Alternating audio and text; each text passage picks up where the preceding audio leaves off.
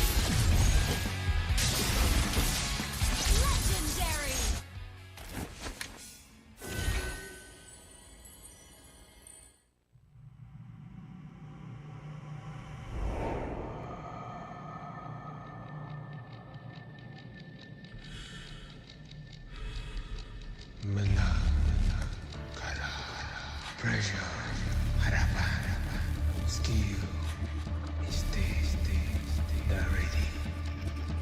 Kalah, dihentak, dituntut semua untuk peminat. Spotlight melambangkan satu sosok tumpuan. Meneruskan dynasty mereka 3 kali juara MPL Malaysia. Tumpuan untuk melakukan yang terbaik. Tumpuan untuk menjadi seorang role model. Pendakian, pelaburan, pengorbanan, semuanya. Sorotan itu penting. Ia membuatkan kita percaya. The supporters will witness our fights and our struggles. Memikul harapan untuk mempertahankan kemenangan. Menjadi cabaran terbesar untuk mencapai matlamat kami. Pastikan kemenangan dan kebanggaan dikecap di rumah kita. Harapan masih terpahat di hati. Untuk menjadi juara. Meneruskan legasi kami. Di bawah cahaya, semuanya menjadi lebih jelas. Underdog, kuda hitam? No, kami adalah Monster Vicious. Cahaya impian telah menerangi pentas ini. Kejayaan bukan lagi dongeng. Not just a dream. Ia arti harapan yang sebenar. Mungkin ada yang sangka bahawa harapan ini akan hilang. Tapi bukan kami.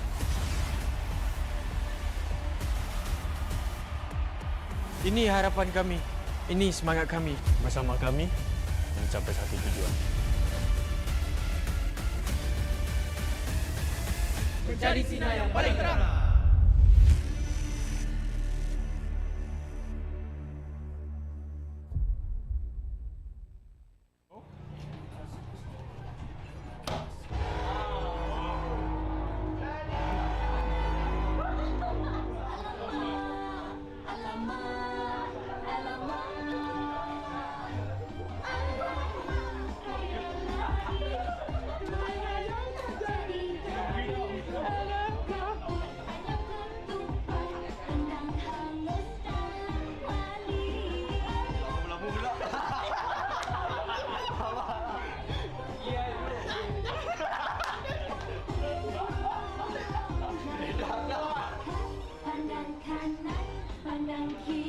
Ready posing eh? Right. Okay. Nikmati jago 5G untuk gaming sepantas kilat dengan Hotlink Prepaid 5G. Internet 5G tanpa had.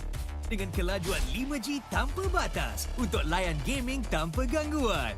Nikmati latensi rangkaian 5G terunggul dan gameplay termantap sepanjang malam. Semuanya hanya RM32 sebulan dengan 20% cashback. Dapatkan sekarang.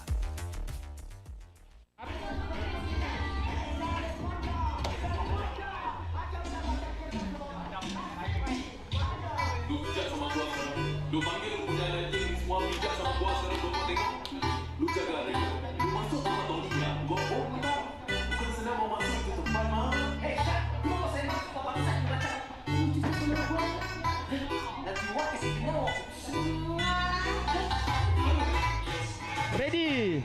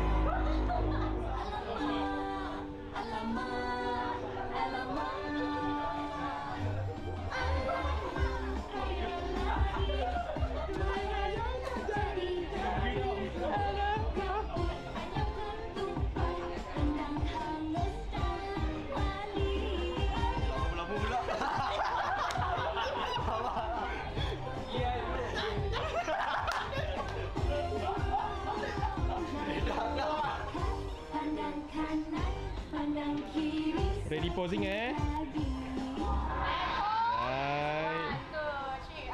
Okay. Confirm mantap, confirm lah Nescafe.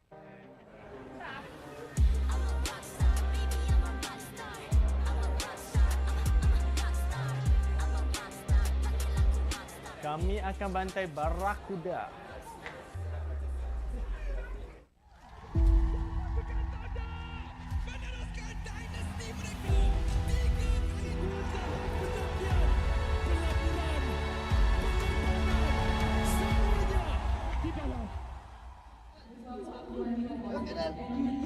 Kau nak main sini, kau tak payah nak ada mentality champion.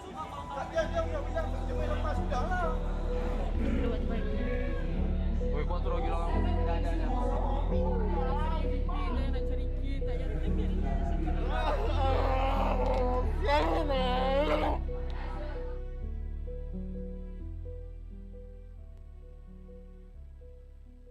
Paling tak lupa tak minta maaf.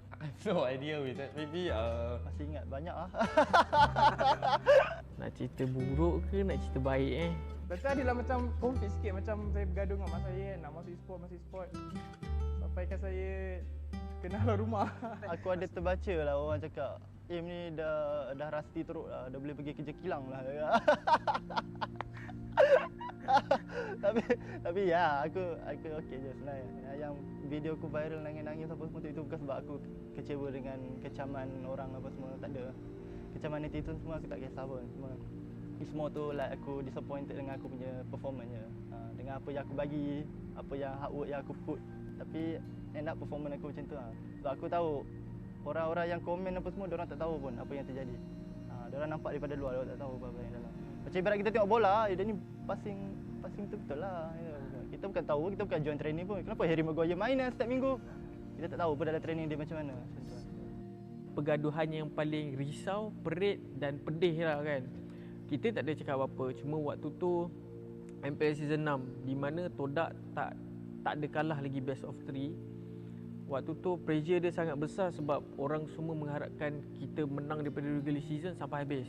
And waktu tu masing-masing pelik gameplay dia. Pelik gila kan. Macam timing tak kena. Pakai hero pun pelik-pelik kan. Dengan pressure apa semua pun bengang. Mental, ketuk meja, kata kita main apa benda ni kan. Waktu tu nak play off dah. Tak silap pun lagi 2 hari dah nak play off season 6. Kalau korang main macam ni, better aku pergi main dengan parti-parti Indo joki apa semua kan. Lagi bagus daripada aku main dengan korang kan. Biasalah kan, kita bekerja as a team, as a kumpulan kan. So kalau tak gaduh tu bukan team lah maksudnya kan. So bila habis tu dah macam biasa je lah. Basically kita orang gaduh macam tu je. Dia tak ada lebih-lebih sebab try to be professional lah. Try to not take it personal sebab in the end of the day kita nak kena bermain dengan orang tu juga kan. The M3 lah for me seriously is so hard for me. The M3. Until now I still cannot forget about it. Just like we scream, we stick. I think for the 2 days already, almost 12 game like that, and then I score to Zaim, I score to everyone, and then we almost want to fight like that. But after that, I still think I'm correct like that, but I didn't say sorry to Zaim and Smooth like that. I feel so bad. Until now, like that, I cannot forget. I think this one moment also. Have you ever made someone cry? I think a lot. This one actually is a lot. I feel that I so bad on this. Every season I think quite because of me because of pressure. I pressure him a lot to cover me to become a best slider. My bad. Sorry. I tank. Saya adalah minta maaf dengan ibu saya sampai saya melutut. Sampai saya melutut dah saya minta maaf dengan dia sebab ya kan ibu kita kan nak yang terbaik untuk kita kan. Tapi mungkin sebab dia tak nampak lagi lah masa tu game tu macam boleh buat duit. Dia fikir macam masa tu game tu hanya main untuk hiburan, macam bermasa. Tapi bila saya start yang ni yang sebelum ni saya start tier 2 tu saya dah start macam menang tournament. Dan tu dengan RTZ kan. Saya menang tournament dapat duit. Dan tu baru dia dah macam dia dah start support so slow lah. Dia start support. Kira dia macam penyemangat saya lah untuk teruskan dalam e-sport lah. Untuk yang memaafkan orang yang dengki dengan AJ. Dengki tu maksudnya dia sampai buat sesuatu, sampai menutup perut nasi AJ sendiri. Tapi AJ tetap memaafkan orang tu. Itu yang paling besar. Bagi saya banyaklah salah dengan Iris sebab masa kat RSG, saya 10, saya banyak marah dia dan buat dia nangis lah sebab saya tak suka sikap dia. Dan sebab saya terasalah sampai sekarang benda yang saya buat tu salah, tapi saya mungkin ego tak minta maaf dan sekarang baru saya rasalah saya sebagai senior saya tak sepatutnya buat macam tu lah kat dia masa kat RSG. Dan saya terharu sebab masa tak ada orang ingat saya, ambil saya, dia yang cari saya dan try saya untuk ke tim hak. Yalah, saya banyak buat salah kat dia tapi dia masih ingat saya dan saya nak berterima kasih lah dekat Iris sebab bagi saya peluang lagi untuk ke pro scene ni. Actually, after the game, I will apologize to them. Just like because I thinking just like I want to win only. Because for my positive, everything is I want to win. I want to improve myself. I want to improve the tank. But I never care about the people feeling anything like that. So 我可能不太善于怎样去道歉，但是我会用我的行动证明我的道歉方式是对的。 Aku tak rasa semua orang boleh macam aku untuk minta maaf sebab bagi aku kalau kita minta maaf ni kita dah lepas satu tanggungjawab. Aku dah rasa satu kepuasan. Macam even benda tu bukan salah aku, especially salah aku akan minta maaf. Sebab aku tahu kebanyakan manusia ni dia tak nak minta maaf. So aku minta maaf. Sebab benda tu simple lah, 2 perkataan lah minta maaf tapi tak semua orang boleh buat.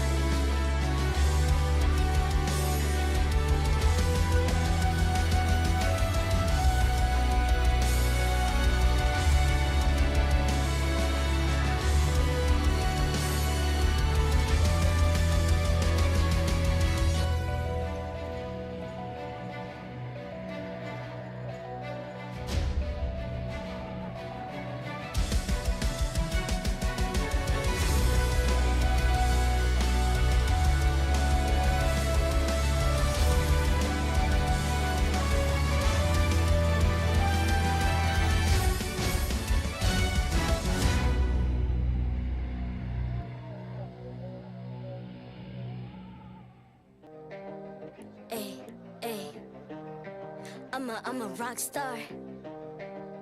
Yeah, rock star. Hey, hey, hey. I'm a rock star, baby. I'm a rock star. I'm a rock star. I'm a rock star. I'm a rock star. Panggil aku rock star. Ini kejohanan kita semua orang rock star. Kita rock star, kita buat saja gaya kita. Makin panas apinya sudah membara. Macam mana pun ku menempuh segala. Demi negara ku buat semua bangga. Step into my world, you know I'm always in my zone. You know I got my team, no I'm never alone. Bring out my best, buat yang terbaik. Jadi juara perlahan kita naik. Get on my way, aku nak push, naik-naik jadi lebih bagus. Jadi hero, ku ada skill. Berapa banyak musuh aku dah kill. Ramai cuba mencapai, cause they envy me. Tiap game aku pasti jadi MVP. I'm a rock star, baby, I'm a rock star. I'm a rock star, I'm a rock star. I'm a rock star, panggil aku rock star. Ini kejohanan kita semua orang rock star. I'm a rock star, baby, I'm a rock star. I'm a rock star, I'm a rock star. I'm a rock star, panggil aku rock star. Ini kejohanan kita semua orang rock star. Tengok nanti siapa yang juara. Ni peluang kita bawa pulang piala. This is my game, this is my time. Menang semua, everything will be mine. Kalau jatuh kau pasti kembali. Bangun balik ku tegak berdiri. Kuatkanlah tenaga, ganjaran diperoleh. Ni kejohanan kita, Malaysia memang boleh. Rise up to the top, kita buat bersama. Semangat kita kuat di bawah satu bendera. Hey. I'ma go hard for the win. Win. On the battlefield till the end. I'm trying to beat the greatest anyone has ever seen. Stand by, I'm coming in for the win. I'm a rock star, baby, I'm a rock star. I'm a rock star, I'm a rock star. I'm a rock star, panggil aku rock star. Ini kejohanan kita semua orang rock star. I'm a rock star, baby, I'm a rock star. I'm a rock star, I'm a rock star. I'm a rock star, panggil aku rock star. Ini kejohanan kita semua orang rock star.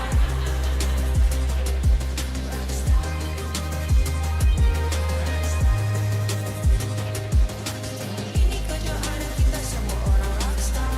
I'm a rock star, baby, I'm a rock star. I'm a rock star, I'm a rock star. I'm a rock star, panggil aku rock star. Ini kejohanan kita semua orang rock star.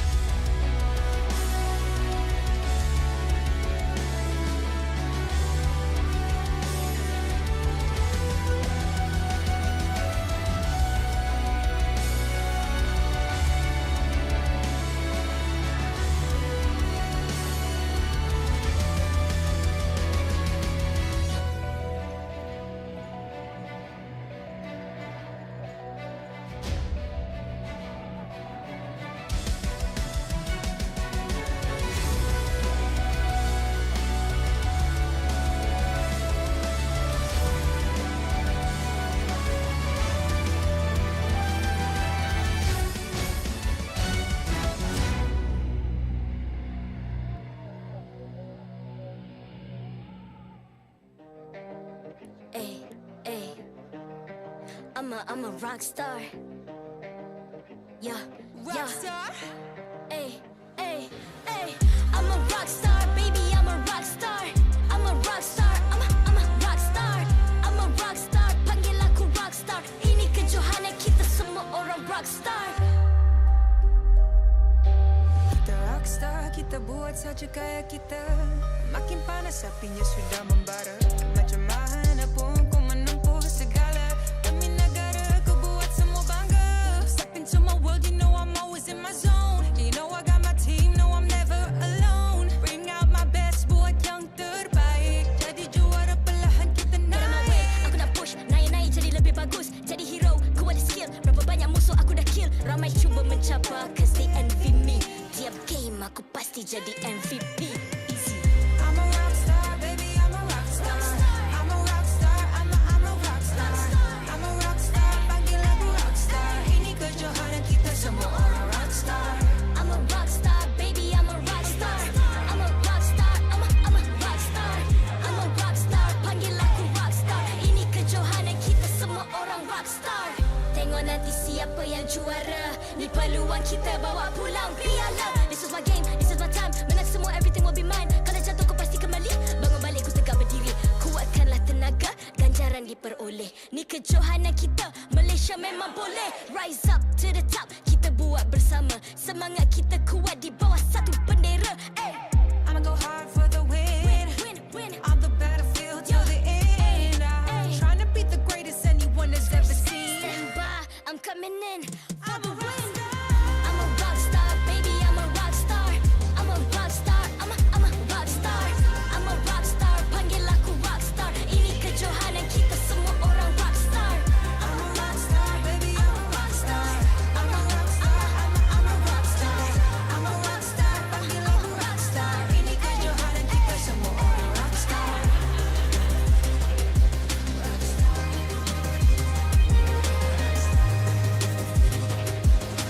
Ini kejohanan kita semua orang rock star. I'm a rock star, baby, I'm a rock star. I'm a rock star, I'm a rock star. I'm a rock star, panggil aku rock star. Ini kejohanan kita semua orang rock star.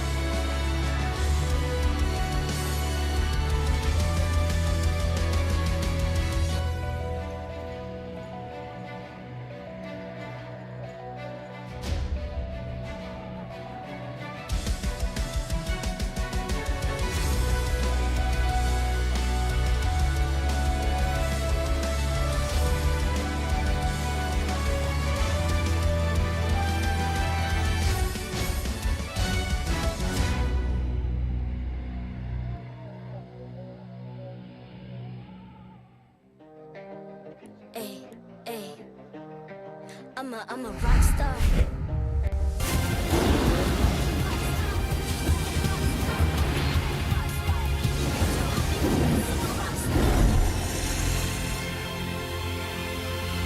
MPL Malaysia Season 13 is powered by Muntong. Enjoy a superior 5G network and lightning-fast gaming experience only with our official mobile internet hotlink. A big shout out to ROG Phone 8, the official gaming phone, for keeping our players at the top of their game. Grind on with Nescafe to keep your gaming spirit going. Thank you to all of our sponsors and partners for your support in MPL Malaysia Season 13. Good morning, ladies and gentlemen. This is your pilot speaking. Welcome to our flight for non-stop action here in MPL MY Season 13. We hope you all enjoy the flight. Welcome to the English Scream for another Saturday here at MPL MY. My name is Staffa, and today joining me, none other than Husky as well as LaFell. How are you feeling, LaFell? Skrivit, pop, shoot, Jimmy Jim, bleep bleep bloom, blah blah blim. Took the words right out of my mouth. Yeah, I gotta say, I was speechless too. I was speechless. I thought it was gonna be Husky first. I got nothing for you. Yeah. I feel like today I'm okay, but who knows, right? I mean, expect some turbulence for sure. We have 3 amazing best of 3s coming up. A lot of these teams are fighting for their lives, right? Some of them are fighting for seeding. Some of them are trying to make sure that they don't fall out of, they don't get relegated. They don't fall out of the playoff chances. So I'd say we are in for quite a flight. Let me just say, I feel so glad while we're working, we're watching entertainment here. Yeah, absolutely right. Like, you gotta make sure there's always entertainment happening. And of course, we've got plenty of entertainment for all of you guys here today. We got 3 exciting matches for yet another Saturday. It's gonna start off with Barracuda versus Team Hack, followed up by RSGMY versus Todak. Definitely some history there. And ending things off with, I think, the highlight of the week itself, Selangor Red Giants up against King Empire. Yeah, pretty rare that we have the highlight of a Server Saturday be on the last match, but that's one way to go out with a bang. You know, this is SRG's quote-unquote final hurdle. You know, KG is probably the only team that has a chance of stopping them. If SRG overcomes them, then I think they are on a track to have the favorite, well, not the favorite, the perfect regular season. Nah, I don't think it will happen. I think really? SRG will be perfect all the way. At this point, they could win the entire playoffs without dropping a game. Yeah, that's what I believe as well. I think they are here to make history, right? Todak came really close. They dropped like one game or like one series a few seasons ago. SRG, they're about to break the record. And by the way, this is only their 3rd season in MPL. It's been an amazing journey watching the Selangor Red Giants grow as a team and watching all of their individual players develop as pros up on that stage. Because we do recall, like, first season, they were a 5th, 6th place. Last season, they were like 3rd, 4th. Then they became like... now, they are on track to becoming 1st or 2nd place. I think that shows a lot of promise overall. Obviously, some other teams are showing a lot of potential as well. I think Homeboys and Todak have grown a lot recently, but it feels like it's going to be hard to dethrone the Red Giants, right? I mean, if I want to summarize it, Selangor Red Giants, they're playing like they're 7 feet tall. Yeah, I agree. Right? I mean, like, you know, you got to play with some confidence, and they play with some confidence. Yeah, I think they could rename it the Selangor Red Titans after this, and I wouldn't mind, right? They are more than just... Yes, Sasageo. It's War Maria is about to be teared down. We do have the collab skins in-game, right? So, you know, we have Titans. Maybe we need some skins to take down the Titans as well. Yin Go Lane, let's go. Weren't they the one who brought out like the Yin Rome or something last season? Yes, I believe so, yeah. Yeah, it was with Isha, when Isha was in the lineup, yeah. That was a good time. Honestly, it was a very... wrong time, but good time, right? Yeah. Like, regardless though, we do have to let you guys know that the players are able to perform at their maximum potential because of their lightning fast 5G connection that they can only secure with Hotlink, which you guys can also grab and use to enjoy superior 5G network latency as well as smoother gameplay. All of this only with Hotlink. Yeah, ever since I switched to Hotlinks, my rank game has been perfect. Back then, when I lose rank games, I always blame my teammates, and then I realized that I'm the only one not on Hotlink, so I was the problem, but not anymore. Honestly, when I tested out the speed, I was happy and sad at the same time, because I use my brain connection as a starting point, because I thought lightning fast travel between my brain to my fingers, Hotlink is faster. Yeah, I mean, it is faster, but I think, you know, neurologically, we need some sort of maybe they come with some implant, right? Lightning fast 5G implant for the brain. Nah, I'm just slow. I tried it out. Age catching up, huh? It's okay. Yeah. As long as you have Hotlink, you can fix that. No, Hotlink is faster than my brain. That's why you need Hotlink to fix that. Oh, dude. I don't have a SIM card place to see it's slow. Hotlink can fix that. Hotlink. We can scan the QR code at the bottom of the screen if you guys don't want to end up like LaFell. Get Hotlink, get smoother gameplay, rank up faster. And yeah, honestly, it's just the whole package. Yeah, it is. I think, you know, what... Hey, did you just say I'm slow? I was trying to cover up. I'm sorry. Yes, LaFell, he said you were slow. No, I didn't. He insinuated. I'll accept that. How could you do that? Get it? It takes time for me to respond. It does take some time. Right, got it. Today's games. We have Barracuda and Team Hawk. Oh, that's... We did talk about it earlier already. Yes, it's going to be good. Yeah. So first game, Barracuda versus Team Hack. Now, both of these teams are somewhere around the middle of the standings. Definitely, we can say that Barracuda is under a little bit more pressure overall. neither of them have been guaranteed like not making it into the next season just yet. But now that we are in week 5, it's really getting a lot tighter, and there's less and less games that they can get points from. So this is going to be a very important series regardless. Yeah, even Team Hawk is making some adjustments to their roster, right? I mean, Barracuda were the first team to make that early adjustments, not just in players, but also in their play style. We saw some really wacky ones, that Ruby gold lane that somehow worked for like one game in a full best of 3, but still impressive nonetheless. They've developed a style where you use that Ruby gold lane as an anchor and to allow everyone else to play a fast-paced game. Definitely has its own weakness, but it's still unique from BRD. Well, Team Ha is making some changes, whether it's good or bad. It's definitely going to be up for debate here because they're changing up their mid laner. And the thing is, Lexia is the brains of the team. Yeah, they're changing up their IGL. If Lexia is not playing and then they win, it just proves you don't need a brain to win. By the way, the brain is on the BM broadcast, right? Yeah. He's currently chilling there. He's a guest there. He is actually. So that's very interesting. But yes, like what you guys did mention, there have been some changes overall to the side of Team Hawk. But we also have to talk about their opponents today. Barracuda Esports are going to have a rough time because we did say that they're not guaranteed out just yet, but their scores aren't the best. And by the season calendar, their remaining 2 matches. Rough time? Yeah.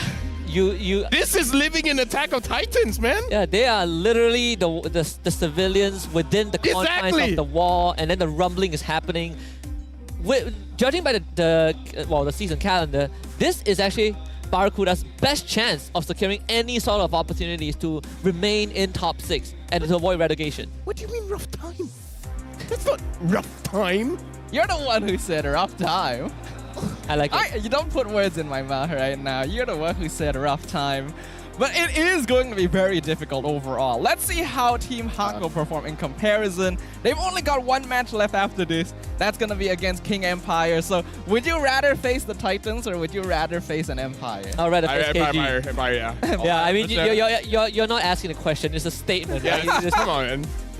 This is easy. What are you talking about? I would change my mind if KG overcomes SRG today. We have to wait until the last season. That's fair. Yeah. Oh yeah, you know, yeah. Right, like that's the deal breaker for me. But until then, SRG all the way. I mean, just ban Benedetta and Novaria and you're halfway there. Yeah, Benedetta, Novaria. What else? Grok.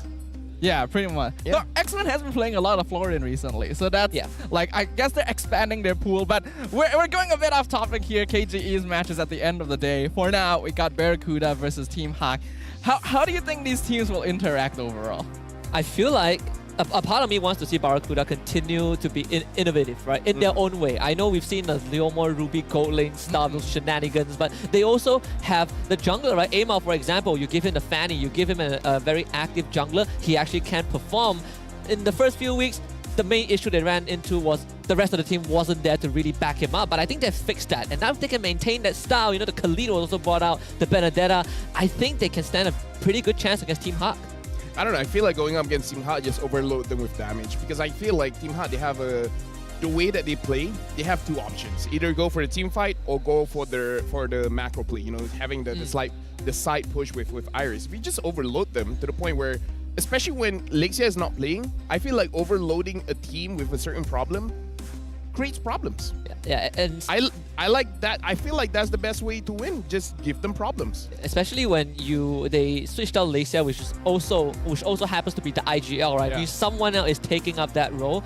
And yeah, I agree with Lafel. It depends on it's either the macro play or the team fight, and it also comes down to what heroes Iris gets. I think he's a very, very big part of how Team Hawk is gonna what style they're gonna play in the game. I do agree with that key point because, like Lafel mentioned, Team Hawk has 2 styles. It's basically all team fight or all macro, and it really depends on what hero Iris does get. So we'll have to look at the draft overall. But for now, the match is about to start, so of course, we gotta introduce our players. Barracuda Esports. Barracuda still not safe in their current position, but they come today with a mission to not just survive, but to qualify for the playoffs. Can the mid trio of Amal, AJ, and Evie successfully lead the team to victory? Let's cheer for Barracuda Esports!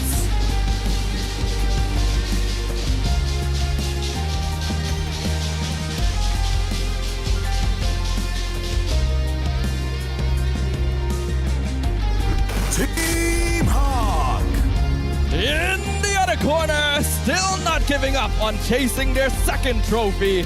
Team Hack has brought in some reinforcements in the form of Maima and Martins. Will this last-minute recruitment prove to be fruitful and on course to head into the playoffs? Only one way to find out. Ye Bombay Team Hack!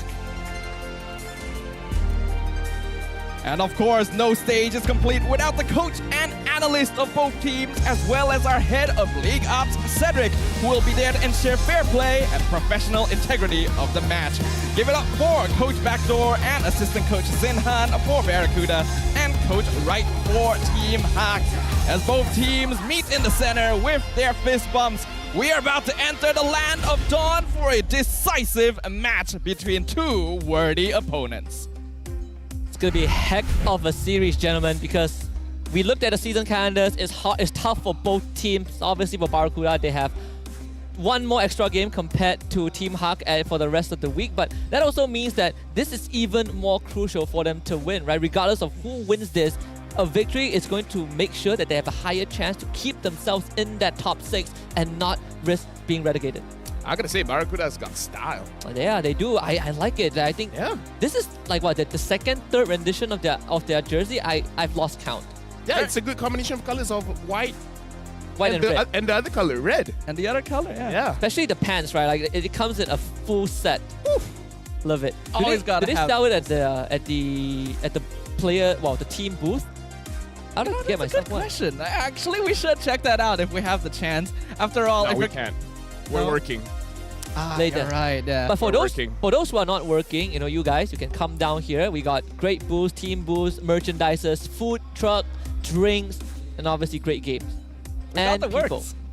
We basically have everything that you could ask for right here. So literally, if you have any other plans, why go anywhere else? Come here to MPL MY. You literally need no other solution. Like Husky said, we got food, we got drinks, we got players, we got games. Yeah. We got the players up on stage with their own skins as well. So looking good, feeling good, and hoping for some good games today.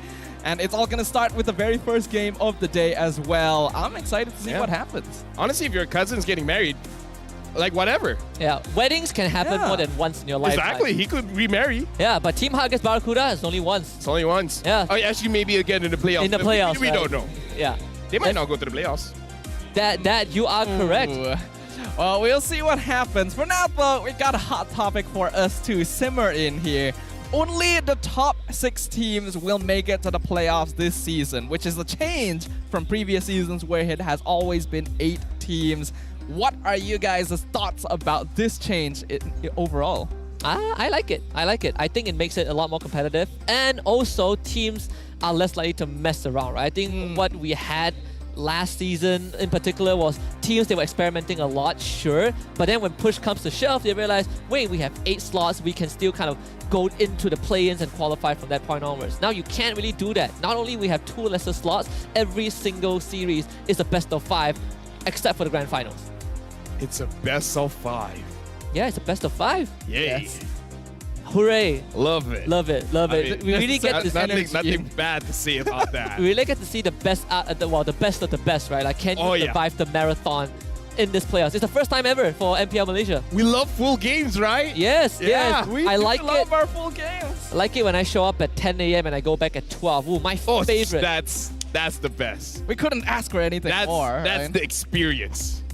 Well, we'll see whether we get to experience this experience going into the playoffs. I personally do agree with Husky. Having less slots means it's more competitive overall. And I guess having more best of 5s will give the teams the experience they need to face off on the international scene, because we definitely play less of those compared to like MPL ID, MPL PH.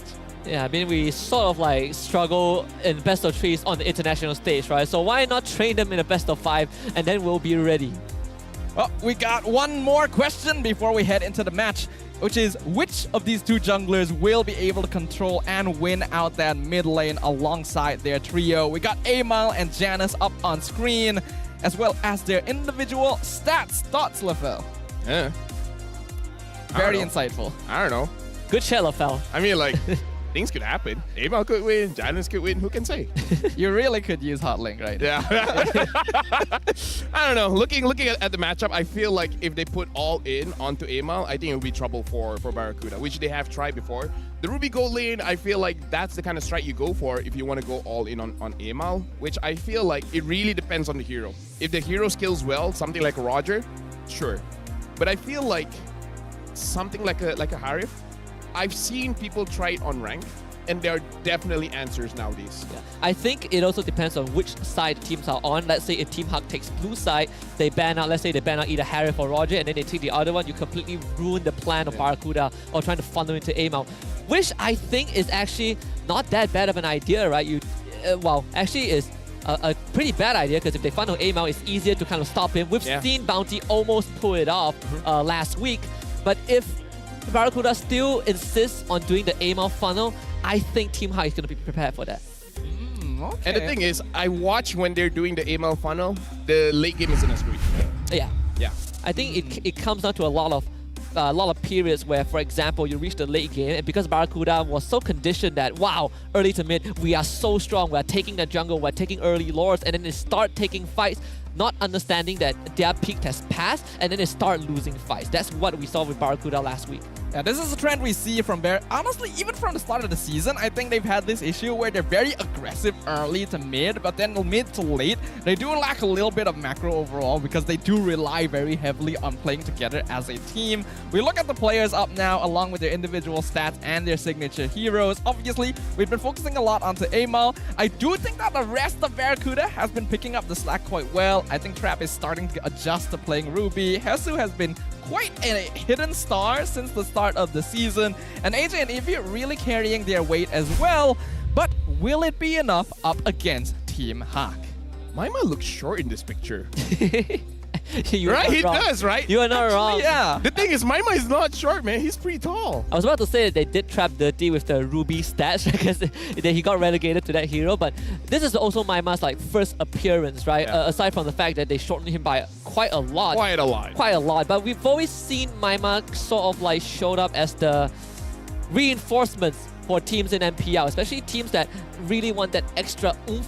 They bring in Maima. I know This is not playing today, unfortunately. Would have loved to see his Franco, but I think, with Maima in the mid lane, there's a lot of shoes to fill. I know the Sakin is the IGL currently for Team Hawk. That's also another adjustment that I'm looking forward to see. I would say Maima is so good in many different ways. I feel like as a mid laner, his positioning and team fight presence is very strong. But the thing that you don't see with stats is his personality, right? He calms the teams down. He can hype them up, and he can also de-escalate situations, which I feel like is something we don't get to talk about a lot. Yeah, he's a player that has a good head on his shoulders, and he's very clearly aware of the state of the game when they're in the Land of Dawn. So we already saw the effect that Maima can have when brought in later in the season from previous. But before we head on into that, we can look at MPL MY Insider. We got a chat here with Amal where we asked that, is he nervous about facing up against Janus later?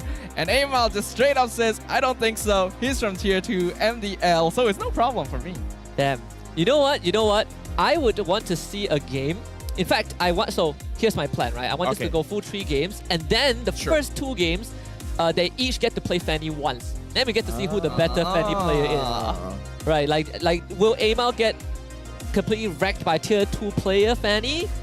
Or will he actually, put his money where his mouth is? Yeah, and then third game, they just switch it up. AJ uses Fanny. True. Why not? Why not? Yeah, with Petrify. Sure. I feel like Execute would be a better spell, but sure. Dude, come on, man. Don't.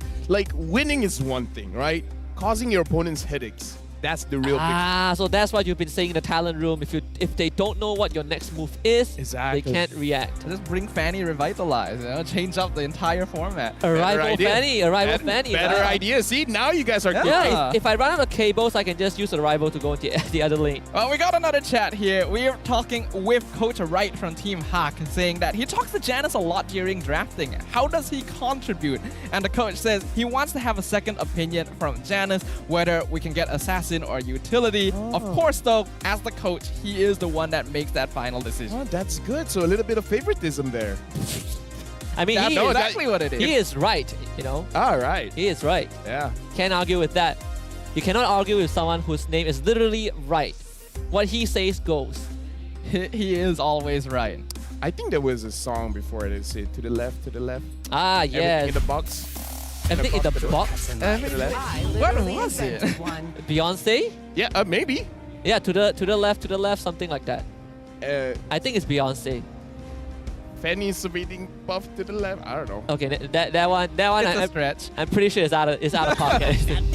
Well, let's go ahead and jump into the draft here. So we've got Team Hack, unfortunately, on the left. So not quite right here. And we've got Barracuda on the right side. Already, the bans are proceeding quite quickly. Team Hack getting rid of Loyi, Angela, and Masha. All pretty common issues recently. And the Chip, Matilda, and Harif banned out on the opposite end. Yeah, of course, with the Harith ban and Roger let through, it's not a big surprise that BRD is going to go for the Roger potential flex once more. The Arlet is something that they are very, very proficient in. You can give it to either Hesu or Eevee.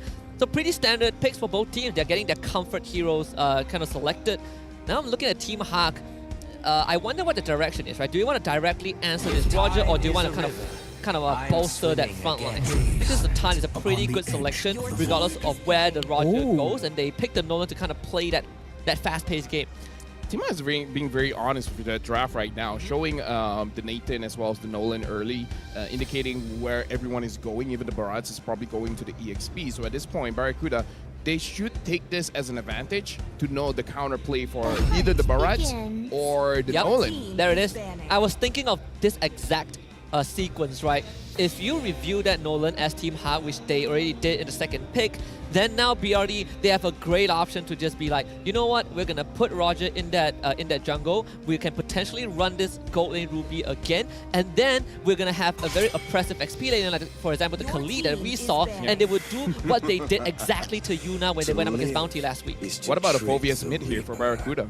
Phobius mid. It would definitely be good against the Nolan, but I think that if they want to go for it, Team Hack needs more dash heroes, because just Nolan itself is not going to be quite enough. We've already seen that this is a hero that can actually outplay the Demonic Force as well because of how quickly he dashes around. So it's a possibility, but something to keep on the back foot until we see a little bit more. I think so far both teams are definitely playing more towards their comfort zone, because it's clearly styles that they are used to playing. Yeah, it has reached the point where Team Hack are banning Florian because they are so confident that this neither Ruby or Arlet is going to be the roamer for the team, right? And I think this is a very good position for Barracuda to be in, because they continue to hide this strat.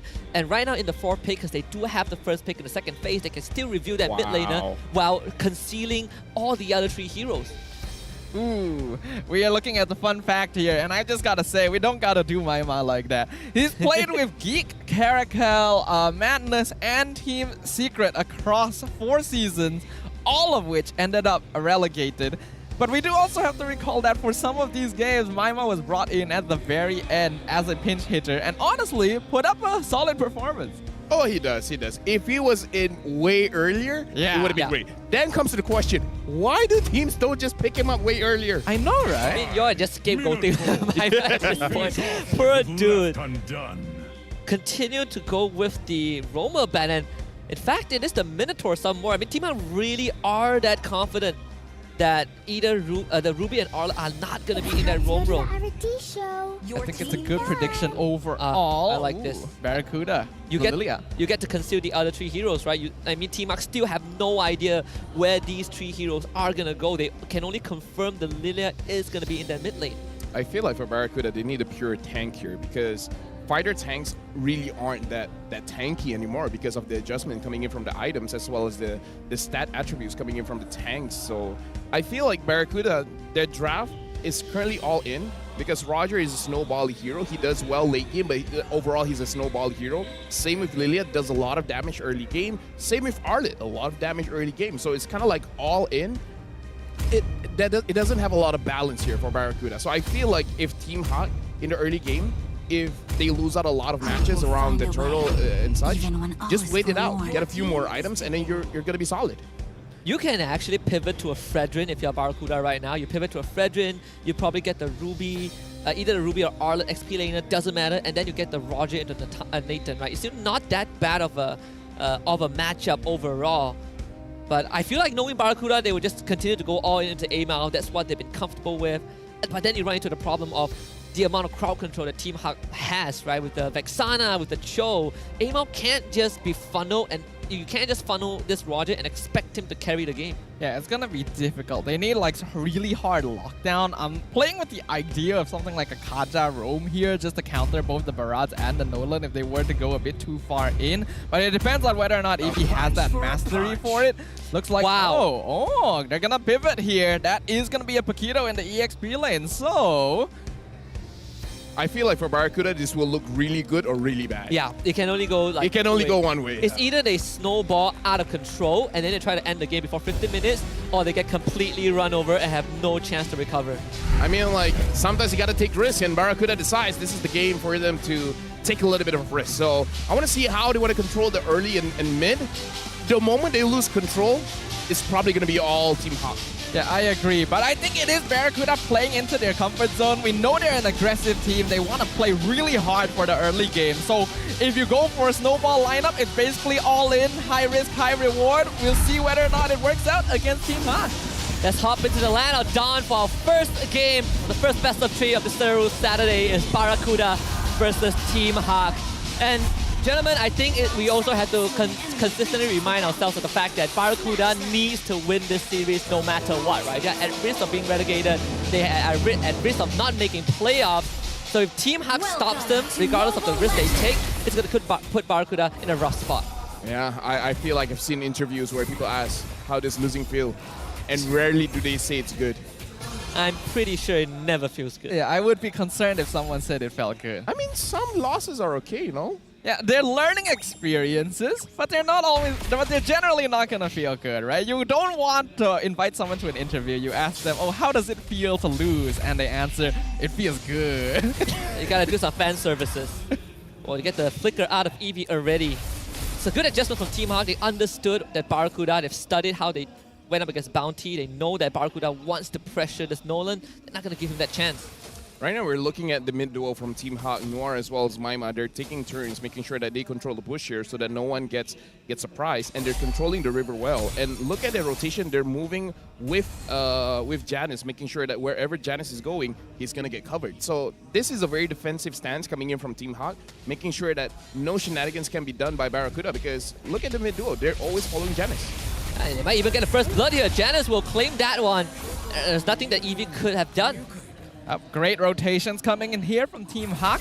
We've always known that they're a pretty well-coordinated team overall, and I think that this sort of rotation coming in from them is very smart because it not only gives defensive pressure, but also allows for aggressive plays to get Janice snowballed as quick as possible. This is pretty ambitious, though, to even attempt to try and get Garrus out of the way. I'm looking at triple trills here coming in from Barracuda, so they really do want to get this early snowball going on. But even looking at how Saken is managing the wave, making sure that not much can be done by Trap, Team Hawk is taking a defensive stance. They understand what the draft is all about. And the fact that Team Hawk got the first blood, I don't know, it's looking very good for Team Hawk here. Very, very difficult situation for Barracuda to go back into. Well, they are gonna find someone in the bush though. Iris is gonna be dropped low. Janice will get the turtle. Kill going over to Team Hawk. Amal able to respond with one of his own, but only one for Barracuda. Team Hawk still walks away with more.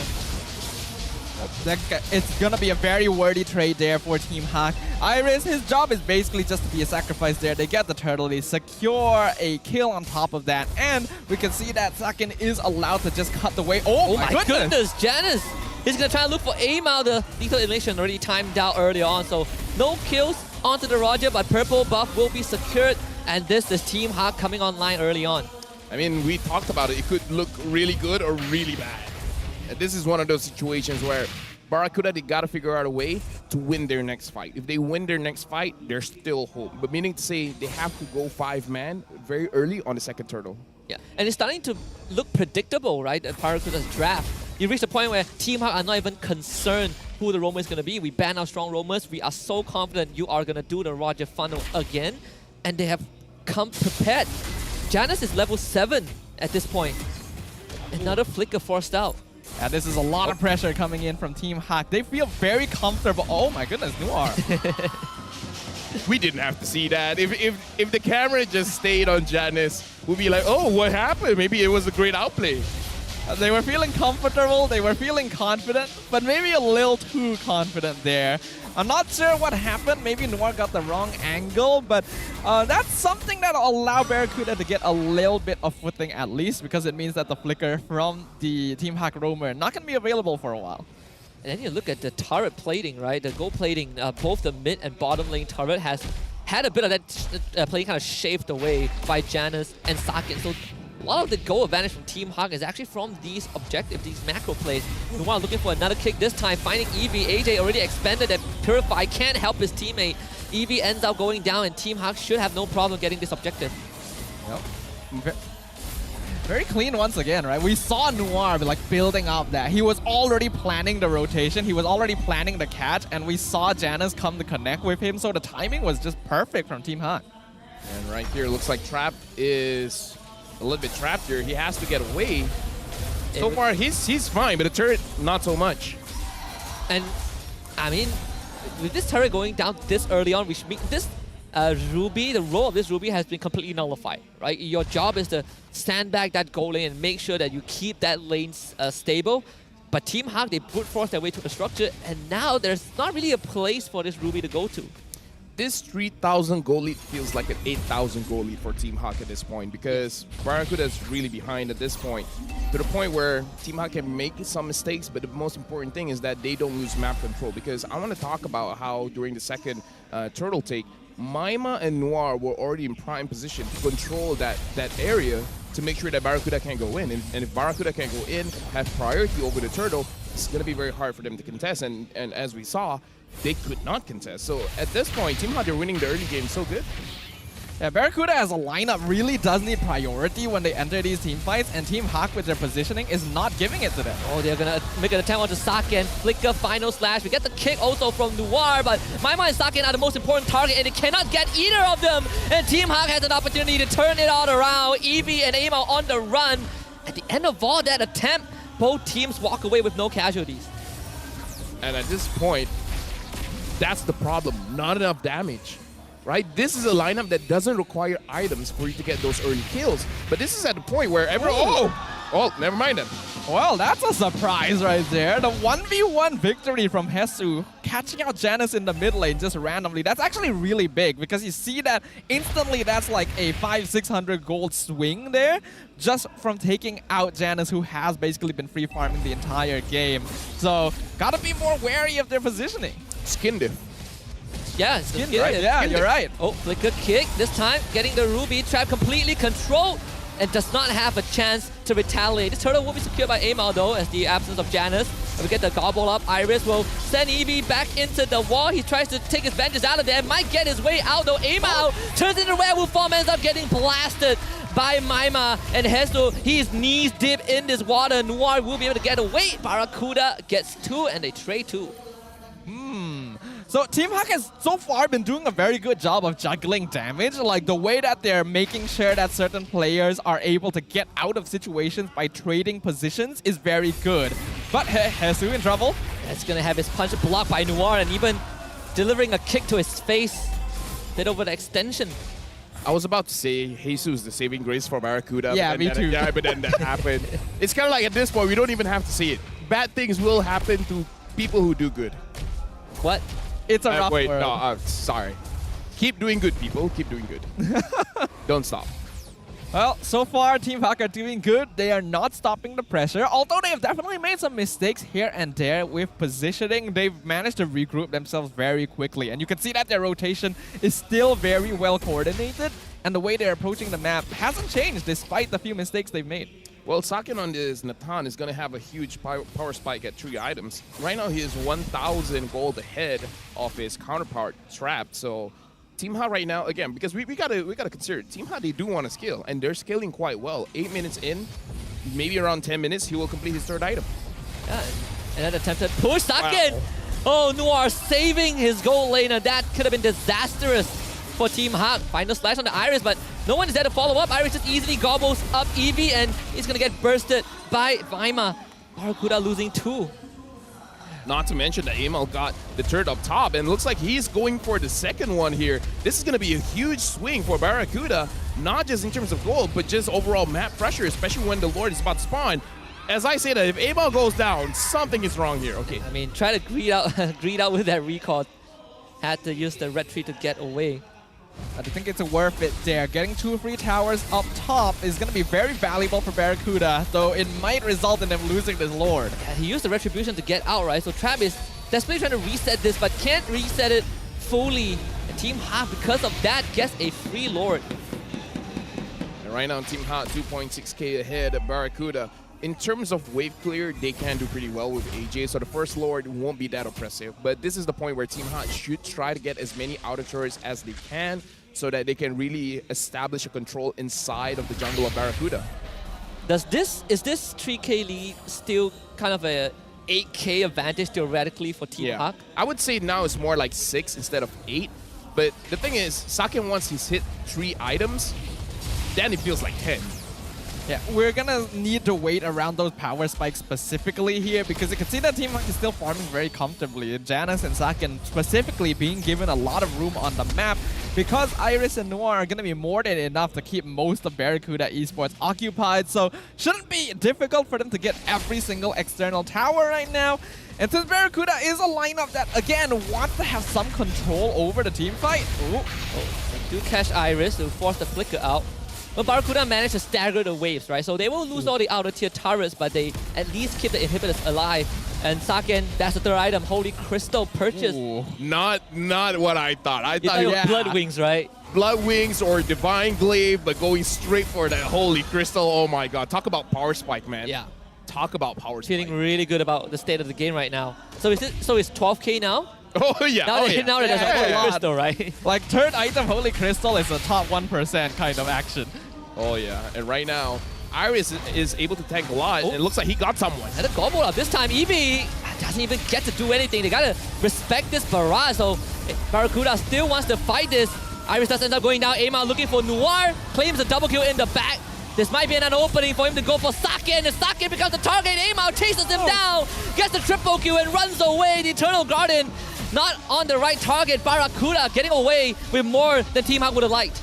Let's just not say good things about people, man. It does happen a lot. It happens a lot. Happens a lot. Though I do have to say, I was observing Saken during a team fight, and I'm not sure why, but he has a lot of hesitation.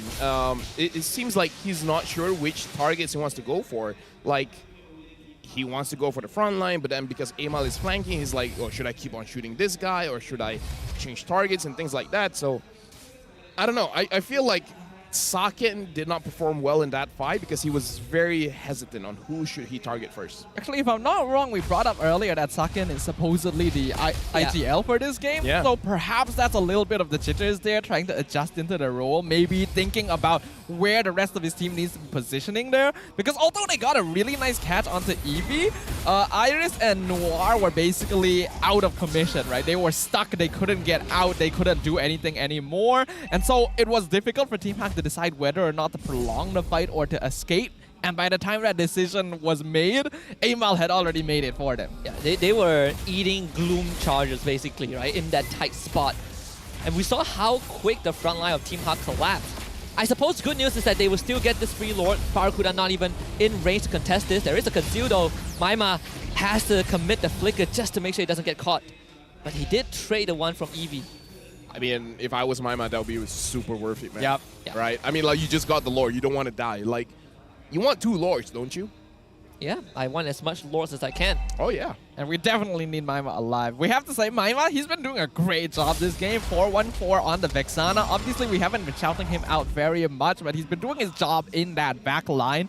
And it was a very good eye to make sure that he could flicker out before the final slash came out. Because, finding Iris. This time, I don't think he gets to respond. He has a flicker with the Daytona's welcome. Amal actually finds the kill. They're going to control Eevee and Trap. Those two instantly obliterated by Saken.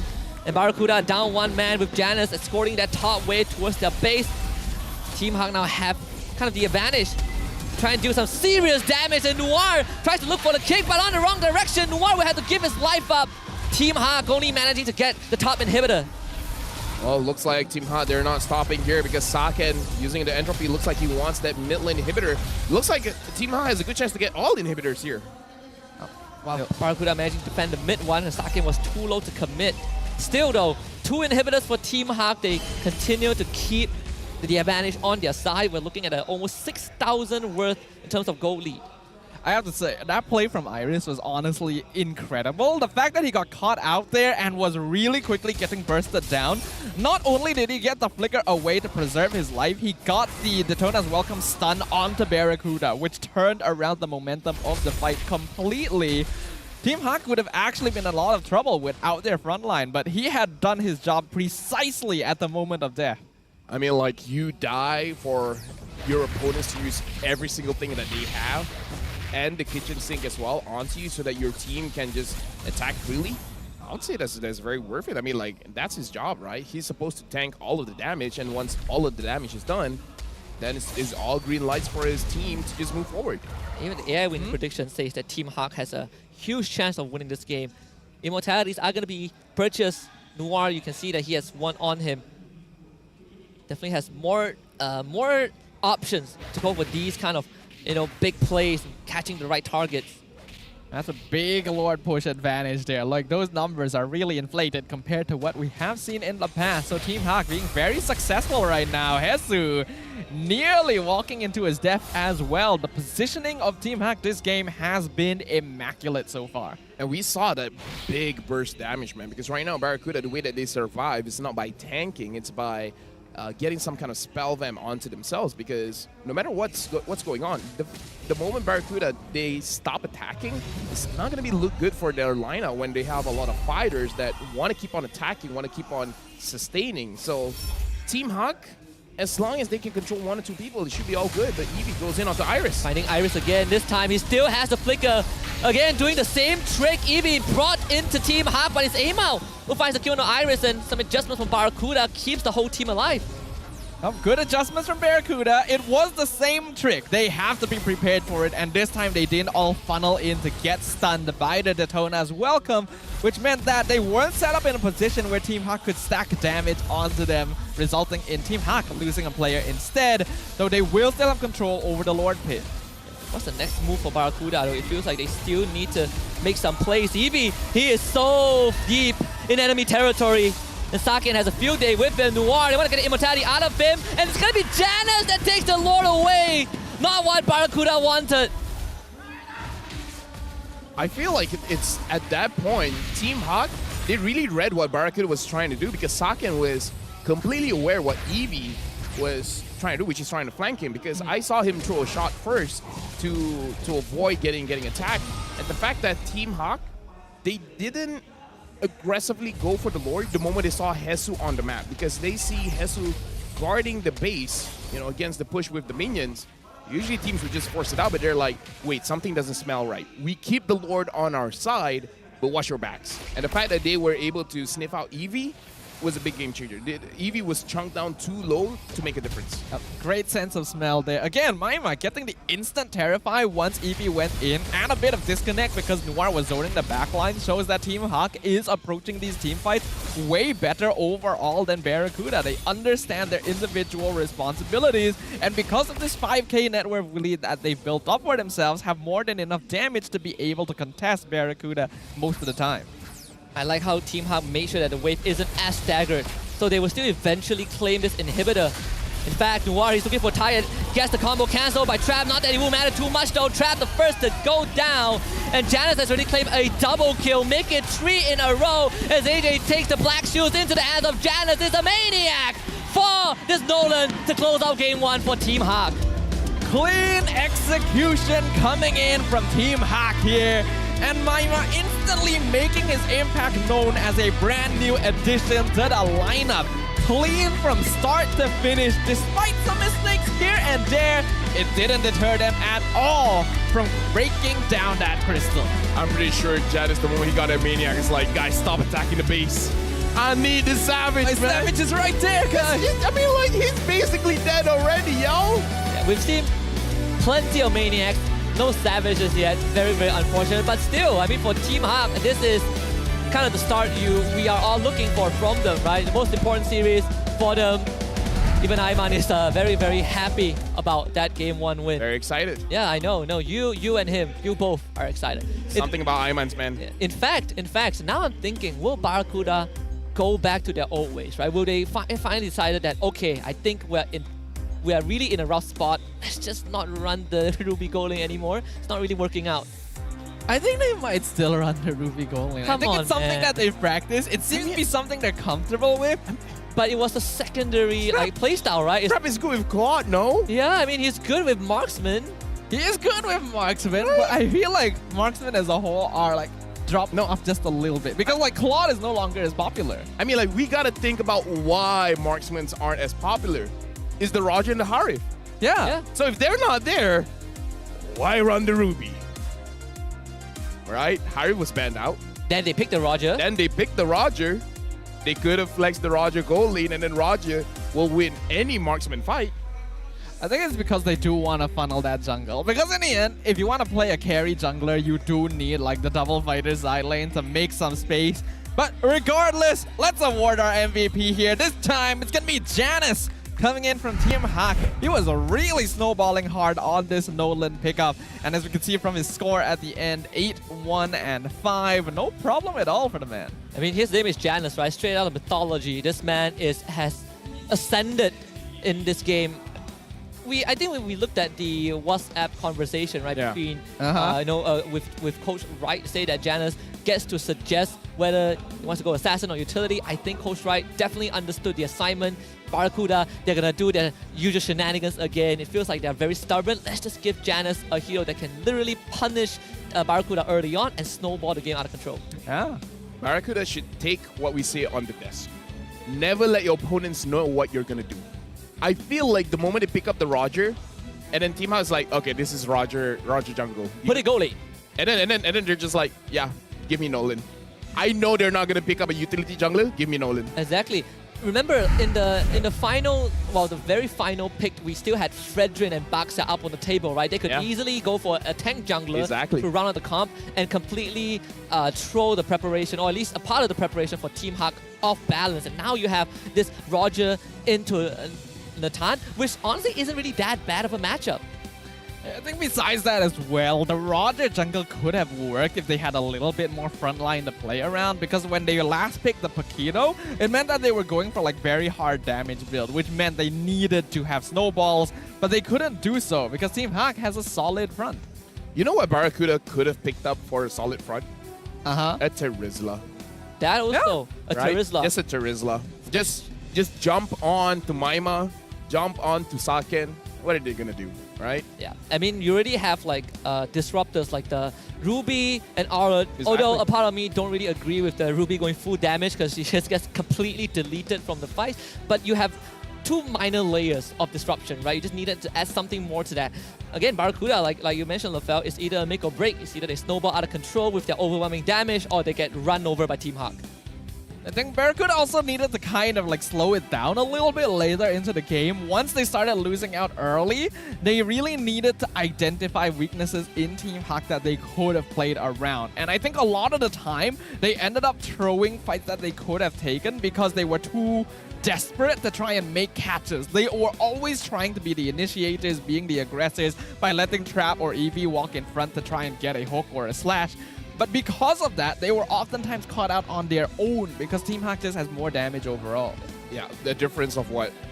Around 60,000 damage here. This is what happens when you go for a comp that really relies on one way or the other, the early game or the late game. If you're going all in on the early game and then it doesn't work out, then you're not going to be able to do a lot of damage because by the time you have your offensive items, your opponent already has the defensive items to fight against it. So it becomes a situation where it's a little too late. That's why we need a little bit of balance when it comes to the draft. I think this also goes back to what Lafel mentioned in the early game, where Team Hak, they seemingly are playing a bit more defensive. this is where I want to give credits to both teams. You know, Barracuda, they are willing to make the moves even though they're behind, understanding that they need to wrestle some control back. And Team Hawk, understanding that fact, they were just like, we let Barracuda make the move and then we counter-engage, right? Let's put Iris in front. Let Iris take all the beating. He is the sponge. Noir, find a counter-engage. I think both teams understood the assignment, but Team Hawk were just too far ahead for Barracuda to handle. Yeah, something that's really separating like the stronger from the weaker teams this season is their ability to adapt during the game itself. We're seeing it from a lot of the top teams in the charts right now, where they're able to read, where they're able to understand what they need to change in their approach to the game and team fights. And we saw that from Team Hawk. Play defensive because they know Barracuda is going to be the aggressors. And then once they had the lead, take advantage of it to punish Barracuda, who didn't change their gameplay even when they fell behind. Yeah, honestly, in this match, Team Hawk looked way more prepared. Barracuda, they took a chance. Didn't work out. So I do feel like the conversation has to be about a draft, where they go back to this strat that they've been trying but have not been working, or go back to standard. What has been working for them, Amal, go for that utility jungler. I know that Amal is amazing as a damage jungler, but I feel like he doesn't have the necessary support around him yet to really elevate his style. Yeah, we've seen that in the earlier weeks when he was getting given Fanny, right? Like, on Fanny, amazing player, but needed a support system. And then now they're making a change, you know, put him on Harif and Roger. I do agree with LaFell. I think just go back to how you played it. It's not like it never worked back then. They have won games with, you know, traditional marksmen. In fact, out of the past 4 games they ran this Ruby gold lane, they've only won 1 of them. Yeah. That is a shocking stat. It's 25% win rate. That's a fair point. When you really put it into picture like that, it does make sense for Barracuda to maybe go back to the basics, but it's also true that, like, if they really want Amal to be that carry damage jungler, then the support system they set up around him is to have these double fighters, is to have heroes that are able to jump in, do damage, sustain. The problem is they're not getting the chance to do that. The positioning is still not that clean. Their initiative is probably a little bit too gung-ho at times. So I'm honestly not too sure, because this is clearly a playstyle they want to refine, and it's a playstyle that I think on paper would work with what they want to do, but they're not executing it right. I mean, I don't know. I just feel like for Barracuda, they need at least 1 tank, because almost all the tanks have been buffed. Yeah, like, yeah. They're tanky. That's their job. And then if you want a damaged jungler, you need someone to tank for you first. Fighters, they can fight back, but they're not tanking it, you know? Yeah, if your damage jungler can be flexed into the gold lane, you might as well give him that gold lane, right? Like, I agree. Tank junglers are buff, while tanks are buff in general. I feel like there are so many other choices that Barracuda went for. Hopefully Game 2 is a bit different. I really don't want to see this again. I think it is really capping their true potential, and it's not looking good for Barracuda, considering that they are now really in the red zone. Yeah, I want to emphasize that on that as well, right? The fact that they are lacking that tanky front line. Like, the whole reason why like more teams are starting to pick up heroes like Ruby and CC in the gold lane is because not only do they generally have advantage against marksmen, they are heroes that can do quite a lot of DPS if they're able to get their itemization. And the way you enable this is by having a tanky roamer, so that the Ruby or CC gold lane ends up being your secondary DPS. So you need like a fairly tanky roam, a fairly tanky EXP, and Barracuda didn't have that. Just pick your poison. You want your jungle to be in the jungle. Do you want your tank to be in the jungle, in the roam position, in the EXP? Make your choice as long as there's someone that can do it. I mean, dive comms right now are kind of the entrees for a lot of teams, right? If we have someone that can reach your back, or if we have someone that can peel your damage dealer away, that is good enough.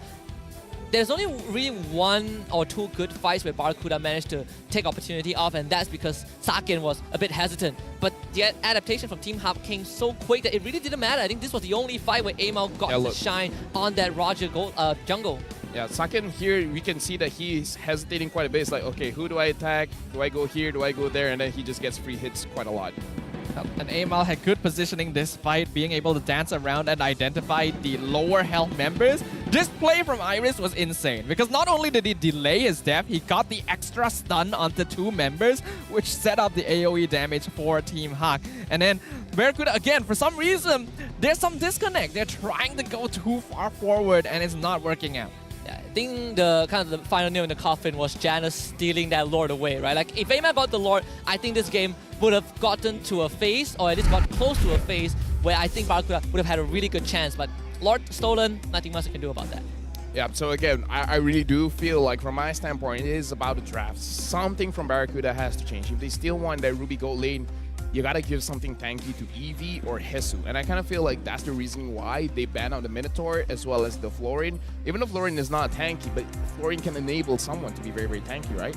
And it's very good against heroes like Nolan, for example, who want to snowball off of killing because you get the bloom suddenly and then you get that HP back. It really catches people off guard, so it explains it as a whole and why Florian is honestly getting banned out a lot more recently. But yeah, I do agree, something needs to change with Barracuda. I think a big problem they're having is that they seem to insist on playing this one singular playstyle.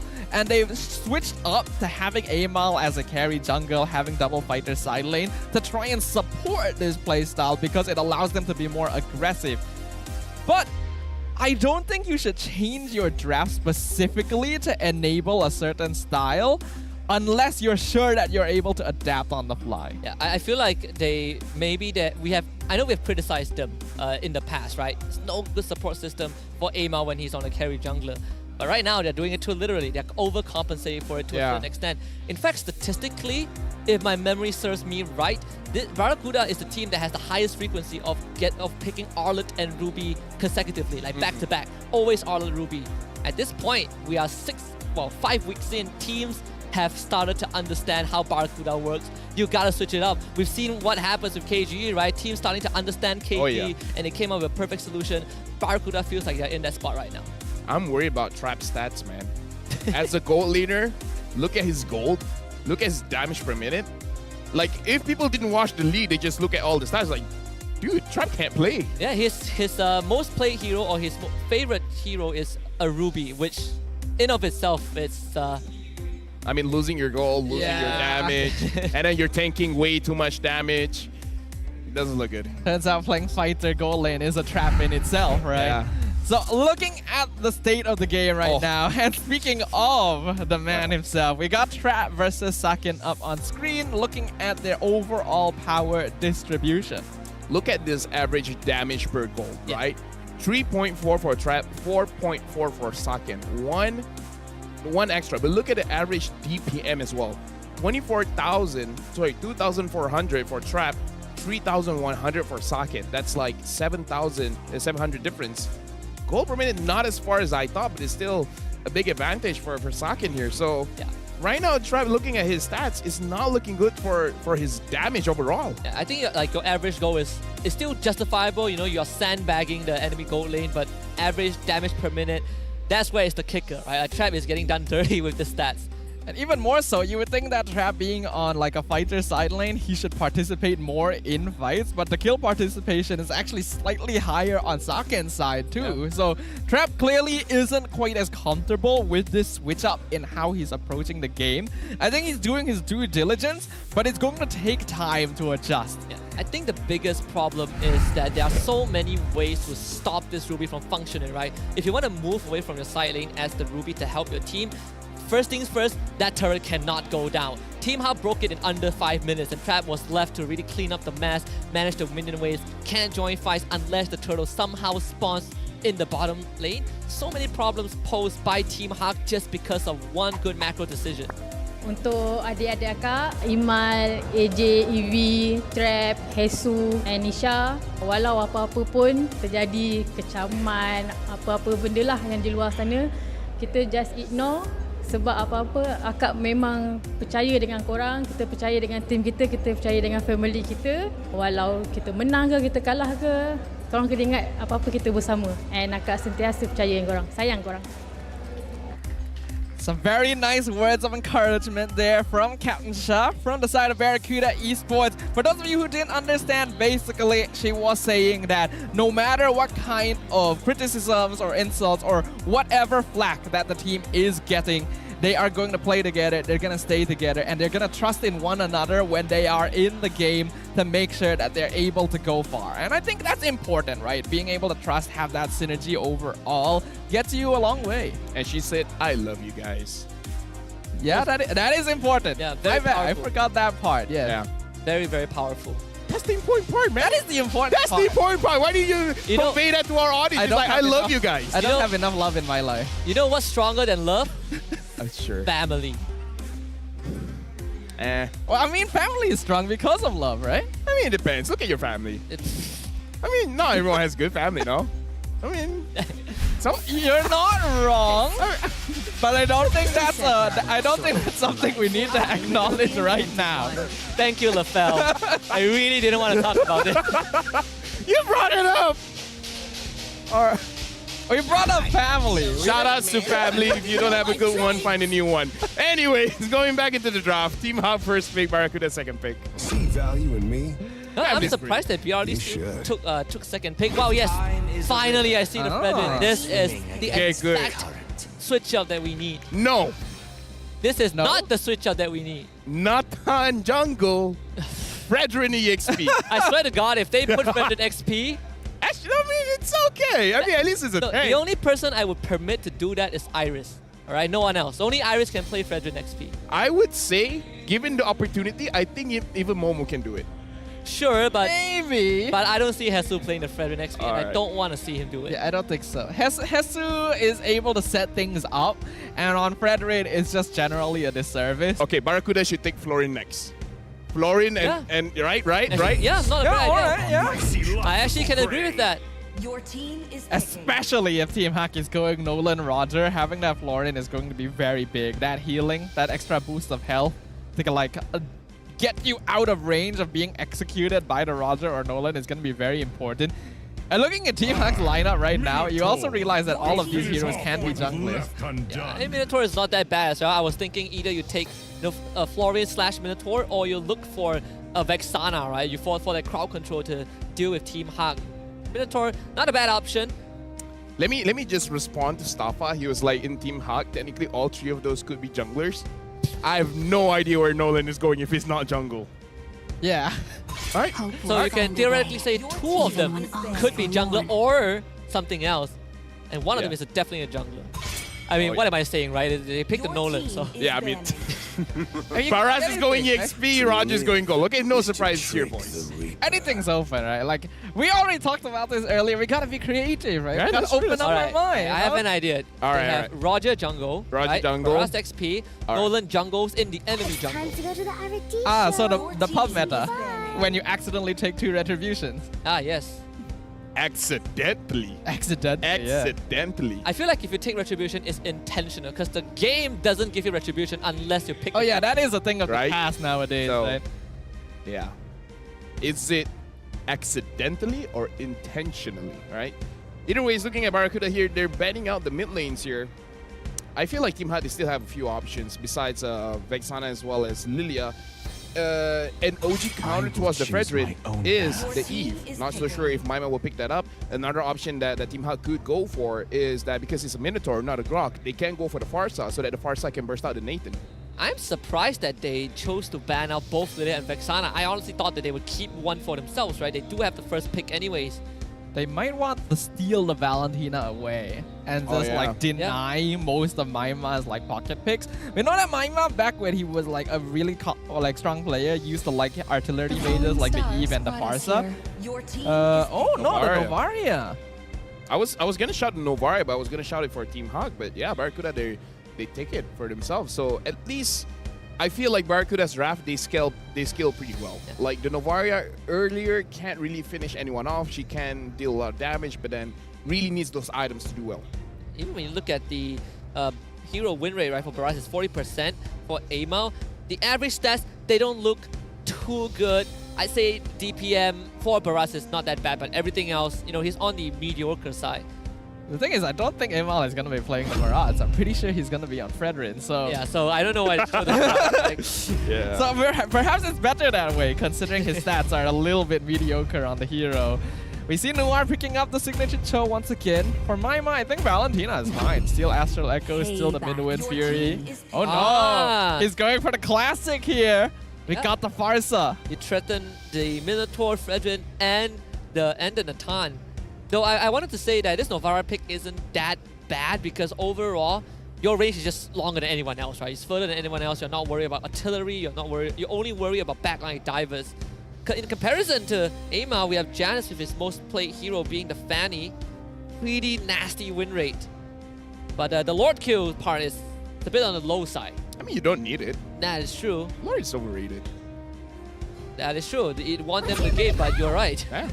You do need Lord to win games usually, but it is a little bit overrated, right? Like, you can win game without Lords. No, You can just challenge yourself. Just win the game before the Lord spawns. What's so difficult about that? What's the fastest game we had here in MPL? I think like 10, 11 minutes. No, I feel like we got one that's like 9 or something. Oh, is it? I can't remember. I know the fastest one in MPL was 8.5 minutes. Oh, wow. Don't ask me how that happened.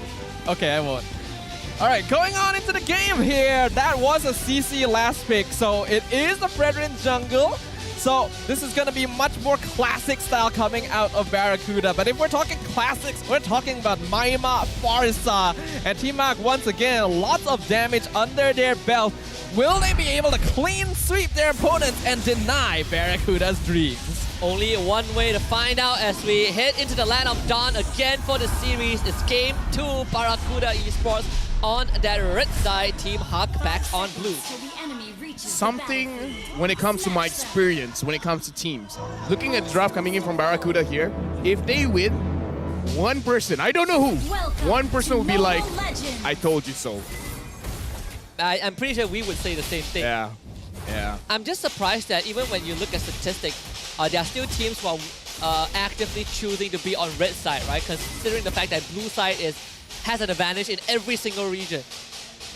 I think it's because Barracuda specifically don't tend to prioritize like power picks too much. They generally want to go for more like combo style play to steal away multiple heroes at the same time.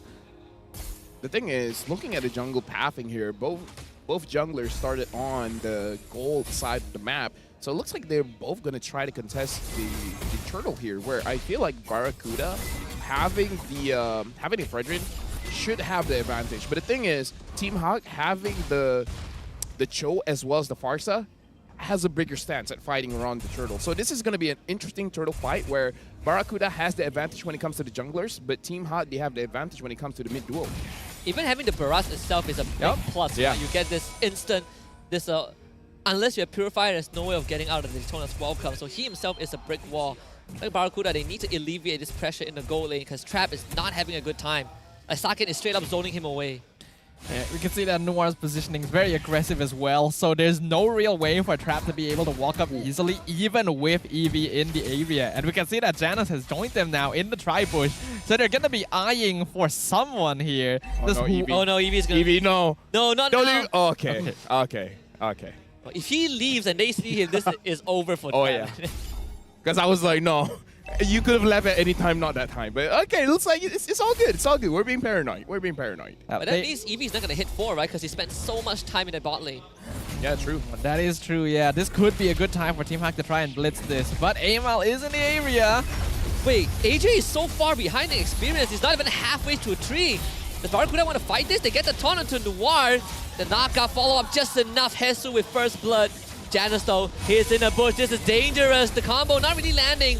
Maima with the feather air tried to wither down Amal, but this guy is tanky. And now Daytona's welcome, swallowing up the wrong targets. Purified by Jesus CC. Barracuda should be able to get this objective with the retribution, and Janus traced one back.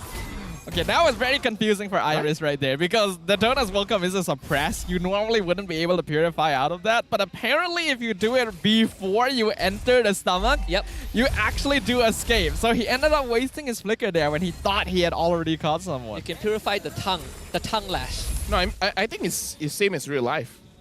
If you want to eat and the chicken jumps out of your mouth before you put it in your mouth, the chicken deserves to live. The chicken deserves to live.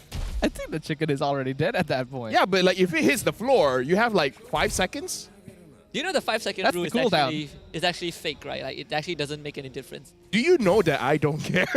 I'm still gonna eat that chicken. I know. But if I fail twice, he deserves to live. I mean, you did tell me that even if you know it's bad, you still do it anyway. So I'm just letting you know how bad it is. So it reinforces your beliefs of doing the wrong thing. Let me just say, Kima is still in a very good position here in terms of gold, but I feel like in terms of the trade, it was actually quite equal for both sides. Yeah, I would agree with that overall here. Team Hawk not gonna let up the pressure at all. That's a lot of gold shield being taken up in the top lane, but Barracuda instantly respawn on the opposite side of the map. Let's take away as much as possible. Saken will try to clear out that wave, gets it done. But surprisingly, I mean, Maima is ahead in experience compared to AJ, right? I really thought that the Novara is going to go toe-to-toe in lane with this Fasa. I think that's not the case though. They go on to Maima to try and get him away. Taunt, he's CC immune with the Purify, able to get over the wall in time. I was very close though. Good eye by Barracuda actually, being able to identify that Maima may be too far overextended. With that Purify gone, it's going to be very difficult for him to pop the Feathered Airstrike in this next turtle fight. Yeah, especially Eevee still having the Minotaur as well as the Flicker.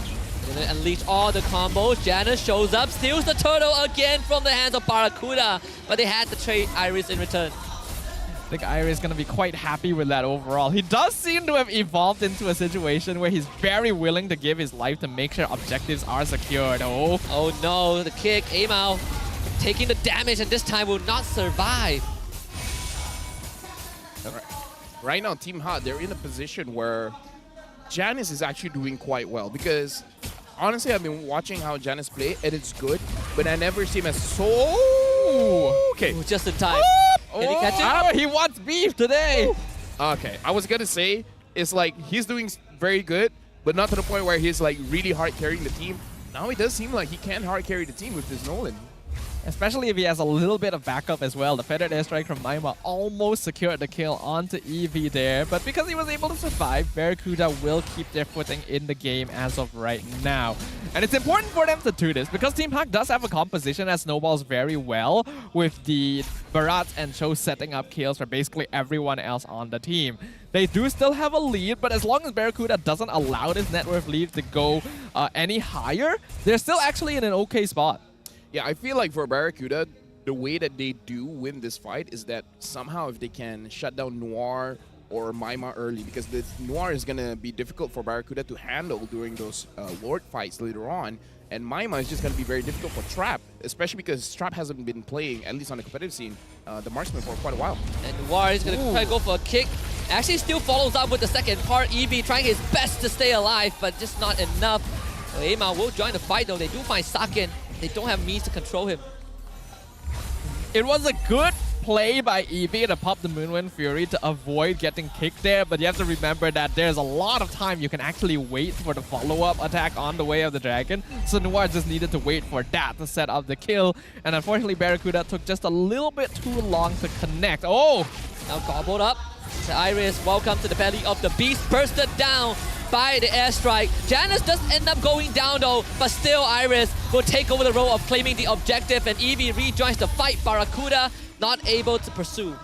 I think it's kind of funny that Iris and Janus switch positions that fight. Is like, okay, Iris, normally you need to sacrifice yourself so Janus gets the turtle, but this time Janus sacrifices himself so Iris gets the turtle. I mean, you did say that technically Barats is a jungler. He is, yeah. Right?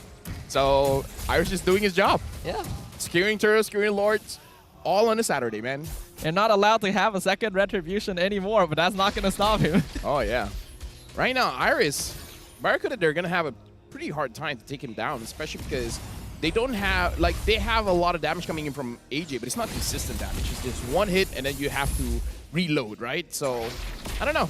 I'm really interested to see Barracuda. Will they have enough damage in the upcoming fights? And Noir wanted to go for Eevee, but the Shunpo didn't go over the wall. It's a bit too thick. But we are also seeing a bit of an issue where Barracuda, even if you're front line, no matter who gets caught by the kick, you get instantly bursted down. Feather Airstrike, Nolan combo, there's no way of surviving that. Barracuda definitely needs to have Athena shield by now if they haven't built it yet. Need to check the item builds to confirm whether or not they have that. But the genius with Team Hawk's lineup is that because they're gonna force Athena shields out with the Nolan and the Farsa, it means that Barracuda have less physical defense once Saken gets scaled in. No, I do agree, except that Nolan does physical damage, so pick your poison, man. Oh, man, I always forget. I keep mixing him up with Amon. Yeah. Right now, Saken taking quite a bit of damage coming in from him, as well as AJ. A lot of damage though. Even tried to use the Lycan Pulse iframes. They don't have enough damage to get rid of him yet. And that's good news for Team Hawk. But Barracuda has been able to successfully stagnate that economy, right? They are not letting Team Hawk get away, get more economy to their side than needed. Iris is tanking more damage than necessary, and he's not feeling any of them. Yeah. Like, the Astro Echoes, the Astro Fields right now, it feels like, you know when you get newspaper, and then you gobble it up, and then you put through a straw, and then you just... like the spitball. Yeah, the spitball, yeah, exactly. Oh, they will make an attempt onto Iris this time. Good Daytona's welcome to cancel that crowd control. Janus finds Trap already, so Trap cannot join the fight. It's going to be a 1-for-1 trade though. They trade Iris for Eevee. But it seems like Team Hawk are in a better position to continue making a play. As I say that, Iris dies. Yeah. I feel like we're getting more and more direct proof of the power of your words. We're not joking around, folks. Seriously. This is a working hazard. Now, we will say that on paper, that was actually a better trade for Barracuda because they traded a roamer for the enemy EXP laner, but they do kind of depend on Eevee to be able to set up these fights for them, so you can see that Team Hawk still feel more confident controlling the Lord Pit in general.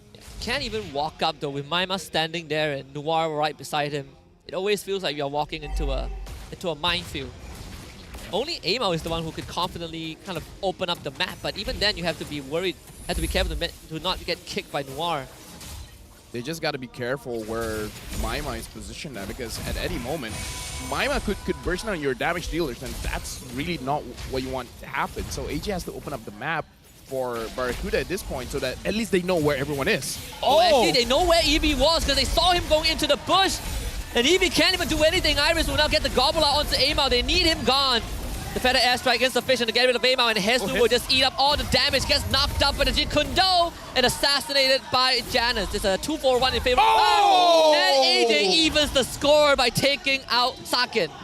I was gonna say, I kind of feel like Hesu overextended there, but AJ's like, I got you, bro. AJ is cleaning up here. The spitball finds its mark in this case. And Sakin, unfortunately, way too low on HP. So Barracuda actually still evening up a lot of these fights here. We can see in the instant replay there that, yes, definitely Hesu jumped a bit too far forward. Even the Purify wasn't enough to save him. But Sakin, he was not ready for that. On the goal laner, and Amon secures the Lord. Finally. First Lord in the series for Barracuda, and this is definitely a much closer game compared to game 1. Only 1,000 goal advantage for Team Hawk, down from 3.5k, so Barracuda slowly crawling back. Hesu now has the Oracle, which is very big for him. Not only will he be able to sustain quite a lot coming in from his War Axe, but also from the motivational roar coming in from Eevee. So Oracle's going to be a big pickup to make sure that he can tank a lot in this game. Just going to try to facilitate this tier 1 tick, and not a problem. And even Trap, he's going to be able to make a push down bot without any interference. This is what we want to see from Barracuda, but Iris, oh boy, catches Amao. He is so deep in, Eevee's going to sacrifice his life to get Amao out of this, and they even find Iris while keeping Amao alive. You know what's beautiful about that play? I think Eevee got in first, so Eevee was the one tanking the turret. Oh yes. Right? And they found Sakin, and they found Noir. And a triple kill. Triple kill for Trap. And how the tables have turned. Oh my goodness. If they win this, someone's going to say, I told you so. Actually, right? Because we were literally talking about how like having a more default classic lineup would work well for Barracuda. And right now it is doing wonders. I have no idea why Sakin and Noir decided to like go out and contest the jungle against multiple members there. That was not like a depth they needed to have here, and it is allowing Barracuda to now have the net worth lead. They are fully scaled up. Trap is a problem for 0 and 2.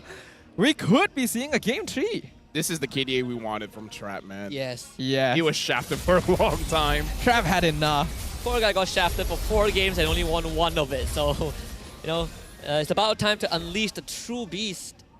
But just like that, Barracuda finally getting a gold lead the first time in the series, and at the same time taking out all outer tier turrets.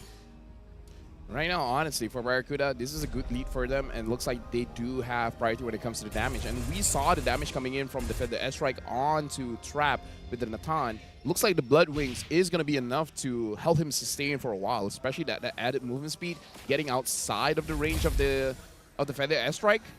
Trap is looking very good right now. I feel like he already has his power spike. He just has to join the team fights. We saw him sort of survive the Feather Airstrike earlier on, right, outside of the Team Hawk base. Oh, Maima just got the Divine Glaive, so watch out for those airstrikes. Yeah, that'll make a big difference overall, but we can see from the scores that neither Trap nor AJ have actually died once this game. So that gives an indication that Team Hawk is having a lot of difficulty jumping that backline, because a lot of time Noir is dedicated to actually finding out that catch in the front line instead. This is giving both the DPSs of Barracuda Esports a lot of space to play with, and now it's actually biting Team Hawk in the butt a bit. I mean, this is what happens when you have a tank, right? Look at that. You got a solid front line. Must be nice to be able to soak up that damage. Oh, yeah.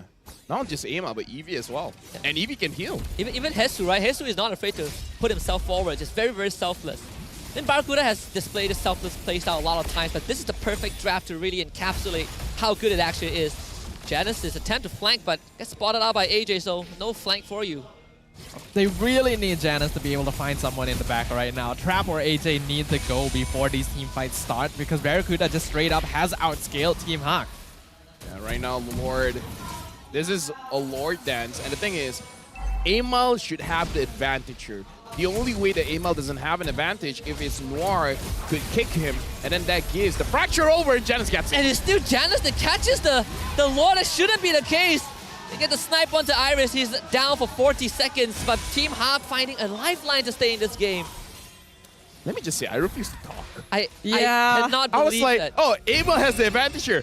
Pump, Janice gets it. Sure, you know what? I'm done. It's so quick too. Like, I know this is the era of instant gratification, but like this is impressive, honestly. I'll tell you the craziest thing was, Amal just want to clear a jungle camp, and he lost the Lord.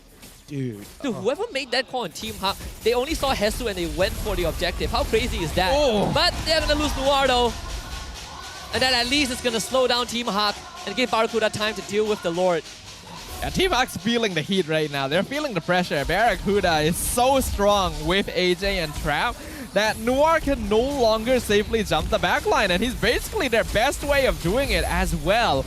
We can see that the past few minutes, they've already been transitioning to macro play instead, basically having Janice or Saken split push the map. But it's still not quite enough. They do still need to be able to get some kind of advantage during team fights to actually finish up these pushes. Let me just say, it must be very frustrating as an assassin not being able to catch the mage or the marksman. And it's not lack of trying. Janice has tried quite a bit, but look at this. AJ is making sure that the map is not dark to him. He wants to see every single bush, and he's been doing it very well. Yeah, contrary to game 1, this time is 68% for Barracuda, according to our AI winning prediction. If they can just secure Lords better, I think that would make the game a bit easier for Barracuda. In this case, yeah, the Lord helps. Helps a lot. Definitely helps. That game could have ended. I mean, this game could have ended. Or potentially ended. Oh, yeah. Lord is definitely not overrated when you're going to be able to use him to finish things out here. And we know that Barracuda in this match really needs points to keep themselves in MPL. Yeah. So right now they are putting their lives on the line, and we're seeing it. Right now, looking at the goal difference here, Trap, this is the kind of numbers that we want to see. 13,000 over to 10,000 of Saken. This is the kind of farm that we are expecting. And now he has the Wind of Nature, so it's going to be even more difficult for Janice to actually catch Trap in the backlines. Yeah, complete domination. 4-0 and 3, and even having the weakness finder, right? So these team fights are only going to get tougher for Team Hawk to navigate. And I agree with what you said earlier on, Lefel. It's just Noir. Like, what do you do in this point? You need to get some godly flicker kick to potentially make a difference, and there's no more guarantee for Team Hawk at this point. Or make a very rubbish kick so that Barracuda has a lot of confidence, and then Team Hawk, they just set their own trap. It's like, oh no, I messed up. I go into this alley. No one's going to wait in the bushes. And then people are waiting in the bushes, right? That could happen. So basically personify the call an ambulance, but not for me. Exactly, situation. exactly. He has a lot of dashes. He can do it. Yeah. I don't know. Just Noir make gets melted really fast, but it's not a bad idea if they can pull it off. It would just be pretty difficult in terms of execution when they're already behind. Oh my goodness, Trap! Oh. What? Oh. What was that? Oh. They just got a glimpse of Janice and they got him. The damage of a Natan, man. And he built a lot of defensive items for himself. I mean, like, still damage items, but defensive in nature. Wind of Nature as well as the Blood Wings. But that's a lot of damage. Crazy. That feels bad. You never want to be an assassin and a marksman aggroes on you and finishes you off in an instant. Like, I feel like Team Huck just doesn't really have a pathway back into this game anymore because we know that Nathan just far outscales Roger and the rest of Team Huck just cannot find any positioning. You know what's going on? This is Trap's suppressed anger. Yes, unleashing it. Who is the assassin now, Janice? It's like, you know what? I'm done with Ruby. Just shut up and give me a marksman. I'll show you how it's done. He's showing it right now. 6K net worth lead for Barracuda. Lord pushing in bot lane, and Barracuda wants to see if they can use this to end straight away. Oh, they will control Iris, though. Iris will have to flicker away. Doesn't matter. AJ with the collection. Better airstrike already used. Noir wants the kick, gets the flicker, but he's on the EV and he loses his immortality. Comes right back. Collected by Trap and Barracuda once the game tree. It is not done just yet. The Swordfishers will reply with one game of their own. We are going to distance.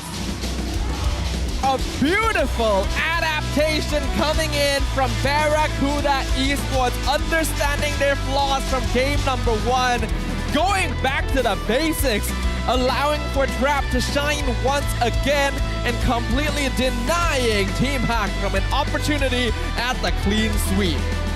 I need an interview just to know who said I told you so. Someone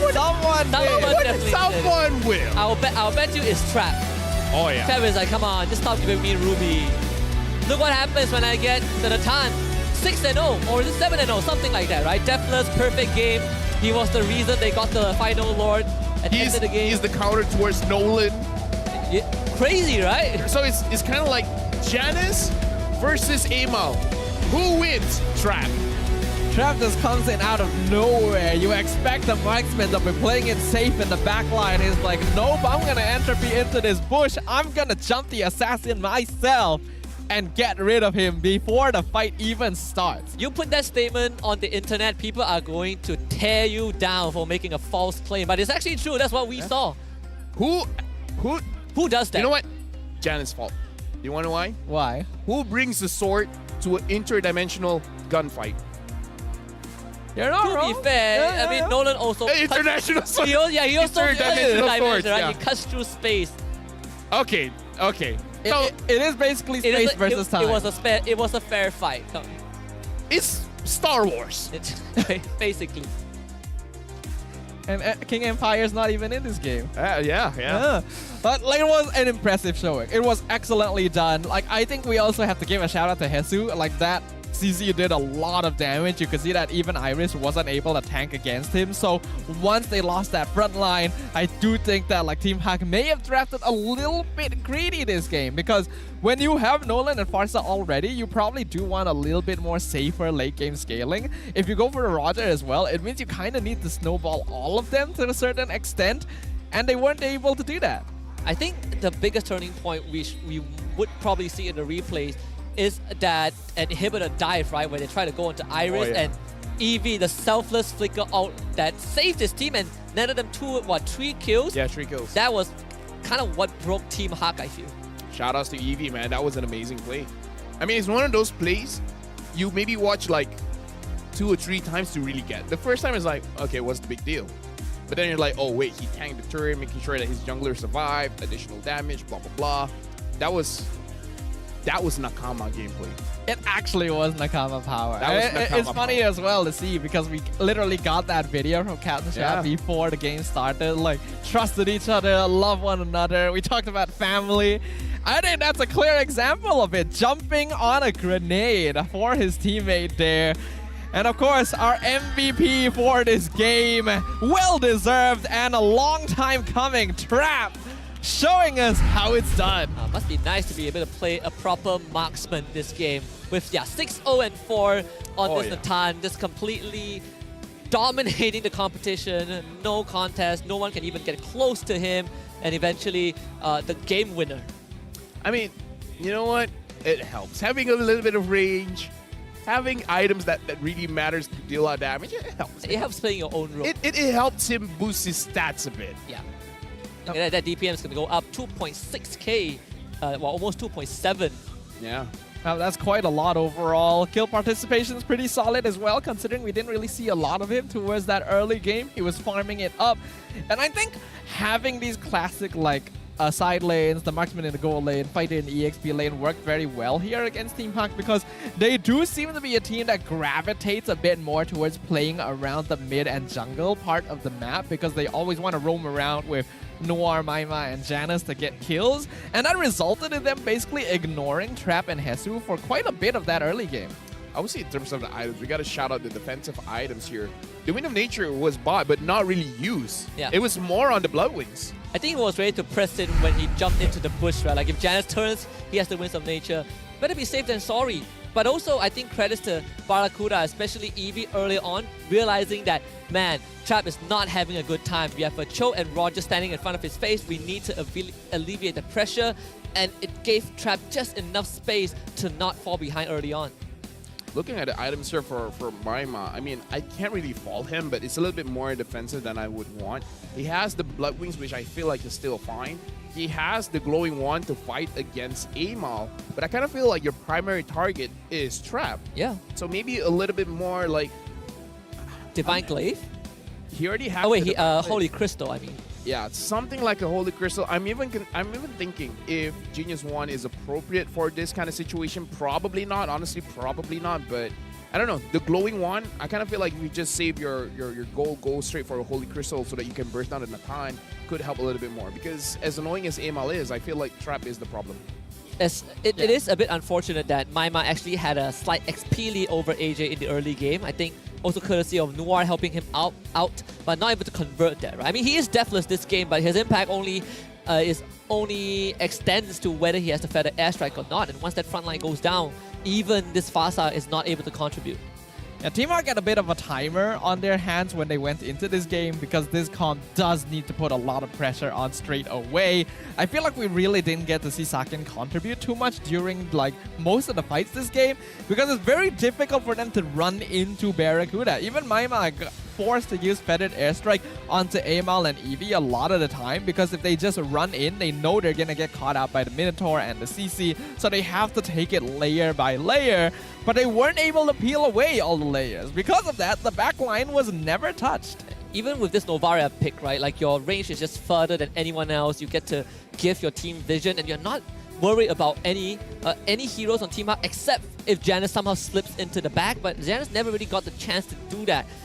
In fact, Barracuda, they brought their own artillery and it performed better than this Fasa. Actually, looking at the damage dealt here, Maima did 66,000 damage, so he did his part. It's just that 37,000 damage from Saken, 40,000 from Janice. I kind of feel like the roles here is that Maima chunks someone down low enough and then just let Saken or Janice finish it up. So the fact that they don't finish it up, that might be the real problem. Maima did well.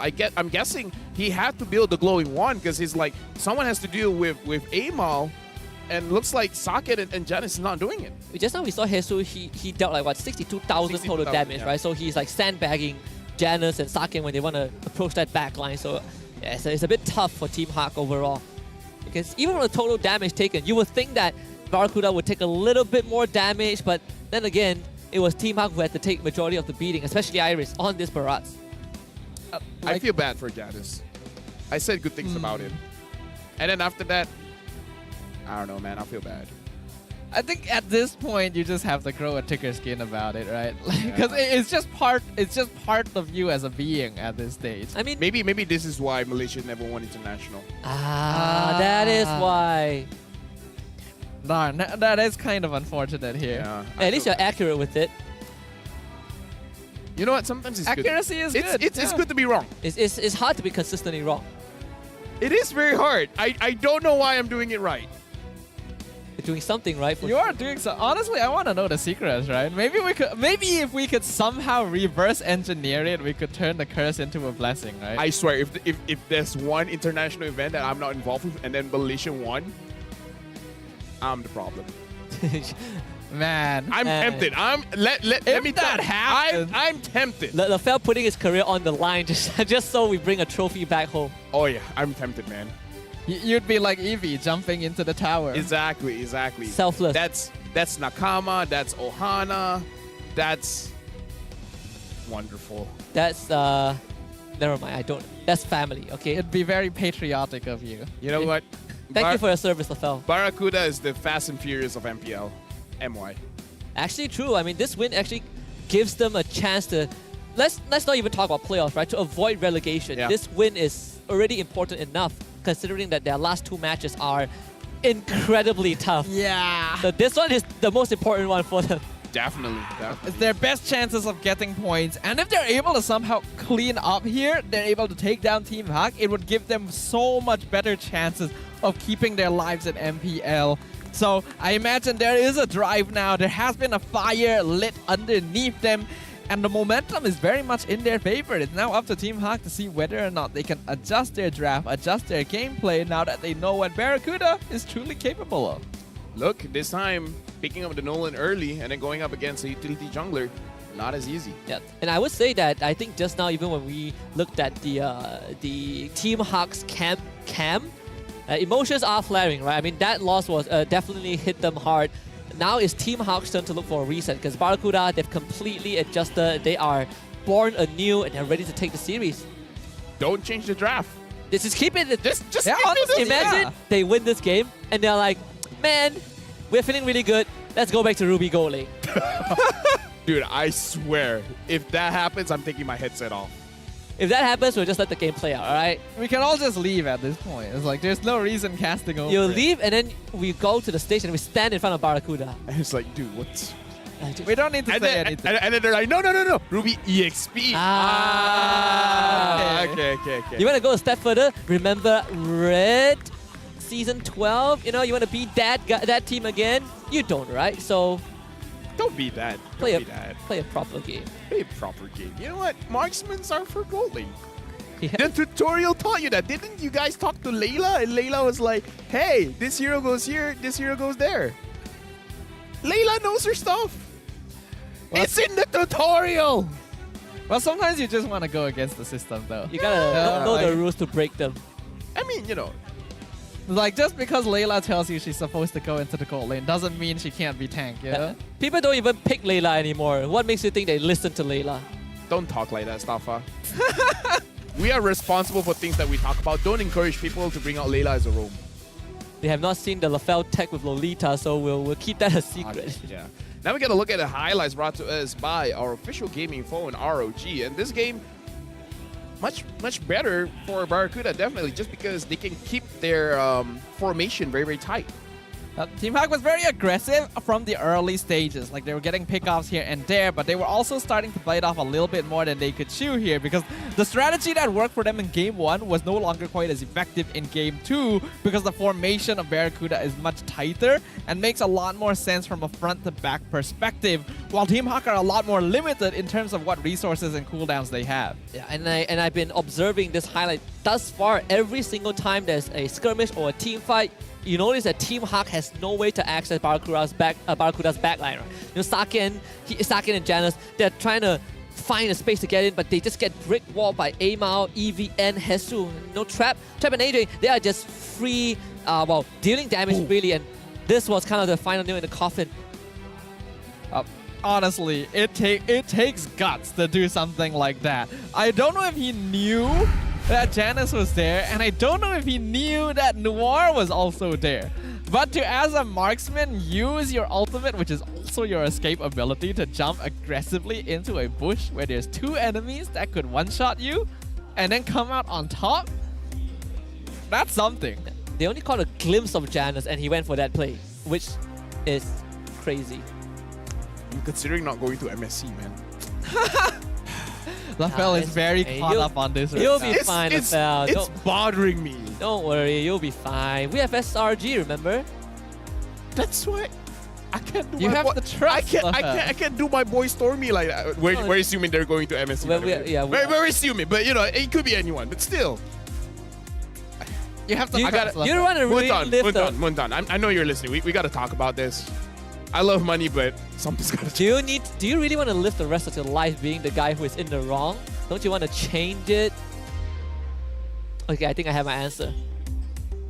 I'm considering. Like, how many seasons have you been in MPL now? From the start, right? No, I started season 4. So it's that's like nine, 10 seasons now, right? Yeah. When do you start becoming wrong? I wasn't there for M1. So from the beginning, basically. Hey, maybe. No, look at how well Todak did in M1. I wasn't there. Hey, look at it this way, right? Maybe the 10th season is the charm, right? You need to cast 10 seasons before like your curse turns into a blessing. It's like an achievement. And your 10th season falls very on hopeful. season 14, where we play for M6. In my hometown, Johor Bahru. Yeah, exactly. You need the hometown buff. Yeah. Or it will make it worse. Oh yeah. And there's only one way to find out. Just so you know, some players who want to retire are deciding to stay for M6. So LaFell, you gotta stay. You have no choice. You can't chicken out. Just think about this. If I'm not there for M6 and then Malaysia won in our home soil, wouldn't that make me a hero? Sure. Not necessarily, because it means some players may retire. The players who win will be the heroes. You'll be the martyr though. Do you want to be a martyr, LaFell? It's crazy. We're going so off track. I'm sorry, guys. I have an existential crisis at this point. To all the viewers, thank you for putting up with us. It just depends on what feels more right to you, right? Yeah, I mean, you look at it's right. You look at the stats, right? Stop saying right. Right. You look at his stats. All right. Oh, all right. Okay. Well, take a drink every time we say something right. You walked into that one. You're not that good at this game, are you, LaFell? Even in the most picks, I'm surprised that Team Hawk picked Cho that often, right? Even for Ruby, don't think we've seen any in recent games. But the Cho is the one that really feels like a Team Hawk signature. Well, more like a Noir signature. Yeah, Noir signature, yeah. And Noir really likes the Cho. He's very good with the Cho. Like, we've seen his movements, we've seen his catches. He's confident, has a high for opportunities, so we can see why he would like to pick that up. And we see Barats very often for Team Hawk as well, because they like flexing it between Janice and Iris. Obviously, the bans are going to be pretty common across all of the teams right now, getting rid of things like the Masha, the Chip, the Matilda. So, not too much to speak of there. But I do think Team Hawk needs to switch something up. Yo, that's a crazy request. Don't do it. Ayman, don't do it. LaFell, I've been wanting to ask this because I've been seeing this so often. What does that mean? What is Pargoy? So it's a type of TikTok dance. Yeah, so the crowd is saying if Team Hawk wins, they want the owner to do a TikTok dance. Well, now they have to win. He's practicing. He's already practicing. I mean, technically, if you look at it from a different perspective, would you be willing to do a TikTok dance for your team to win? No. I get, wow. Just give me the L. Well, we have a bit of a problem then. Yeah, we do have a bit. Wait, you're asking the wrong person. You're asking the wrong person. Weren't you already willing to give up your job so that we could win? Dude. What's a TikTok dance? I mean, dude, that's where I draw the line, okay? I don't do TikTok dance. So a TikTok dance is worse than losing your job. Dude, I love TikTok, but I won't do that thing, all right? All right. I don't sing, I don't dance, I don't rap. I'm not talented, okay? Now you have to believe, LaFell. Like, Team Hawk for speaking a ton. You know what? What? They're stealing the comp. They're like, you know what? Your draft is so good, man. Let me have a taste. Now let's see you pick Nolan, but they won't, right? Because they have Florin Faramis instead. And Barats. Okay. Valentina ban right here. You know what Team Hawk should ban right now? Carry. Carry with Florin with Faramis. Yes. I see where you're coming from. Yeah. What about the Roger though? Roger is still up. I think against Fredrin Minotaur is gonna be a bit rough, and yep, the Valentina is gonna be banned out to make sure that not Culaton, NetherRealm is all theirs. Right. Oh, you've done it again. That was not intentional. Right. We'll let that slide. So in terms of carries here, right? I would rather betray the world. Yu Zhong ban, that's great. Great. Took you a while. I was listening to that. Yeah, so Yu Zhong ban. Right. Do you still continue to ban mid lane here? I mean, you could ban like the Lilia. I'm not gonna talk. You could ban the Lilia, which causes the yes. problems. Lilia is pretty bad. Lilia would be pretty solid overall. Another one is Novaria as well, because they might not have a hero that can catch anyone in the backline, right? I think Novaria has kind of been a big problem for a lot of MPL teams. Like, it gets banned out consistently against like King Empire in particular, but a lot more players are showing the ability of the Astral Echo to just like delay games, give you information, snipe people when they're not watching. Straight up targeting Iris. Wow. I mean, look at his reactions. He's like, oh, they figured it out. They gotta ban Novaria. Yeah. Because they're banning Benedetta. Like, it feels like Novaria might be coming. Yeah. It has to be, right? I mean, it's either Novaria or Lilia. I mean, you gotta pick your poison. I guess for Barracuda, they just want to make sure that Iris doesn't become the playmaker this game. I feel like Iris should pick a Lapu Lapu here. Oh, yeah. Especially when you don't really have access to the Barats anymore, right? So you kind of have to pivot. Make some noise. I mean, either The that... CC ban makes me feel like a Lapu Lapu is coming. Lapu Lapu... If he gets Lapu Lapu here, I'll be coming. X-Borg, Terifla... Yeah, X-Borg, yeah. I know, Lafel. Calm down. Yeah.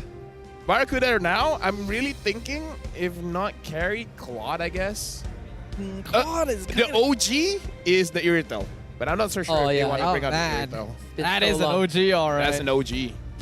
I feel like it's a bit difficult to execute on Claude nowadays because Natan actually scales a bit better than Claude, and Claude doesn't even win Natan early. So Bruno may be a good idea. I'm trying to rack my brains here. Beatrix.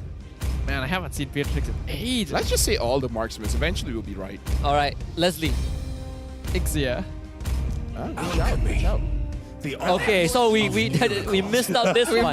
Somehow! The one we didn't we missed out this one. We said all, and the one that we didn't say got picked. Dude. Maybe we're all cursed. I mean, like, yeah, see, like, you feel this, Husky, right? You feel it. Have you ever considered that maybe it's not us? Maybe it's like the caster desk or something. I think the feng shui is not that good here. Please speak a Lapu. I call that out. Ooh. Actually, because of the I Brody, mean, there's already Arlet, Arlet, right? I mean, there's already Arlet, right? So it's a Arlet. But you did get the Novaria right. Just on the wrong team. Not enough. It's not enough. You gotta start with small wins, man. I mean, this is very strong team fighting from Team Hawk. The final slash into Minuan, into Astral Echo means that Team Hawk just basically will win out most fights, even with the Bloom and the Nether Realm. They just have to be wary overall. And what will concern me a bit is the fact that Brody really does not scale well into the late game. So as long as Team Hawk just delay the game, which should be easy with a Novaria, they would be fine. They actually decided to go for the Nolan. I like this. This time, they're flexing it correctly. Ah, yes. They showed the Barats. Assume he's going to the jungle, and then, you know what? Nolan. Yep. Wait. You called it. You remember when you said game 1 Fanny, game 2 the other guy gets Fanny? This time, it's with the Nolan. Yeah, I mean, close enough. I mean, from Team Hawk's perspective, they were like, man, we have a good front line. I don't think they'll pick Nolan. Barracuda throws a curveball, and now we get the assassin jungler for Amal. If Amal can burst down Saken on this Natan, that's the dynamic we gotta see. Oh, that would be crazy. So now we know it's the pilot's problem. It's the pilot's problem. Team Hawk, front to back, much better scaling. Barracuda gotta play fast, gotta play early, gotta play aggressive, and that is their style. Which of these teams is gonna come out on top as we enter the Land of Dawn for the final time in this series?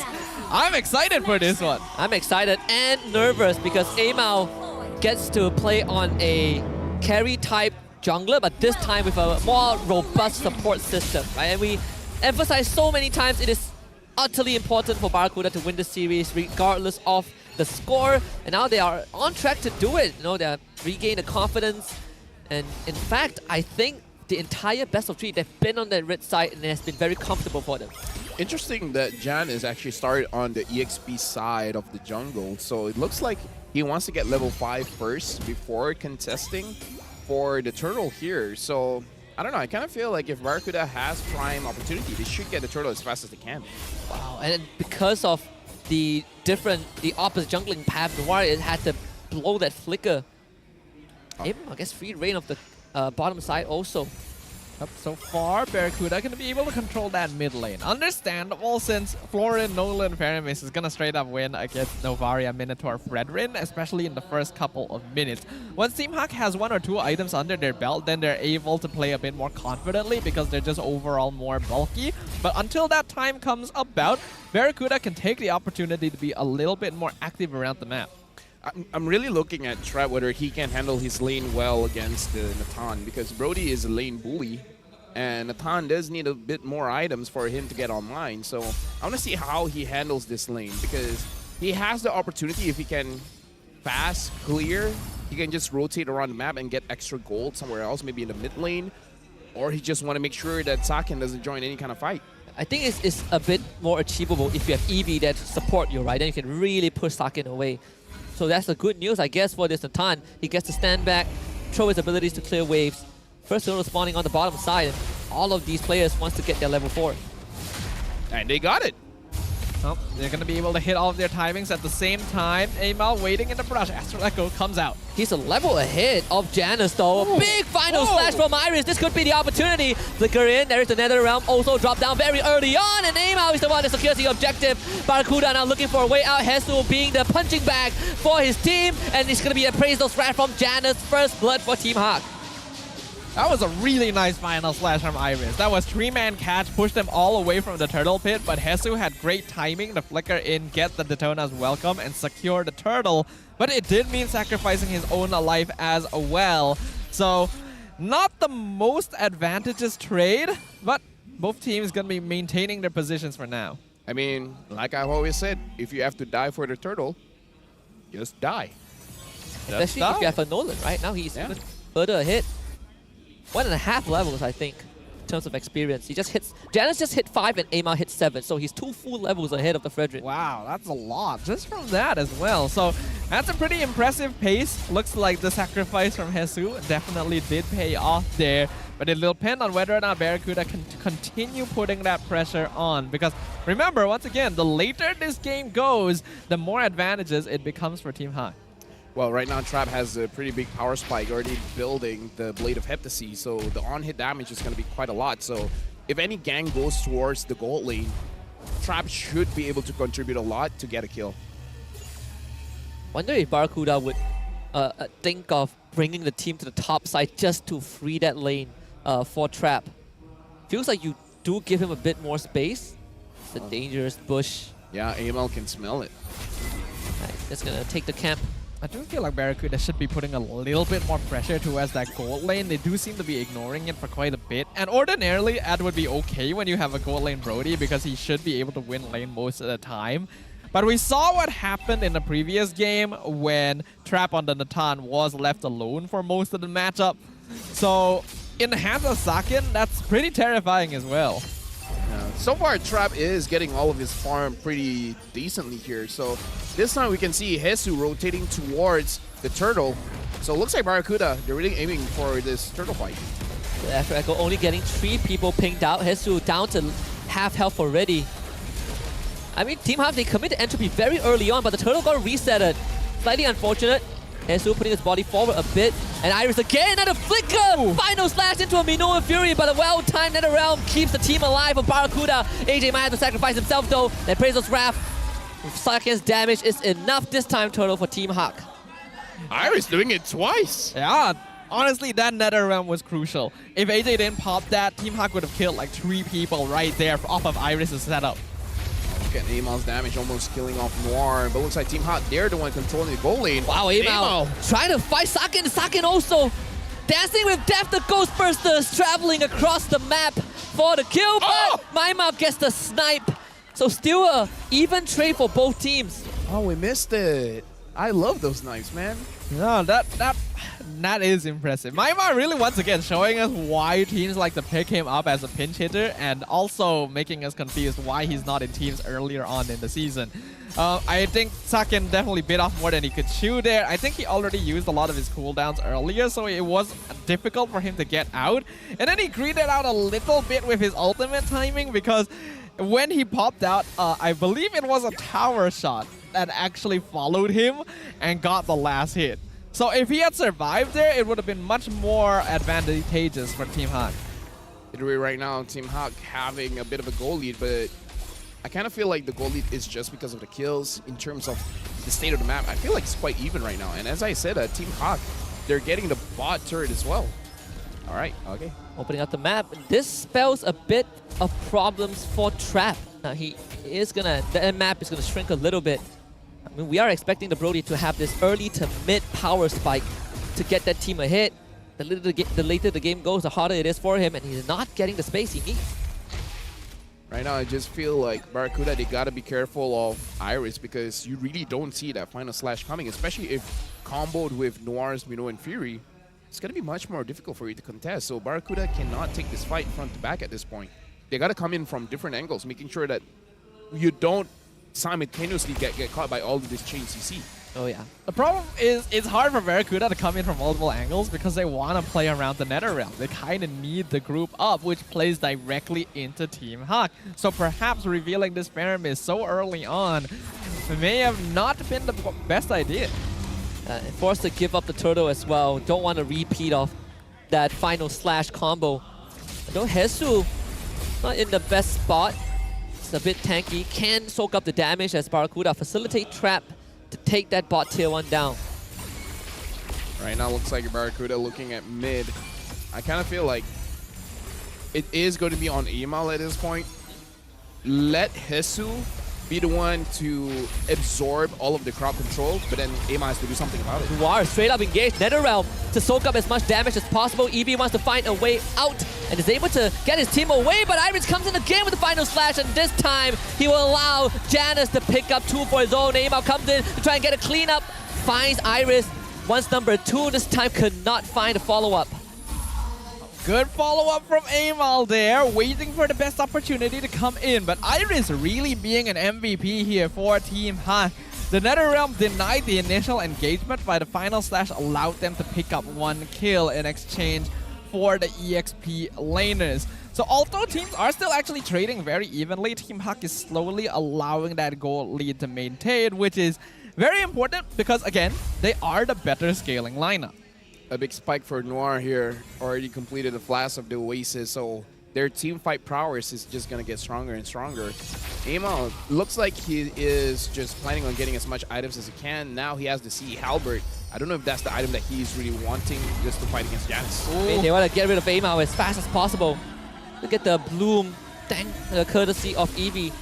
But without that ultimate, Barracuda, they're going to have to be a bit more careful. All this healing coming in from both AJ as well as Eevee is starting to really be annoying for Team Hawk. Until Saken is able to reach close to full build, they are not going to have consistent enough DPS to actually break through all of that. And I do want to see whether or not Team Hawk has enough anti-heal as well. Haven't been able to check their item build so far. Do you guys know why Sea Halberd is a bit better than Dominus Ice now? Because Dominus Ice, the passive change. Yeah. No longer AoE, yeah. So if you don't attack the one that has the Dominance Ice, the effect doesn't happen. Yeah, Dominance Ice is a little masochistic now. Like, if you want to be more active with your application of anti-heal, you do need something like Necklace or Halberd. Honestly, I think it's a good change. It makes a lot more sense since Dominance Ice is meant to be more of a tank item. You have to be more of an attention seeker to get the benefits. Pretty much, yeah. Look at Emal. Emal's trying to get in position. That's a 4-man ping. Another final slash. Iris, he is just landing these combos, but this time Barracuda prepared to respond. Losing the Lord as Team Hawk rushes it down, but at least Barracuda keeps the whole team alive. Emal's having a tough time finding these flank positions because of Maima as well as Noir just opening the map up quite wide, making it so that there's no surprises coming in. And because Barracuda needs to be stacked up most of the time, Iris is getting a lot of like 3-4-man final flashes as well. Barracuda is able to survive them, but it means that they don't have control over how they want. Oh, wow. Oh, my goodness. The entropy damage. Hesu ends up just expiring to the Astral Sphere. Oh, Emal, he's in a rough spot. I don't think he's getting out of this. Iris on him. Over the wall. He's going to run into Noir, and then there's Sake. The great escape. Can he do it? Nope. Nope. The moment you see it. Yeah, I had to do it. You knew the answer. I had to get it to him. Yeah. You had to take it out first and then let him die. Like, you knew he was going to die anyways. That's show business, yeah. Yeah. Not going to lie, I was hoping he would just take the 1v1. Just like, I'm just going to kill Iris here. I feel like he could have. Could be an option, I guess. Could have definitely taken his chances, but since that he didn't, Barracuda needs to wait another 10 seconds before AML will be able to rejoin the fight and the defense here. Luckily for them, Team Hawk doesn't have a lot of minions left, so I think they will have to settle with just all of the external towers. Right now, Trap, he doesn't really scale that well coming in the late game, especially compared to Sakin. So I'm really not sure about Barracuda's chances here to win this game. Like, even taking this defense is going to be very difficult for Barracuda. I'm trying to look for an angle for them to win, but we saw just now Maima's accuracy with the Star Shadow was around 37%, right? So that is incredible. Like, it doesn't look very high on paper, but you have to always remember just how many Star Shatters are sent out by a Novaria over the course of the game. So, like, hitting 1 out of 3 of all of your shots is honestly very consistent. Means that Maima has been doing a great job of just keeping Barracuda poked down, and that Astral Echo is just such a huge problem. Big problem, and poses a lot of problems for Trap. Like, he bought the Demon Hunter sword, but can't enjoy the fight. He'll get the gobble up this time, getting Noir out of the way first. Iris also deep in enemy territory. Final slash on the EV. Bloom now out to keep the rest of the team alive, but Team Hawk, they just retreat. Right now, only having 2 inhibitor turrets for Barracuda. Maima dealing 52,000 damage. Even Sakin is having a tough time to follow up. It's almost double, actually. That's insane. Maima is cooking. Maima, why aren't you in teams earlier? Yeah, forget about the stats of the teams getting relegated. You are about to bring Team Hawk to playoffs at this point. Maybe Maima just likes the late superhero entrance. You know? Well, speak of the devil. Looks like we do have a pause here, ladies and gentlemen. Once again, no worries. We're making sure that the players do not have any technical difficulties. Looks like Iris is having a little bit of trouble with his phone there. But we've got our marshals on the case to make sure that competitive integrity is maintained and that the problems will be fixed so that the teams can get back to their all-out brawl. Yeah, I bet Iris is telling the marshals that, man, I cannot land my final slash. I don't know why. I stopped catching like the 3 people, you know. It's a type 1 pause, so should be minor. I think there's a graphical issue. My spear is not as long as it used to be. I don't think the marshals can help with that. There's some limitations what MPL can provide. Hi, sir. My support died. I don't feel like that should be the case. I landed the final slash on the Florian and Florian got out. We need to get this checked. I mean, we gotta have trust in the marshals, right? As long as we say they can do something, they can do it. Imagine a situation where someone paused and then they're like, my Wind of Nature didn't work. I pressed Wind of Nature, but I still received damage. Oh, who are you fighting against? Harif. That would be funny. Yeah. You know what? I'm waiting for my favorite part. Everyone's favorite part of the technical pause. I don't think she's here. Is she here? Not this week? Actually, yeah. She's here? We don't know if she's here. I know she's not here last week. The star of the show, the star of the pause. Yeah, forget about Iris. This will be a yay or a boo. We'll see. Will Rose come out from behind? That's a boo. Yeah, that's a boo. If Rose comes out, that's you were the one who booed her, right? Oh yeah. We don't want her. Yeah. We want Marshall Karate Chop Girl. Karate Chop Girl, yes. We need a taekwondo. The name? Yeah. Dude, I mean, I'm hiding her identity. Okay? Yeah. So Karate Chop Girl. We don't want to like accidentally dog someone. Technically, everyone who goes up and like sends us back into the game is doing the karate chop. So like, can we really consider that as her identity? But isn't she the first one? Karate Chop Girl. Isn't everyone doing karate chop? Yeah, but I mean, okay, at least it's not Rose. We don't get Rose. Good. Yeah. Guys, you gotta be kind to our marshals. Look at how much hard work they put in. Hey, isn't that okay, never mind. Cedric? Not that we don't know his name anyways. We say his name every single series. Sorry, Cedric, but that's a boo. Gotta take an L. Yeah. Well, speaking of which, Team Hawk about to take this game. I had to segue that, you know. We had to segue it somehow, but we give you the space to do it. This game might end if we don't do it quick enough.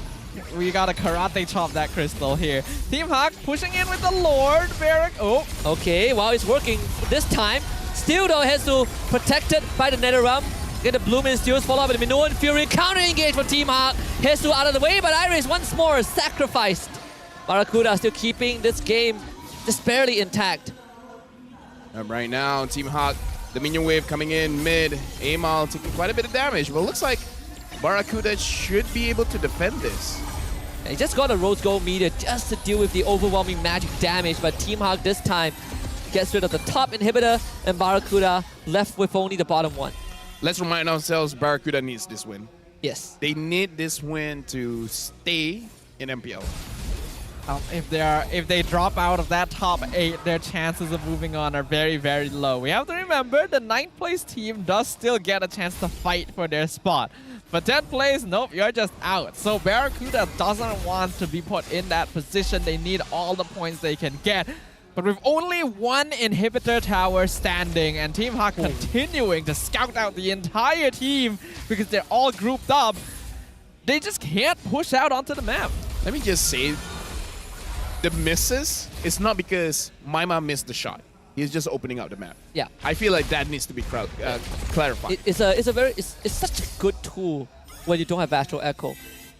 And also, currently if we don't calculate the match that Team Hawk won, they're only 1 point away from bounty, right? Before being tied up on the leaderboard. Now they have 8 points, and I don't think that's enough to keep you safe from relegation. But the chances are also dwindling. Amal right now has full build. If it's any time, now's the time. He needs to find ways to win this team fight for his team because time's running out. It definitely is, especially when the next lore is going to be up in half a minute. I think Saken already has his Wind of Nature as well, so as long as he is observant enough, Amal's not going to be able to burst him down in an instant either. And obviously we don't want to see... Oh, what's happening here? Oh, they just caught Amal! Thank you, LaFell. Well, Barracuda won't thank you, but still, you're still consistent. 30 seconds without the Nolan.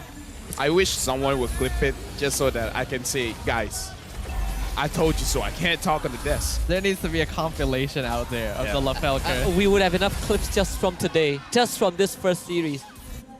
It's only the first series, yeah. It doesn't feel like it, but it is. If someone can do that, I'll be forever grateful, you know?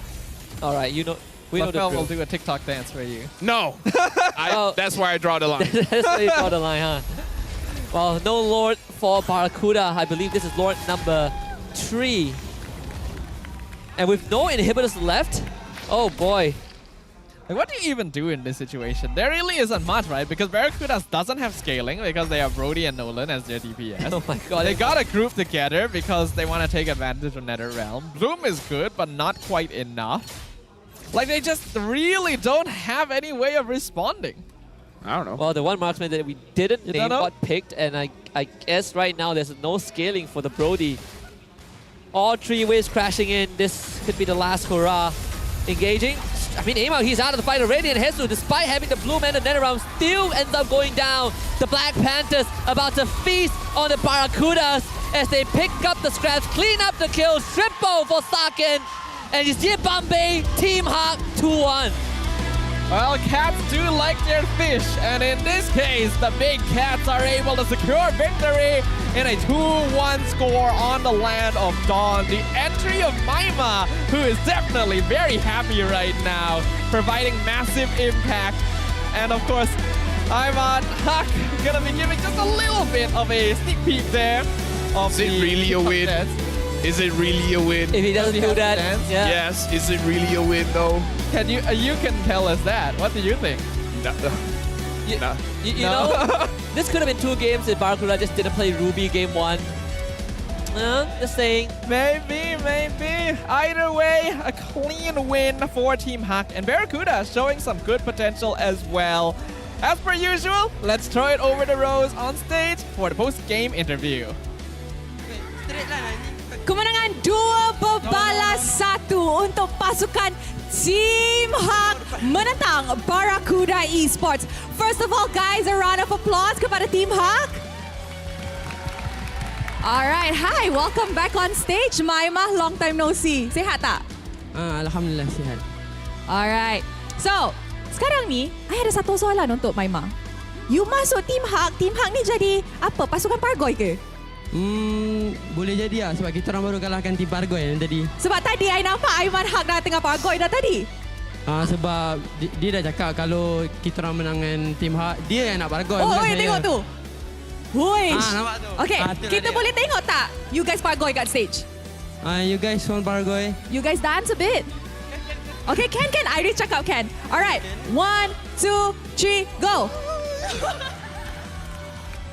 Alright, jokes aside, so Maima, how are you feeling? Apa perasaan Maima selepas lama tak main, sekarang main balik, masuk masa transfer window?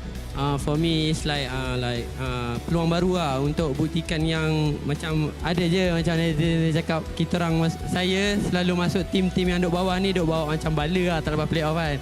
So saya masuk tim Hak pun macam salah satu peluang untuk saya buktikan lah yang saya bukannya macam mid laner biasa-biasa lah. Wow, dia nak buktikan dia satu mid laner yang bukan biasa-biasa. So, boleh tahu tak what made you join Team Hak? Kenapa Team Hak? Kenapa Team Hak? Yeah. Sebab macam saya jenis yang suka cari environment lah. Macam for me environment Team Hak ni memang for me sihat lah. Like dari segi dia punya communication semua, and the first day saya masuk pun dah ada connection dengan dia orang.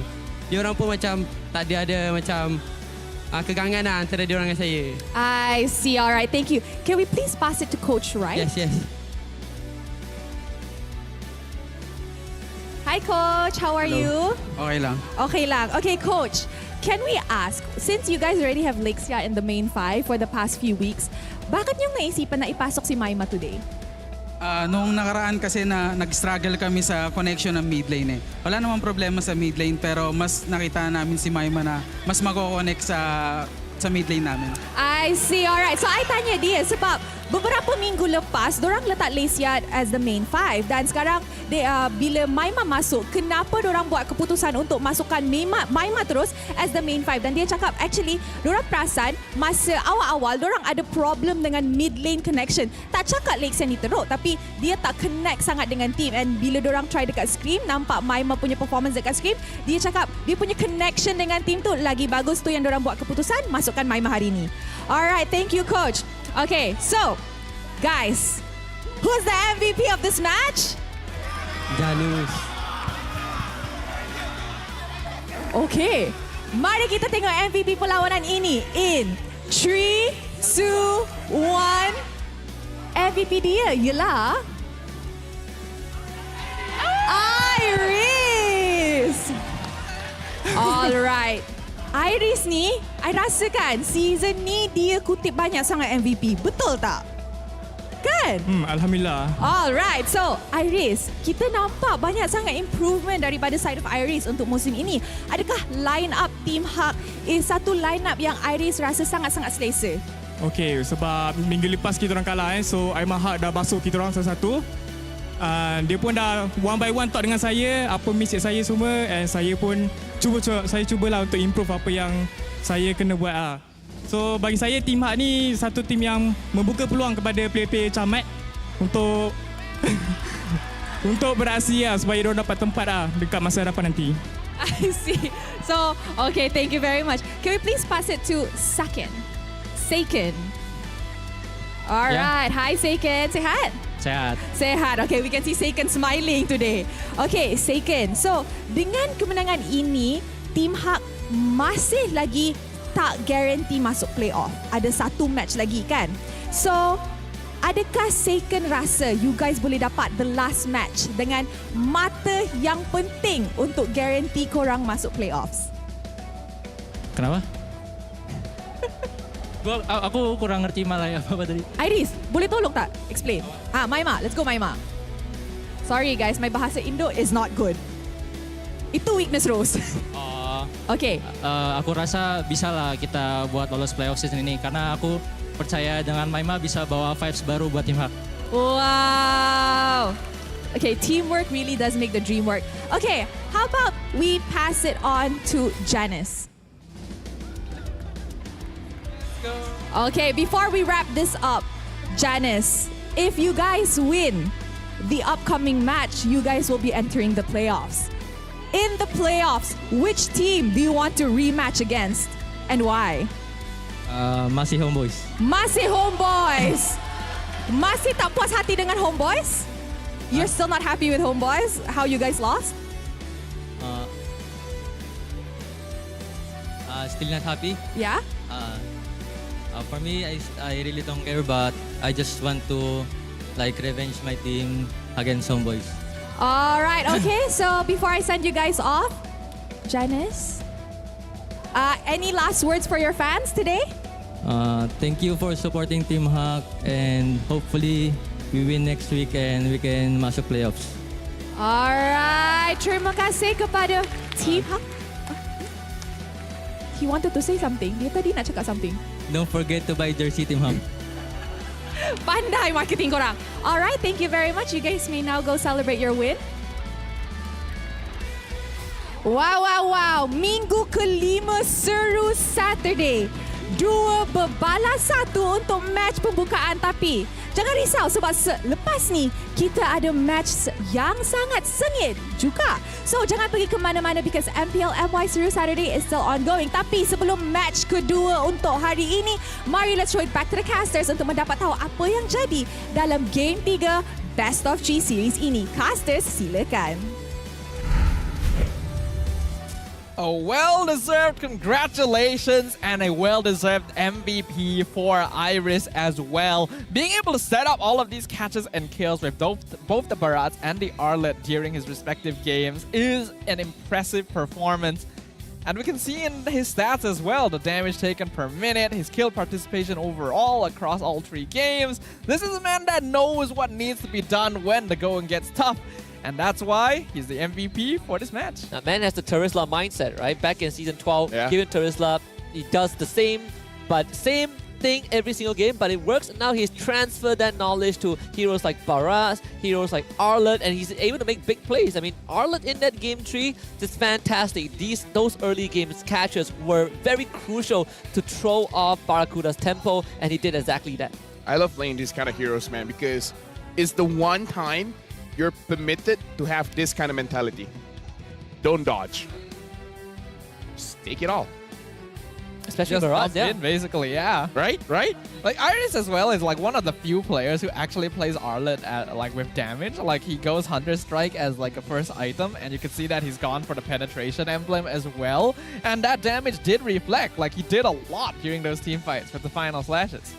I mean, like here's the thing. Iris has really evolved as a player. He used to be that guy who just dives. Doesn't do anything else, just dives. But now he has layers to it, right? He can set up for his team, he can frontline, he can dive, he can split push, he can do it all. Iris has really matured ever since his time with RSG, if I'm not mistaken. He also ends up giving his life a lot for objectives. So instead of just diving, he's just dying. Yeah, I mean, he definitely moved on from the Terisla days, right? There's that Iris go and he just flick a penalty zone and then the rest is up to his team. Now he gets to do a lot more. I mean, he still is sort of the sponge for the team. He's soaking up most of the damage, but at least now there's a second layer to how Iris is going to play out these fights, right? I start the fight, I take the damage, and then I can set it up afterwards. It's not a be-all, end-all every time something happens. Honestly, looking at Team Hawk right now, they look very solid. And we were talking before the game starts, keep the draft. Yeah. I guess Team Hawk heard us, and then they're like, you know what? That's right. Let's keep that draft. Let's keep the draft. Yeah, let's keep Barracuda's draft instead. Yeah. And I think Barracuda's draft was a little bit too lofty in its ambition. The only difference is the EXP link. That's Pretty all. much, yeah. Everything like, else it is is the just same. straight up Barracuda's draft. So maybe this is the winning draft now, right? I mean, we told Barracuda to keep the draft. We didn't say trade the drafts. I think they heard us wrongly. Yeah, I feel like with the Brody here is 1-0-3. I feel like other choices could have been a little bit better. It's basically the worst trade deal in the history of trade deals, right? Like, they thought that they were getting something with the Florin Faramis, which ordinarily would be really scary because you just out-heal everything. But then you're putting a lot of eggs into one basket by picking up Nolan and Brody, which kind of necessitates you to play aggressive and snowball early, and they didn't do that. I feel like all of the other goal laners we mentioned would have been a better choice. Yeah. You know what would have been a good choice here, actually? Barak is jungle? That number 1, Faramis and Diggy. Right. Yeah, actually. Right? Diggy. They were too focused on getting that floor in because it was banned out in the second phase for like game 2, I believe. not that they needed it though in game 2, right? They went for Minotaur third pick, so game 2 wasn't even an option. It was more like game 1 it got banned out in the second phase. And it's weird, Diggy would have completely denied Team Hawk, like final slash Midwin Fury, it doesn't matter. Not just that, imagine Brody and Diggy against Nathan. Saken won't be able to play the lane at all. Exactly. Like the classic Diggy Bruno. Those were the days. Like, yeah, that would have been a really solid choice, considering like the auto alarm. I don't know what sound I just made. I feel like I just sounded like Murloc. I'm pretty sure that's the sound of Murloc makes. Can we say that on stream? Not if we say where it's from. But yes, the auto alarm bombs would have scouted out brushes. You could have caught people. Like, he would have had way more utility than the Florid. But I just want to say that Maima and Saken's damage this game is out of this world. 68k for Saken, 72,000 for Maima. They were literally uncontested if you compare to what Hesu has to go through. I'm still not over what Stafa said. So. Man, it's been a while since that happened. But yeah, Hesu had to go through a lot. Like, I always feel like Hesu is the player that's like really pulling everything together for Barracuda. Like, no matter what hero you give him, he's going to make stuff happen. It's just, again, the support system coming in from Barracuda needs to be more solid, I guess is the word. At least the graph looks nice. You know, there's a progression in damage taken. And Amal took more damage than I mean, I guess who else can absorb the damage, right? I mean, someone's got to do it. Someone's got to do it. It's just usually not assassin, you know? And they're able to tank a lot more damage because they do have that Nether Realm. Like, it managed to save them in a lot of earlier fights, but once Team Hawk got more scaling in, then even that second health bar really made no impact. This just really solidifies why Iris was the MVP. Because put it in a vacuum, right? Barrage, Faramis, and Florid. Good luck trying to kill the guy. But the fact that Iris gets everyone together so that Team Hawk can have a big burst of AoE damage coming in from Saken, Maima, and Noir with the crowd control, Iris really was the MVP, making sure that they cannot dish out their formation that they wanted to do. Yeah, and a lot of times when Team Hawk starts, well, when Iris specifically starts these fights, you can see the protocol for Barracuda is we use all of our defensive ults and then we start falling back, right? I don't think there was a situation in this game where Barracuda was like, they engaged on us, let's try to fight them. It's always, we try to back off and then we turn to get a pick off or two, but they always ended up only getting Iris, so it's never really a win for Barracuda, now that I think about it. Yeah, they don't have enough damage. Like, it's all front-loaded onto Nolan and Brody, and if they don't snowball enough, then it's not going to be enough scaling DPS overall. I also really like Noir having a good trigger finger this game, because Iris is always the one that starts the fight, and it would be very easy to kind of like waste things by stacking both ultimates together. But Noir's just sitting and waiting because he knows that the NetherRealm's going to come out. So he delays the Minwen Fury for later on in the fight. Actually, I think that's the biggest problem. Trap did not join a lot of the fights. If he joined a lot of the fights, maybe it could have been different because he was stuck in lane. It seems like he was the one getting bullied by Saken, but it was at most a neutral lane. I think they were not willing to let the lane go, right? I remember specifically saying that I think maybe Barracuda can consider freeing up Trap from the lane. You know, you bring your cavalry there, we take the tier 1, and then our Trap can move more freely. They were focusing a lot more on getting Amal ahead, which ended up not happening. And Amal focus again, not really giving them a lot, because we literally highlighted during the game, they should be giving a bit more attention towards trap lane, and then the Nathan wouldn't be a problem for much later, but they didn't do that. That allowed Saken to get 800 gold per minute. That's a very nice round number as well, by the way. And Maima getting the highest damage dealt once again. I really am impressed by the impact he's able to create every single time he rejoins the MPL. I feel bad for Ava because now he's been given the opportunity to carry, but he couldn't. The one game, actually. Okay, it's the support system. There's no support system. I feel like this support system, now it's... Well, they have a support system, but it's supporting the wrong target, I suppose, right? It was supposed to be Trap, theoretically. Well, Barracuda... It's not even the fact that they're supporting the wrong target. I feel like they're not supporting well enough. Overcompensating with the draft. Maybe a little bit. You can see here in the highlights brought to you by our official gaming phone, Republic of Gamers, that unlike previous matches, this was pretty one-sided right from the get-go by Team Hawk. Even, yeah, this one, well, it's an unfortunate death for Sakin, but still, it's always like Iris getting these engages, and I like how Team Hawk started to adapt. Noir realizing that if I just press Minoan Fury with the final slash, I'm not getting full value out of it. Let me just stagger it. And Barracuda, there's just no way to go around this. The final slashes at the beginning, man. Like, Iris just finds those targets, and he does not hesitate. He is so fast, especially like understanding how far you can go with the final slash, coupled with the flicker. The understanding of this hero is, I mean, Iris has mastery over Arlott. He has good eyes. He has good eyes. Make sure every Good eyes final is slash is the final slash here.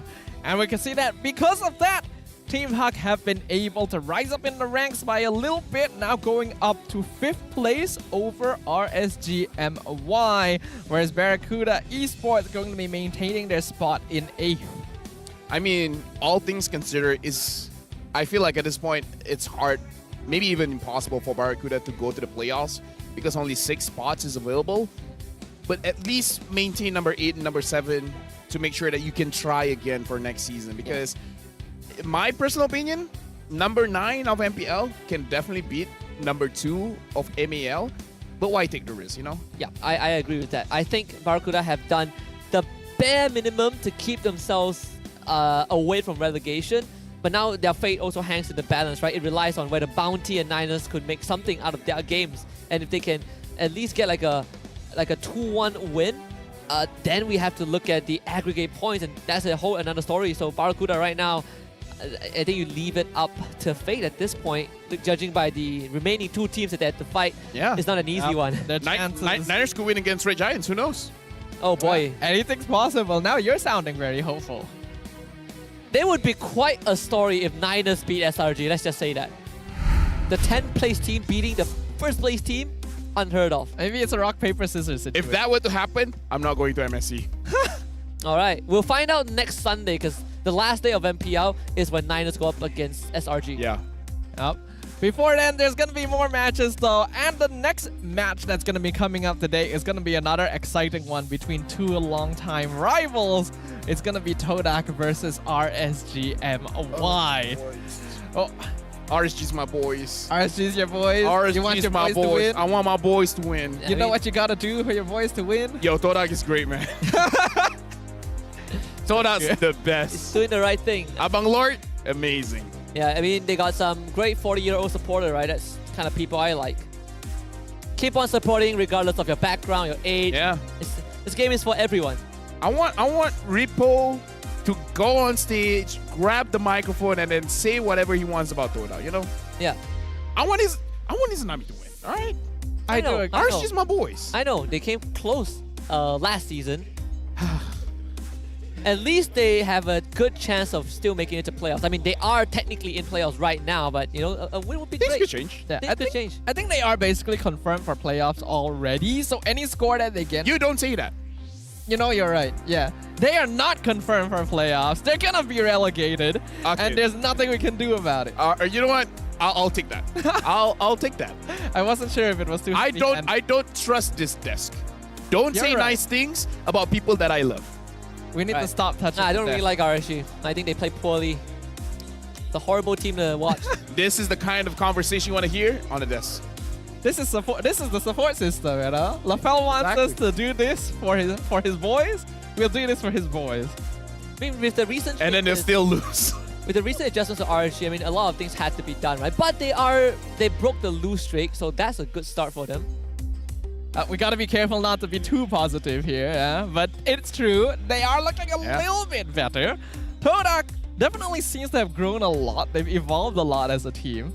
So they've got a lot to prove as well. And although I am supporting your boys, I still have a bias, you know. Zimsum is one of my favorite players. So we'll see what happens. A little bit of a duel there. These two teams have met up against one another many times in the past. So Zim's your boy, Nami's my boy. Pretty much, yeah. You need to get a boy for yourself. My boy, I'll think about it.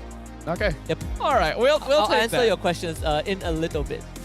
In a little... Clock Okay. ticking. Okay, wow, next game. Okay. All right. Because we're going to that's go fair. for a break soon. Yeah, we're gonna go on a break very soon after this. As per usual, we'll leave you guys with the mic check, and after this, it's going to be a very exciting match, Todak versus RSGMY. And at the end of the day as well, we've got the Red Giants showing up once again to show us what they've got against King Empire. So many exciting matches. Make sure you guys catch them. If you guys want a snack or something, this is the time to do it, because we will see you guys after a very, very short break. So until then, we'll see ya. You can ulti, Roger. Ulti bagi to, guys. Ulti bagi to, guys. Ruby connect, guys. Ruby connect. Nice. Balik ka, Ruby. Flicker, Ruby. Ya, boleh. Si Iris. Okay, board first, guys. Before Lord. Boleh. Tak ada Roger, no Roger. Nice one. Balik ka. Guys. Bagi to dash ya. Tengok Ruby. Mati. Ala. Go let out. Nice guys. Bisa na. Go tower. Orang. Mati. Nice one. Itu dia guys, disiplin guys, santai. Ulti. Boleh lari. Dia aku minum. Mati na Ethan. Anjing one hit. Okay, minum. Dah. Die. Can CC guys. No. Low Nathan. Low Nathan. Can load. Tengok. Wait They pull wait. I think they wanna lure. Dia lot. Boleh war guys, boleh war. Nice. Go. Boleh. Santai. Aku hati belakang. Roger alay ba? Nice trap. Alhamdulillah. Tapi dia turtle. Baik. AJ. Bisa AJ. Faramis guys. Mati. Nice. Nice. Atas. Bisa guys. Simi. SU. I got two. Mati. Bisa Faramis. Mati. Nice. Triple lah. Santai. Nolan. Wow. Santai guys. Mati. Bisa guys. Tower. Nice. Iris.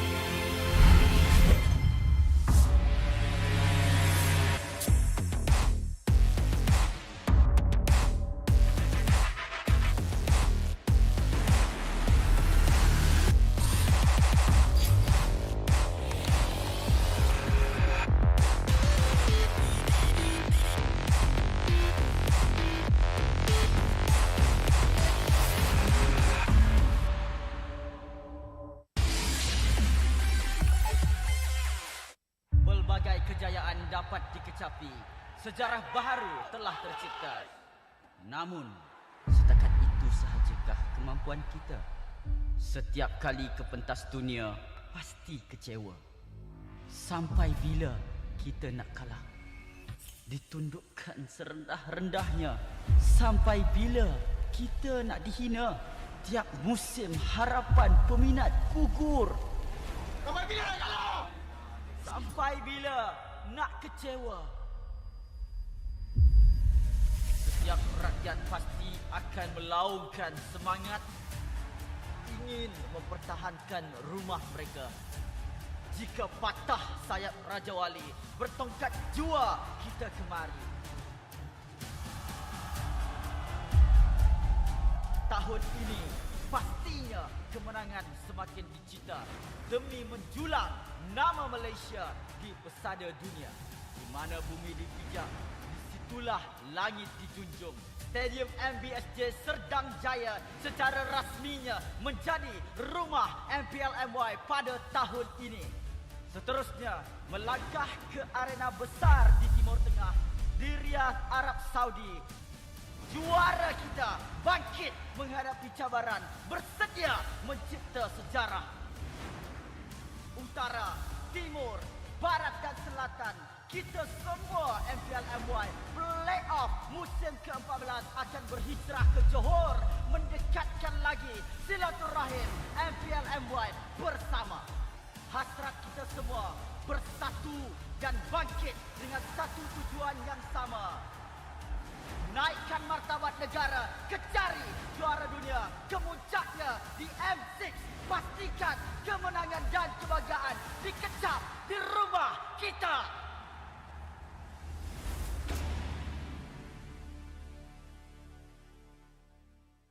Untuk melakukan serangan yang sebenar.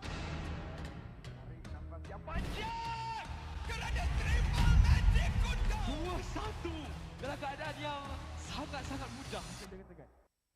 Selamat datang ke MPL Malaysia musim ke-13, di mana yang terbaik akan berentap dalam pertempuran sengit dan penuh strategi.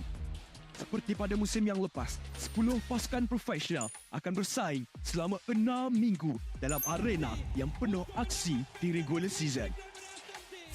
Namun, bermula pada musim ini, cuma 6 pasukan akan layak ke play-off dan pasukan di tempat ke-7 dan ke-8 hanya dapat stay untuk musim seterusnya. Tapi sayang sekali, tiada slot ke play-off buat mereka pada musim ini. Bagi pasukan di tempat ke-10, slot musim ke-14 mereka akan diganti oleh tempat pertama MAL Conference Group. Mereka akan di-reset dan harus merebut kembali peluang melalui MAL musim kedua.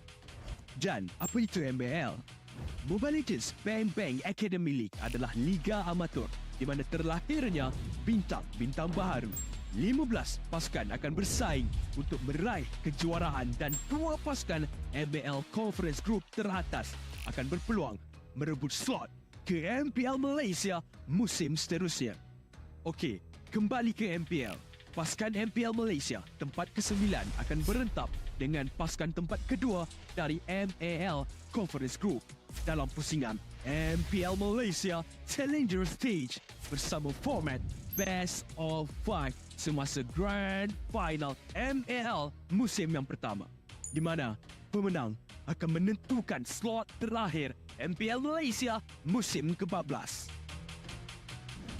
6 pasukan yang layak ke play-off akan berentap untuk meneruskan jalan ke Grand Final MPL Malaysia musim ke-13 dan merebut peluang untuk ke MSC 2024.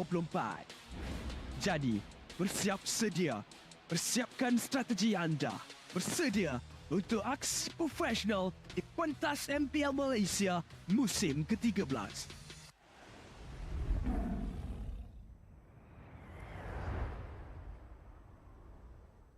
Ada satu kedudukan namun dibantu dengan Iris dengan adanya detonas welcome yang telah dikeluarkan, tarikan yang dibuat cuba untuk mengekang Noah dan juga Iris. Pada waktu ini memang datang untuk membantu di bahagian belakang. Emal akan menjatuhkan Noah setelah like and bounce yang digunakan. Second dalam kedudukan yang agak sedikit bahaya. Janus cuba mengorbankan Faded and strike daripada Maima akan menghalau Emal dari kawasan tersebut yang menjadi mangsa cuba untuk menghalau kawasan Tim Hak cuba ke depan. Itu juga akan dijatuhkan. Mampu ada peluang tapi flicker yang baik daripada Iris juga. Emal yang telah pun ditangkap dengan return welcome daripada Fury. Sekarang cuba untuk membantu Emal keluar dari kawasan tersebut. Jadi pertahanan yang berada di bahagian depan tapi diselamatkan dengan Ram dan tidak boleh nak lari dan bersihkan. Pada stasiun cantik dan mengorbankan Emal. Ada oportuniti tak bertahan lama AJ Emal. Triple kill. Berminat untuk mengetahui info lanjut mengenai prestasi pemain dan jadi sebahagian daripada MPL Malaysia? Layari laman rasmi MPL Malaysia sekarang. Ayo kita bersama menaikkan mutu MLBB di Malaysia. Jangan terlepas kemaskini Liga Academy rasmi MLBB Malaysia, MAL Malaysia. Ikuti semua platform rasmi kami. Ayo sokong MAL Malaysia musim pertama. Ikuti semua platform rasmi. Semua peminat dan penyokong dijemput ke arena MPL Malaysia musim ke-13 di Serdang. Anda berpeluang berjumpa dengan pemain kegemaran anda, kumpul tanda tangan eksklusif dan sertai kempen Fan of the Season. Musim baru, line-up baru, jersey baru. Jersey telah menjadi topik hangat sejak hari pertama MPL Malaysia musim ke-13 bermula. Namun, apakah pendapat pemain dan penonton tentang jersey musim ini? You rasa jersey mana yang paling lawa? JP Niners lah. Jersey rempit, JP Niners. Macam Mun, saya rempit. Paling lawa Barakuda. Tahu kan dia punya yang buat baju ni Choi. Choi ni baju dia memang lawa. Sejujurnya Todak. SRG. Bagi saya KGE lah. Judgement dia lain daripada lain. Apa least favourite jersey? Paling bawah sekali, I rasa I letak King Empire. Dia nampak e-sport. Tapi e-sport tu maybe 3 tahun lepas punya design. KGE paling kurang. Oh, King Empire. Orangnya handsome, jersey-nya kurang sikit. Barakuda. Saya rasa Bounty kot. Dia design macam 90-an.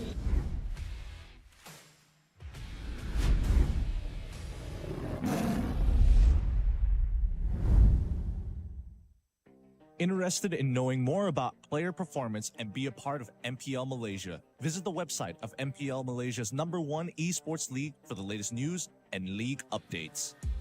Don't miss out on updates from the official MLBB Malaysia Academy League, MAL Malaysia. Follow all our official platforms. All fans are invited to the MPL Malaysia Season 13 Arena in Serdang. You will get a chance to meet your favorite players, get exclusive autographs, and join the Fan of the Season campaign.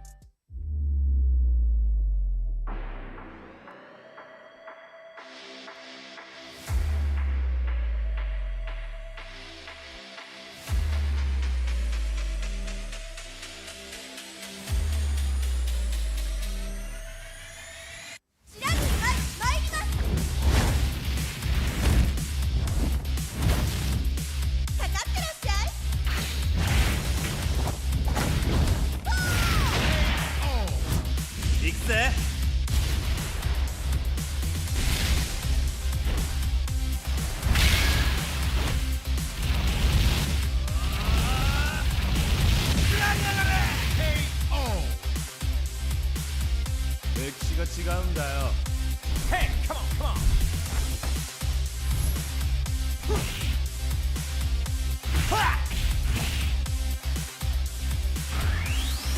Okay. Power Gator.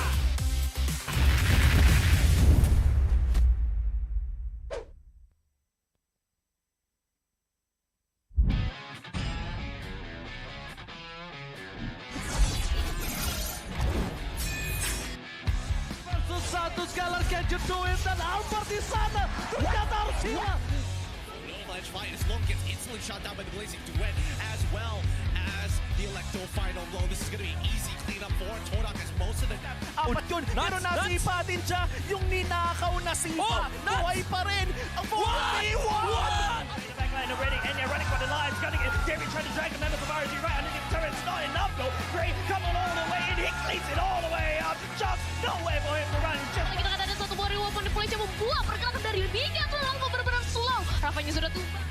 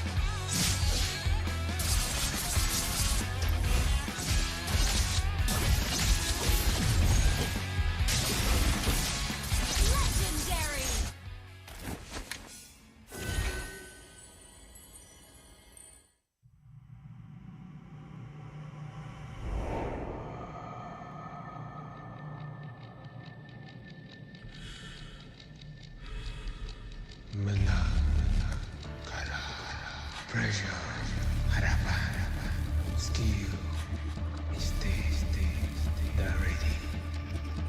Kalah, dihentak, dituntut semua untuk peminat. Spotlight melambangkan satu sosok tumpuan. meneruskan dinasti mereka. 3 kali juara MPL Malaysia. Tumpuan untuk melakukan yang terbaik.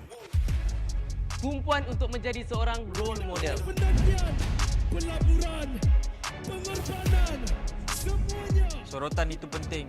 Ia membuatkan kita percaya. The supporters will witness our fights and our struggles.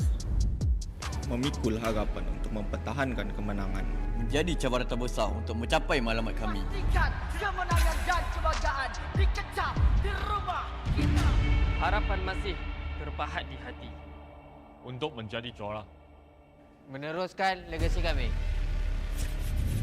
Di bawah cahaya, semuanya menjadi lebih jelas. Underdog, kuda hitam. No, kami adalah Monster Vicious. Cahaya impian telah menerangi pentas ini. Kejayaan bukan lagi dongeng. Not just a dream. Ia arti harapan yang sebenar. Mungkin ada yang sangka bahawa harapan ini akan hilang. Tapi bukan kami.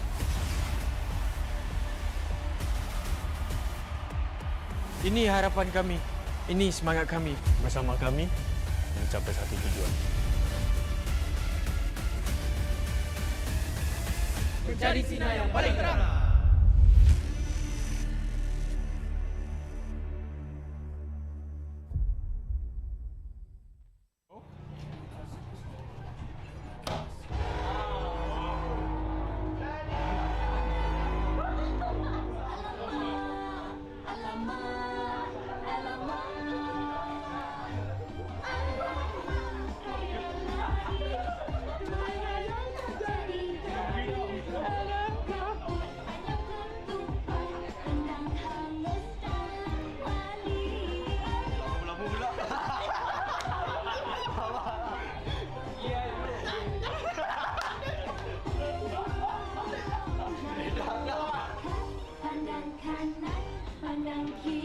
Ready posing Right. Okay. Nikmati jaguh 5G untuk gaming sepantas kilat dengan Hotlink Prepaid 5G. Internet 5G tanpa had dengan kelajuan 5G tanpa batas untuk layan gaming tanpa gangguan. Nikmati latensi rangkaian 5G terunggul dan gameplay termantap sepanjang malam. Semuanya hanya RM32 sebulan dengan 20% cashback. Dapatkan sekarang.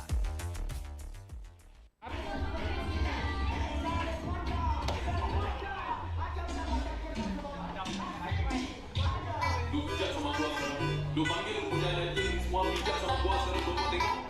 Lu jaga dia. Lu masuk sama Todak. Gua tak. Bukan senang mau masuk ke tempat mah. Lu mau saya masuk ke bangsa macam. Nanti gua kasih demo. Ready.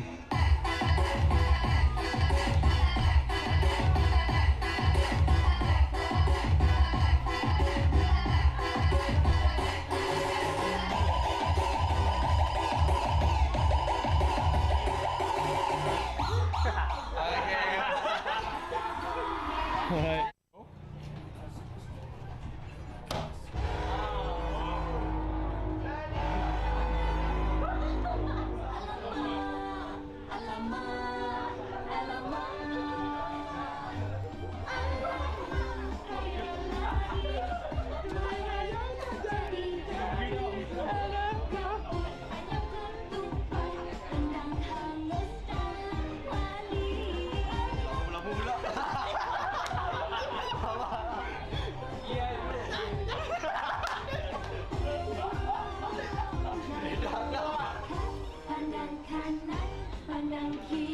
Ready posing Right.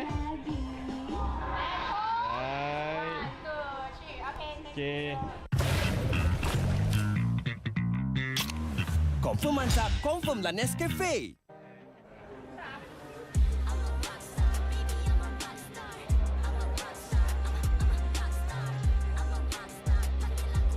Kami akan bantai Barakuda.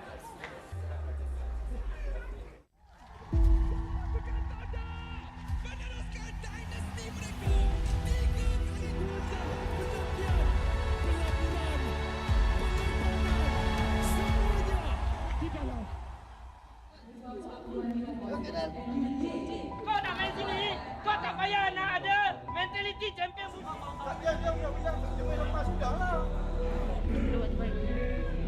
Oi, buat tu lagi lah.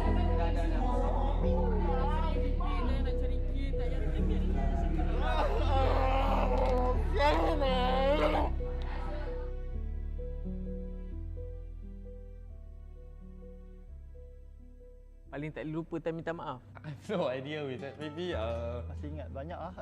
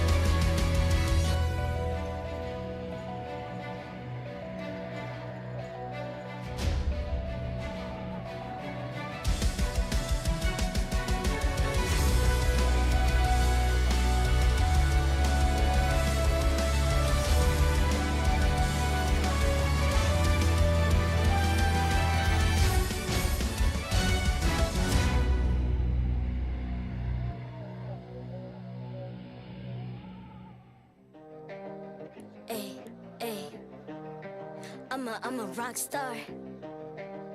Yeah, rock star. Ay, ay, ay. I'm a rock star, baby. I'm a rock star. I'm a rock star. I'm a rock star. I'm a rock star. Panggil aku rock star. Ini kejohanan kita semua orang rock star. Kita rock star, kita buat saja gaya kita. Makin panas apinya sudah membara. Macam mana pun ku menempuh segala. Demi negara ku buat semua bangga. Step into my world, you know I'm always in my zone. You know I got my team, no I'm never alone. Bring out my best, buat yang terbaik. Jadi juara perlahan kita naik. Aku nak push, naik-naik jadi lebih bagus. Jadi hero, ku ada skill. Berapa banyak musuh aku dah kill. Ramai cuba mencapai, cause they envy me. Tiap game aku pasti jadi MVP. I'm a rock star, baby, I'm a rock star. I'm a rock star, I'm a rock star. I'm a rock star, panggil aku rock star. Ini kejohanan kita semua orang rock star. I'm a rock star, baby, I'm a rock star. I'm a rock star, I'm a rock star. I'm a rock star, panggil aku rock star. Ini kejohanan kita semua orang rock star. Tengok nanti siapa yang juara. Ni peluang kita bawa pulang piala. This is my game, this is my time. Menang semua, everything will be mine. Kalau jatuh kau pasti kembali. Bangun balik ku tegak berdiri. Kuatkanlah tenaga, ganjaran diperoleh. Ni kejohanan kita, Malaysia memang boleh. Rise up to the top, kita buat bersama. Semangat kita kuat di bawah satu bendera. Ay. I'ma go hard for the win. Win. On the battlefield till the end. I'm trying to beat the greatest anyone has ever seen. Stand by, I'm coming in for the win. I'm a rock star, baby, I'm a rock star. I'm a rock star, I'm a rock star. I'm a rock star, panggil aku rock star. Ini kejohanan kita semua orang rock star. I'm a rock star, baby, I'm a rock star. I'm a rock star, I'm a rock star. I'm a rock star, panggil aku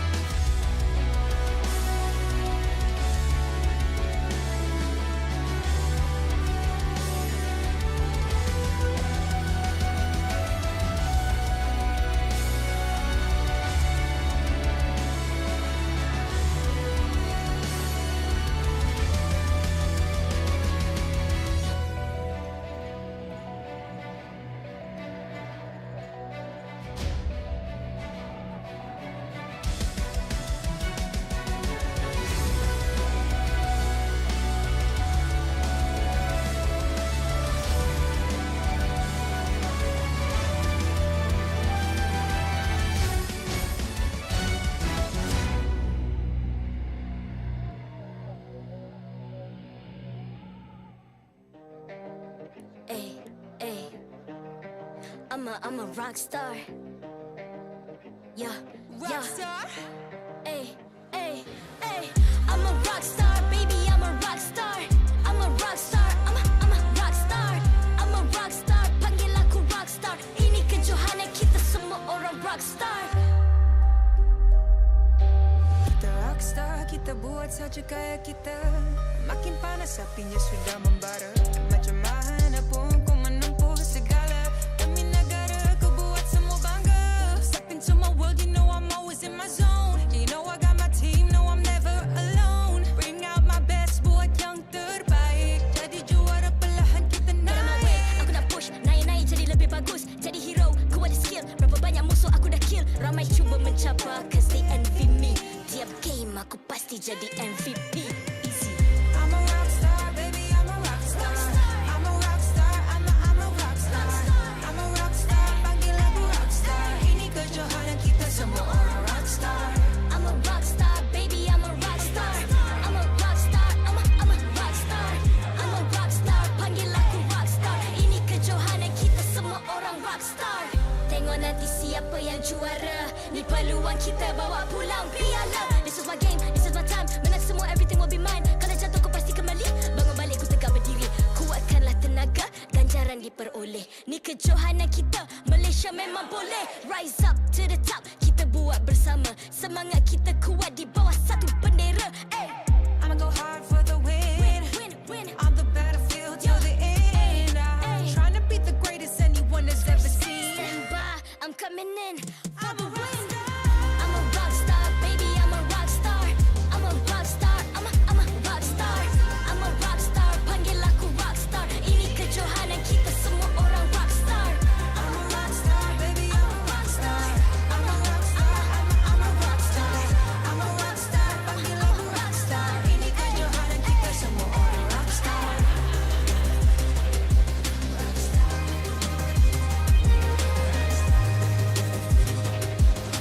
Ini kejohanan kita semua orang rockstar.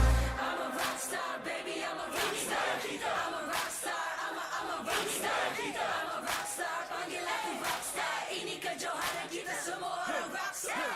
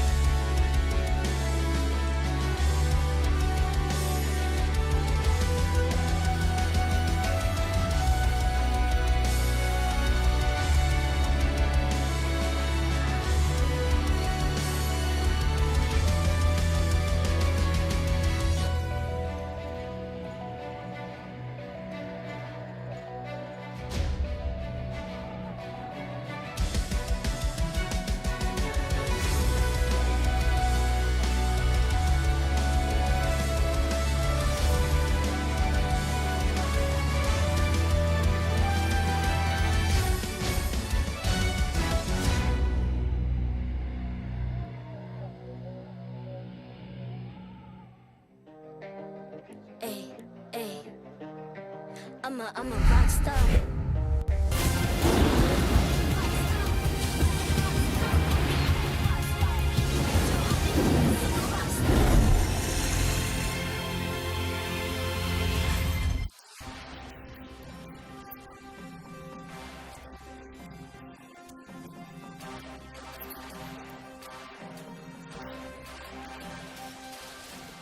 Shout out to ROG Phone 8, the official gaming phone, for keeping our players at the top of their game.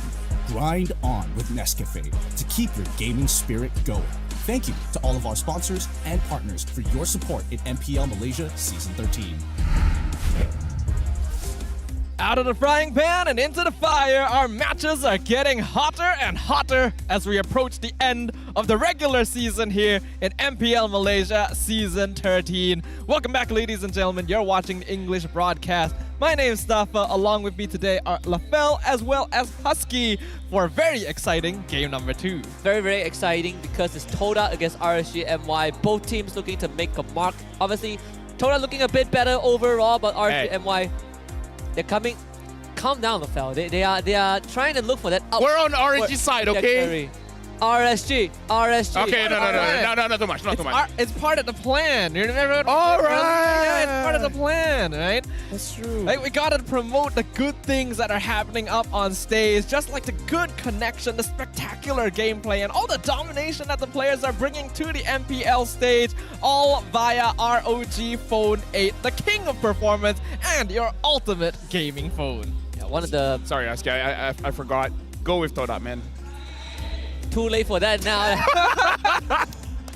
Keep it serious, right? Yes. Serious game. Yeah, I was just saying, like, let's see how long this lasts, and Lafel broke it in like 30 seconds. So.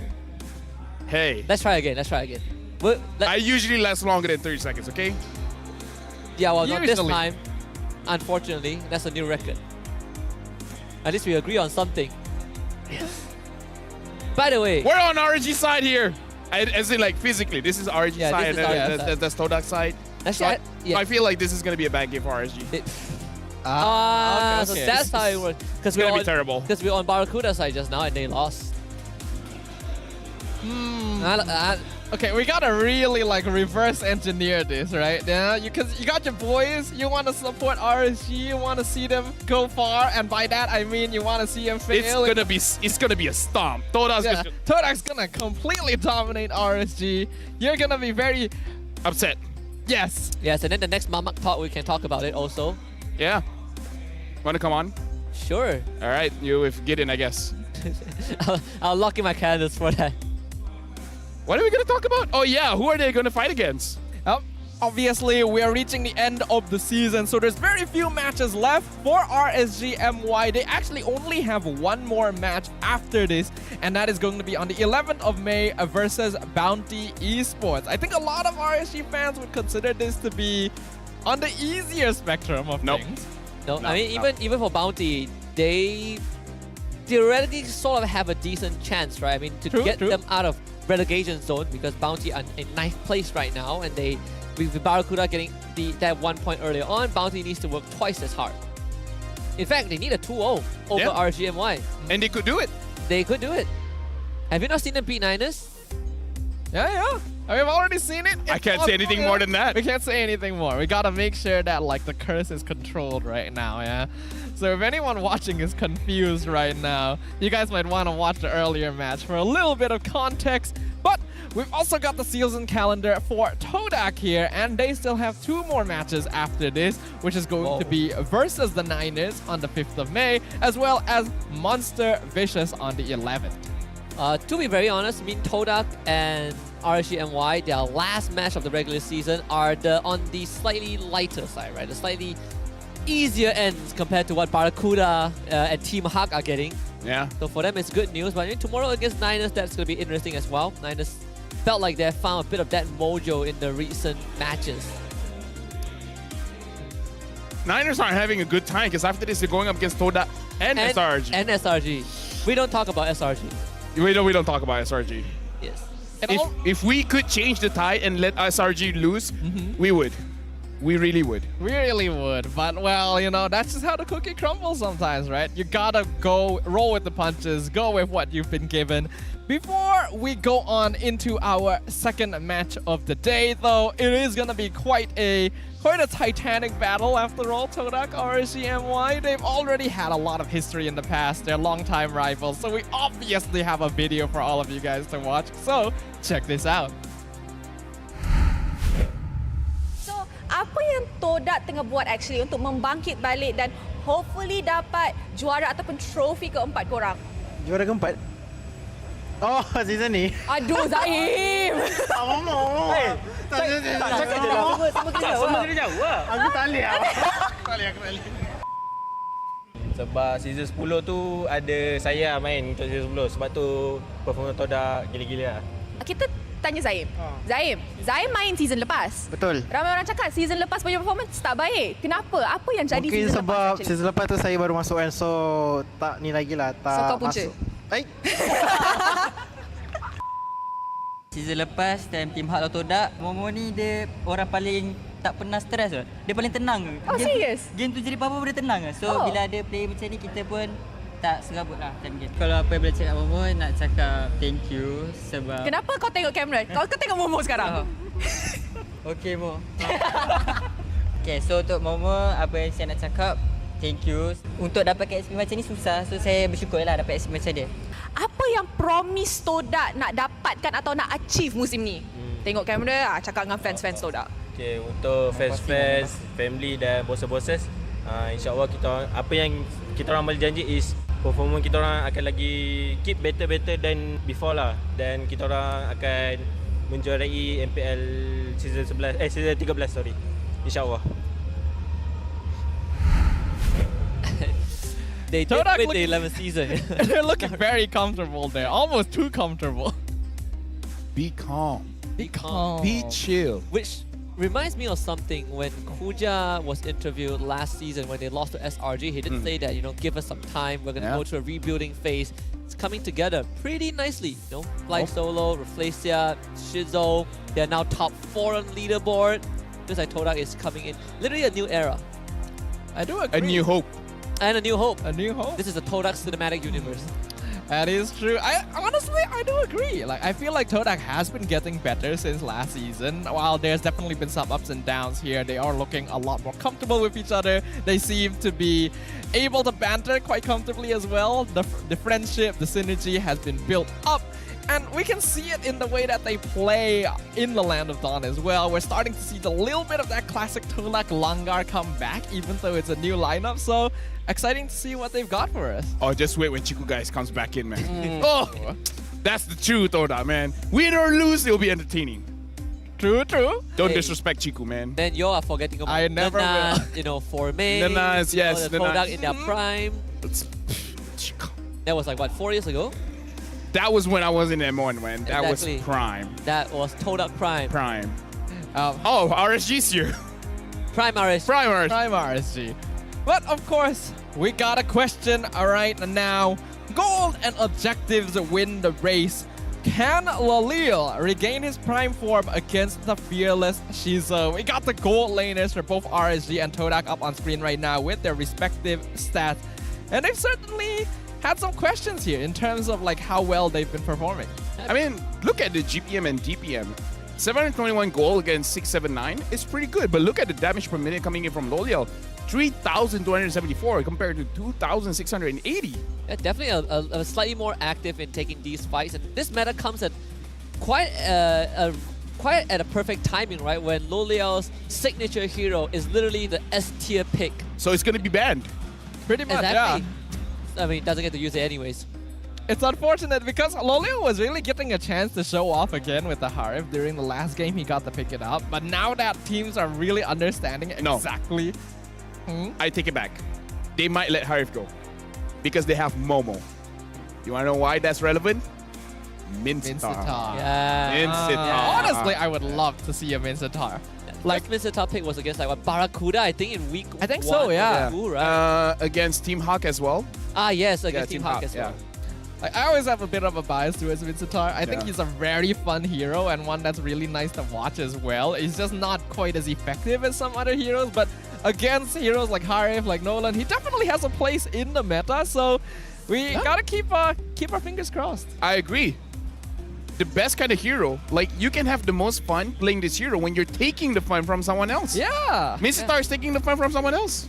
Mincetar just straight up says no, you can't play the game right now. It's that's not allowed. That's illegal. Wanna walk? Wanna walk in, Salva? I think it Wanna is introduce the about players? time to walk in. No, we've been bantering long enough, right? Because Mincetar cancels dashing, the players have to walk up onto the stage. So let's just go ahead and introduce Todak and RSGMY. RSGMY. Having successfully risen and posed a tough challenge to Team Hack last week, the flames of this team's passion reignite with renewed hope. Will the players show us that they are no pushovers and are looking to gain some momentum into the playoff? It's time to rise up! It's RSGM1!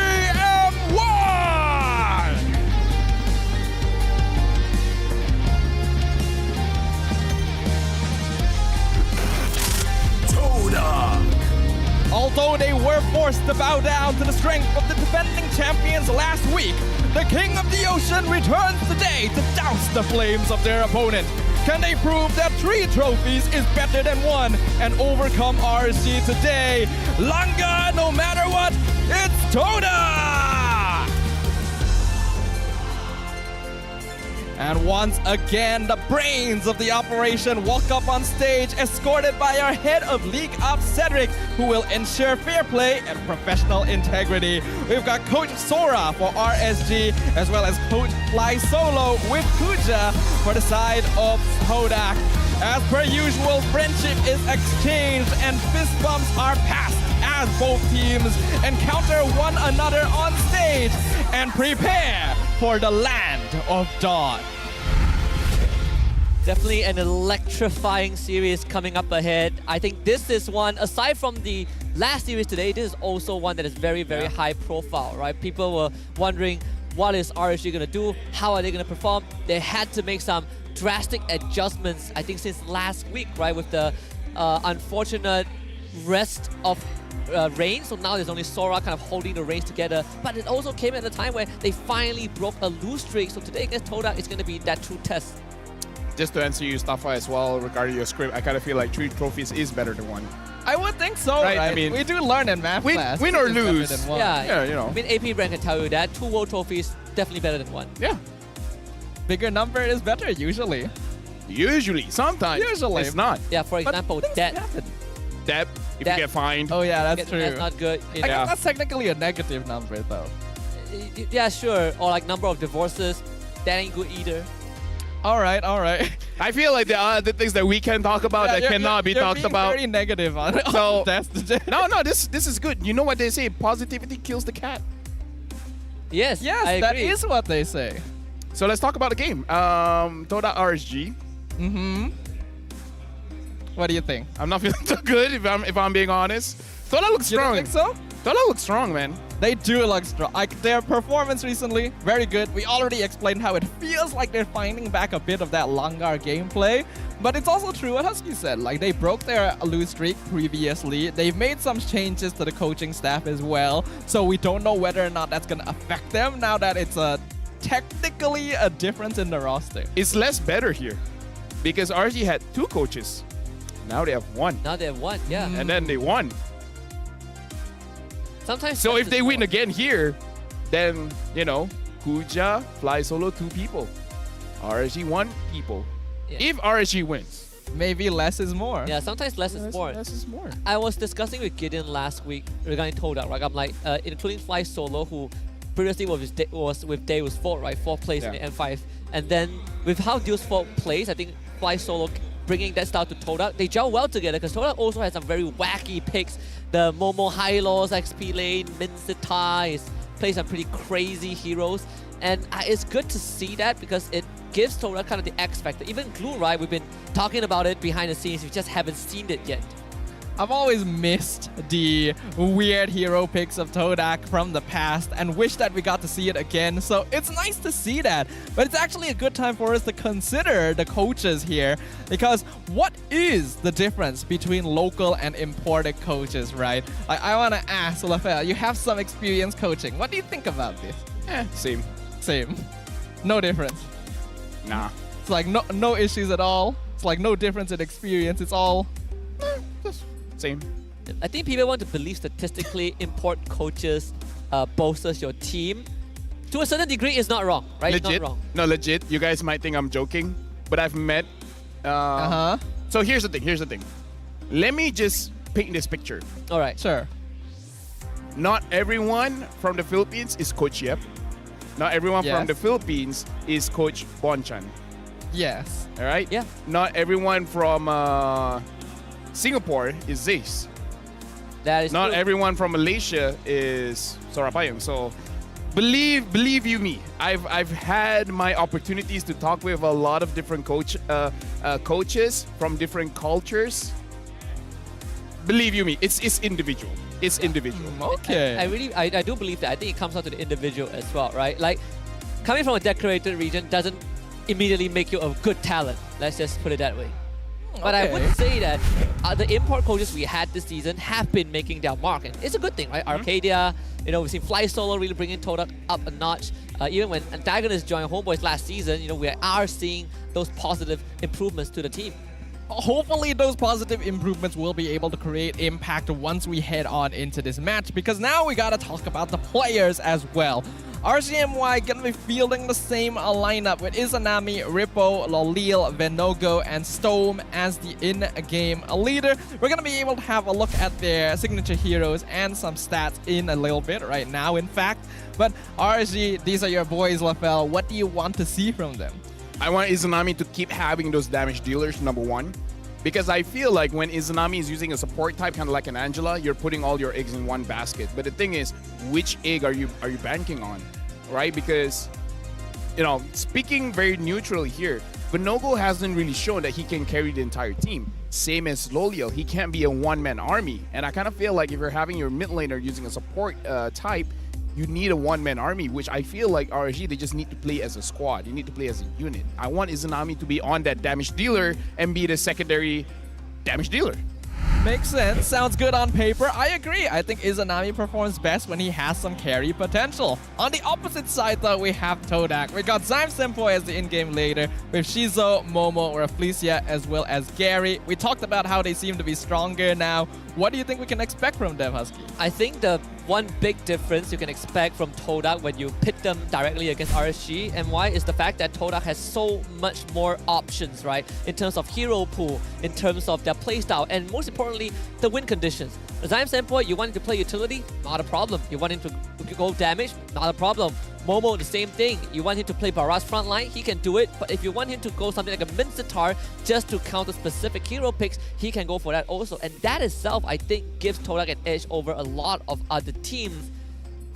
I think the biggest challenge RSGMY is facing right now, is to follow up what LaFell said about Venogo specifically, is the fact that now that Rippo is playing for the team since last week, we get to make a direct comparison when Demon Kite was still there from Season 12 and Venogo.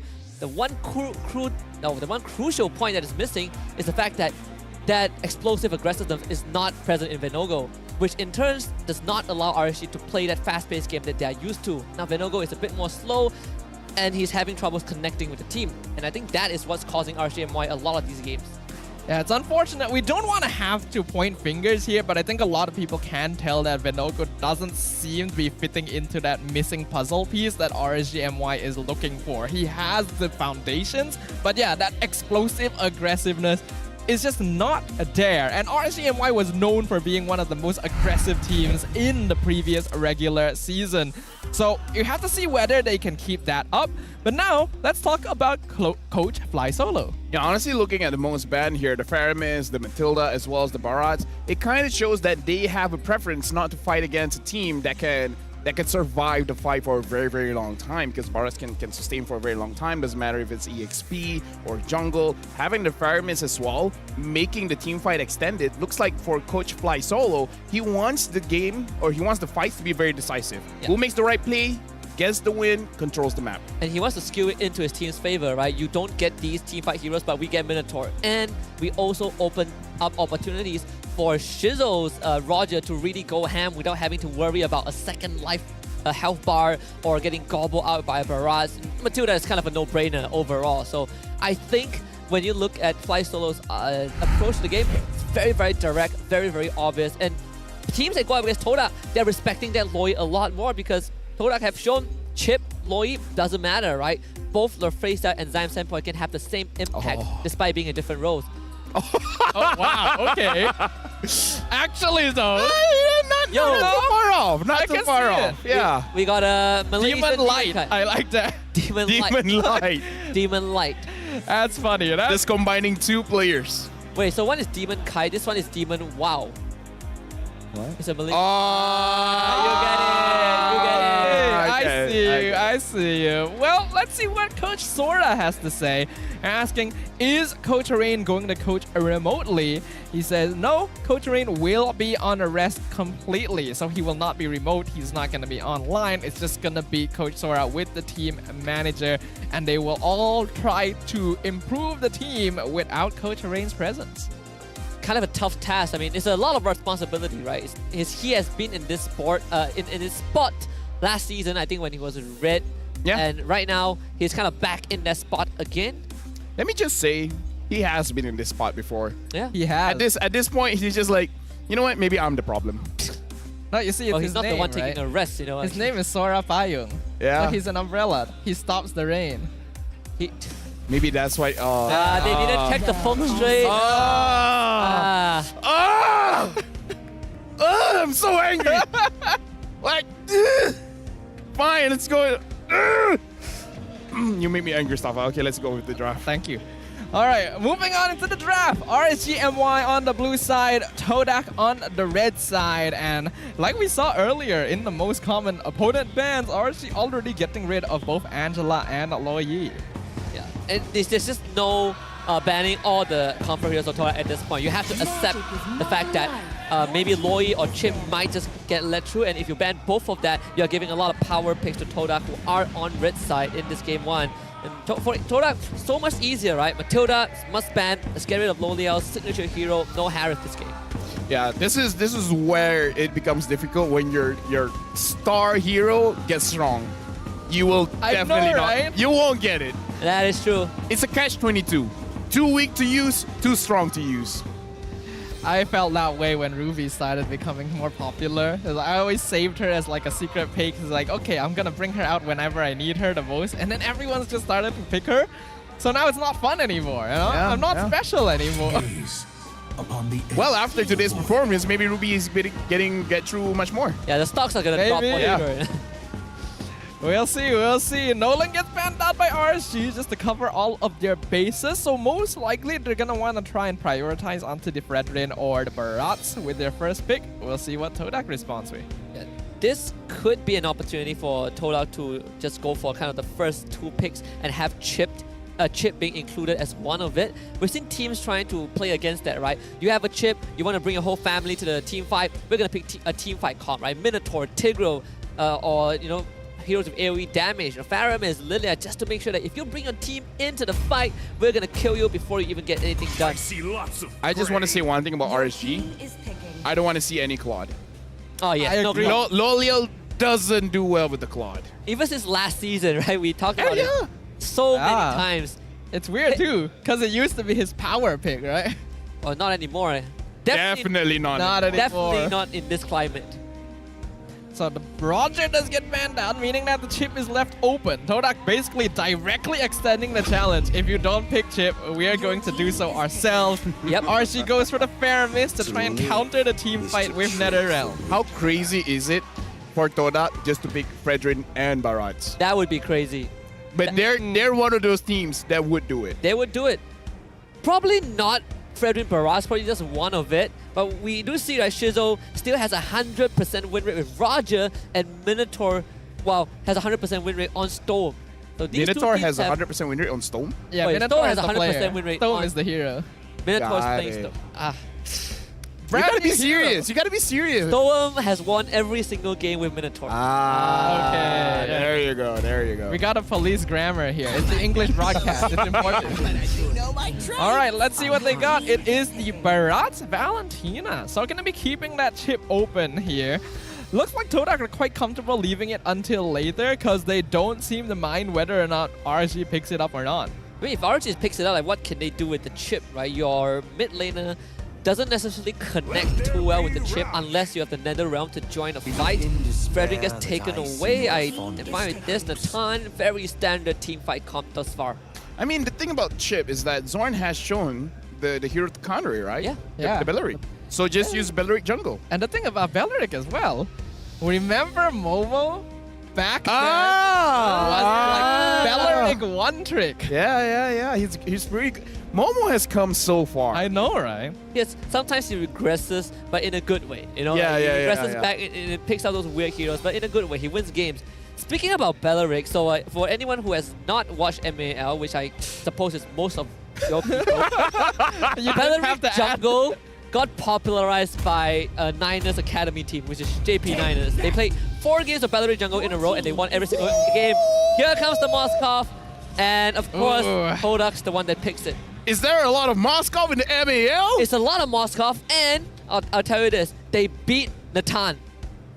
Moskov is scared. Not gonna lie, in ranked games, Moskov is a monster, man. Like completely dumpsters Natan. You get solo killed by Moskov 1, it is over. And also, split pushing, right? He's one of those few marksmen that even without Chip or Loyi, I can split push, but I need to join the fight, ultimate, then I show up. Yeah, the Spear of Destruction, man. I mean, like, cross map pressure, and you're not a Yisun Shin, that's crazy. And the fact is, Yisun Shin can't even like go to the rest of the map himself. Yisun Shin can't show Moskov up. can teleport to the spear. So honestly, Moskov's attack speed once you get to the late game is insane. It is terrifying, and I hate having to play against it myself. So I'm honestly kind of sad that he's more popular now because I have to see more of him. But hey, it's not often he gets let through in the MPL, so it's gonna be interesting to watch. And the craziest thing about Moskov is that whenever you play a marksman, we take Natan out of the conversation, right? Because he has his passive that kind of ricochets back and forth. Traditional marksman, you would say, don't hit the front line. You tell Moskov that, Moskov is like, I'll gladly hit the front line because my damage penetrates the front line. So you are not safe behind your tanks. Momo has a 100% win rate on Mincetar. 2.7 average KDA, 69% kill participation. 69.6. Nice. Oh, the thing is, Momo, how many Mincetar games has he played so far? Four. Oh, I thought it was only like 2. Okay, I've been missing out this whole time. I know he played... I just said that. I don't know. Hak, I could be wrong. Hak and Barracuda, those 2 are the ones I remember. I'm not sure if he has played any more. Yeah, same. But I mean, still, I don't have to be right.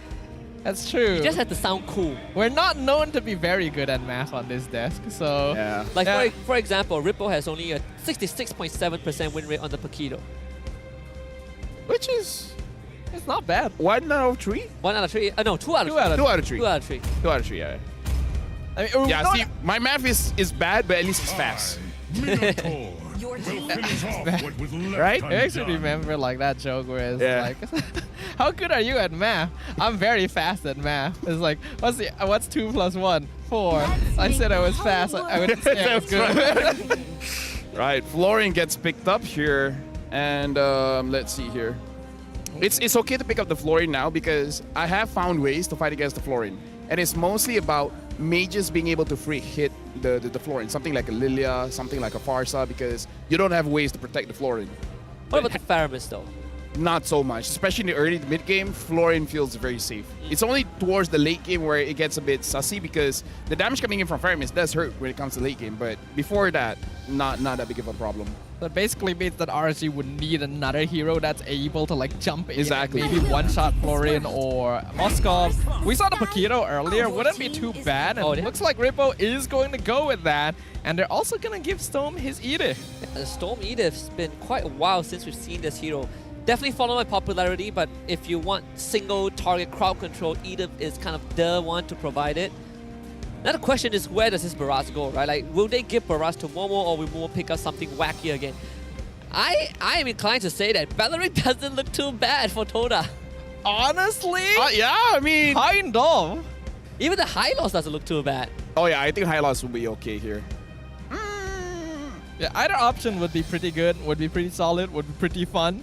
And then they pick up something like a Lapu. Or a Tamus, A right? Benedetta. They can definitely go the boring route here. Hopefully they don't do that. We want to see something a little bit more unique, considering it's Todak. Alpha. Okay. Gary Alpha, alright. Wait. I mean, Alpha into Fredrin is always a nightmare for Fredrin to deal with. Oh yeah, definitely. So I feel like according to draft, I gotta give it over to Todak. Just cause. Just cause, yeah. Honestly, I do agree with you. I think they have very good tools. Like we mentioned, Alpha is good against Predator in the jungle. Bharat matches well against the Pedo, and they do have that Valentina as well.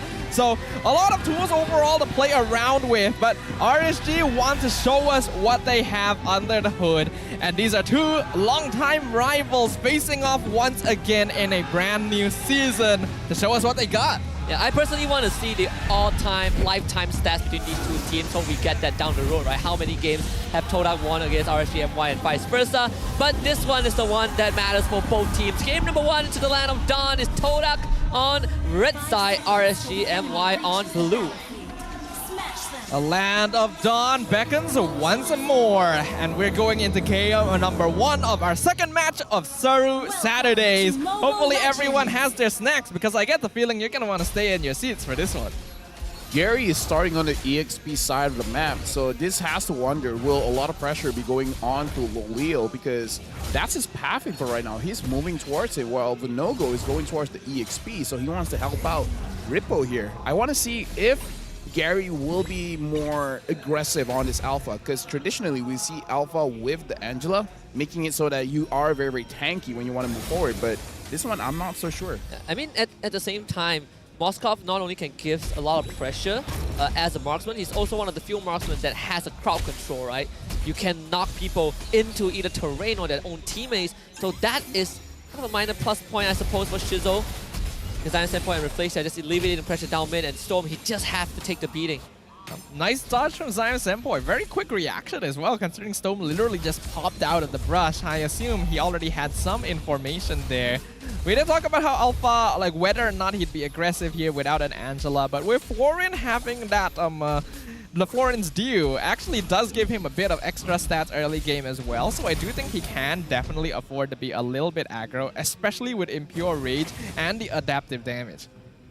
So now it's really about when are they going to opt for the fight, because it looks like for both junglers, they are prepping around the turtle side, so they want to contest this, but who has the better crowd control here? Because if Momo is able to get out of his lane, he can chew on Vinogo, and then he won't be able to really contest for the turtle. I think he definitely can't do that with Gary around the corner. I feel there's nothing that Ripple could physically do. You just have to let the wave go to Todak first before you collect it afterwards. Vinogo is on the turtle first, but Storm, he's getting shoved out of the lane. Wait, okay, Ripple got level 4. I was worried for a bit there if he couldn't. Now looks like the turtle has been started. Looks like Todak, they have a better positioning here to secure it. Now Storm is going to hit forward with the passive XP. Gary gone on by Ripple, pushed away the nether realm just to save it, and Gary still gets the turtle nonetheless. Izanami now uses his own nether realm as RCMY. They want to look for some sort of a kill, but Todak are able to get out. This good disengage there, but they're still trying. Oh, even down here, Loleo nearly taking out shit. Oh! And it's going to be first blood for Ripple. And Loleo getting a solo kill. Momo now in danger. Ripple trying to chase it. Terry Bogart with the double. Well, this is the aggressive early game RSG that I feel like we've been missing out on for a while. While they weren't able to contest the turtle, they chased down the members of Todak into their own jungle, got 2 kills in their orange side, and then Loleo won out the 1v1 bottom as well. So instantly, a 1k net worth lead from nothing. I mean, quick math, right? 1 turtle for 3 kills, I'll take that. I think it's a pretty good trade to me. Because I feel like you will equalize if you get 2 kills. Add one more, especially if it was a solo 1v1. Yeah, that's just money. Well, they found Gary. Zion Senpai to rise. Vinogo from the side. Zion Senpai forced to run away. Storm goes into primal form just to force the flicker from Zion. I mean, the fact that Loleo got a solo kill onto Shizo, that is massive for the goal lane of RSGMY. And right now, Rippo is very active around the map because we always see him having priority to move around to the mid lane. So in terms of pacing, RSGMY has better pacing here. And they found Reflexa. This time Reflexa ain't getting away. Pulled back, lifted up. And a bit of a finisher coming in from Loleo. Final touches in. Second one for the Natan. RGMY, they're coming into this game with something to prove here, and I'm liking what we're seeing. Even Shizo not safe still. The dive just barely dodges it out. No, you gotta feel this, man, because Todak having the Moscow, he just needs a bit more time, a bit more items, and then he'll 1v9. Yeah. That's what a Moskov does, all right? He 1v9s, he just needs his items. It just depends on whether or not Todak will be able to delay to that point, because it does seem clear that RSG knows about this potential threat and they're trying to up the tempo of this game as quick as possible to make sure that it doesn't happen. Second total, RSGNY starting it up. A flip from Stoem. He's going to be gone on instantly. Can't even use the Primal Wrath. Izanami late with the Nether Realm. And Flicker gobble up from the side of Momo. Ripple to the back. Finds Reflacia. And still Turtle goes over to RSGNY. Vinogo secures it as Ripple tries to chase down the Florin. Looking to secure it. Can't find a Florin yet. Finally collects the kill. Killing spree for him. And at the end of it, I mean, RSGNY still getting the minor W. You saw that, Staffa? He was already gobbled up, and Gary was close enough. I'm pretty sure Vinogo pressed a retry the moment he got spit out. I think so too. Stoem this time can get the final wrath. It's going to be Lolia to join the fight. Gary completely melted. Izanami finding the 6th kill for RSGNY.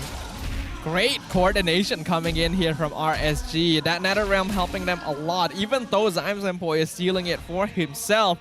And the damage from Lolil really starting to build up now that he's 2-0-1. He's already taken the tier 1 down bottom, gotten his first item. Rippo as well, 3-0. The side laners on the side of RSG are in complete control. Right now, looking at the goal difference, it's 2,500. For now, Toda, I feel like this is still an acceptable loss. The only real concern for them is their front line, because they need to make sure that Momo is able to tank a lot for Gary to find ways to get into the fight. And this is the big difference between an Angela as well as a Florin. Florin gives heal, and it's a lot of heal, don't get me wrong. But the thing is, having that shield, that enormous shield coming in from the hard guard is really the big difference maker that makes Alpha feel online. So Alpha can still do well with Florin, just needs, like I said, a little bit more time. Yeah, we've seen that variation when Todak went up against, was it Bounty? I think there is the Florin Alpha that does exactly the same thing, right? Just in a slightly different pacing. As long as this Alpha is kept alive, he can continue to contribute, but the problem is he's not staying alive long enough. Todak, because a lot of their damage needs items on both Zymsempo and Shizo, they just straight up don't have as much team fighting power against RSGNY. Even the NetherRealm denies out the Bloom, basically. So RSG can take objectives a lot more easily as long as they position correctly. Yeah, look at Ripple's position. He is basically just posturing to make sure that they get the objective. Third turtle in the game taken away by RSGNY, but it does give Shizo some space to try and get this tier 1 and free himself from the lane. So right now, Toda, I feel like they're not losing by much. They just need one good fight. And right now, Lolil is doing the same thing. He's getting a turret. So basically, when it comes to the trade coming in from Shizo, it's equal now. But you gotta see, both teams are very close to each other, but no one wants to jump the gun just yet. Yeah. RSGNY definitely feeling a bit better. At least Loliao can approach that tier 2 and start chipping it away. I think it's pretty... Oh, hold on. Entropy to get out. That was a fast entropy. Yeah, that was really quick reaction timing coming in from Lolil. I am sure he is aware of the threat here. If Tiso managed to get a stun on him, he was like 100% dead in that situation. He cannot afford to give away the lead that RSG has built up right now, because he's obviously the key factor. Just got the Blood Wing. So that does allow him to survive even longer in these fights. Steady 3,000 plus goal lead, and guess what, Loliao? Back to work. This should be tier 2 secured. Well, he's got Blood Wings already too. He's farming up really fast. Lightning Trunket on Izanami. The damage coming in from RSGNY is going to build up even faster in the next couple of minutes. And while Todak still isn't that far behind in terms of net worth, it's starting to really feel oppressive. In mid lane, Zymsempo got a flicker away. Gobbler is going to be there from Momo, but this time Stoem will be saved by Izanami. The Spin Destruction goes through because of the Nether Realm. The invulnerability does not allow Shizo to join the fight. They still lose Stoem. And they trade Momo as an exchange. I didn't know that was an interaction. It is an interaction because you're technically untargetable, and that means that with no target, you can't teleport to the spear. Yep. That actually messed up Shizo quite a bit. If the timing was more correct, his damage would have been highly valued in that fight. I mean, we got to talk about the accuracy, right? He technically hit his target. He did. It's just that he didn't know that they were going to die and respawn in that particular time. Yeah, the Purify effect, you know, the invulnerable effect is kind of nuts when you think about it that way. Very rare occurrence, but still benefited RSGMY. They trade 1-4-1 in the mid lane and they get the first Lord. Todak gonna be forced to play for this late game now. There's no real other choice. They've already lost their early to mid game power spike timing that they could have potentially exploited. So they just gotta buckle down, wait until Zion Senpoi and Shizo are able to get most of their items, and then they will be able to put up a fight again. Until then, the map just belongs to RSG. 3 items on to Lolil. Looks like Moskov is going to hit his 3 items as well, but 2.3k difference just on the gold laner. That's a lot of difference. And it's going to be an instant engage on the Zion Senpoi. They know he has no abilities to get out. Momo will be forced to abandon him. That's what, mega kill for Ripple. RSG making a lot of really good calls right now. They're continuing to apply pressure so that Todak doesn't get the free space they need to allow their late game heroes to scale up. And even Izanami now doing a lot of damage, almost taking out Rafflesia just like that.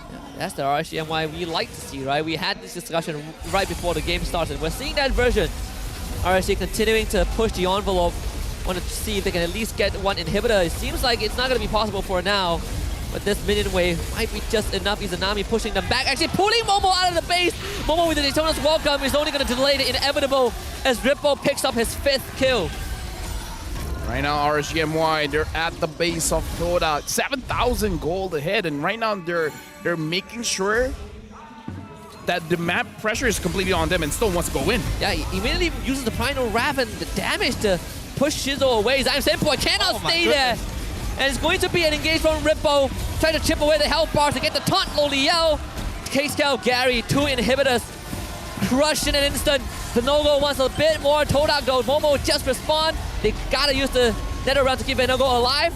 Can be pulled back by Momo. And now another entropy from Loliel. He is going in. Stunned up by Rafflesia.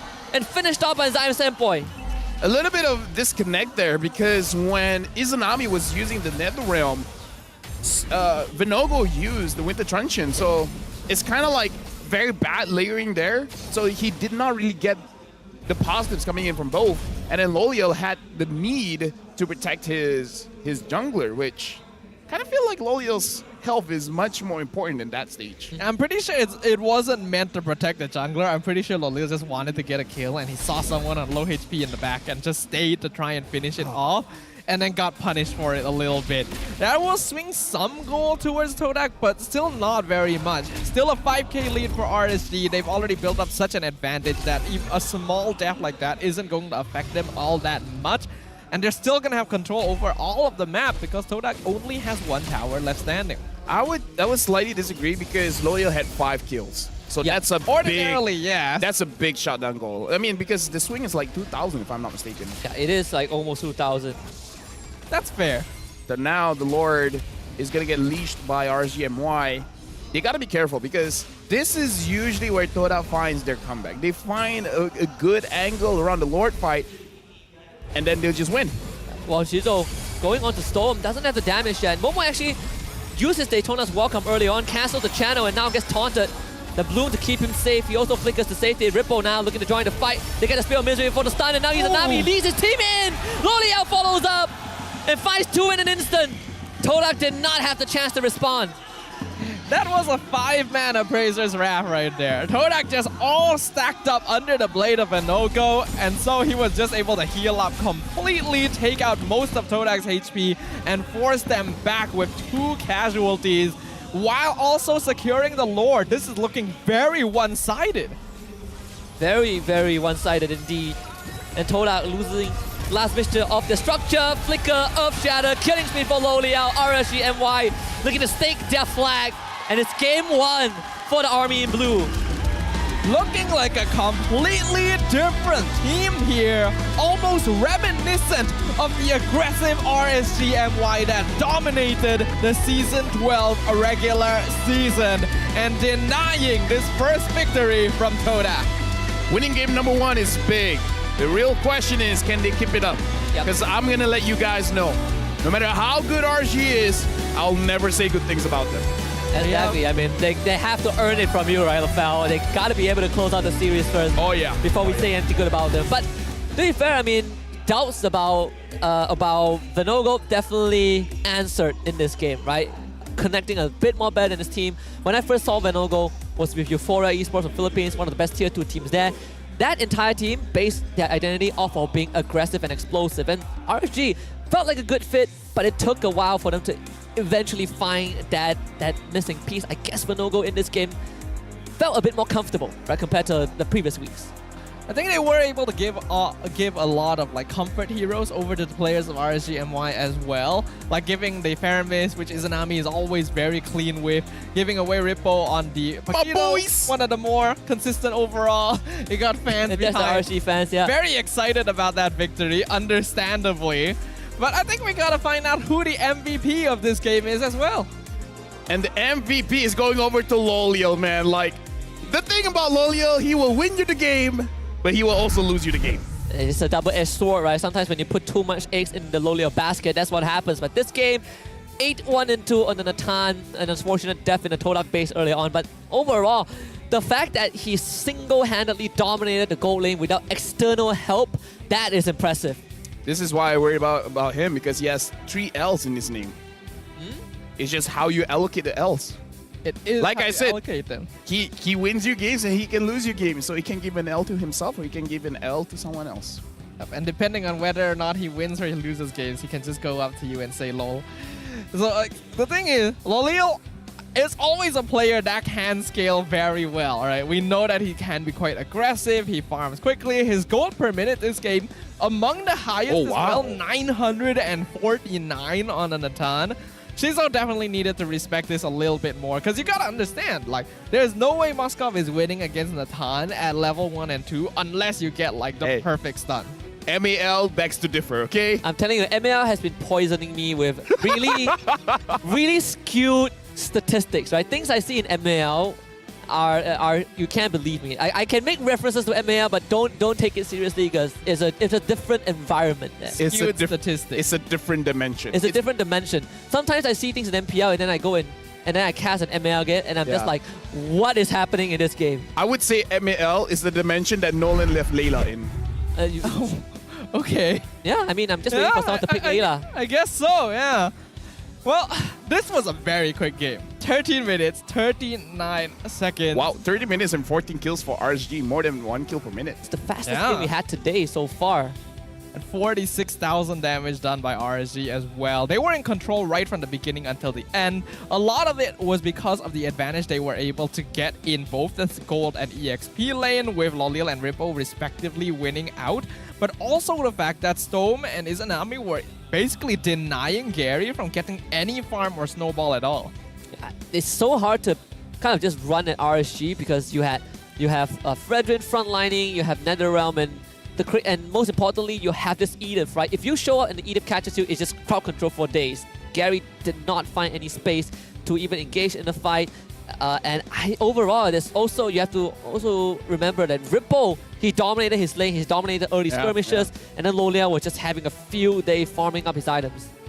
It's surprising because you normally would think that Barat holds his own pretty well against Paquito in lane. He's not gonna straight out win, but he won't lose usually, especially in the hands of someone like Momo.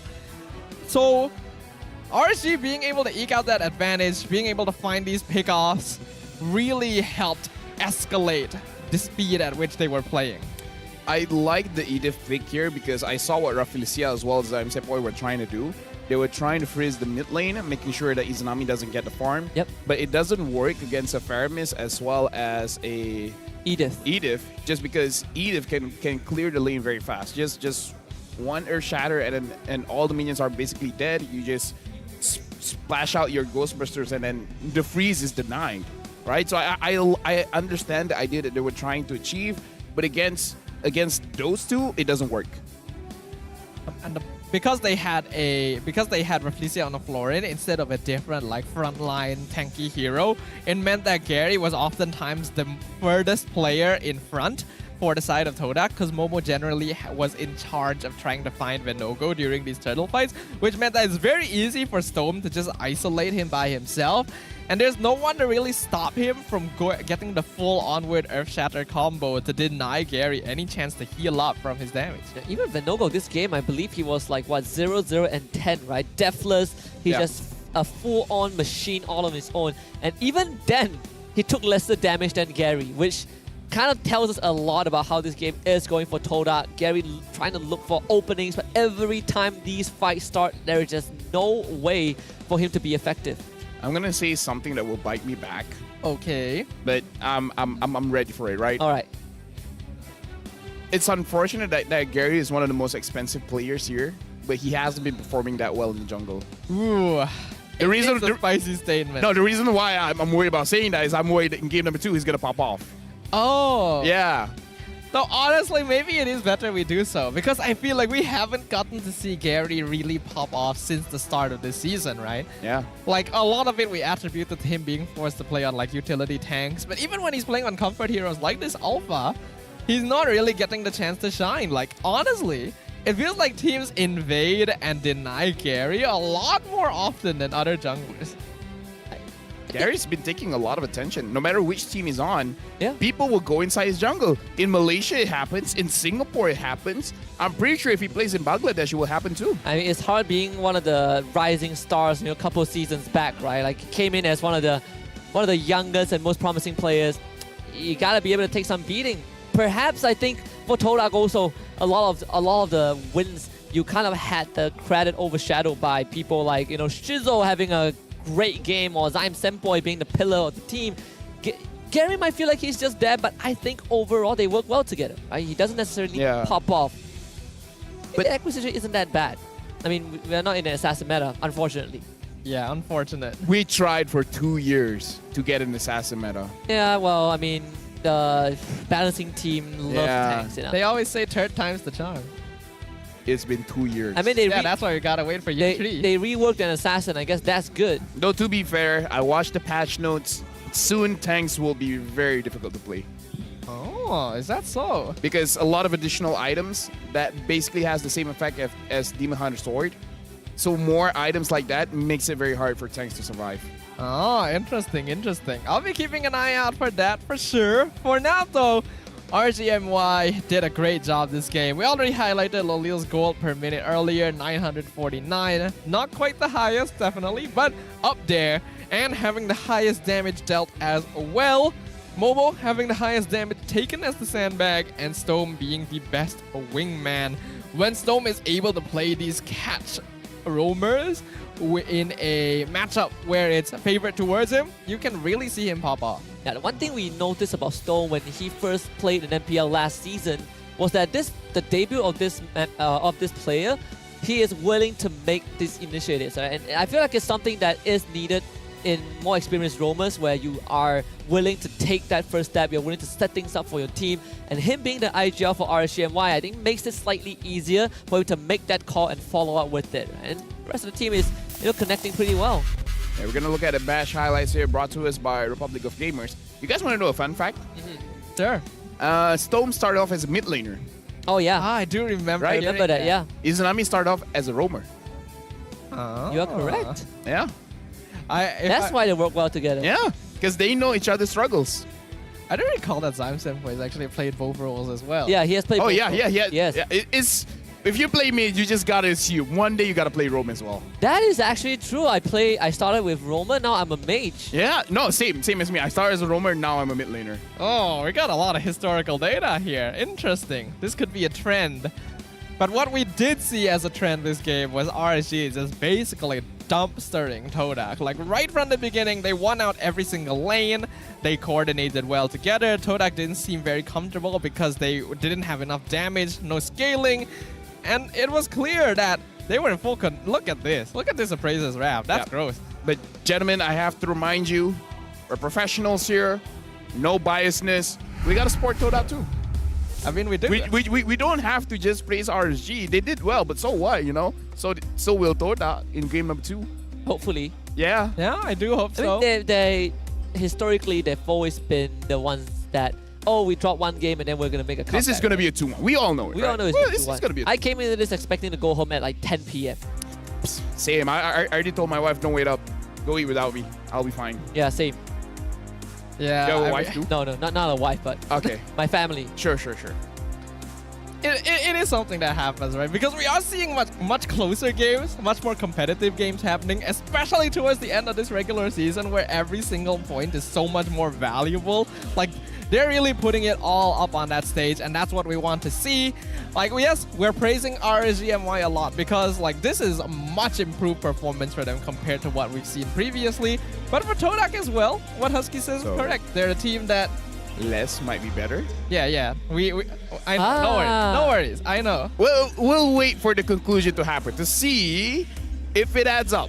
To be fair, I think, RSG has spent, even before the season start, right, they made this promise of this is going to be their prime, right? If there's any time to show it against Todak, I think it's a pretty nice start to it, right? Especially dominating a team like Todak, who is currently, I think, on a lot of people's top 3 lists to win this whole thing, or at least make it to an international event after quite some time. I can already feel it. Look at my hand. This is Ripo's hand right now. Okay. He wants the mic. He has to win this game to get the mic. He hasn't gotten the mic for so long. That is true. I mean, he has. Remember when SRG went up against RSGMY, the Smack Talk session? Yeah. He was able to hold the mic for a bit. Just a bit. Just a bit. But he wants to have more of that, Will he reimburse the production? He can do a mic drop. Considering it's here, like Udil has already done a mic drop, right? You gotta gotta surpass that. A mic troll. No. Yes. You go inside your player's room, you get the monitor. Wow. That's how you flex when you have money. You just break it over your knee. That'll be too painful to watch. I don't know about that, Chief. Well, let's have a look at the boys. Our boys, in fact. We got the mid laners here for RSGMY and Todak Izanami versus Zyme Sempoi, both of which have long histories here in MPL. Look at the damage. Look at the damage. Yeah, I mean, it's pretty surprising. That's my boy. Pretty surprising that Izanami ekes out by so much. I was expecting a closer deep average DPM between these two players. Izanami's built diff, man. He's my boy. Almost 4,000. That was one point he did hit 4,000. 4,000? I think it was last week or something. Yeah. Yeah, he hit 4,000 damage per minute. Which is crazy. The highest in the league during that time. I have always had a lot of respect for Izanami. Like, I know I like Zyme Sempoi as a player, but I've always respected Izanami a lot because he'll do what is necessary of him. This is a man who wants that victory, but he's not going to forsake his team to do it. He's going to enable his teammates as much as he can, and in doing so, achieve success. What's this? Oh, it's a tank's job to protect, not to... What was the last one? No, I think that's like... you don't... how do I even translate that? The tank's job is to protect, not to have. Mamiliki is like to have. But this is like for someone. It's like you protect the girl, but you don't get the girl. I guess it's like you have to earn your spot as a tank. I don't know. Well, Malay is hard.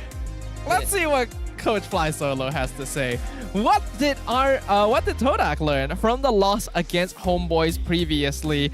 And Coach Fly Solo said, it's mostly for the trio mid, where every time the turtle is up, one of our teammates is dying. It's a good lesson to not give anything before the turtle is up. It's good advice. Yeah, don't die. But I kind of feel like that's what happened during game 1. And then the coach like, guys, didn't I tell you? We talked about this. Don't die. It's that easy, right? You just dodge. I don't know. People make dying look so tough. Surviving looks so tough in ML, but actually not that hard. Valence. It's Valence and Sasa. Oh. We got Valence up there along with Sasa having a nice... I miss Valence. It's been so long since we've seen him on stage. The good old days. And then we see Dedo over there. It's just like, yeah, I'm not joining the conversation. Man, trying to figure out what happens if Novara gets banned later on. Yeah. I mean, we have the new analyst of SRG literally sitting in front of us. Yeah. He can't hear us though. No, I don't think he can. I'd be very concerned if he could. Like, maybe he has a superpower. Spider-Man could probably hear us. Superman probably can. Superman I know can. Superman I don't can, think but not Spider-Man, yeah. At most, Don't you Spider-Man would like spider sense it, eh? Don't you know spiders have enhanced hearing or something? But they don't have ears. Are you trolling us? Clearly he's trolling, because I know for a What do you know for a fact? National Geographic has taught me well. Okay. What has National Geographic That taught spiders don't have enhanced hearing. Oh. They don't Well, actually they're have wrong. sense either. They're wrong. They don't know. Yeah, actually, I'm you're pretty sure there's spiders around here that can hear this conversation. I am more inclined to believe LaFell than National Geographic, you know? See? Yeah. Like, LaFell's very convincing. Yeah, after listening to LaFell, I feel like everything I learn is fake. Fake news, man. Fake news. What can I say? Can I get a diploma from LaFell? All right. Looks like Todak, they're betting out in the Natan. Making sure that that's a non-factor for this one, but the Roger is up. So Todak picks up the Roger now? I think you have to, right? It feels like it's too good of a pick to let go. I think you take... So why are they thinking about it? What other power picks are left open right now? Fredrin, Barat. Fredrin, Barat. Unless you want to go chip opening, but that's not a strong opening. I would go for Roger, man. Yeah, I would go for Roger too. Yep. All right, okay. Keeping it safe. Now, I don't think Todak is one of those teams that does the double fighter side lane. It's not impossible. They've actually done it before in the past, even when it wasn't the meta. But so far this season, they're not one of the teams that have tried it. Just don't Claude. I don't ask for much. Use CC, go lane, even Ruby, I don't care. Just no. No Claude. Even Bruno isn't that bad of an option. Yeah, Bruno is okay. It's more like whether you want to review it this early. I think you could go for Fredrin again for Venogo. He has been the Fredrin player for RSG. Fredrin, Valen or something? That could be. Paramis has already been banned out. So Valentina has slightly less priority unless they know for sure that her... wait! How could you forget about that? Oh my goodness. Wait! We were literally saying what other power picks are there. Completely forgot about the Matilda. It's always banned. Yeah. We were conditioned to think that it was banned even though it was not. Like it's banned so often it doesn't even feel like a hero that exists anymore. At least I called out the Valen. Yeah. I mean, Valence is here, so... We got Valence up there, Valentina here. Yeah. It was a sign. It was. Roger Novaria, maybe? Sorry, not Roger. Fredrin Novaria. Not Roger, sorry. Yeah, I think Fredrin would be a decent pick. I wonder if you might want to consider Loy Yi as well. That was banned. Wow. Okay. Dying Farsa, okay. That's we're seeing a lot of classic Farsa players bringing her back again. That's interesting. That's fun. How do you catch up to a Matilda though? I mean, so far... Wait. Yeah, Matilda against the Farsa, man. You don't really have a way to catch the Matilda, but Matilda has ways to catch you. It is bird versus bird. Matilda's a bird? Shout out to Leo. Eagle, you know? Yeah. Shout out to Leo, my Shout friend. out to Leo. Shout out to Leo. Shout out to Leo. The cacaw is great. Husky, are you gonna do the cacaw whenever we This is see bad. I'm thinking No, that's his trademark. That is his thing, but we can borrow it, you know? The Claude isn't bad going up against the Farsa, but I don't want a Claude. No Claude. No Claude. Just pick out the Barats and be done with it. Or Lolia's. Or Marcus. Okay, yeah. Okay, Marcus is not bad, yeah. Still can be flex. Flying dinosaur. Yeah, Baraz Matilda is... Wait. Let's call it pterodactyl. Wait. If there is a Matilda, right? Yeah. Is Ixia now a viable choice? Honestly, you do have... I think it's still difficult because... Wait. Which range is longer? Ixia or Farsa? If Ixia is longer, then yes. If Farsa is longer, then no. No, I haven't done testing on I that. think they might be kind of similar, actually. If Farsa always feels longer because even at the edge of that feather airstrike, you still have the AoE range to hit it, right? Like the radius can still hit you. I do think Ixia has to be inside the feathered airstrike, the ult. Yeah. I don't think anything outranges feather airstrike. Minotaur.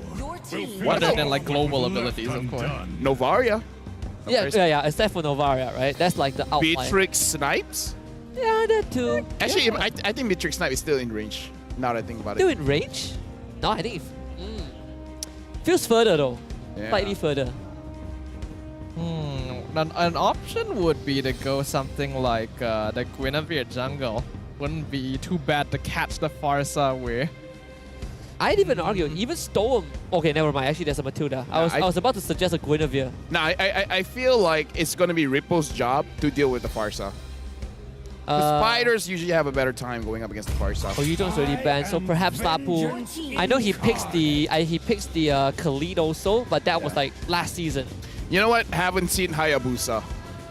True. I actually thought that we had a chance of seeing some Hayabusa since they made it possible to retreat during his ult, but no, we still haven't seen it just yet. So far, the only assassins that have shown up are Nolan, of course, and then Fanny and Ling. What about Ling? Oh yeah, I was about to say Ling. What about Ling? If they really wanted to, they could put like a fighter gold lane. Like with a Ruby, you can catch like Farsa quite easily, and then you go like Ling jungle. But we don't think that's RSG style this season. Honestly, I like it when RSG just dive. Just go for a dive comp. I like when they think about the consequences later.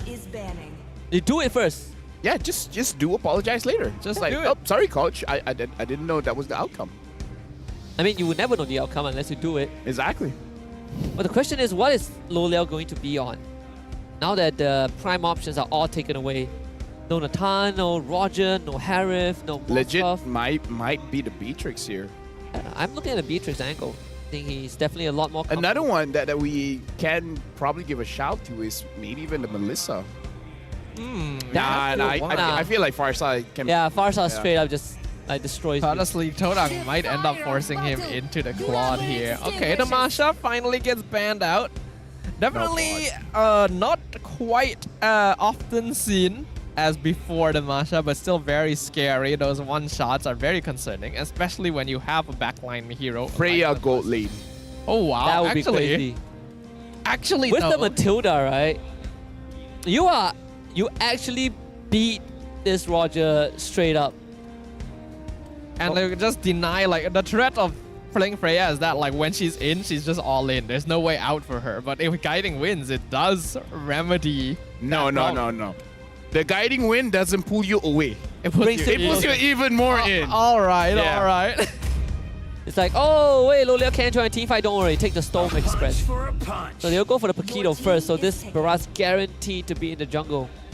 Ooh, they're leaving the gold lane to last. I sure hope it's not a Claude. It would be very boring if they pick a Claude at this stage. But it does feel like we are heading down that road. Yeah. It does. Like, logically speaking, Claude feels like the best option. There are still things like Brody and Bruno, which do have some early game pressure. At this point, I'll even take Popol and Koopa.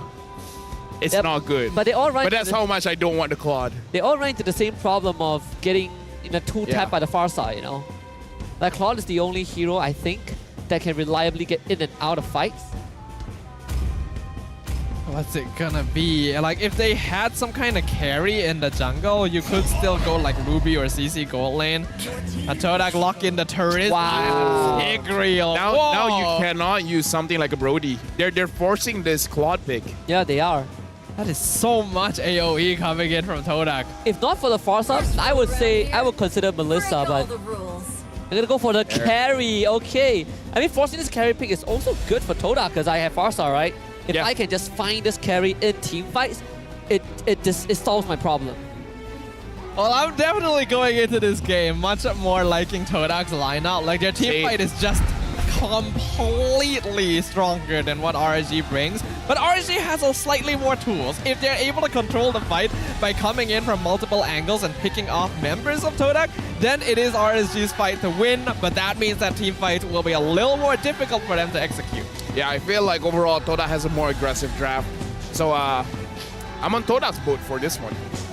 Understandable. I gotta agree. It does feel a lot more robust, and the conditions to execute it feels a bit easier, but we have to let the players do the talking.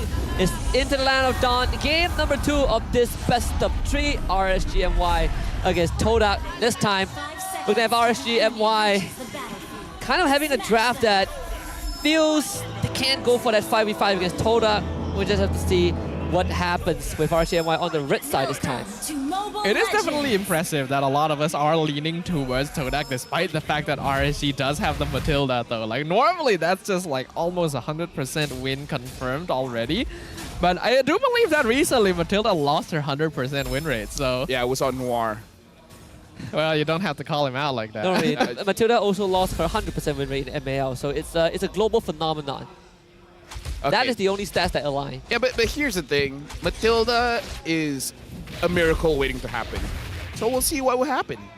There are 3 Purifies on the side of RSG MY, so they have ways to get out of all the AoE that Todak brings here, and if RSG is able to like immediately get an early game advantage like they did in game number 1, we could see this snowball once again. I'm pretty sure they'd be very happy to get the 3 points. Oh. Wow, I guess... I mean, look at the amount of experience Momo is zoning away from Ripple.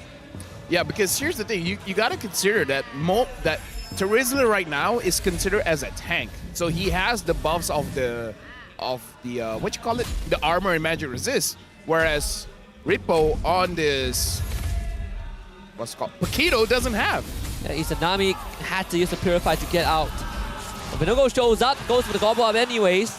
I think they have to damage though. Pushes him into Replacer to get the stun. Or Replacer will push him underneath the turret. He's just in range. He needs help right now. As Thorwell will bring him out first blood for Vinogo. Hey, Matilda creates miracles, all right? She sure does. That shield and that free dash, woo! Saved him. Vinogo should have, but no, don't. I mean, Todak did every single step right and still got first blooded. That extra shield was really the difference because there was enough damage to finish off Vinogo there if not for the guiding wind shielding. So Storm doing a great job there. Todak now transferring their rotation to the turtle pit. Momo does have the ult and there's no gobble out this time for Vinogo. So Gary will easily get the turtle and Vinogo this time not going to survive. Rippo joins the fight but they need a bit more damage. Just an extra injection that was not present. Izanami steals the better airstrike, gets himself Replacer, wants to look for Momo, goes forward with the dash, runs out of mana and damage. And Todak looking to turn it around for Izanami will not escape. Todak finds 3. Dude, that lack of mana hurts me. Because you could see he's like, dude, I just need to hit Momo one more time. Just one more time. Yeah, that was a bit too greedy there from RSG. I feel like once Vinogo ended up losing his life there, they really needed to back it off. There was no reason for both Rippo and Izanami to end up dying as well. So this is immediately going to give Todak a little bit of that early advantage they were looking for. And that's concerning. Yeah, Rippo again, penalties don't gone on him. Good footsies. But had to blow the flicker to avoid it again. Zyme Senpoi against Izanami. He steals the finish. Zyme Senpoi can fly away Izanami. One more shot. Does not land it. Zyme Senpoi outruns death. Oh, that was exciting. That was crazy. That was exciting. I agree. Like, how often do you get to see something like that nowadays, considering that Farsa no longer quite as popular a pick. Really nice movements there from Zyme Senpoi, understanding the mind of a Farsa player. The thing is, we have to remember that you can't stay in that bird form for a long time. You have a set period, but during that period felt so long. Yeah, Izanami dashing to dodge the feather airstrike and then using that same ability. Crazy. I mean, the split-second decisions made by these players. I love 1v1s, man. Oh, Gary able to do too much. Slowly out though, needs help. Decides to take the guiding win. This is not a fight that you can win. Yep, and right now, Vinogo finds Gary. So far, at least the junglers, not big difference when it comes to Rippo. God, Rippo is just not having a good time this game. Zyme Senpoi collects the kill, but at least Izanami finds a trade. Things are still pretty even right now from both of these teams. There's a lot of bloodshed happening here around the turtle pit again. Replacer has only Vinogo away from the turtle. Izanami though might be left out to dry. There's no more guiding wind, so Shizo will go on to Momo. Flicker penalty zone onto Vinogo. Stolen feather airstrike coming in from Izanami. The damage not enough to get rid of Replacer, and Izanami finds himself underneath the turret. Todak ready for a dive. Shizo in their werewolf form. Lycan pounds to collect the kill. Momo gets delivered one.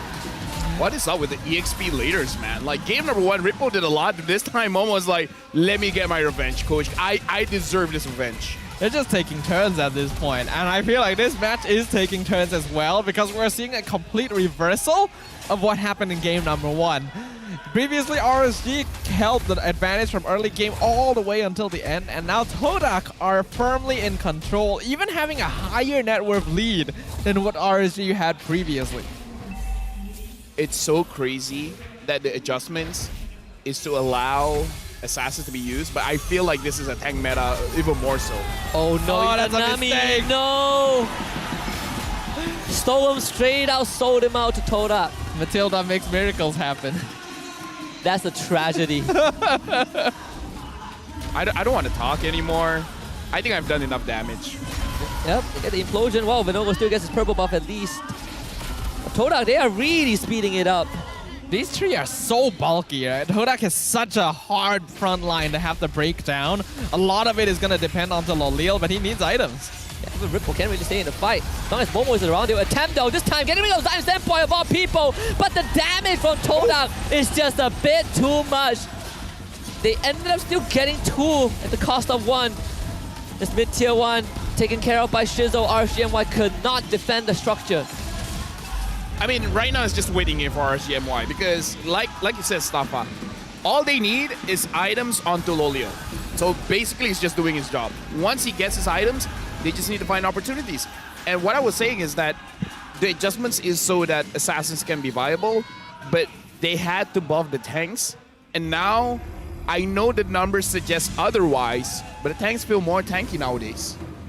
Because they do. They do. Because they straight up are. Yeah, because in my personal experience, it's easier to raise your levels than to get items. So in a way, you're mid-game, you're much tankier than before.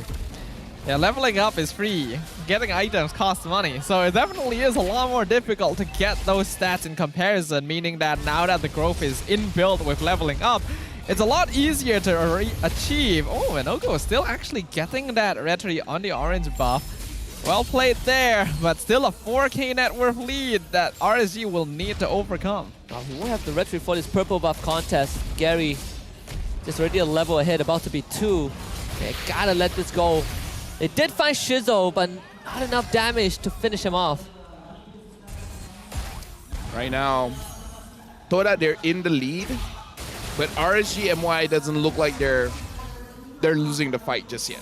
It looks like they are still able. They're still able to protect their own jungle, able to protect their own lanes. Right now, looking at Loliel, he has 2 items. He just needs 1 more, then he can start being a headache for Todak. Yeah. I mean, the biggest problem RCMY faces right now is they just cannot shred through the front line. Momo, Gary, Rafflesia, a literal brick wall. Todak definitely drafted this lineup very well, understanding that to counteract against the Matilda, as long as they have multiple heroes that are able to start and counter engage fights on their own, then they should be able to take the fight no matter where Guiding Winds pulls RSG into. And that is what is working right now for the side of Todak. Right now, their main goal is just to make sure that RSG cannot prolong this game, right? As long as they control and maintain this lead, it's pretty much already theirs. Especially with the first Lord coming up. RCMY, they have to deal with the wave in the top lane, and you see Ripple and Loliel sticking together. And I kind of don't feel like RCMY have a way to even get into this. They might just have to let the Lord go. Someone has to bait out Momo's penalty zone because that is the big difference here for Toda against RSGMY. Yeah, looks like Vinogo, he wants to try to go in. And Seal, they're going to see Izanami first. Man has the Stolen Feather airstrike. Time is running out. They're not going to get there in time. Toda getting the first Lord, and Vinogo might be in danger though. Momo posturing forward. And Toda deciding to just play it slow and steady. There's no need to rush this. Yeah, Vinogo secures his purple buff. For now, in terms of wave clear, unfortunately, in my opinion, RCMY doesn't have a lot of it. Like, Stone doesn't have a lot of it. Izanami is okay-ish. Loliel is okay-ish. Other than that, both Vinogo as well as Ripple, if they want to clear the lane, they're going to take a lot of damage. Yeah, I think the ideal for RCMY is to somehow send Ripple out to maybe split the map and maybe split the members of Todak so that they can maybe have a numerical advantage, but it's still going to be very difficult because it's not difficult for Todak in comparison to just split up their forces across the map. So the Blade of Despair purchased by Shizo. So this man is going to be the judge, jury, and executor. Todak, they want this tier 2, and RSG might have to give it to them.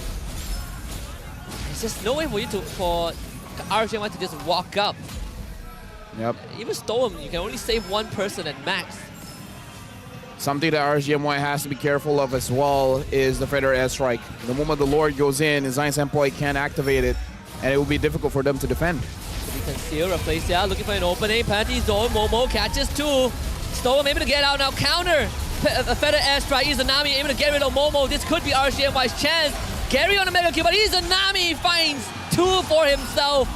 And Storm also gets a collection. RSGMY defend the base, but they do end up losing one inhibitor. It's a good trade in that particular situation because they do end up like getting 3 kills on their side. Looking at the damage rank, oh wow, that's like Izanami being on top is not too surprising, but Venogo being second is unusual. You would assume that Toda is doing the most damage now, no?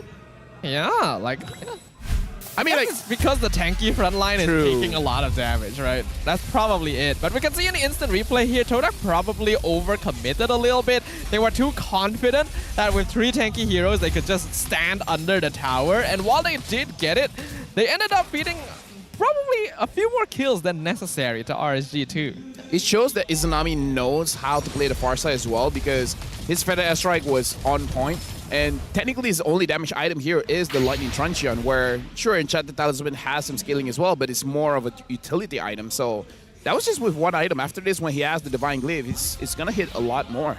Yeah. The only unfortunate thing is that none of the kills went over to Low Liao, right? He got 3 assists out of that. Minor gold injection, but we're starting to see the damage the carry puts out. Todak's front line, they're not as safe as they were a couple minutes ago. Second Lord will be respawning just a bit in the top side. Good news for RSGMY. The rest of the inhibitors are still up, so Ripple can clean up this wave and look to join with his team. Todak are still definitely in favor of winning this game right now. They've lost a bit of the net worth lead they had earlier, but 4K is still pretty notable, 12 minutes in. Venogo's in position to try and contest this along with the rest of RSG, but Todak, again, lots of team fight. Can they come out on top here? Lolia gotta be really careful walking up like that. Let the Lord reset partially. Izanami just got the Divine Glaive, so that those Feather Airstrikes, they are gonna hurt a lot more. The only thing is, Momo is the key here for Toda. As long as Momo is able to zone them away, then they should be able to get this Lord. But the fact that Momo's positioning suggests that they don't want to zone them away. They actually want RSGMY to move forward so that they can get a kill. Very early Feather Airstrike, so that's one big ability out from RSGMY. Izanami dangerously forward. Braces Rat baited out also. Well, Toda able to push RSGMY back, but at the cost of some crucial cooldowns. As you can see, Toda could have secured this Lord, definitely, but they want to get a kill here. Their prime objective is a team fight. That's why Momo is not trading his HP too much, and that's why Momo is hiding in the bushes. He's waiting for RSGMY to overextend, essentially. But RSGMY understands this, and they're not overextending. Yeah, I'm liking the respect that RSGMY is showing in this Lord dance right now, making sure that they're keeping appropriate spacing. Rippo is going to show in the bottom lane very soon. That could be go time for Toda. Yeah, you can see Toda immediately walking forward. Rippo gotta join as fast as possible, but no go. Implosion from Reflecia. Purify instantly used by Low Liao and Stoa. They hit the back though. Momo this time fight 3, and then the Priestess Spread from Gary to follow up.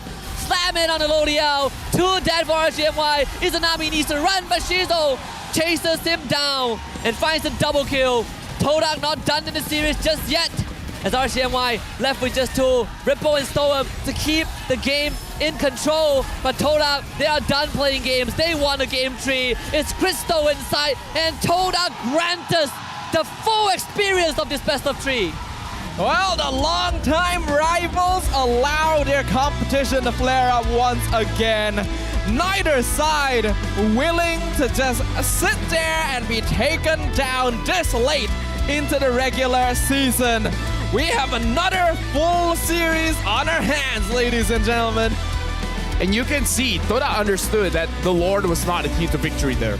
They just got to take the fight. Yeah, there's so much crowd control. The layering is too much to bear. Start with an implosion to bait out cooldowns, and afterwards they follow up with a penalty zone. And then the Appraisal's Wrath as the cherry on top. Todak knew from the beginning that this draft can overwhelm RCMY, and they pulled it off at the second Lord fight. During the draft as well, we can see a lot of respect going over to Loliel, and I kind of feel like that's the difference maker. And Loliel can be the reason you win or you lose, because in that game, Loliel couldn't do much for the team. And I can't really blame him as well. Carry is not in a very good spot nowadays in the meta, and it's even more difficult when you have to play against so many sources of CC. So Loliel really just can't position safely anywhere to do DPS. Although RCMY did a good job of respecting Todak and keeping their space, they still had to do something eventually, and that's when the cracks in the armor started to form. The only question is, what were the other heroes? I was thinking of Beatrix, but I don't know if anything else really comes close to fighting against Descom. I feel like Beatrix. I personally would take Beatrix over the carry. I think you have a lot more options in these fights, right? But in another way you can look at it, carry feels like the tank shredder that they need. Well, our MVP of the game this time going over to Gary. And it does feel quite there's something about it, because we were literally talking about Yeah, Gary. this is why I said I will regret talking about it. I didn't want to talk about Gary, and now he's the MVP. It's quite impressive. Like, legit, if anyone can clip every single thing that we said and then what transpires after that, that'd be great. The more it happens, the scarier it's becoming, because it's so direct, it's so instant. But Gary did a great job this game. 5-1 and 6 on the Fredrin is a very impressive score, considering that nowadays Fredrin can get shredded if he's not careful. So yeah, props to him. Like, we want to see more of this gameplay coming from Gary and from Todak as well. I mean, he also has a good support system going into a matchup against a Barats, right? Usually Fredrin struggles a lot, but in this case, because RCMY, yeah, Roma is a Matilda, it's not really a front line, and then they have a Paquito for an XP laner, you really only are relying on Vinogo to soak up most of the damage. And Todak, they just understood the assignment. If you can get Vinogo in an uncomfortable zone, RCMI can't really walk up. Yeah, tanks just work better against fighters, especially in the lane. And looking at the items here, I was surprised that Momo does not have any damage items here. Like, you would see a Fury Hammer at least. But it looks like he doesn't need it to go up against Ripple unless he sold it, and I just didn't notice it. That's the Rizzler. That's the Rizzler effect. Yes, his base damage is deceptively strong in his abilities, especially when he has this sort of like execute damage as well. I don't know. I mean, Terizla into Paquito is always an interesting matchup. I feel like if you are losing the Terizla in the earlier levels, something must have gone horribly wrong as Paquito. Or the Terizla has hit all of his skill shots and Paquito has been missing all of his. Oh yeah, that can happen, definitely. Terizla is pretty scary overall. I did see that Vinogo's build, he actually went Dreadnought into Guardian. And I'm not sure if that's the build to go for in this case, because it is kind of greedy, right? Like, it's not quite enough defense to actually deal with Todak. I feel like he made the same itemization just now, where his only completed items was the Guardian Helmet and the Winter Truncheon. Ah. Yeah, the rest is all sub items. So I don't know. I feel like my personal take after playing quite a few ranked games nowadays is that you get more defense by level than items. So usually you want to build these sub items to get the stats right. But now I feel like you have the stats already. What you need is the special passive of those items.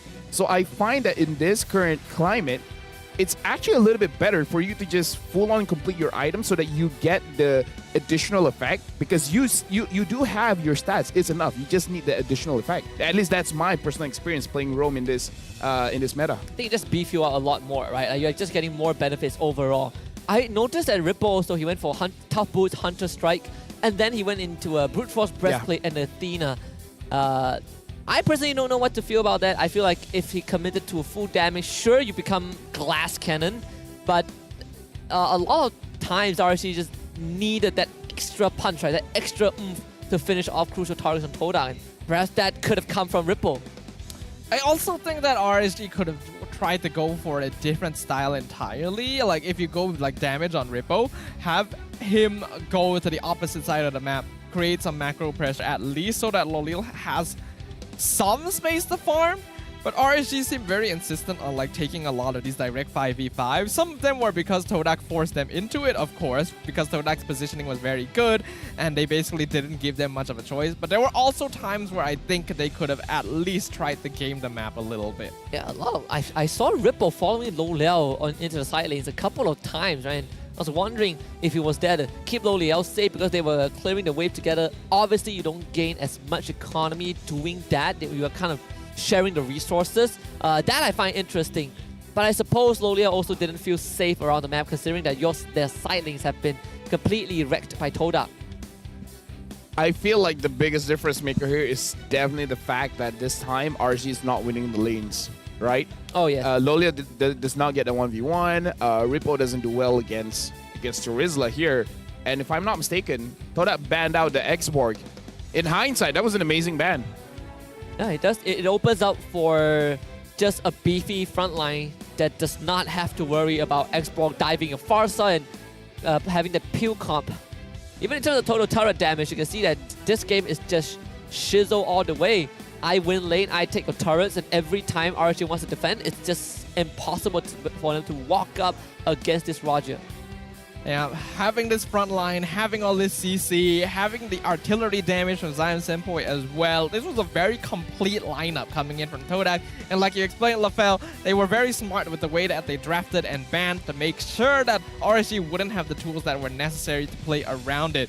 Even kind of baiting the Matilda pick as well by letting it through on the blue side to lock RSG into a non-tanky frontline roamer. What a smart way. This is the second loss for Matilda, right, in this season. So it's Noir and Storm so far. Pretty unfortunate. I think like overall, maybe for RSG, you pick blue side this time. Because they were on blue side in game number 1, right? Like if you want priority and you realize that Lo Liao is getting targeted, I think you take blue side and see what you can get for Lo Liao. You might end up forcing Todak to ban out both Harith and Roger if they have to, but you at least have one option to still fall back onto no matter what Todak does. Unless they let Matilda through again, which I personally don't think is going to be possible if RSG is on the blue side. I feel like they gotta give a prior pick to Lo Liao because we see that given the opportunity, Todak will force Lo Liao on a certain pick. Just now to pick up the Matilda as well as the Valentina. In hindsight, maybe the Valentina could be a little bit delayed.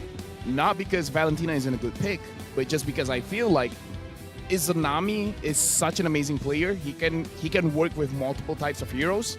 So just delay. He has more heroes in his pool compared to Vinogo as well as Lo Liao. I agree. I think he's one of the more flexible players on the side of RSG, so allow for that flexibility to play as a weapon during the draft. Regardless though, we gotta give props. Todak identified their issues, identified the weakness that they could take advantage of from RSG MY, and just really focused on damaging that wound. In this case, Shizo is the rich guy with 785 gold per minute. Honestly, on the lower end, considering some of the scores we've seen recently, because honestly, Shizo didn't need to do much this game. Then we have Izanami doing the highest damage overall, Vinogo taking the most damage overall, and Reflecia being the best wingman. That's crazy that Izanami, I mean, a lot of times you see he's always holding onto the feather airstrike, and a lot of these team fights, he's been one of the few reasons that Todak walks up and they were forced to be careful because Izanami is just bombarding them with the feather airstrike. It's such a shame that rest of RSG, they just don't have enough damage to shred through the front line. Everything rests on Lo Liao, and that last fight was just not it. The competition just does not allow RSG to fight Todak head on. It's to the point where I feel like Izanami, in hindsight, right? I feel like Barats is an amazing jungler. Pick him up. If you don't, it seems like trolling. But even Marcus could be a good choice here. Just so that you have that finisher, because Izanami can deal the damage. You just need some kind of finisher. Because it looked like Lo Liao couldn't finish, Ripple couldn't finish, same as Vinogo. So Izanami can do a lot of damage, but there's only so much you can do as a Valentina. I feel like that could be an option if, let's say, this Barats goes XP, right? Then the Marcus, you need like a secondary front line for RSGMY, which in this game is just not really present. again, XP lane didn't go well, Go lane didn't go exactly too well, and the composition just does not allow them to fight all these fights, team fights head on. Well, we know that RSG likes the team fight. We know Todak likes the team fight. So if they're forced into a situation where they both have the team fight, then the team that just has better team fight abilities is going to come out on top. And in this case, just look at how easily Todak are able to layer their abilities, layer their crowd control, and completely zone out RSG MY from any control over the map. Momo straight up the MVP. With that delay penalty zone, really won them the game, right? Lolia was about to rip them to shreds, and then Momo kept him in place. Dude, I mean, like, Momo's an amazing player, man. Like, he deserves the praise. And I'm gonna praise him much more. Yeah, he definitely deserves it overall, but that means that we're going into yet another game 3. We seem to be getting a lot of those now that we're hitting the later stages of the regular season. The craziest thing is that SRG is the last game, so I feel like... I guess we're okay there. We're safe there. At least. Please. Well, the one thing we're getting correct is definitely how all the series are gonna go full, except for the last one, right? But the first one, 3 games. This one, 3 games. At least we're getting something right. If the last one goes 2-1, yo. If SRG lost even one game, that would make headlines. Oh yeah. It feels like the balance of the world will have crumbled in some way or another, right? We will see. There's still plenty more to come. We still got one more game before we can determine who is the winner of this series. And yeah, I don't know. I feel like there's a lot of questions we have to ask. There's a lot of information that we need to know about. So I'm pretty sure I see Rose with Ashi. Oh, yeah, I can see them preparing for an interview over there. I would say the crowd isn't as rumbling as I thought it would be today. Perhaps this third game is going to bring us that. Maybe. It is getting very close. Like, we knew that this was going to be a pretty exciting game overall, but I am kind of surprised that we've gotten this far. So either way, though, we've got an interview being prepared over there. So let's just go ahead and throw it over to Rose. Rose, take it away. Alright, terima kasih kepada caster-caster kita. And sekarang game dekat 1-1. And with me here are the managers daripada dua-dua pasukan. Alright, please introduce yourself dulu from the side of Todak. Okay, Assalamualaikum semua. Nama saya Ashi. Saya merupakan pengurus untuk Mobile Todak. Okay, hi guys. Assalamualaikum. My name is Ulfi and I'm representing team manager for RSGMY. Alright, so sekarang kita dengan dua-dua manager daripada dua-dua pasukan yang tengah main untuk perlawanan ini. Alright, so for the side of Ashi, kita tahu Todak punya performance this season is still not macam performance Todak dulu where diorang boleh sapu semua team, win streak. There is ups and downs. So sekarang, macam mana mental state of players Todak? Untuk menjawab soalan mental state ni sebab kita pun tak tahu diri player tu masing-masing lah. Tapi of course apa yang kita cuba terapkan untuk players, diorang akan standby apa-apa juga situation termasuk dengan up and downs ni. So basically diorang very stable. As from now, masih lagi stable. Everybody is still working together and discussing apa yang problem lah. Benar. Alright, okay, for your side pula, RSG side kita tahu first few weeks were really rocky for the side of RSG. Mana you guys were not doing as well as last season, and I'm pretty sure the public pressure was there as well. Macam mana players tengah cope with that, and of course we saw a lot of changes with the lineup as well. So untuk lineup changes apa semua, we would still go back with the original main lineup lah, which is kita akan mainkan Repo despite dia punya busy schedule, and yeah, he's willing to commit even though dia akan kahwin tak lama lagi. And in terms of apa yang composure ataupun anything that's pressuring us, actually we don't actually take it as pressure as all, we take it as a challenge lah. I see. Okay, speaking pasal Ripo dan nak kahwin, tak silap dia akan kahwin near to the playoffs if I'm not mistaken. So, being so close to the playoffs, apa preparation yang side RSG tengah buat kalau you guys actually layak dapatkan slot ke playoffs? So preparation kita orang masih macam biasa. We would prepare as much as we can and akan mainkan Repo juga, and Repo pun dah cakap kalau dah lepas kahwin he needs to be back here as soon as possible. He will come back as soon as possible lah. Wow, the commitment of Repo to RSG. Okay, untuk Todak pula, kita tahu sekarang Todak is actually quite comfy in the standings. So with that, I'm pretty sure playoffs punya preparation sudah pun mula. Apa yang Todak has up their sleeves untuk tunjukkan dekat fans Todak for this upcoming playoffs?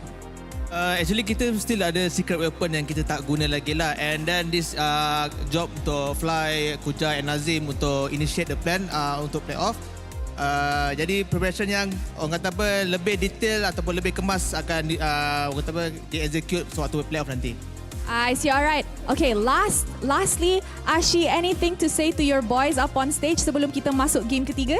Okay, untuk pemain-pemain Todak belakang sana jangan lupa kita ada satu motif je, kita nak menang. There's no room for errors.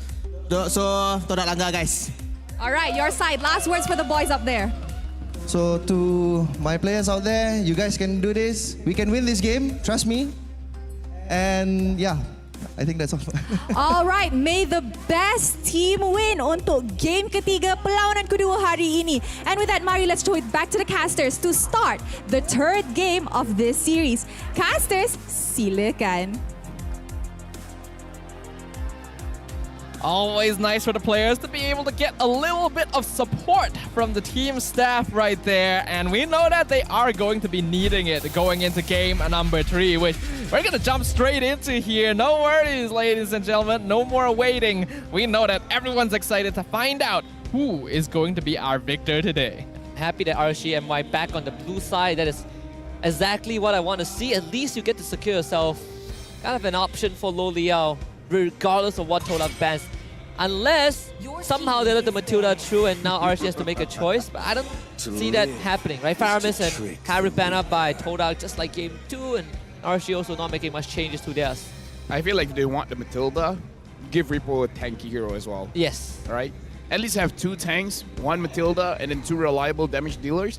I feel like that's a very balanced comp, because Repo dealing the damage and only having the jungler be the sandbag, I think it's not enough. Because no way Matilda is sandbagging, man. Yeah, nowadays, because like tanks are just generally tankier, and we're seeing like more fighters being forced to go into damage builds due to the reduced efficiency of tank items. The importance of having solid front lines is becoming a lot more prevalent, right? Because it's no longer quite as easy as just grabbing like, oh, a dominance ice and a Tina shield, and I'm already gonna be enough as a fighter. Right? So team balance is very fragile right now, and until we can officially figure out what is the most ideal distribution, we'll see what happens. I like the Nathan ban though. You are forcing RSG to go for the Roger, which overall is still a slightly better option than giving Lo Liao the Nathan. Yeah. And that means that RSG, they lock themselves in. And guess what? Matilda is open, right? So if Todak now wants to snatch it, they can. They're basically leaving up to RSG. You take one, we take the other. Yeah, Frederick Matilda right now, probably good. Oh, yeah. Looks really good. Frederick or Barrage, right? Either or, you plus the Matilda, it does everything that you need with just 2 heroes. So Frederick for Gary once more. Looks like they will prioritize the Fredrin here. It means that RSG does have the opening of locking in the Barats for themselves as well. We already know that it's a pretty good matchup into the Fredrin. So I would take Barat Terizla, honestly. Take the Terizla away from Todak. Because with the Matilda as well, you can help the engage or, you know, disengage. So they do take the Valentina, but this one has to be... It has to be a Barats at this point. And they don't get to say whether they want a Terizla or not unless they ban it in the next phase. Yeah, I feel like Todak after this, they should target on Stone. Oh yes, I think so too. I think right now for RSG, their hands are a bit tight with this Valentina pick. Unless they pick up Stone Zero now. Your team is Oh! Interesting. But now they need a front line, right? You're leaving it up to the XP laner and the jungler. Unless Venogo plays the Roger jungle, then maybe you open up like a CC gold lane? I feel like with the Rafaela, some fighters will be quite okay here. For example, if Todak does not ban out the Martes, the Martis can do well, especially because the roamer for Todak is squishy. It's not a tanky hero. Like, you gotta look at the draft of Todak. If they have one more tanky hero that is in the mid trio, I would say don't pick up the Martis. Maybe even pick up something like an Export. Export with Rafaela. Ah, they're prepping for it. They take the carry. Oh, interesting. Okay, so if that's the case, it does look like they... Now the question is whether or not this is officially going to be a Roger Gold or a Roger Jungle, because I feel like RSG can actually still lean towards having it in the jungle now that you have the Raft that somewhat make sure that he's able to clear out jungle quickly. You get the double fighter side lane, and then you can actually fight quite well into a Matilda lineup. But going for the basic comp still works as well. I have a feeling that if you are RSG, you might have to consider banning out the Terizla at this point. Yeah, you do. It's way too big of a risk. If Terizla goes over the Todak, I have no idea how RSG is going to deal with it. Because I feel like Roger has a hard time going up against tanky heroes. One is enough, man. Having two, having three, that's a nightmare. Yeah, having one that it can be saved by a Matilda makes it harder. And Todak, they are just going to start targeting down Venogo's hero pool. And they're targeting the Barrage, right, which can be a great flex pick overall. Even this drafting sequence has put RSG in a slightly rough spot. And it all started from the bans, right? Then the Tan ban made life pretty tough for RSG. Yeah, I feel like for Todak, even if you ban out the Terizla, they still have options like the Hylos. Because I feel like Hylos going up against Paquito is still pretty strong. That's true. But we don't want Ripple to be on a Paquito, that's the thing. Yeah. We need to be on a tank. So they banned the Odette. Odette. Okay. Odette banned. Interesting. If there's no crowd control for Todak, does this set up a potential Joy jungle for Venogo? Like, you just go full speed ahead, dive comp, get the snowball rolling. Not a bad idea. Yeah, but Joy jungle definitely doesn't feel very good anymore now that she's lacking on that CC immunity. I'm not sure if it's something that RG will want to prioritize. If they really want someone that can like jump people, then you know there's still things like the Guinevere around. If RSG keeps banning AoE damage mages, there's an opportunity for glue. The glue is good against the Brethren, and you're weak against Vexana, weak against Odette. So it's an option. If Todak reveals their mid laner soon, there's an opportunity for a glue pickup. That is true. They did ban the Yuzong, so no backline divers. The only viable one are Benedetta and Lapu Lapu. I seriously think you gotta get rid of the Terizla right now. If not, they're looking at the mid, either the Vexana or the Novaria, I feel. But I do agree. I would choose Terizla over both of those. Yeah. So much more manageable, right? If they... At least you have the Valentina, which can steal abilities from those two anyways. They won't let the Terizla through though. They banned the Farsa. The Farsa? Wow. That's interesting. Why would they ban the Farsa? It implies that they're not planning to go for much backline dive, which would explain that like Rippo probably is going to get like a tankier EXP laner. So I guess that makes sense. But there is still the Novaria open too, so... Yeah, I'm not so sure about this. I mean, like, you can show respect, but I feel like just now, the Valentina was okay going up against the Farsa. Farsa wasn't the biggest problem, right, that game. It was just the fact that Todak has so much crowd control. So they'll go for the Lilia first, so they're saving that XP lane for last. But if they have the Lilia, it does solve the problem. Oh, what if Archie goes to Rizla? Lilia solves it. Oh, yeah. So it's like very good foresight from Coach Fly Solo. Although I do feel like this is a good matchup for Izanami because the Valentina does well against the Lilia because you can outpoke her and then you can take her black shoes so you can be very aggressive and you still be safe. That is true. Yeah, it's a get out of jail free card. Not a bad shout at all. RG definitely does need some sort of front line here.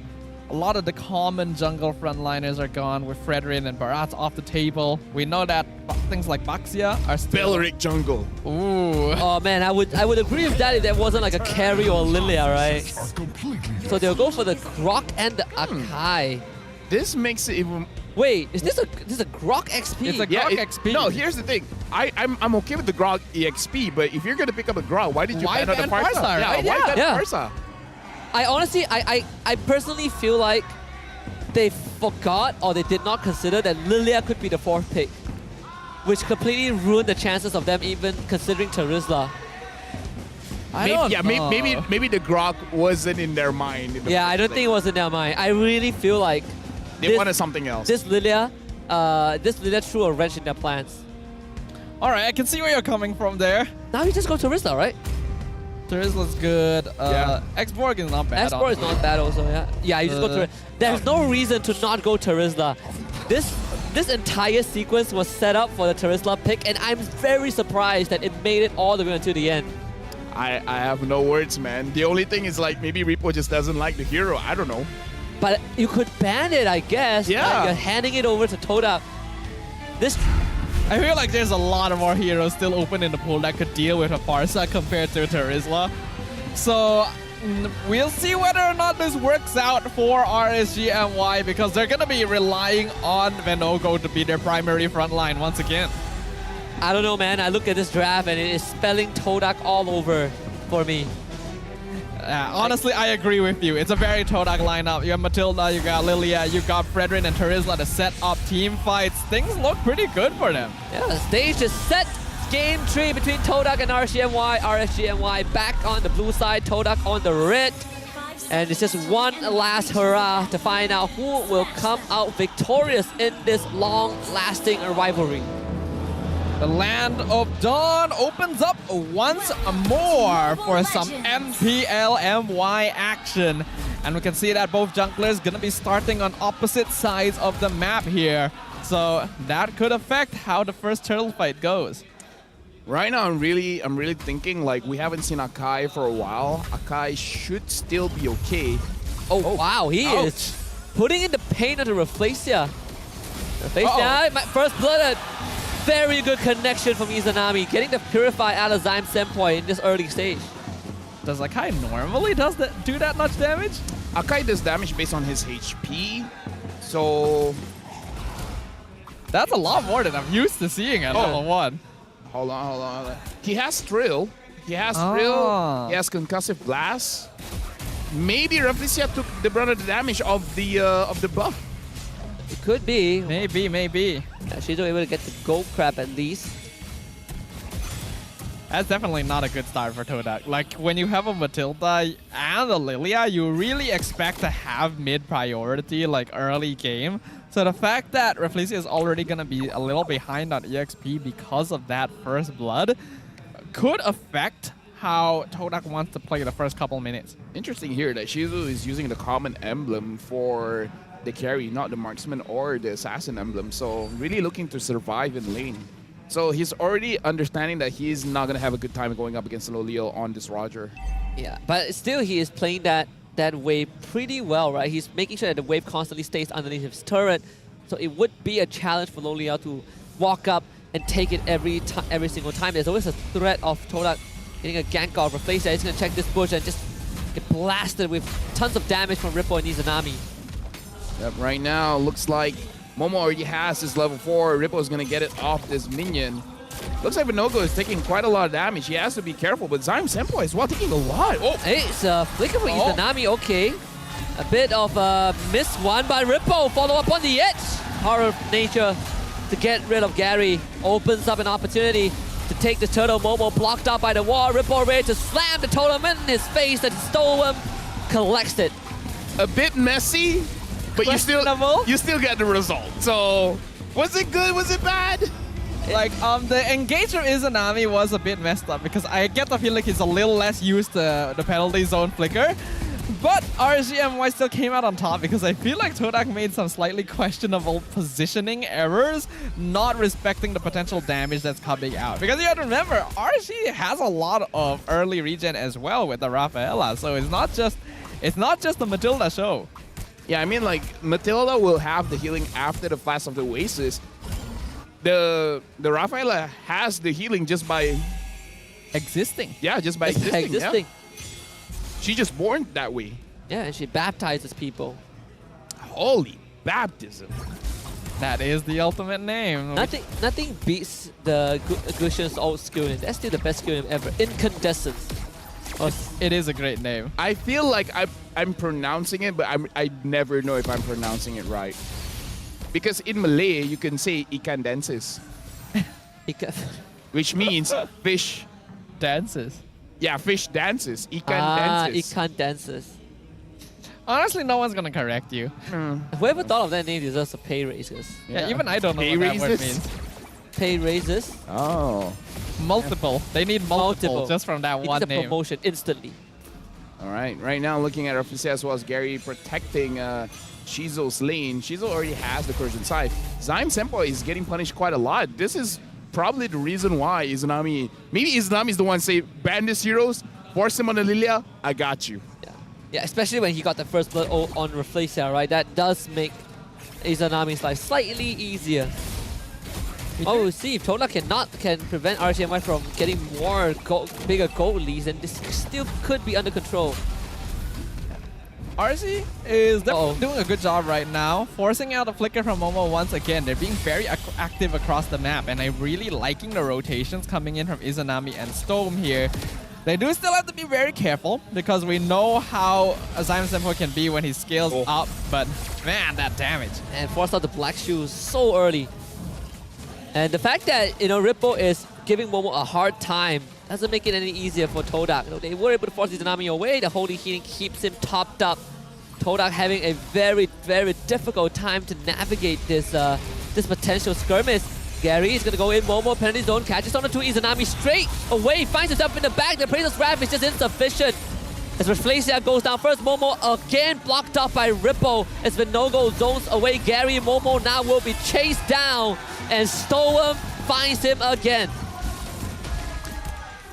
I refuse to say good things about RSG. I mean, they're doing okay. Okay, they're doing okay. Understandable. Honestly, this is some impressive decision making that's being done by the blue side of the map right now. They get they get that turtle, get the top tower. Like, we were wondering about this Grok EXP, but so far it's working out really well. 2-0 and 2 in the first 6 minutes. Rippo just got the Sea Halberd. I mean, maybe this is his comfort pick, because it's not the first time he has picked up the Grok before. Going up against the Teresa, I didn't thought it would be that equal in lane. Yeah, I did not expect the Grok to actually not only sustain against Teresa, but also damage the Teresa, right, in terms of trade. This is definitely not how I expected it to turn out, but RGMY, despite having a draft that theoretically struggles against Todak, they are doing so well. They're splitting up the battle lines, they're finding these small skirmishes and not allowing Todak to really play that team fight to their heart's content. We were talking a lot about support systems and how well the players of the teams coordinate and communicate with one another. I'm really seeing that from RSG here. Again, the rotations are so good. They moved 4 people down to zone out Todak, got a free tier 1 bottom every single time they move to make something across the map happen. You know that there are sufficient human resources to pull it off, and I think the Holy Healing is really enabling speedy movement. Let me just say, if Matilda loses this game again, next week it might not be a prio ban. Yeah, maybe that could be a possibility, which I think is a good thing. And now we free up a ban for Red Side, right? Red Side doesn't have to suffer as much. Because I do feel like now it's so weird. You think it's a small buff for tanks, but apparently it's a big buff. Now it's time for tank roamers to come back. We need real roamers, real tanks, not the spiders, not the supports. Good God, I mean, Izanami is making life so hard. Zyme Senpai, he's holding on to that black shoes as long as he can.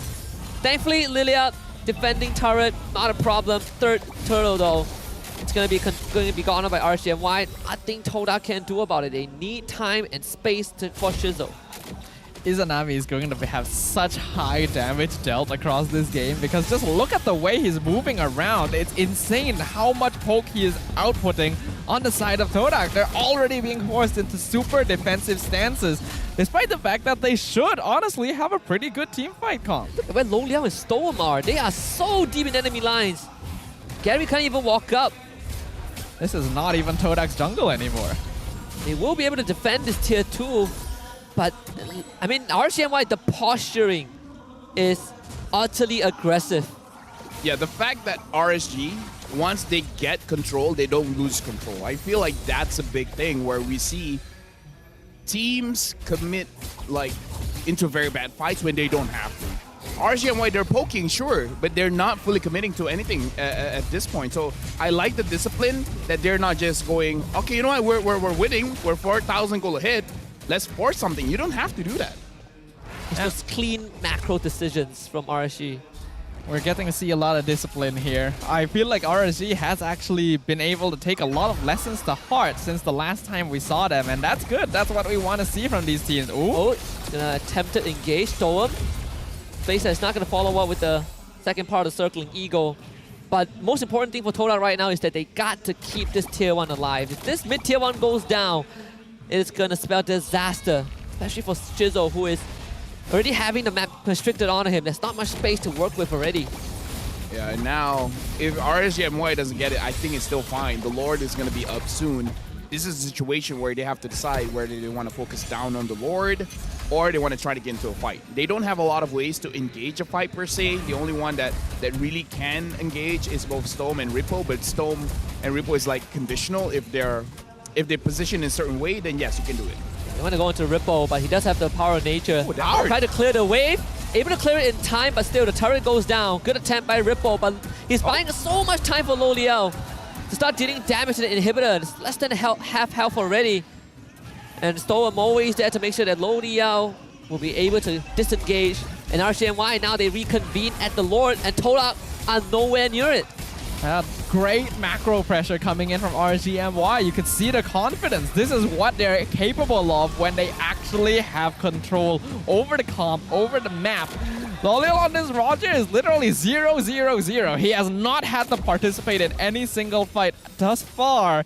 And I imagine that's going to translate pretty well in terms of farm. Oh, I didn't notice, but the kill score is 5-0. Yeah. Oh. It has been clean. And now, they will make a move on that Tier 1, finally gets it. RCNY have not had to make any big moves. And you can feel the map shrinking for Todak. I do have to say, RG has been trying the Rafaela for quite a while. They haven't had this big of a success before. Absolutely not. This is like a massive difference to how they've been playing it before. I don't know, like, I don't think we've seen Venoko heavy spin yet, right? He hasn't actually needed to even use the Akai ultimate, and they've been setting up these kills just basically for free off of Izanami and Storm's poking. So Todak are completely on the back foot here. They've got the Lord pushing down bottom side, only 4 towers standing. Even Ripple, right? His walls are a big pain for Todak because most of the members don't have abilities to go through terrain. They want to keep this inhibitor up. Storm manages to survive that. Circling Eagle gets used. And you can see that Todak does not have the damage nor the durability to go up against RGMY as Lo Liao collects 1 kill, flickers out to safety. Priority for Todak is to keep the inhibitor standing, and they manage to do so. Storm's job is to make sure that the damage dealers don't die, and he's doing a good job at it. Healing for everyone. It is healing for everyone. The thing is, it's not even that difficult of a job now that we're this... Oh my god, Izanami. That's insane. Yes, the Black Shoes. Momo gets blocked off, had to take the Guiding Wind out. It should be inhibitor number 1 for RSGMY. Izanami continuing to terrorize Todak. Excellent positioning there. Like, yeah, like Izanami jumping in to take some of the heat, take some of the damage so that they can break down the inhibitor without being stopped by Todak. Like, these small, minute decisions are being made with like full confidence, without hesitation at all from RSGMY. They have a 7k net worth lead now, 6-0 kill score. I don't think there's much Todak can do. I don't think so too. Ripple, wow charge getting to, followed by the Holy Baptism. Momo could not move at all. Gary appraisal grab and a follow-up with a penalty zone. Todak finds the counter engage. A very much needed one. And Izanami will be chased down by the Guiding Wind, led by Rafflesia. And Todak looking to turn the ties, finding 2 kills onto RSGMY. Yeah, I need to stop talking too. It's the desk. It's the caster desk. I don't promote violence. But at this point, it's almost necessary stuff off. I straight up said I don't think there's much Todak can do. And just look at what happened. Like, seriously. I've been holding myself back by saying any of those kind of things. You need discipline. But now we got to look at Todak now, handling the Lord quite.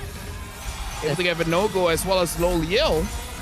No-go, he should be fine, but we have to watch out for Shizo. I mean, this carry damage starting to rack up. Todak will have to send someone to deal with the bottom wave. Loliel is actively clearing that mid wave also. At least RCMY can posture for the Lord. Momo gone on though. He's going to be knocked up. Can't even move. Needs to get out. The healing is not enough. Izanami gets shredded by Shizo in the meantime. So Todak, they still have the capacity to fight, and Gary knows that. It's going to go for the taunt, and now the no-go. Heavy spin into the wall. It's going to try and pin Shizo down, but there's no follow-up. Shizo still able to escape with the Purify, and Gary receives the help of Replacer to get out. This is starting to become dicey for RSG. Shizo has actually scaled up quite a bit here, but they're lacking a lot of structural resources across the map because of the lead that RSG had built up until this point. So that net worth starting to dwindle a little bit. Now only a 4K advantage for RSG. They gotta take the next couple of fights very carefully. Right now, RSG, in terms of the lead, it really shouldn't go to their head because, like you guys said, Shizo has the damage now. So their engage has to be a little bit more calculative. They gotta figure out a way how to get onto Shizo, target him down, because if not, he will shred you guys. He will shred Rippo, he will shred with no-go, and it's not going to be a good time. Izanami again. He's getting baited. Time Senpai almost got him killed. Shizo, he's been finding these great targets, these great damages. This time Izanami will be topped up by Stoem at least. I feel like this Lord fight may determine the game right here. Whoever comes out on top will have a massive advantage because that net worth will swing entirely. And he's gonna stun Holy Baptism from Stoem. Completely showering Reflecia. And that's gonna be no Matilda. Zion Senpai forced to black shoes already. I need to see Izanami's damage, man. How much has he been dealing throughout this game? I know, right? That's my biggest question as well. Malefic Roar finally completed for Loliel, so he can start whittling down Gary and Momo as well. This Lord secured by RSG. And Izanami, he's still continuing. This time wall charge onto Momo. They still have the heavy spin, but they don't need it. The wall to block him off. RCMY finding another kill. Izanami forcing out the Purify from Zaim Senpai, and he himself has the black shoes. So much work for Shizo to do, so less space for him to get the job done. Izanami again back in the fray. Shizo forced to use his own Purify. Second inhibitor of Todak destroyed. Ooh, I'm really liking the aggression from RSG right now. And you can see that after their previous blunder, they're making it much more respectful and disciplined on their next push here. They have waves, but it might not be enough. Todak doing a good job of clearing them. Carry, get dragged away. Appraiser's Wrath is now used, and now RCMY looking for the final blow. Loliel will survive. Rippo misses the wild charge though, and this could be an opportunity. Vinogo with a heavy spin as Rippo ends up getting taken out. Loliel wants to go for the crystal. He has the Lord to help him out. Loliel turns into werewolf form, but ends up getting killed by Shizo. Izanami want to chip in. The final touch is laid on the crystal, and the boys in blue come out on top. Whoa, they really forced that down right there. And once again, Rippo takes center stage. It has been a long time, ladies and gentlemen, but the king of taunting himself returns. My boys, man. I had to hold myself back. It's like, okay, don't say anything good about Izanami. Don't say anything good about Rippo. People know they're doing good. I'll just be quiet. It's their victory, but I feel I won. It's a big win for them, big win for you also, LaFell. Especially when we said that this is one of their biggest tests. They passed the test. Yeah, they passed the test. Yep, and with flying colors as well. I really want to see what they have to say. So let's just go ahead and let Rose take it away. Dua bebalas satu.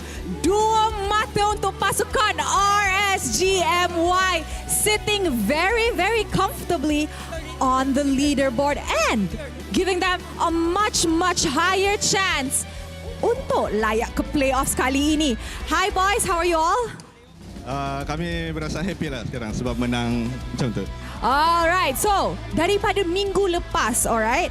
So kita nampak minggu lepas Loliel perform dengan sangat-sangat hebat, sangat-sangat baik. Lepas tu, first game tadi pun, Lolil MVP. Adakah problem dalam RSG MY and whatever problems you guys had in the first few weeks sudah selesai and you guys are now very confident for the upcoming playoffs? Bagi saya, memang betul lah problem kami mungkin sudah selesai, tapi ada sedikit kesilapan lagi yang kami boleh improve sebagai as a team dan menang next match. Alright, mantap. Okay, can we please pass it to Coach Sora? Hi Coach, how are you? Hello, I'm fine. Okay Coach, so kita nampak masa transfer window, you guys ambil EXP laner baru which is Bornzy. Okay, and ramai orang tanya, kenapa you guys asyik ambil sub EXP laner? Kenapa bukan role lain? You boleh jelaskan tak kenapa dengan keputusan tu? Keputusan tu perbincangan antara saya dengan management. So kita orang perlukan seorang lagi sub. So saya tengok disebabkan kami pernah try out Bond sebelum ni.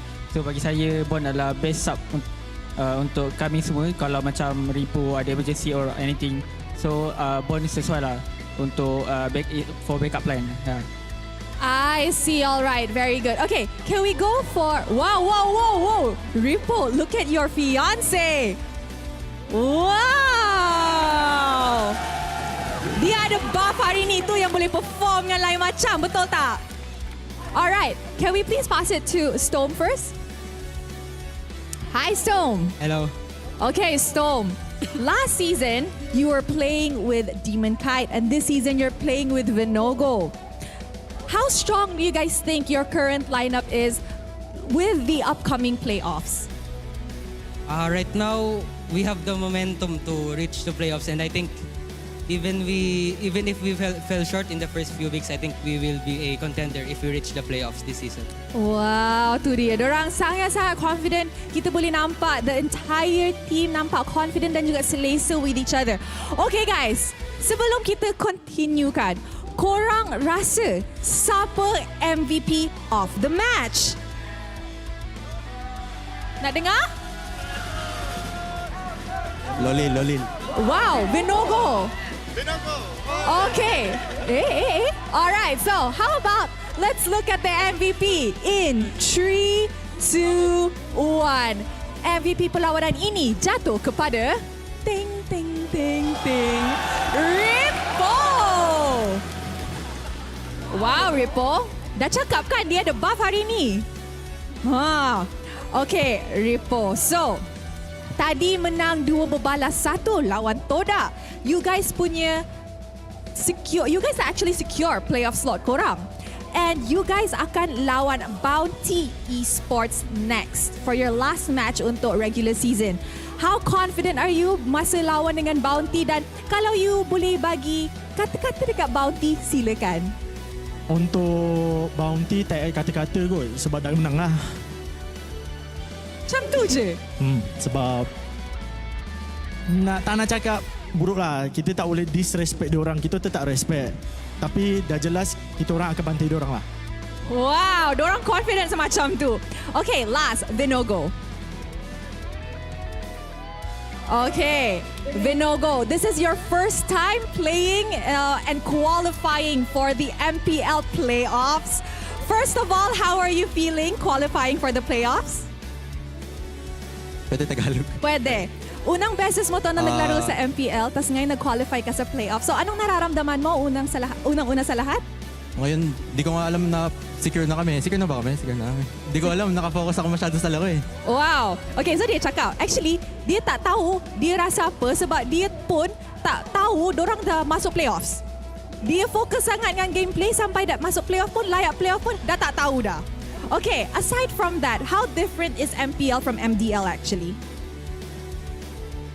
Sobrang iba talaga dito kasi dito may pressure tas yung labanan ng coach. Pero pag sa MDL naman, talagang players versus players lang. Pero dito sa MPL, coach talaga. I see. Okay, so I tanya, apa beza main dekat MPL dengan MDL? Dan dia cakap actually banyak beza. Sebab dekat MDL it's usually the battle of the players, tapi dekat MPL kita banyak benda yang kita kena consider, especially the coach, drafting, coaching staff, management dan juga players. Alright, let's give it to Izanami. Izanami, last words for your fans who came today and all of them look very happy with your win. Kepada fans-fans yang datang hari ini, tak kisahlah fans RSG ataupun fans Todak, thank you sebab datang untuk memeriahkan MPL untuk season ni lah. Dan saya appreciate semua fans-fans RSG yang datang ni, walaupun sebelum ni kami nampak begitu struggle, tapi kami slow dapat balik momentum kami untuk kamu lah. Thank you. All right, terima kasih and congratulations on securing your playoff slot. You guys may now go celebrate your victory. Wow. Perlawanan kedua untuk Seru Saturday minggu ke-5. Tapi bukan tu sahaja. Nanti untuk match terakhir, kita ada King Empire Esports yang akan menentang Selangor Red Giants. Tapi sebelum perlawanan itu, mari let's throw it back to the casters for them to analyze what happened in this best of 3 series. Casters, silakan. Congratulations to RSGMY for a well-played game and well-played victory, and for Rippo to get the MVP of the match. I think he really applied a lot of pressure on both the Paquito and the Grok. We had some doubts. We didn't know if it would work, but this man showed us that it would. This has officially cemented my belief that whatever we said on the desk, reverse curses everything, right? We doubted this draft so hard, and then it ended up winning. That's the reason why it worked. Honestly, yeah, right? I wasn't even doing it consciously. I was just like, wow, on paper, this draft should not work, but I guess it works anyways. So, hooray. So now that RSG has come out on top, you can like break your vow of silence, right? Okay, let's talk about the build for the Grok. The Weapon Master is a Weapon Master and a Tenacity for the Grok. Oh yeah, that's true, yes. Right? Because this is the unique thing about the Grok's passive, is that every point of physical attack, it will transfer to armor. So the fact that he has this, the thing is, I knew that the Grok can sustain against the Terizla. That one was not a surprise. The fact that Rippo won and kind of out-damaged Momo, that was very surprising for me. And it might be because Momo did not build any kind of penetration. And because we talked about this, right? How I feel like, based on the changes, going full items first instead of making the sub-items is more beneficial. And because of that, that's the approach that Momo take. But maybe having that Fury Hammer could give him the edge going up against Rippo. Also, a part of me feels like maybe from Momo's perspective, it's not really needed, because at the end of the day, his target is never going to be Ripple, right? He wants to reach the back. It's just that I think even he did not expect Ripple to cause so much problems, not just in lane and trading well against him. It's the fact that in these team fights, Momo gets zoned out heavily by Ripple. If he shows up, he gets a wild charge in the face. If he tries to run away, he gets blocked out by the wall. And a lot of these times, Momo is not given priority on the Rafflesia Guiding Wing Express. It's always going to be given to Gary, given to Shizo. I mean, this RSG draft, maybe theoretically it shouldn't work against Todak, but the macro decisions that they made gave them a good enough lead to overpower Todak before Todak came online. No, the fact that it looked like it couldn't work was the reason why it did. Never let your opponents know what your next move is. Exactly. You confuse them. Yep. And we're seeing real-life examples of this. I think RSG is very comfortable playing around a Rafaela comp as well. That's why you can see like the speed up allows them to really rotate very quickly. And now this is what we all wanted to see. How much damage was done in total by all of these players? Dude. And Izanami. Dude, almost 100. Wait, how long was this insane. game? How long was this game? I can't remember. The thing is, he has 100% kill participation as well. Man, Izanami just 10 popping out of off. 10, man. This guy. My boy got cheated out of MVP, man. Yo. Dude, He's right beside us, by the way. He was a very close second for me, personally. He was. He made Zion Senpoi look foolish in that game. Every time Zion walks up, he had the black shoes because of Izanami. Like, there were so many times when Black Shoes had to be popped where Guiding Winds had to be popped to pull people out to safety. What did you just say to Izanami? Oh, you guys didn't. Oh, you guys are. I heard good job. It went too fast for me. Nah, so Izanami went by. I was like, dude, you should have gotten the MVP. Ah. He knows it. He knows it. We all know it. Like, he knows it. It's okay. Ripple may have been the MVP of this match right now, but Izanami has been the MVP of RSG since they debuted. That's the secret MVP of Game 3, for sure. Like, he is single-handedly... He's the MVP of my heart. Of course, of course. That too, of course. That too. Yeah. I'm pretty sure. I'm sure he's Sounded very wrong. honored. Let's move on. That sounded weird. We can see total damage taken here. Quite a lot overall because there was a lot of damage just being exchanged. But while a lot of it was taken by Gary and Momo, RSG split up the damage that they took very evenly across all of their players. Even Lolil, which wasn't really part of a lot of the fights, took almost as much as everyone else. So we could see the healing really coming into play. Yeah, I feel like not just the healing, but the movement speed increase as Oh, well yeah. allows them to juggle, right? It's like, okay, now you're in front. Now I'm in front. And now we're both back. And then we're going back again. I think the craziest stat was that I don't know when was the last time this happened, but I don't remember seeing a Grog pounding on structures, right? There was a point in time in that early to mid-game phase where Rippo was actively pushing turrets, and there was no one that could stop him. That's how crazy it was. Todak was so preoccupied in keeping Zyme safe from Izanami, in making sure that, you know, Shizo has a good time. Rippo got to push turrets and do whatever he wants. Even the total healings is out of this world. 84,000 from Storm. I think, again, the fact that Rafflesia got taken out so early on because he underestimated the damage that Vonogo would output already gave up a lot of early game lead that Todak would have otherwise been able to use. And after that, RSG really started taking that advantage and running with it because, like you say, the movement speed increase allows them to rotate so much quicker around the maps to secure advantages in the side lanes. And Rippo just beating on towers, setting up those wild charges to the point where Vonogo popped his first heavy spin like after 10 minutes. Is crazy. He did not need to use the heavy spin at all for most part. In fact, people forgot like what Storm did. One of the plays where he was able to catch Rafflesia with the Holy Baptism, that was what gave them the Lord in the first place. Definitely, right? yeah. Also one of an MVP-worthy play. What was I about to say? Yeah? I don't know. You tell me. I don't know. Oh, okay. Now I remember. So, after this game, is it now non-Prio Matilda? I mean, you can pick it out, but you don't have to ban it out anymore, right? I think so.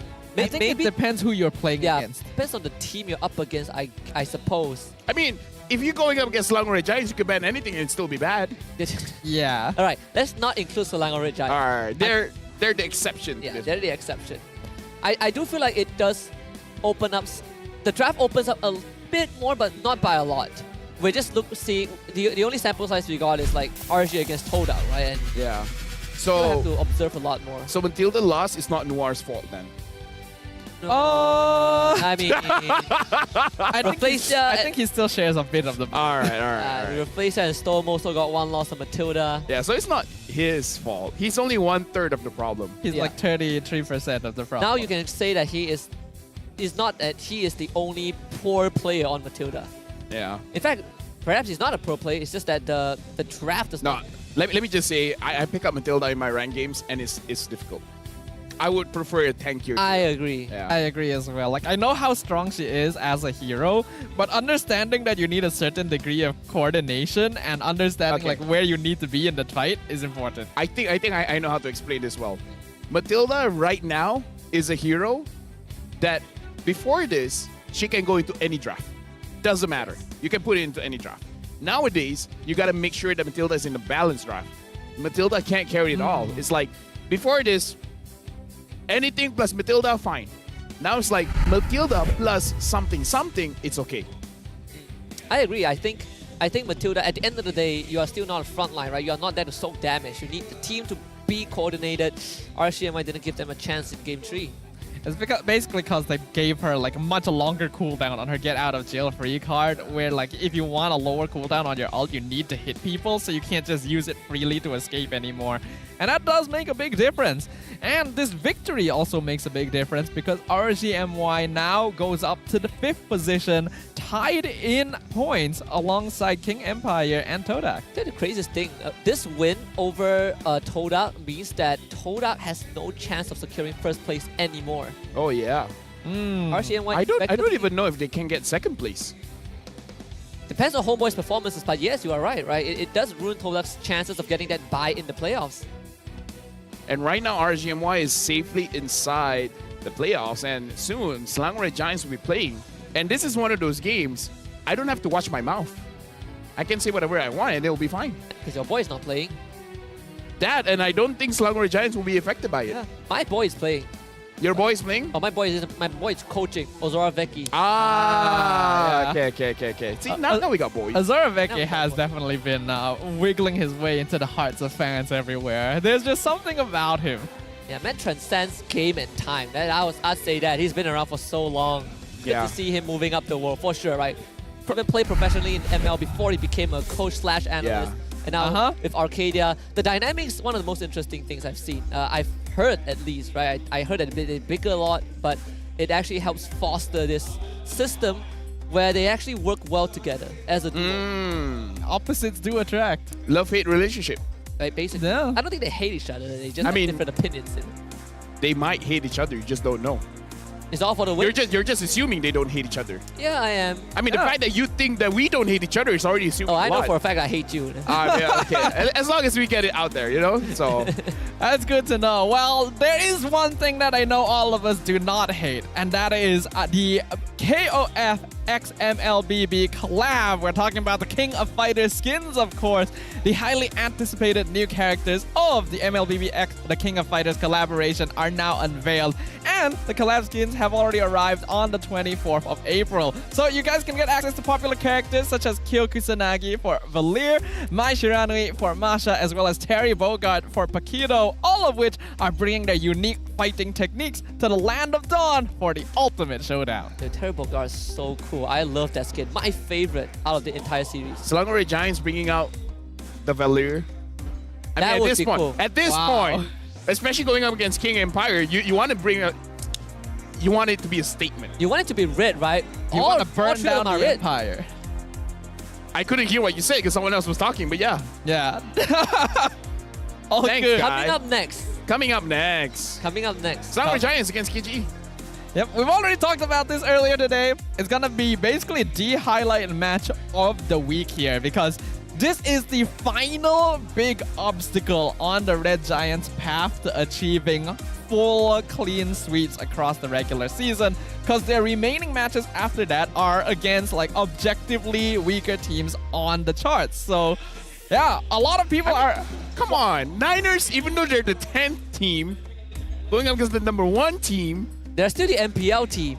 Yeah, man. I mean, the only difference between them is that 1-0, right? You know, and 0 is nothing. SRG against KG is literally Attack on Titan. Excuse me, what? Well, these two teams up against each other is literally like Attack on Titan, right? Titans attacking the Empire. Kind of, I guess. Today we're making a lot of references. trying my We're best. talking about rumblings and everything, yeah. Like if X-Win gets his Grok, then there'll be walls for the Red Giants to break down. If he gets his Grok. If he gets his Grok. To be fair, Yums also Someone's got to pick up Fanny. You're right, yeah. Skies, come on, man, skies. Well, we have The to skies flying. we have to see if Arcadia lets him do it though. You know what would be cool? If KG picks up heroes that uses the Attack on Titan skins. Yeah. But 2 of them are junglers. Actually, 3 of them are all junglers. Actually, yes, right. Yin can be a roamer. But this can be XP laner. Okay, we got all 3 of them. It does depend on who you ask, but yeah, it's a possibility. Don't know if we'll get to see that, but it'll be very fun to see that. And I think it'll be very exciting to find out whether or not Red Giants will be able to keep their clean sweep streak alive all the way until the end of the regular season. I believe they can. Even all the way until the end of the playoffs. Who knows? I believe they can. All the way through the grand finals. Ooh, that'll be exciting if it does happen. But for now, we're gonna go on a short break, leave you guys with the mic check. When we come back, an exciting match. Don't miss it. Bakas daw flick. Simir. Ken. Masuk. Simi. Alpha. Layo doon. Nice. Chase. No. Simi. Go. I don't. Tower lock. Nice one, guys. Nice one. Barat first guys. Nice Gary. Nice. Barat. Nice. Bagi tu. Tahan. Dah. Nice. I can set. I'm on the way, Saim. Nice, Perkadingan dia. Tower. Tower first, guys. Nice. I got two. Nice. He hit me. Careful lah. Back. Can step back. Nice, Step back. Push them back first. Nice. Tower. Just tower. Nice. Guys. Let's get it. Nanti. Stand mati. Nice one. Nice. LT. Pure. Frontline. Can fight. Terisa. I'm left. Nice one, Don. It's okay, don't fall. Cannot. Yeah, it's okay. You want to tower lock? No. Hey, tower. I cannot. You want to just force? Force.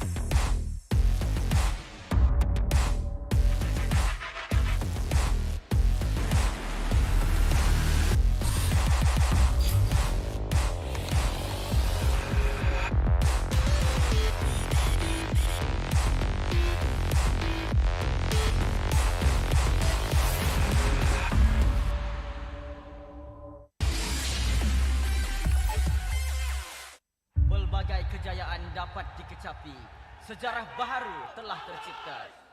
Namun, setakat itu sahajakah kemampuan kita? Setiap kali ke pentas dunia, pasti kecewa. Sampai bila kita nak kalah? Ditundukkan serendah-rendahnya. Sampai bila kita nak dihina? Tiap musim harapan peminat gugur. Sampai bila nak kalah? Sampai bila nak kecewa? Setiap rakyat pasti akan melaungkan semangat, ingin mempertahankan rumah mereka. Jika patah sayap Raja Wali, bertongkat jua kita kemari. Tahun ini pastinya kemenangan semakin dicita demi menjulang nama Malaysia di pesada dunia. Di mana bumi dipijak, disitulah langit dijunjung. Stadium MBSJ Serdang Jaya secara rasminya menjadi rumah MPL MY pada tahun ini. Seterusnya, melangkah ke arena besar di Timur Tengah, di Riyadh, Arab Saudi.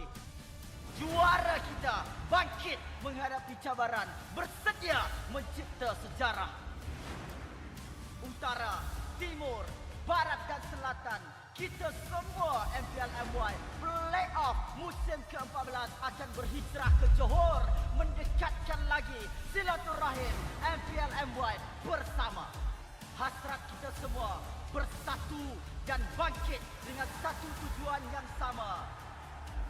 Naikkan martabat negara, kecari juara dunia, kemuncaknya di M6. Pastikan kemenangan dan kebanggaan dikecap di rumah kita.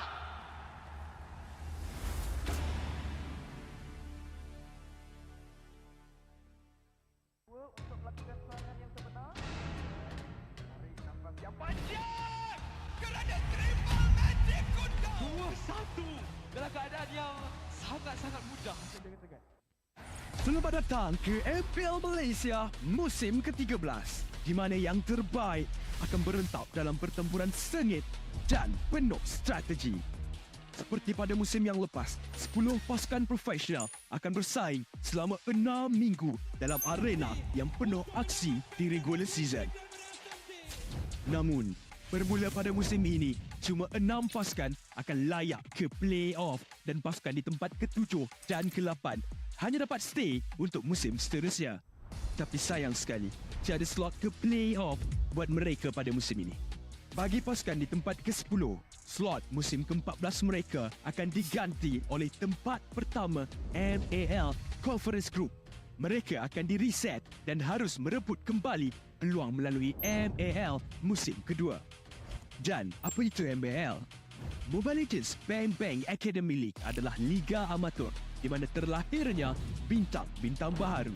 15 pasukan akan bersaing untuk meraih kejuaraan dan 2 pasukan MPL Conference Group teratas akan berpeluang merebut slot ke MPL Malaysia musim seterusnya. Okey, kembali ke MPL. Pasukan MPL Malaysia tempat ke-9 akan berentap dengan pasukan tempat kedua dari MAL Conference Group dalam pusingan MPL Malaysia Challenger Stage bersama format Best of 5 semasa Grand Final MAL musim yang pertama, di mana pemenang akan menentukan slot terakhir MPL Malaysia musim ke-14. 6 pasukan yang layak ke play-off akan berentap untuk meneruskan jalan ke Grand Final MPL Malaysia musim ke-13 dan merebut peluang untuk ke MSC 2024. Jadi, bersiap sedia. Persiapkan strategi anda. Bersedia untuk aksi profesional di pentas MPL Malaysia musim ke-13.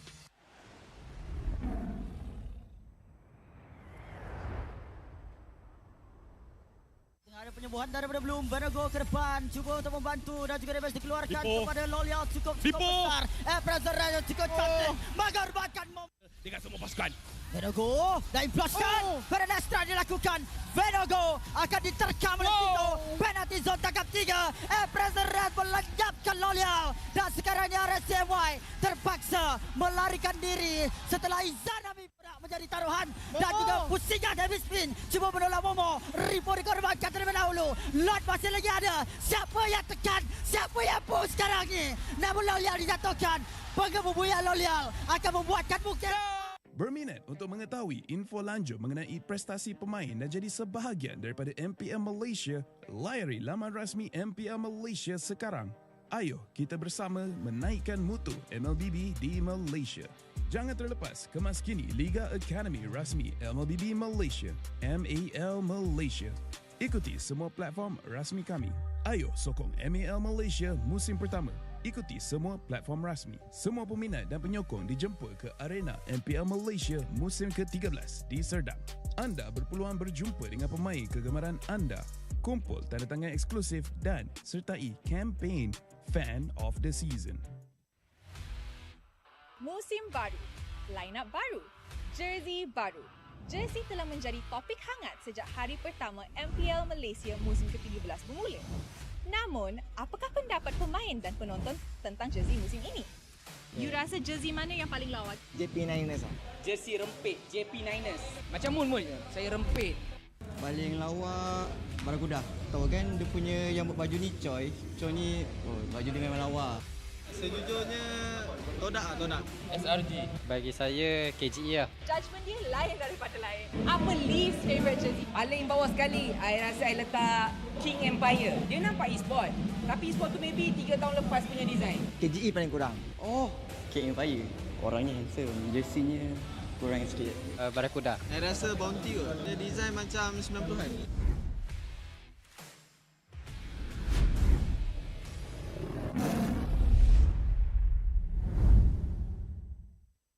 Interested in knowing more about player performance and be a part of MPL Malaysia? Visit the website of MPL Malaysia's #1 esports league for the latest news and league updates. Don't miss out on updates from the official MLBB Malaysia Academy League, MAL Malaysia. Follow all our official platforms. All fans are invited to the MPL Malaysia Season 13 Arena in Serdang. You will get a chance to meet your favorite players, get exclusive autographs, and join the Fan of the Season campaign.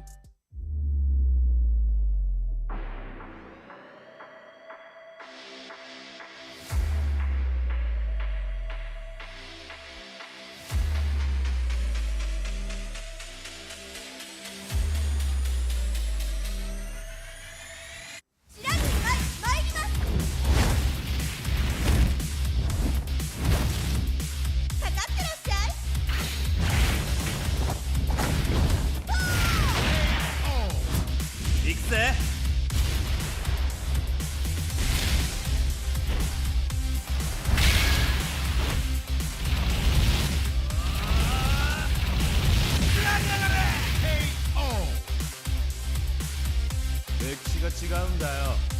Hey, come on, come on.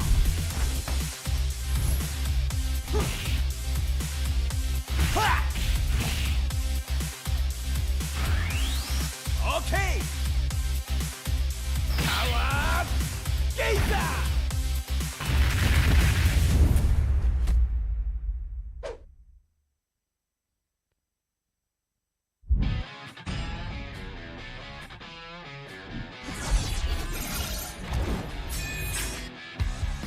Satu sekali Kenji Tuim dan Alpar di sana. Ternyata harus hilang.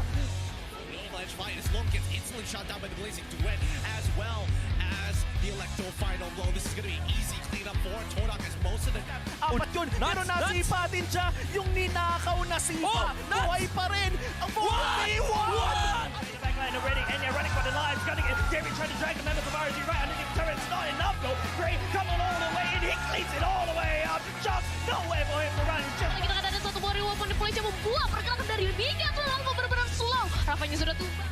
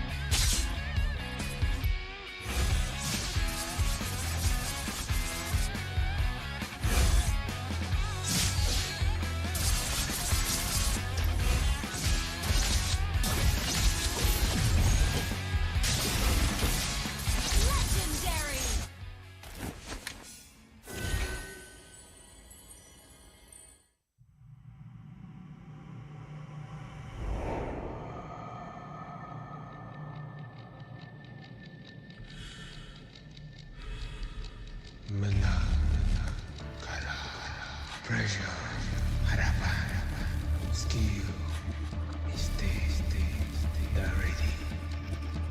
Kalah, dihentak, dituntut semua untuk peminat. Spotlight melambangkan satu sosok tumpuan.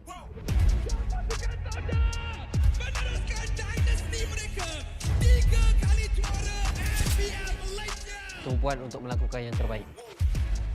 Tumpuan untuk menjadi seorang role model.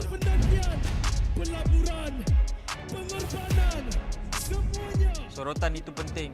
Ia membuatkan kita percaya. The supporters will witness our fights and our struggles. Memikul harapan untuk mempertahankan kemenangan. Menjadi cabaran terbesar untuk mencapai matlamat kami. Pastikan kemenangan dan kebanggaan dikecap di rumah kita. Harapan masih terpahat di hati. Untuk menjadi juara. Meneruskan legasi kami. Di bawah cahaya, semuanya menjadi lebih jelas. Underdog, kuda hitam. No, kami adalah Monster Vicious. Cahaya impian telah menerangi pentas ini. Kejayaan bukan lagi dongeng. Not just a dream. Ia arti harapan yang sebenar. Mungkin ada yang sangka bahawa harapan ini akan hilang. Tapi bukan kami.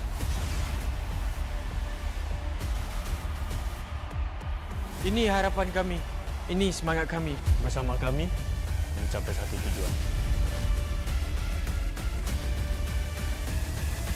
Mencari sinar yang paling terang.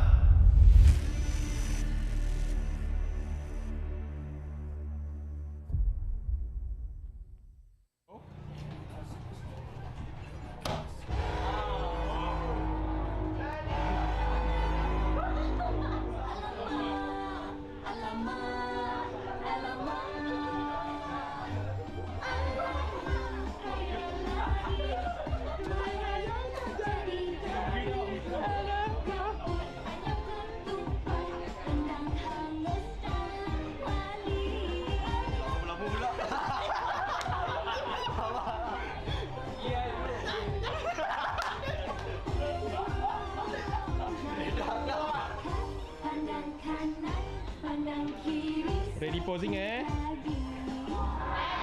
Right. Okey. Nikmati jaguh 5G untuk gaming sepantas kilat dengan Hotlink Prepaid 5G. Internet 5G tanpa had dengan kelajuan 5G tanpa batas untuk layan gaming tanpa gangguan. Nikmati latensi rangkaian 5G terunggul dan gameplay termantap sepanjang malam. Semuanya hanya RM32 sebulan dengan 20% cashback. Dapatkan sekarang.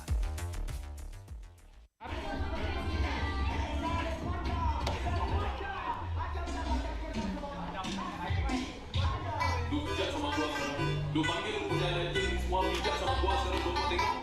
Lu jaga dia. Lu masuk sama Todak. Gua minta. Bukan senang mau masuk ke tempat mah. Lu mau saya masuk ke bangsa yang belakang. Lu juga senang gua. Nanti gua kasih kenal. Ready.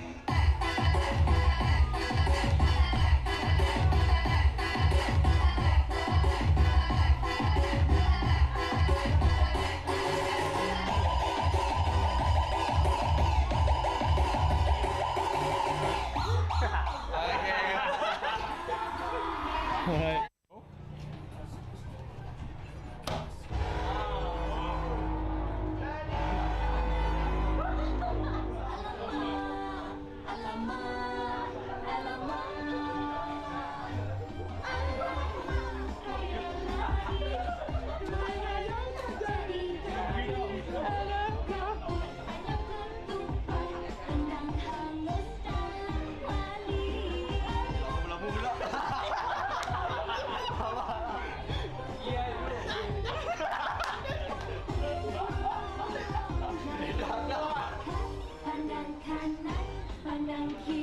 Ready posing Right.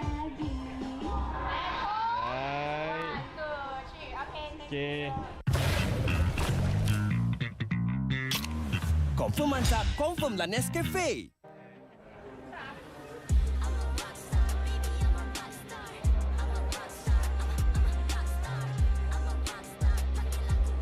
Kami akan bantai Barakuda.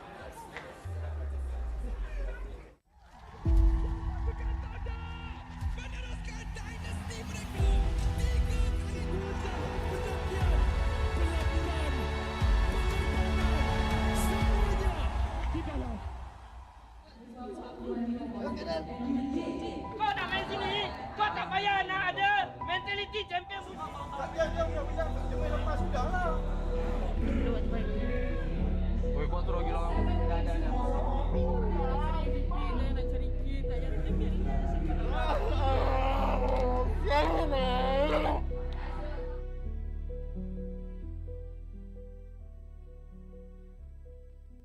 Paling tak lupa time minta maaf. I have no idea with that. Maybe Masih ingat banyak ah. Nak cerita buruk ke nak cerita baik Betul adalah macam conflict sikit. Macam saya bergaduh dengan mak saya kan. Nak masuk e-sport. Sampaikan saya kenal rumah. Aku ada terbaca lah orang cakap, ni dah rasti teruk lah. Dah boleh pergi kerja kilang lah. tapi ya, aku okey je sebenarnya. Yang video aku viral nangis-nangis apa semua itu bukan sebab aku kecewa dengan kecaman orang apa semua, tak ada. Kecaman netizen semua aku tak kisah pun. Semua tu like aku disappointed dengan aku punya performance je. Dengan apa yang aku bagi, apa yang hard work yang aku put. Tapi end up performance aku macam tu lah. Sebab aku tahu orang-orang yang komen apa semua, diorang tak tahu pun apa yang terjadi. Diorang nampak daripada luar, diorang tak tahu apa yang dalam. Macam ibarat kita tengok bola, dia ni passing betul lah. Kita bukan tahu, kita bukan join training pun. Kenapa Harry Maguire main setiap minggu? Kita tak tahu pun dalam training dia macam mana. Pergaduhan yang paling risau, perit dan pedih lah kan. Kita tak ada cakap apa-apa. Cuma waktu tu MPL Season 6 di mana Todak tak ada kalah lagi best of 3. Waktu tu pressure dia sangat besar sebab orang semua mengharapkan kita menang daripada regular season sampai habis. And waktu tu masing-masing pelik gameplay dia. Pelik gila kan. Macam timing tak kena. Pakai hero pun pelik-pelik and dengan pressure apa semua pun bengang. Mental, ketuk meja, kata kita main apa benda ni kan. Waktu tu nak play off dah. Tak silap pun lagi 2 hari dah nak play off season 6. Kalau korang main macam ni, better aku pergi main dengan parti-parti Indo joki apa semua kan. Lagi bagus daripada aku main dengan korang kan. Biasalah kan, kita bekerja as a team, as a kumpulan kan. So kalau tak gaduh tu bukan team lah maksudnya kan. So bila habis tu dah macam biasa je lah. Basically kita orang gaduh macam tu je. Dia tak ada lebih-lebih sebab try to be professional lah. Try to not take it personal sebab in the end of the day kita nak kena bermain dengan orang tu juga kan. The M3 lah for me seriously is so hard for me. The M3. Until now I still cannot forget about it. Just like we scream, we rustic. I think for the 2 days already, almost 12 game like that. And then I score to Zaim, I score to everyone, and then we almost want to fight like that.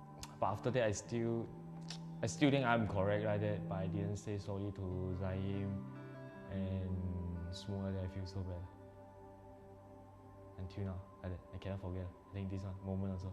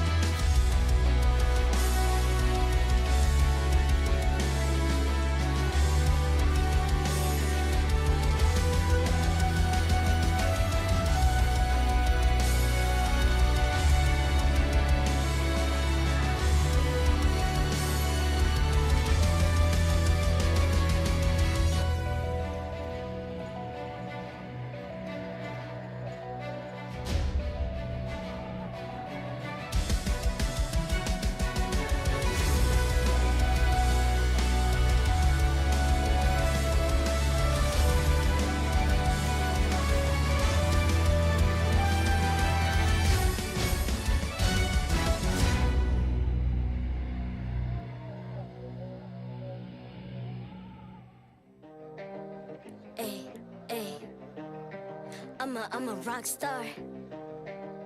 Yeah, rock star. Ay, ay, ay. I'm a rock star, baby. I'm a rock star. I'm a rock star. I'm a rock star. I'm a rock star. Panggil aku rock star. Ini kejohanan kita semua orang rock star. Kita rock star, kita buat saja gaya kita. Makin panas apinya sudah membara. Macam mana pun ku menempuh segala. Demi negara ku buat semua bangga. Step into my world, you know I'm always in my zone. You know I got my team, no I'm never alone. Bring out my best, buat yang terbaik. Jadi juara perlahan kita naik. Aku nak push, naik-naik jadi lebih bagus. Jadi hero, ku ada skill. Berapa banyak musuh aku dah kill. Ramai cuba mencapai, cause they envy me. Tiap game aku pasti jadi MVP. I'm a rock star, baby, I'm a rock star. I'm a rock star, I'm a rock star. I'm a rock star, panggil aku rock star. Ini kejohanan kita semua orang rock star. I'm a rock star, baby, I'm a rock star. I'm a rock star, I'm a rock star. I'm a rock star, panggil aku rock star. Ini kejohanan kita semua orang rock star. Tengok nanti siapa yang juara. Ni peluang kita bawa pulang piala. This is my game, this is my time. Menang semua, everything will be mine. Kalau jatuh kau pasti kembali.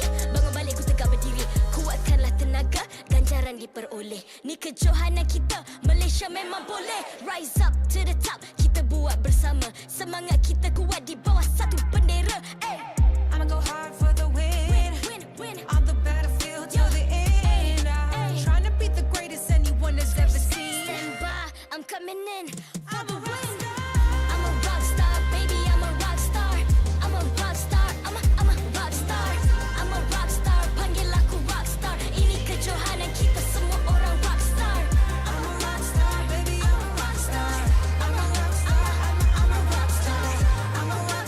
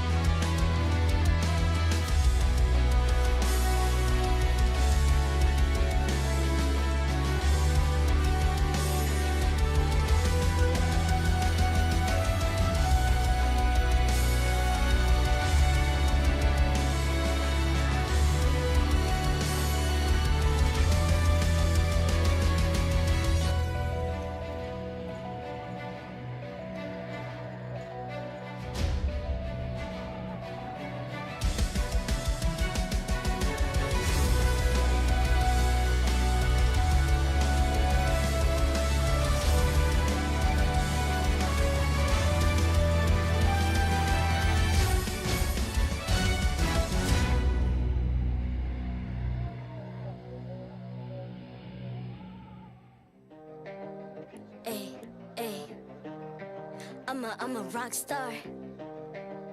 Yeah, rock star. Ay, ay, ay. I'm a rock star, baby. I'm a rock star. I'm a rock star. I'm a rock star. I'm a rock star. Panggil aku rock star. Ini kejohanan kita semua orang rock star. Kita rockstar, kita buat saja gaya kita. Makin panas apinya sudah membara. Macam mana pun ku menempuh segala. Demi negara ku buat semua bangga. Step into my world, you know I'm always in my zone. You know I got my team, no I'm never alone. Bring out my best, buat yang terbaik. Jadi juara perlahan kita naik. Aku nak push, naik-naik jadi lebih bagus. Jadi hero, ku ada skill. Berapa banyak musuh aku dah kill. Ramai cuba mencapai, cause they envy me. Tiap game aku pasti jadi MVP. Easy. I'm a rockstar, baby, I'm a rockstar. I'm a rockstar, I'm a rockstar. I'm a rockstar, panggil aku rockstar. Ini kejohanan kita semua orang rockstar. I'm a rockstar, baby, I'm a rockstar. I'm a rockstar, I'm a rockstar. I'm a rockstar, panggil aku rockstar. Ini kejohanan kita semua orang rockstar. Tengok nanti siapa yang juara. Ni peluang kita bawa pulang piala. This is my game, this is my time. Menang semua, everything will be mine. Kalau jatuh kau pasti kembali. Bangun balik ku tegak berdiri. Kuatkanlah tenaga, ganjaran diperoleh. Ni kejohanan kita, Malaysia memang boleh. Rise up to the top, kita buat bersama. Semangat kita kuat di bawah satu bendera. Ay. I'ma go hard for the win. Win. On the battlefield till the end. I'm trying to beat the greatest anyone has ever seen. Stand by, I'm coming in for the win. I'm a rock star, baby, I'm a rock star. I'm a rock star, I'm a rock star. I'm a rock star, panggil aku rock star. Ini kejohanan kita semua orang rock star. I'm a rockstar, baby, I'm a rockstar. I'm a rockstar, I'm a rockstar. I'm a rockstar, panggil aku rockstar. Ini kejohanan kita semua orang rockstar.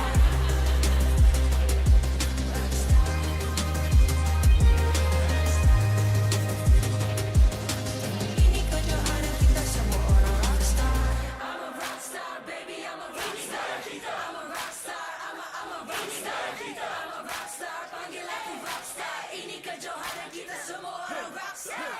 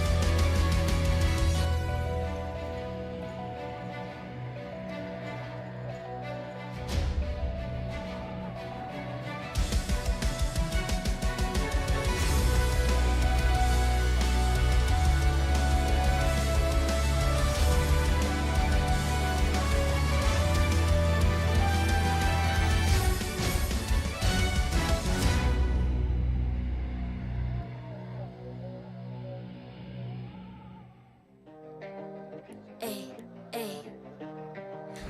I'm a rock star.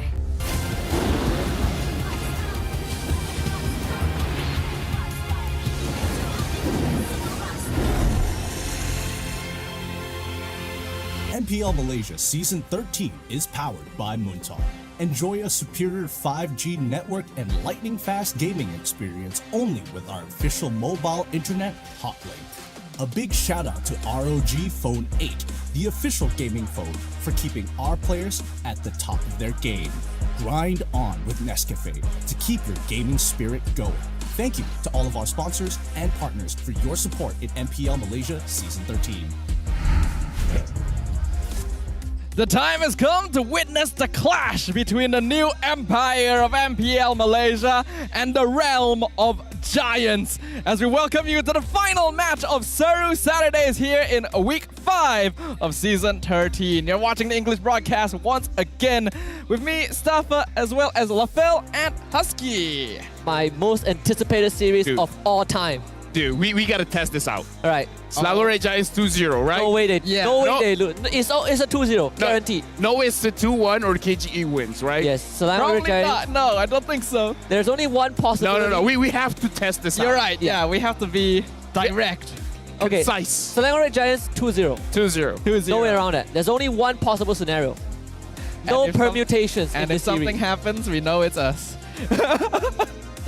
But you know what it's not? You know what's always responsible for giving us and the players the energy they need to grind on and recharge themselves? Why? None other than Nescafe. You guys can recharge yourself with superior taste and quality Arabica beans by grinding on with Nescafe. Make sure you guys check them out. Hello, I miss the Nescafe cans on the table, man. I know, right? Like yeah. Yeah. Well, we have it in the talent room. I mean, like, to be fair, we always finish it. Yeah. You guys finished it. Okay. I'm not your fault. Our fault. It's our fault. We're the collective. It's our fault. Yes. Okay. You know what? I'm gonna push that theory further. Where are the Nescafe cans? Hopefully we get it later. Maybe someone will send it to us. I don't know. How far does our power extend to? How far does it reach? Does it affect the... I feel like the more we're asking for the Nescafe cans, the more we don't get it. Because it's in reverse. Oh yeah. It's in reverse. We're getting too much Nescafe cans. Don't give it to us. Rather than Nescafe cans, we have to ask for Nescafe cannots. A sponsor ain't gonna be happy listening to that. Nescafe, love you guys. Well, this is the final test of strength for the Selangor Red Giants, who have so far been taking 2-0 clean sweeps against every opponent they have come across. And of the remaining matches they have, King Empire is objectively the strongest team and thus the biggest obstacle on their path to a clean season. Yo, Stormy's my boy. He's gonna clinch it. 2-0. Yeah, Ozarvek is my boy. He's gonna lead the team to a victory. 2-0. I just really like watching Red Giants. 2-0. It will continue until playoffs. We're really pushing this. If KGE wins one game, dude, it's... I'm just thinking about the people who tuned in and don't know that we're trying to experiment with something, and they just think like we're the most biased caster desk in the world. We are, just for context, we're testing out the reverse curse. This entire day, we have been saying things and the opposite happens. So we want to see if KGE will win if we say that SRG wins this. We'll see what happens, but yes, this is the remaining calendar for the Selangor Red Giants. They have 2 matches after this left in the regular season, and it's against Barracuda and the Niners. So, I mean, we don't want to call anyone out, but everyone thinks that King Empire is going to be the strongest team left for the Red Giants to face. Yeah, I'll go one step further. If SRG 2-0s King Empire, which they 100% will, they're going to 2-0 the other 2 teams left on the calendar. Yeah. They are 9th and 10th place. We're really pushing this. These 2 teams are what? No, we're pushing 8th and 10th. How can an 8th place and 10th place team beat a 1st place team? You see, in other regions, it happens. It can happen. That is true. Right? It happened in the Philippines. Yeah. But this is Malaysia. Oh, wait. Last season, Team Secret beat Team Number 1, which is SMG. Right? That happened. You are correct. That happened. Well, while we're pondering about that, we also got to talk about the remaining match, singular, for King Empire, which is going to be on the 12th of May versus Team Hak. And that's the only match they'll have left after this. Both of these teams are already very comfortable and basically guaranteed to make it into the playoffs. So any points they get left is all about, for King Empire's case, seeding, and for Red Giant's case, basically just like pride at that point. Yeah, I mean, if they 2-0 this, they basically lock any other team out from contending for 1st place. That is how dominant they are. If they win, I mean, like, Not regular if, season they number 1. will win. They will win. Regular season number 1, and in playoffs, they dominate as well. Dude, curse breakers, man. Selangor Red Giants, curse breakers. We'll see. We have a little video from the Selangor Red Giants, so let's go ahead and see what they have to say. Hello guys, I'm Rose. I'm Innocent. I'm Yums. Okay, dah serius. Mana I'm Stormy? I'm Stormy. Sebagai ex-teammate Sasa dan Sasa selalu cakap dia dah malas nak dengar Stormy cakap that SRG is good. Lepas tu dia cakap, you're noob. Apa yang you nak sampaikan dekat Sasa? Makan telur je lah si Arif. You dah biasa jumpa Sasa dengan Smooth as your opponent, but this time dorang ada a new mid trio. How big of a potential do you think KGE has going up against you guys? I don't think they are strong. I don't care who they are. We are strongest. Wow. Wow. Now, I want to ask you, going up against Sasa, one of the best gold laners we have in Malaysia, what do you have to say and how are you feeling going up against this matchup? I think just go retired Sasa. Wow. First of all, can you feel the silence in the crowd? You kind of feel the silence. Like there's a lot of people here. And there was no sounds exchanged anywhere. Oh man. You didn't have to go that hard. What kind of ramen did they eat that was so spicy? SRG changed Stormy and Younes, man. I'm telling you. Oh yeah. They're the quietest guys. Yeah. Or maybe they just never had the true chance. Okay, you know? by the way, I just want to quickly reply to what Innocent says. Sasa is not going to retire. He's playing for M6, but sure, good shot though. It's a pretty low blow considering Sasa has been talking about retirement for quite a while. No, Innocent's like, Sasa, go retire. And then Sasa's like, I've been trying, man. I tried so many times. But where's the light? What a light night. It's too spicy. The lights can't handle it. You're right, actually. Yeah, there's a limit to how much the lights can handle here. Although I think the lighting here is a bit better, no? It looks nice. It looks nice. It looks nice. It does have a cinematic feel to right? it. Let one light bulb die. It improves it. I like it. I'll keep this. No, they're putting the spotlight on the fans. Obviously, you can see it from here. Fans look awesome. I'm just waiting for this to start. Let's walk. Yeah, the atmosphere of all of this is great. The fans are excited. We're all excited for both of these teams to face off. So I think it's about time for us to welcome all the players onto the stage. Selangor Red Giants. Crushing the league with a perfect record so far and clad in red and yellow, they aim to make their home state proud. Will they stylishly dispatch another opponent in merciless 2-0 fashion? Ready to affirm their supremacy, here come the Selangor Red Giants!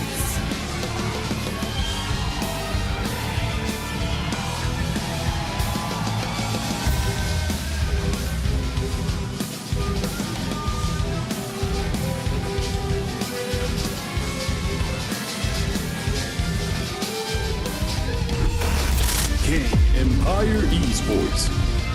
They may have barely secured victory yesterday, but the king of the jungle is ready to roar ferociously today.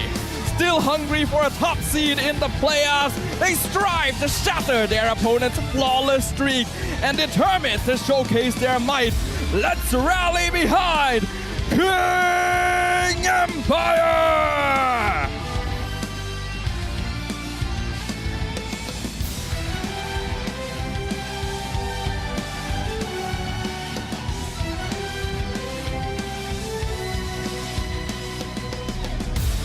Walking up on stage right now are the coach and analysts of both teams, as well as our head of League Ops, Cedric, who will ensure fair play and professional integrity. For the Selangor Red Giants, we have Coach Arcadia with analyst Azora Vecchi. And for King Empire, we've got Coach Ryzan, who will be duking it out as both teams' players now fist bump across the stage to prepare for a battle for the history books. Definitely one for the century. I mean, with the game, we haven't even started the draft. The fans, it feels like they're about to, well, not fight, but they're about to throw some war cries. We don't encourage You brawl. had a few choice of words that you were standing. Yeah, Which one was appropriate? They weren't physically fighting. Let's just Yeah, put it that way, right? The fans were looking across the aisle. You know, SRG fans fired up. It's like, what you got? There's a psychological battle happening right now. I'm pretty sure one guy was even like, "Ye Bombay." Oh wait, wrong team. That would be hilarious. That would be hilarious. Yeah, that's the wrong timing. Oh, sorry. We appreciate I feel like the moment he does it, if someone does that, we will see him being physically dragged away. So thankfully, no, not yet. Yeah. Yeah, let's avoid that kind of thing happening for now because KGE Langga. That Actually sounds nice. It's. I don't think the fans would want to hear that though. GG SRG. I feel like this man is committing blasphemy. No, it's Prime SRG, all right? Prime SRG, yeah. There's actually blasphemy happening on the table right now. But, you know, I think a lot has happened across this season, so understandable. Let's talk about what's going to happen in this match. And wow, okay, we straight up have a spicy question straight away. Has Sasa reached his skill ceiling? I think so. Whoa, okay, straight away. Just instant agreement. Why would I disagree? I mean, our production team knows what they're talking I feel about. like I have to agree. I think it's the term was used quite loosely, but overall, I think Sasa definitely has reached the cap, right? Where it doesn't just extend to his individual plays, but we also have to look at how KGE plays as a team is Sasa-centric. So now your skill ceiling isn't just limited by your individual prowess, it's also limited by what your team can do with or without you. And right now, it's very, very revolving around Sasa. You know the thing is, if MPL fans are watching, whatever we're saying, they're taking it with a grain of salt. We might be like, yeah, it's his ceiling's like, all right, Sasa's got a few more years in him. Yeah. He's guaranteed to play until M6. Let's just get that out of the way. Yeah, I think we can say that for certain. They announced it. They announced that he's going to play until M6. He's going to play for M6. Well, play to qualify for M6. Yeah, because the way that you said it, it's like, yeah, no matter what, he's in M6. He will play to qualify for M6. If their team is number 6 in the regular season playoffs, still going to M6. He's going to find a way. Like, whether he has to crawl in through the floorboards or whatever, he's going to be at M6. Apply it at any other team. Yo, you guys need a goal later. I can be an analyst too. That would actually be crazy, right? The trajectory. If he ever becomes the technical staff one day, Sasa as a coach, ooh. It's not impossible, but before we go ahead and talk about King Empire, we have to talk about the team that has been winning games and hearts across the season. The Selangor Red Giants, consisting of Stormy, Pram, Innocent, Skies, and Yums as the in-game leader. What we need to see is not the names. We need to see the stats. I want to see Innocent stats. No, just show average KDA. That's all we need. Like, I think the last time we saw the top 5 average KDA, it was 4 members of Red Giants. Yeah. And I tell you, the highest one is not even close compared to the one in second. Yeah. The question is, how big is the gap? If I'm not mistaken, Innocent is 20-something and Sakai's is like on the teens. Yeah, like 17 or something. Yeah, if I remember, Innocent is like 25 point something. Yeah. Average KD. I think it did definitely go down a little bit in their previous match because I do feel like they were messing around a little bit here and there. 25.2. But doesn't matter. It's still up there, 25.2. If you can get 25.2 after playing like what, 12 games? Yeah. You are certified the best player so far. I can't even find a word for it. He's just that good right now. He's not even the Kada machine anymore. He is the Lisan Al-Gaib. Yeah. Okay, I'm pretty sure you don't get the reference. No, I feel like I've heard that before, but I It's a don't. Dune reference. Okay, I see. Well, on the opposite side, King Empire Esports. We've got Detto, in-game leader Sasa with Smooth, X-Win, as well as Sutsujin. They have been doing a little bit better recently because they were having a lose streak where teams basically figured out if you ban pocket picks, you win against this team. But how do you think they're performing right now?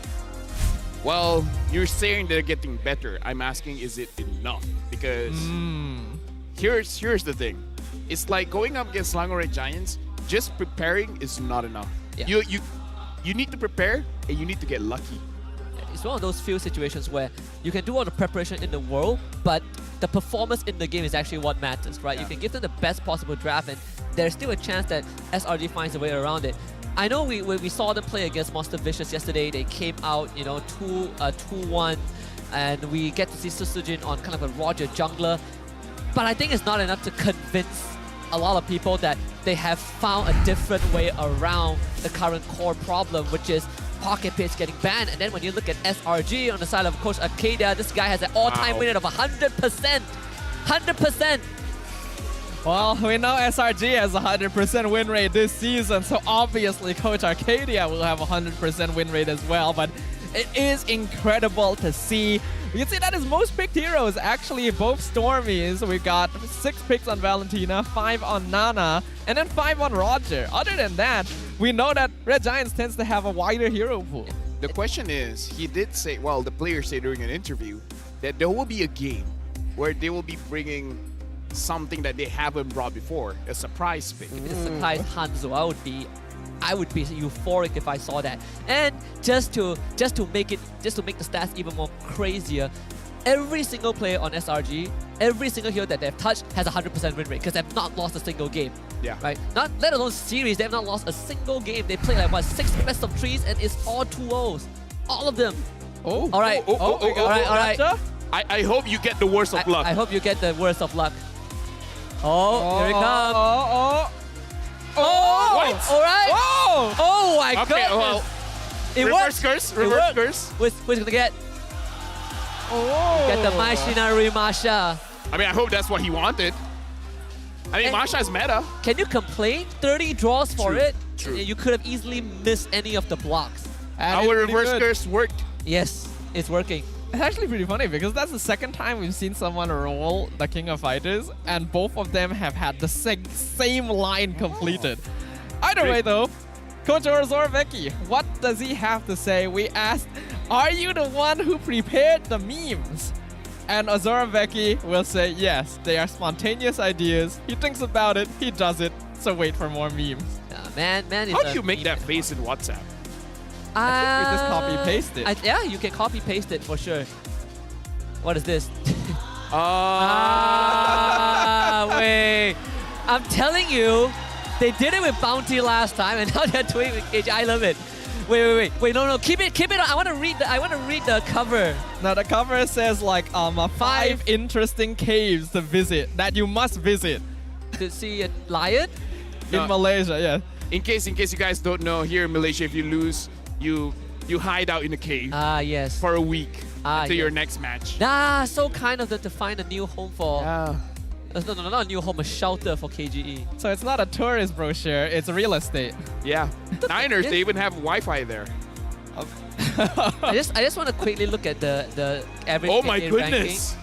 The only person that's not from SRG is Udio. And the only person from SRG who's not there is Cram. But everyone else is SRG.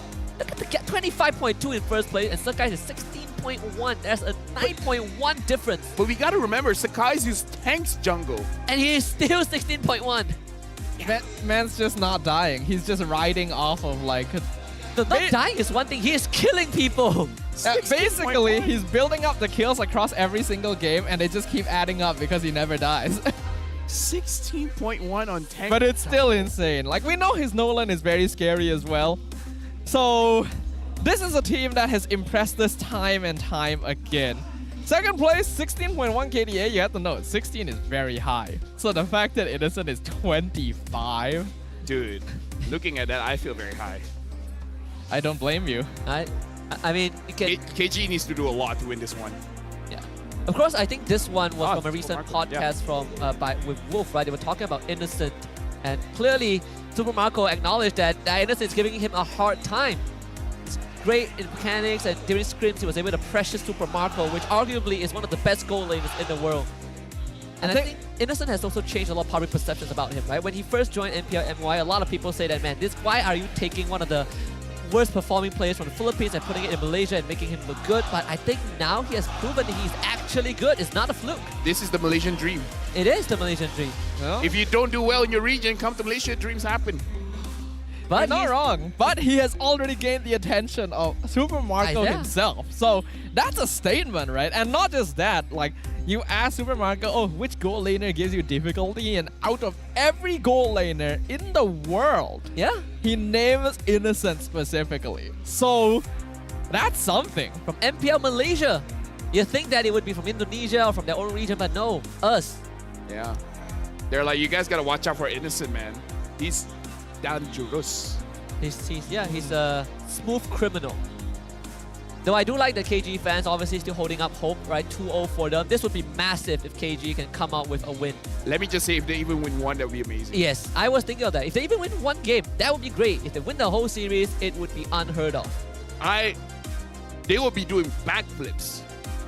they should do backflip. They should do backflip. In fact, if they win the whole series, I'm more worried about the fans than the players. They'll do backflip. They will do backflip. The entire Empire will backflip at the same time and cause an earthquake. Oh, just a minute. The battalion are ready to strike, so we better freaking draw a line in the sand, you know, just to block off the fans. Next week, come MPL, we have a new sign. Don't do backflips. Don't do backflip. We just watch the stands collapse under the There's like one half of the stadium is like a centimeter lower. Come on, MPL Malaysia, we're entertaining, okay? We gotta do something. That's why people love watching us. Oh, well, speaking of doing something, it's about time to get things started with the draft for game number 1.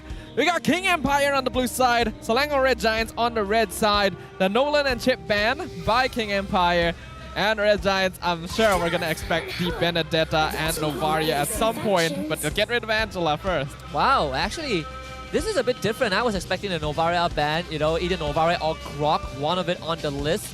But the Angela ban, I feel like it's something that is slightly rarer, but it is one of SRG's most banned heroes overall, right, of all time in this tournament so far. I see lots of prey. You can see the Roger ban KG just giving a lot of respect over to Innocent, but this also blocks off any potential for Susuji to flex that, which we have seen yesterday. I mean, you gotta make compromises as KGE. They're opening both Novaria as well as Harif. So if SRG bans out the Novaria, KGE can pick up the Harif, and there won't be any, you know, contest for that. Like, you can't fight against the That Harif. is true, but you are leaving Grok over to SRG, right? The first 2 picks on red side could theoretically feel quite nice for them.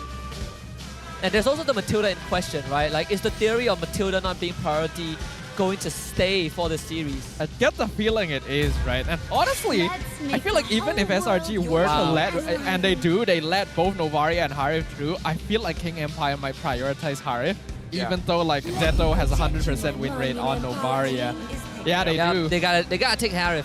I think this also goes back to what we discussed earlier, right? Like, when we talk about Sasa's ceiling cap, it's more of how the team is going to be played. Is it just solely focusing on him? We saw them pivoting a bit towards Susujin yesterday, but overall it's still Sasa as the anchor. So not surprised that the Harry got prioritized. And Sasa looked excited when he got it. He sure did. But we can't let that fool us. We have to note, Harif actually, it's not impossible for him to go into the jungle as well. Like with the recent buffs, he does a lot of damage, his clear speed is consistent. This means that Selangor Red Giants, they'll go for the safe opening, grab the Matilda, grab the Fredrin. And this means King Empire actually can get the Novaria too. I wonder if SRG has interesting picks like the Mincitar, because like I said, Esmeralda can fight against the Harif, but you gotta practice that. It would be crazy if SRG just gives them the comfort pick so far. Novaria actually not taken by Detto though. They opt to go for the Vexana. It's a bit more early, those combos during the skirmishes. But SRG feeling really confident, right? They're not really too fixated on, oh, we gotta get rid of Detto's Novaria and the X-Wing Grok with other focuses.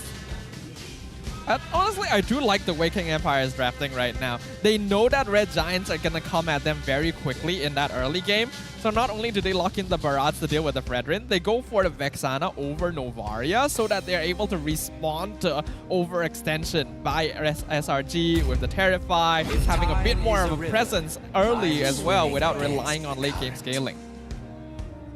Well, looks like the Natan is going to get picked up to go up against the Harif. I mean, to be fair, KGE can still flex this around. The Harif can still go to the jungle, and then the Barats can go to the EXP. I like that the fact that they picked up the Vexana here. Perhaps they were so prepared that the Novaria is going to get banned, so they don't even bother practicing that hero anymore. It's possible. And then they're just like, oh, wait, it's open. But we've practiced Vexana. Oh, well. I think at the same time also, if you are KGE, you also are looking at to ban out heroes that can really threaten the Harif and Vexana, right? Yeah. Maybe a Yudong ban would be on the way. Both teams have not revealed their XP laners yet. KG having the flex potential means that they are a lot more, there's a lot more options. In fact, Yudong is the one that gets banned out by SRG. So they don't want to deny heroes that will allow Smooth to jump onto Innocent on the Natan in the back line. In which case, they will probably want to prioritize heroes like the Lapu Lapu or maybe even the Paquito. Where I'm slightly concerned for Smooth's role right now, right? Like there is a chance that he gets his hands on the Barras, but what if it's not the Barras? What is Smooth's role is going to be? The Terizla could be a decent option. Perhaps the X-Borg, we've seen that, and the Paquito. But overall, I think that Actually, I do feel like the X-Borg is a big possibility now because they banned out the Lilia. Yeah. The Lilia is good at destroying the Viraga armor. So if they ban out something like a Valentina, something like a Farsa that can burst out that big shield, there's a high possibility KGE could pick up the X-Borg to fight against this Fredrin. But they don't have they don't have priority for the second pick phase. True. But the thing is, unless they're setting it up for a Barras XP lane, right? Like you are still opening up room for that. Yes. And the Paquito is still there, so the Paquito can fight against the X-Borg. So if SRG picks up the X-Borg, even though they have used X-Borg against Paquito before, it's still a risk. Yeah. Wow, they do take it up. Wow, they get banned out. What am I talking about? Gets banned. King Empire gets rid of it themselves to make sure Barat doesn't have to deal with that consistent DPS. SRG ban out the Minotaur, so that means that X-Win can get his signature Grok if he wants to. I'm looking at SRG and CC might be okay here for them, especially Cram can use it pretty well. I think they probably want to go for Mage first, right? Keep the EXP matchup like a confirmed win. I agree. Is the Valentina an option for Stormy? I feel like it's still fine to take because the Daytona's Welcome is a bit risky, but I've seen people take it before. Honestly, do take the CC after all. So they are giving Stormy kind of the luxury to look at the full KGE draft. Swing. Straight up the Fanny. You asked for it, Lafel. You asked for the Fanny, Susujin. How can we forget about this? Oh, that's big as well. Red Giants actually doesn't have a lot of like hard CC. They're depending very heavily on this taunt from the Fredrin right now. They need something with heavy lockdown if they want to deal with this Fanny. This is crazy, but if I was SRG, I would even hard pivot. Let Nathan go in the jungle, Fredrin EXP, and then CC gold. You think so? Because the silence might be pressured by the Fanny. That's the only worry. If they don't worry about any kind of pressure coming in from the Fanny, then yeah, just go Nathan Golding. But this is SRG. Why do you have to worry? They also have to look at what's Hilda mid, right? Sure. I mean, you can't go for Grok, I guess. Now I feel like Stormy can use anything, so he can use Matilda mid if he has to. Well, one way to find out. Valentina, it is then. Ooh, okay. King Empire bringing something very interesting to the table. We get Sutsujin on the Fanny to once again show his carry potential. And Sasa on the Harif. So some really strong power picks for the current meta. Now this really kind of like will be a testament of whether SRG has really prepped enough for this. I gotta look at his Fanny, man. If this Fanny works out, the thing is, it's not all in. If the Fanny doesn't work, Vexana is there to clear the lanes very fast, so they can go up against a very heavy push coming in from SRG, and then the Harif will scale up. So Fanny is good here, but it's not all on Fanny. Everyone else can do the work as well. Which is what we like, right? What we want from KG. Not just put all your eggs in one basket. Only one way to find out game 1 of this series. KGE on that blue side and Slang or Red Giants on the red. Oh boy. Also, big question. Is this going to be the Attack on Titan skin on the Fanny up against the Red Giants of all things? We were talking about we this set so it much, up. right? We set it up. I swear to you, Ross decision. No, it's Astra. I revoke my support. Boo. That's you have one job.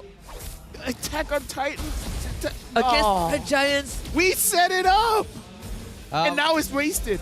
Looks like the players didn't hear us, unfortunately. We do see that both sides did end up starting jungle on opposite sides of the map. So Red Giant's going to be leaning towards that gold lane, King Empire leaning towards the EXP lane, in which Cram is already bullying Smooth out pretty heavily. Smooth took his second ability as his level 1. Oh wow. Susujin. Oh, not going to be able to do too much here. He does get the little. I mean, take anything that you can, right? Because I do want to see what kind of player Susujin is. Because usually when you have a Fanny, you have different playstyles. One that you invade the jungle very, very heavily because there's a lot of walls there that you can abuse to dish out a lot of damage. That's number 1. Number 2 is that the moment you get level 4, you go to the side lanes.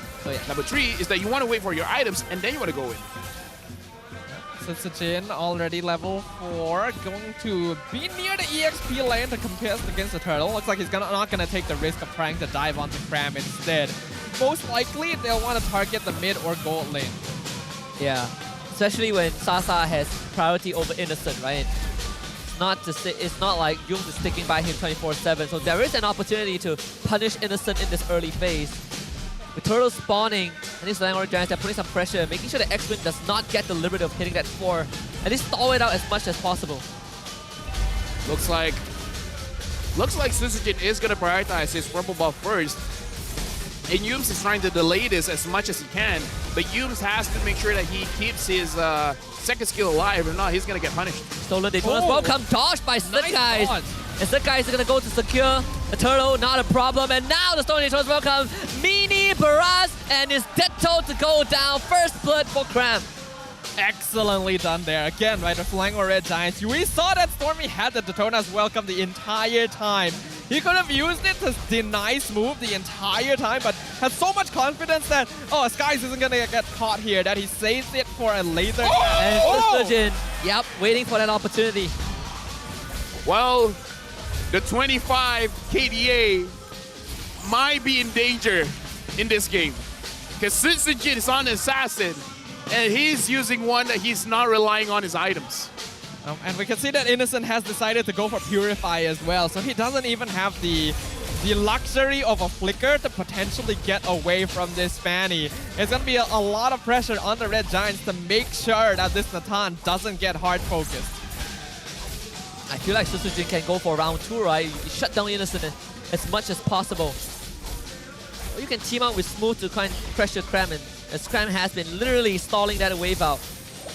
Because I'm feeling Sitsujin, I think what he wants to do is get his Blade of Heptases first and then go crazy. Because right now, when it comes to both junglers, technically they kill the camps roughly at the same time, but the mobility coming in from the steel cables make it so that the Fanny farms much faster. So I think he just wants a lot more GPM before he really engages onto anything. Well, they catch the Kais. That's a lot of combos being used. Circling Eagle also expanded.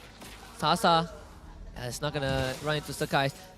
Bit of a contest. I mean, SRG, they wanted to get the purple buff away. They'll come back and try for round 2. Wow. And Sakai tries to go for Sakai. Actually gets the purple buff. Now he needs to get away. Finds safety with the dash. Stormy is gonna be eaten up. Perhaps sacrifice. Yums will be attempt to save him, but the damage from Detto, not enough! Yums saves him, and Cram comes in for the pickup onto Smooth.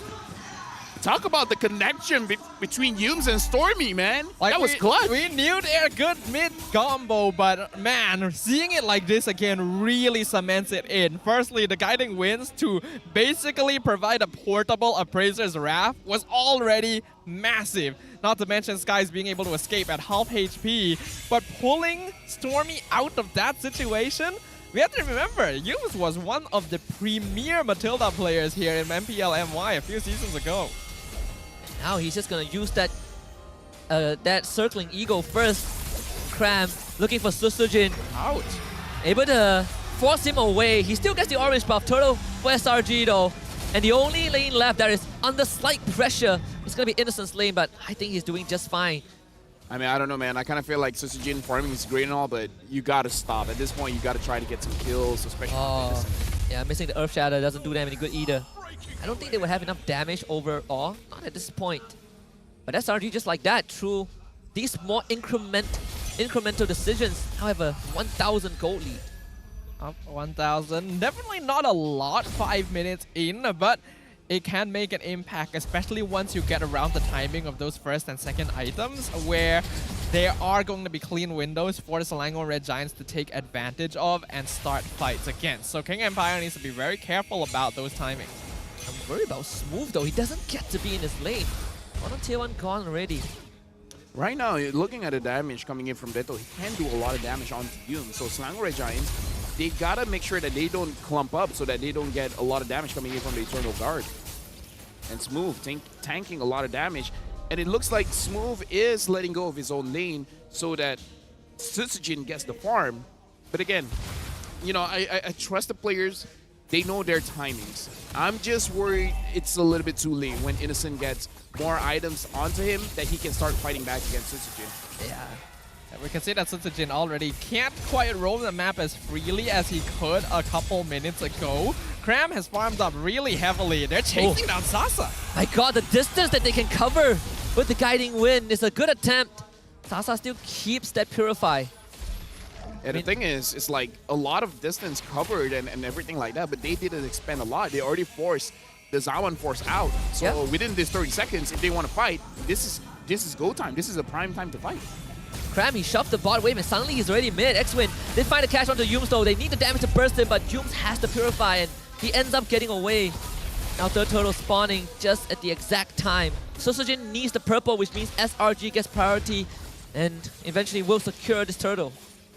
The rotations from the Red Giants still looking very clean overall. They understand exactly where everyone needs to be at what time to take advantage of the windows of opportunity. And Sutsujin is going to try to get a kill at least, finds it onto Yums.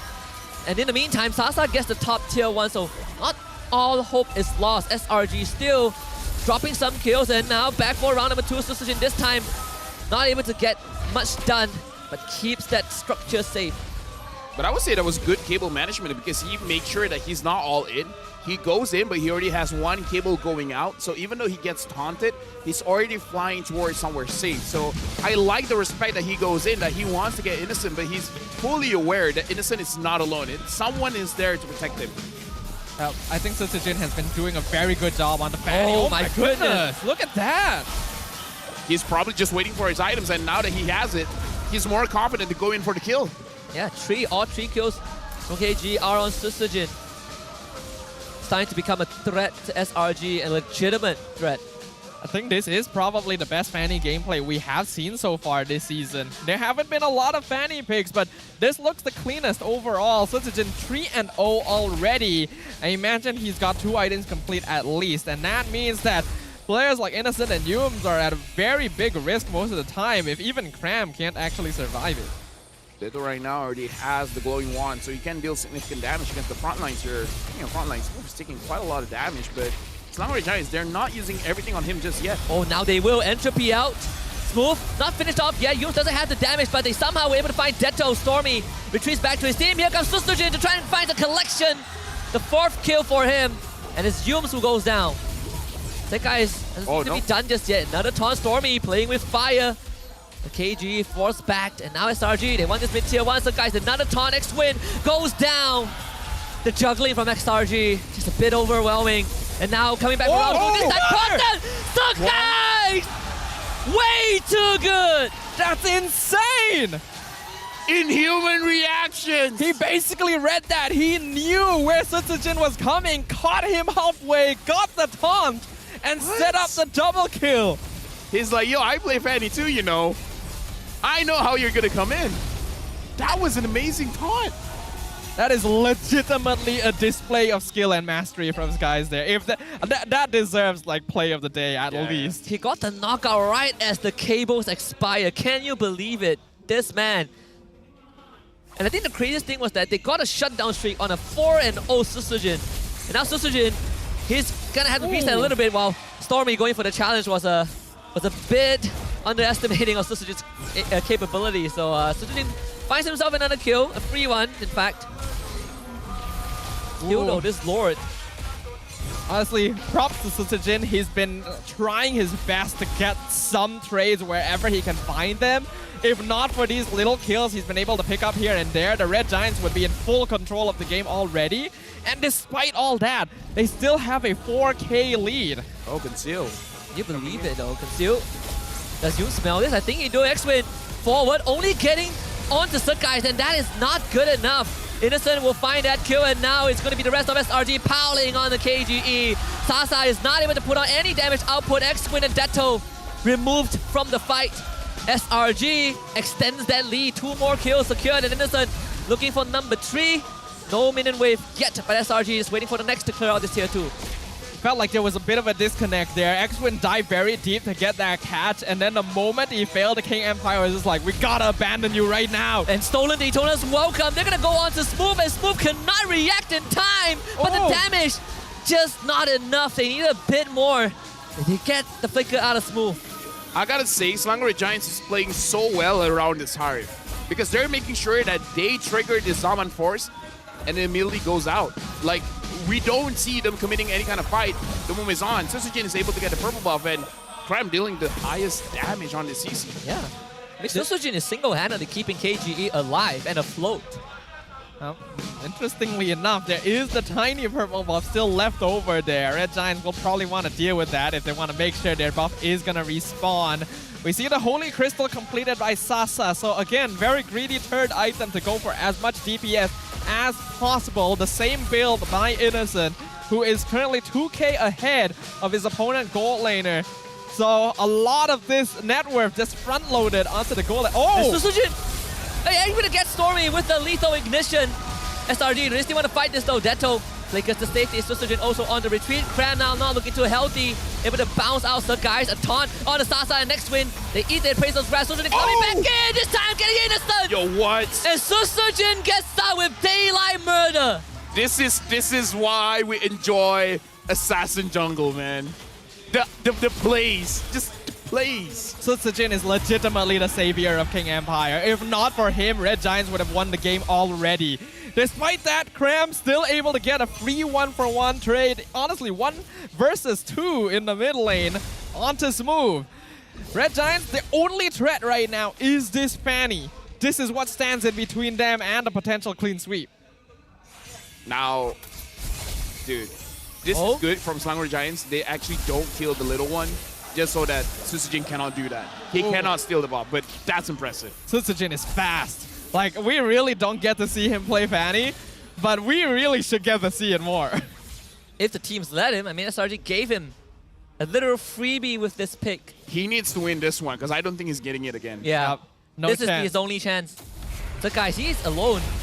Able to dash away though. Has the Eternal Guardian dropped? How did he get that timing? My goodness. It's normally a straight chain from the onward into the Earth Shatter. I think tough boots. You gotta be a bit faster. Yeah, that makes sense. With the Eternal Guardian, yeah. The timing can be thrown off a bit. But Susujin's angle right now is promising. Does Sakai see him? Yeah, I think Sky saw him. Innocent. Oh, he's gonna go for it. Entropy used. Alright. With a Lord dropping low. Rush it down. Susujin this time. Not gonna get it. And X-Win might be sacrificed though. He's gonna be taunted up and delivered to Innocent. Lord number 2 for SRG. Plays are still clean coming in from the Red Giants here. The only way King Empire is getting these advantages is by really opportunistic plays coming out of Susujin. He's currently 7-1. That catch in the mid lane by Sky is his only death so far. So he still has a lot of damage to be wary about. And King Empire really needs to play around him. Oh, no! On the Cram. I think they have the damage. Stormy gets this revenge in the jungle.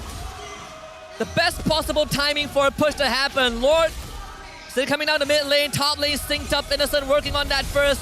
Entropy to try and push Detto away. Yum's doing the same. He brings that guys into the middle of everything to look for Sasa, and Sasa looking to retreat. Daytona's welcome from Smooth, but he's not going to be able to do much. Sakai still gets away after all of that, and Cram is already on the Crystal. SRG, they're fighting 3 different fights at a single time, and it's just overwhelming. Sweeping KGE in game 1. Eyes on the prize, boys. The Selangor Red Giants know what they're here for. They're here for the win. They're here for the clean sweep. They don't care what they have to do to get it. An easy victory despite Susujin's best efforts. I'm speechless, man. My mouth is just wide open. Can you imagine? This is the best way to literally break a team. You give them their best and you crush them. The Fanny was what, 7-2 at the end of the game. And it wasn't enough. It wasn't enough. Honestly. Dude, it really wasn't enough. It can't just be Susujin, man. I can't believe. Like, he needs the rest of his team to do work. Sasa, you got the Harif. Make it work. I can't believe Stormy. Prove to people it's not old mechanics. You can still do it, but I mean, even when you look at the XP lane, right? Smooth had to, I'm not sure what the comms were, but he had to leave his lane to help his team. Yeah. Most of the time, Smooth was not getting resources. Cram was taking turrets, taking waves, and at one point, Cram was running down the barrage. So many micro decisions from SRG that culminated into that win, which really felt like it shouldn't have been that of a landslide.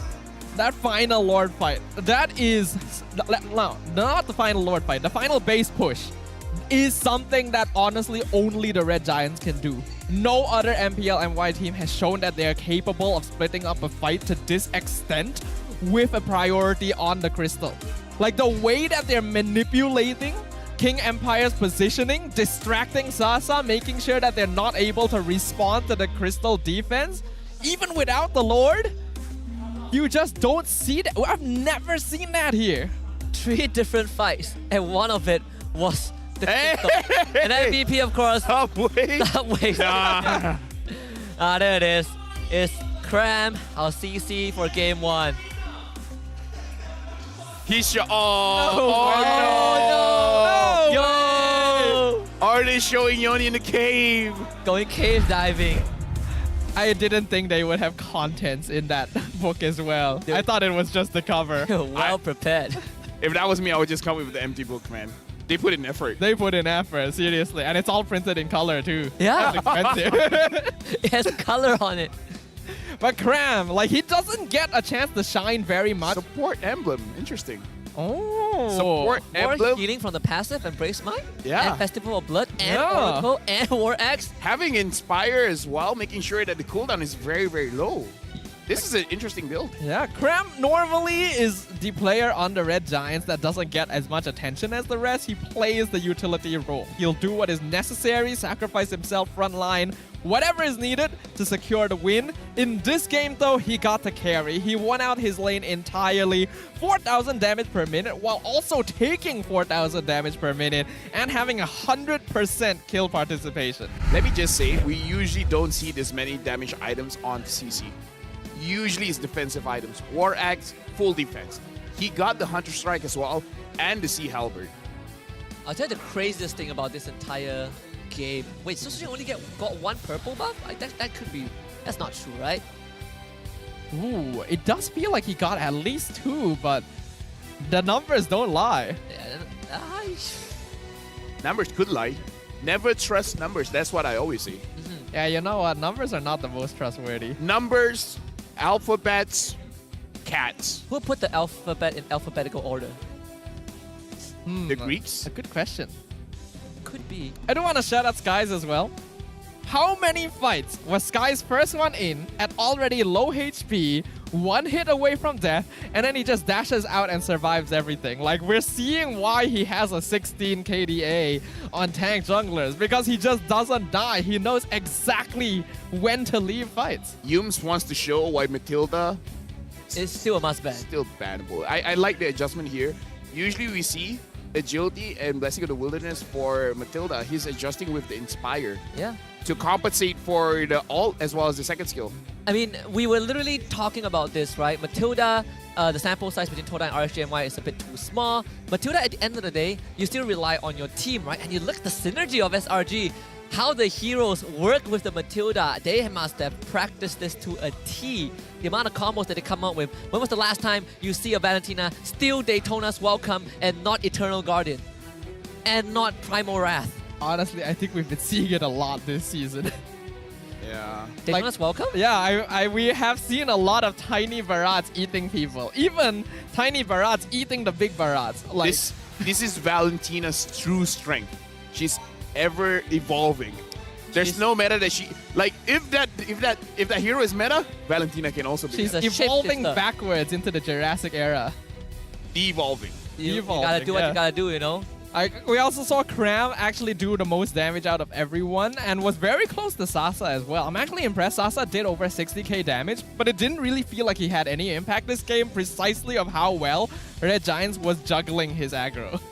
It's crazy. I think even in the early game, you can see Sasa, he was doing his best to put on pressure onto Innocent. Innocent's just chilling, right? He got a bit of help from Susujin, killed Innocent once, and for some reason, Innocent was still on equal ground with Sasa. I'm speechless. I'm speechless. Like, this game, like, it could not have gone any better from KGE, and yet it was not enough. The draft was good coming in from KGE. You said it nice, right? You said it exactly correct. They can do the best prep, and yet it might not be enough. Like, I feel for Sutsujin. He played an insane Fanny. Like, probably one of the best Fannies we've seen the whole season. people sometimes give him flack, like especially when they lost to Homeboys, right? And they lost to Todak. We're like, man, what is Susujin doing? He gets his best pick and he becomes the only one who has a noticeable impact on the game. Man cannot catch a break. You know why? Why? He wasn't Mikasa. You are correct. You deserve it. Yeah, he deserves it. If he was wearing Attack on Titan skin, then yeah, you take down giants. Yeah, it's a hidden buff. You do extra damage to giants. No, because looking at the draft from SRG, nothing here suggests good against Fanny. And then you see Sakai's do that. Yeah. Like, and then you see Stormy eating him up. I figured that like during the draft, the only real way they have to catch Sutsujin is Stormy stealing Daytona's welcome. And even then, it's usually kind of difficult to target the Fanny due to how quickly she moves around. Not only did they catch her multiple times, like, actually no, only twice. They caught her with Daytona's welcome once, and then they caught her with just the massive size of Sky's spirit. Sure. His aura, his overwhelming aura, his He just stands there. I would tell you the funniest part about this whole game was Stormy trying to 1v1 Susujin. Even though there was no way he would win, he still went for it anyway. So mad respect to Stormy. All my boys like to take fights when they don't have to. Isn't that just Malaysian gameplay? That's why I did my boys. I think this is Malaysia gameplay refined to the max. Basically. Should I take this fight? No. Will I? Yes. Because if they don't expect me to take the fight, they would not be ready. Yeah, exactly. Honestly, it works, right? Because if Sutsujin catches Stormy by himself, he knows Stormy knows that he's most likely not going to be able to escape. So why not fight back and lower Sutsujin's HP enough that he can not chase anyone else? I know why. It's the law of the prison. You fight against the biggest guy there. And Susujin, the biggest guy there, if you is take like down the biggest guy, you break everyone else. And that's what they did. They completely. They took down Susujin, and then it's all over. It's crazy. Prison meta. Nah, yeah, exactly. Like, there's not much we can say about it. It was such clean gameplay. We thought maybe King Empire has a chance because Sutsujin was playing like godly Fanny, but still not enough. Innocent being the rich guy, 855, not the highest GPM, but solid. Cram being both the carry and the best wingman, so doing the most damage, applying pressure, having the most assists, and Smooth, unfortunately, not only forced to not be able to farm his lane, but also to have to tank damage for the rest of his team. From a Benedetta to a Barrage. I'm telling you, the Benedetta has been kind of like the pick that allows Smooth to do more than he can do on other heroes. Like maybe Lapu Lapu is a close second, or maybe Yu Zhong, but Benedetta has always been the one that separates him from the rest of the hero pool. I can feel Smooth. There's this one hero he wish was meta. Alice. Oh? His Alice and his Uranus was the start of his amazing career as an EXP laner. Those old days. Old days, man. Old days. Well, let's have a look at the highlights once again. Because we can see that Selangor Giants again came out of the gate running here, getting some really clean catches, getting some really clean escapes, showing that Matilda is still worthy of being respected. I just want to wait for that Sakai's moment, man. That one is so sick. Like catching Fanny is one thing, but catching her off the cable. I think it's soon to be this one. Here it comes. Around here, Here it comes. And look at that. He dashes straight towards the Fanny. Just eats it up. 2.8k damage. They were not ready for that one. Like, who could be ready for that? I mean, like, I'm gonna cable in. No one's gonna dash into me, right? Any sane Fanny player will look at that situation and be like, there is no way I die. Yeah. He's like... And we can't even blame him. And then here as well, Stormy just waiting for the ambush with the Daytona's welcome at the perfect time too, when the Lord is pushing in. Sky's juking out damage, Stormy taking time away from Sasa, Cram on top of the crystal. It was perfect. Like, the execution is above and beyond anything we've seen. An abomination. Feel bad for Susujin. Yeah. Not Sakai's. Sakai's feels good. Feels really Guys, good. very good. He literally stopped her. Sakai's feel strong. He literally just stood there and stopped Fanny with his abs. Sakai's feel strong. Sakai's Sakai's win. I am Sakai. I am Sakai's. Okay, real question. What else can KGE do going into game 2? If it was week 6, they could have used Hellcurt. But you still can't use Hellcurt. You gotta wait one more week. But then I remember back then. Saber, nah. Then I remember back then when Stormy played mid Hellcurt. Oh, that's Stormy used mid Hellcurt. Stormy used Julian, and both of those were monstrous. Also mid Grok. That's why he picks Valentina, because he can be anyone he wants to be. Yeah, actually. I feel like from the very start, I've always thought Stormy plays Valentina so that he can steal whatever he wants. But he will prioritize Decimate if it's You know the fair. craziest thing? The craziest thing. He doesn't even practice that much. Really? My rank and him is not far apart. I know Really? I know you just hit Glory, right? You just hit like 50 Yeah, he plus just stuff. hit 50 something. Him too? Yeah. No, I think he hit 50 is like last week. Everyone else has hundreds. He's just on the teens. And it's like, okay, now I got to get to the, tens. It's like, KPI, let me just win some ranking. Feels bad for the guy who, like, after years of playing, finally hits Mythical Glory, and his first opponent is Stormy. Oh, yeah. Right, like people Stormy is literally smurfing at this point. Right, like people would be like, oh, these pro players, we're not gonna see them until we are like in the hundreds. This guy logs in, get votes into a game, see Stormy on the other side. What do? You just go into the loading screen, you see SRG, Stormy. And it's like, oh. You just curd up and cry, I guess. KG can't cry though, they gotta win this game. They gotta get at least 1 point. What can they do? They got given power picks as well, like straight up. Let's take a break for a moment and look at the power distribution between guys. And Oh my god. How is gross? How is this fair? 16.7 to 4.4. By the way, 16.7 was updated from just now. I've never seen a chart this big. Yo, I gotta put this on Instagram. This is crazy. Like, Production, Sutsujin don't did so take it well. away. Don't take it away. Sutsujin played so well on the Fanny previously. And we just look at him here. It's not as if his shape is even that small compared to like some of the other power distributions we've seen in the past. Sky's is just ginormous. It's the size of the sky itself. Sky's the limit. This guy is literally a force of nature. He's a one-man armada.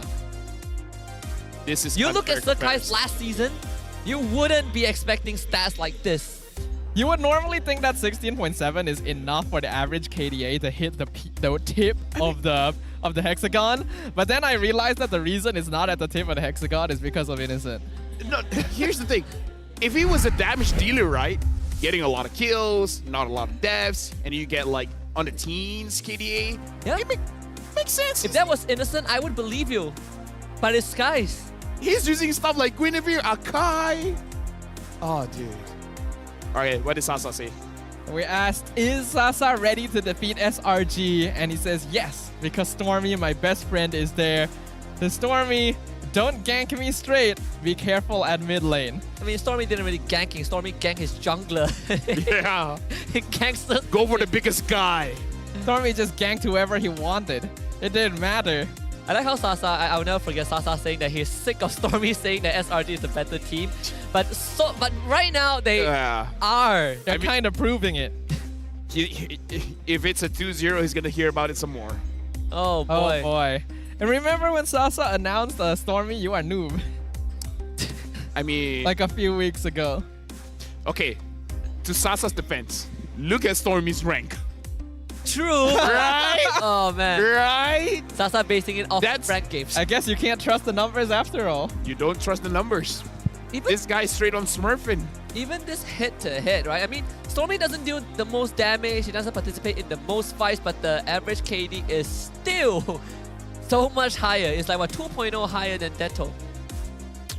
Effective damage. That's what I like to coin. It's a notable right? difference too. Considering Stormy, I would definitely consider to be the more aggressive mage player compared to Detto. So seeing Detto have a higher DPM and kill participation is interesting. I know the why. Valentina effect. In SRG, it's the race who does the more damage. So Stormy wants to go in, and then all of a sudden, Crab comes in, Sakai's comes in, Innocent comes in, even Yums comes in. It's like, I want to deal the damage. So everyone's just separated, you know?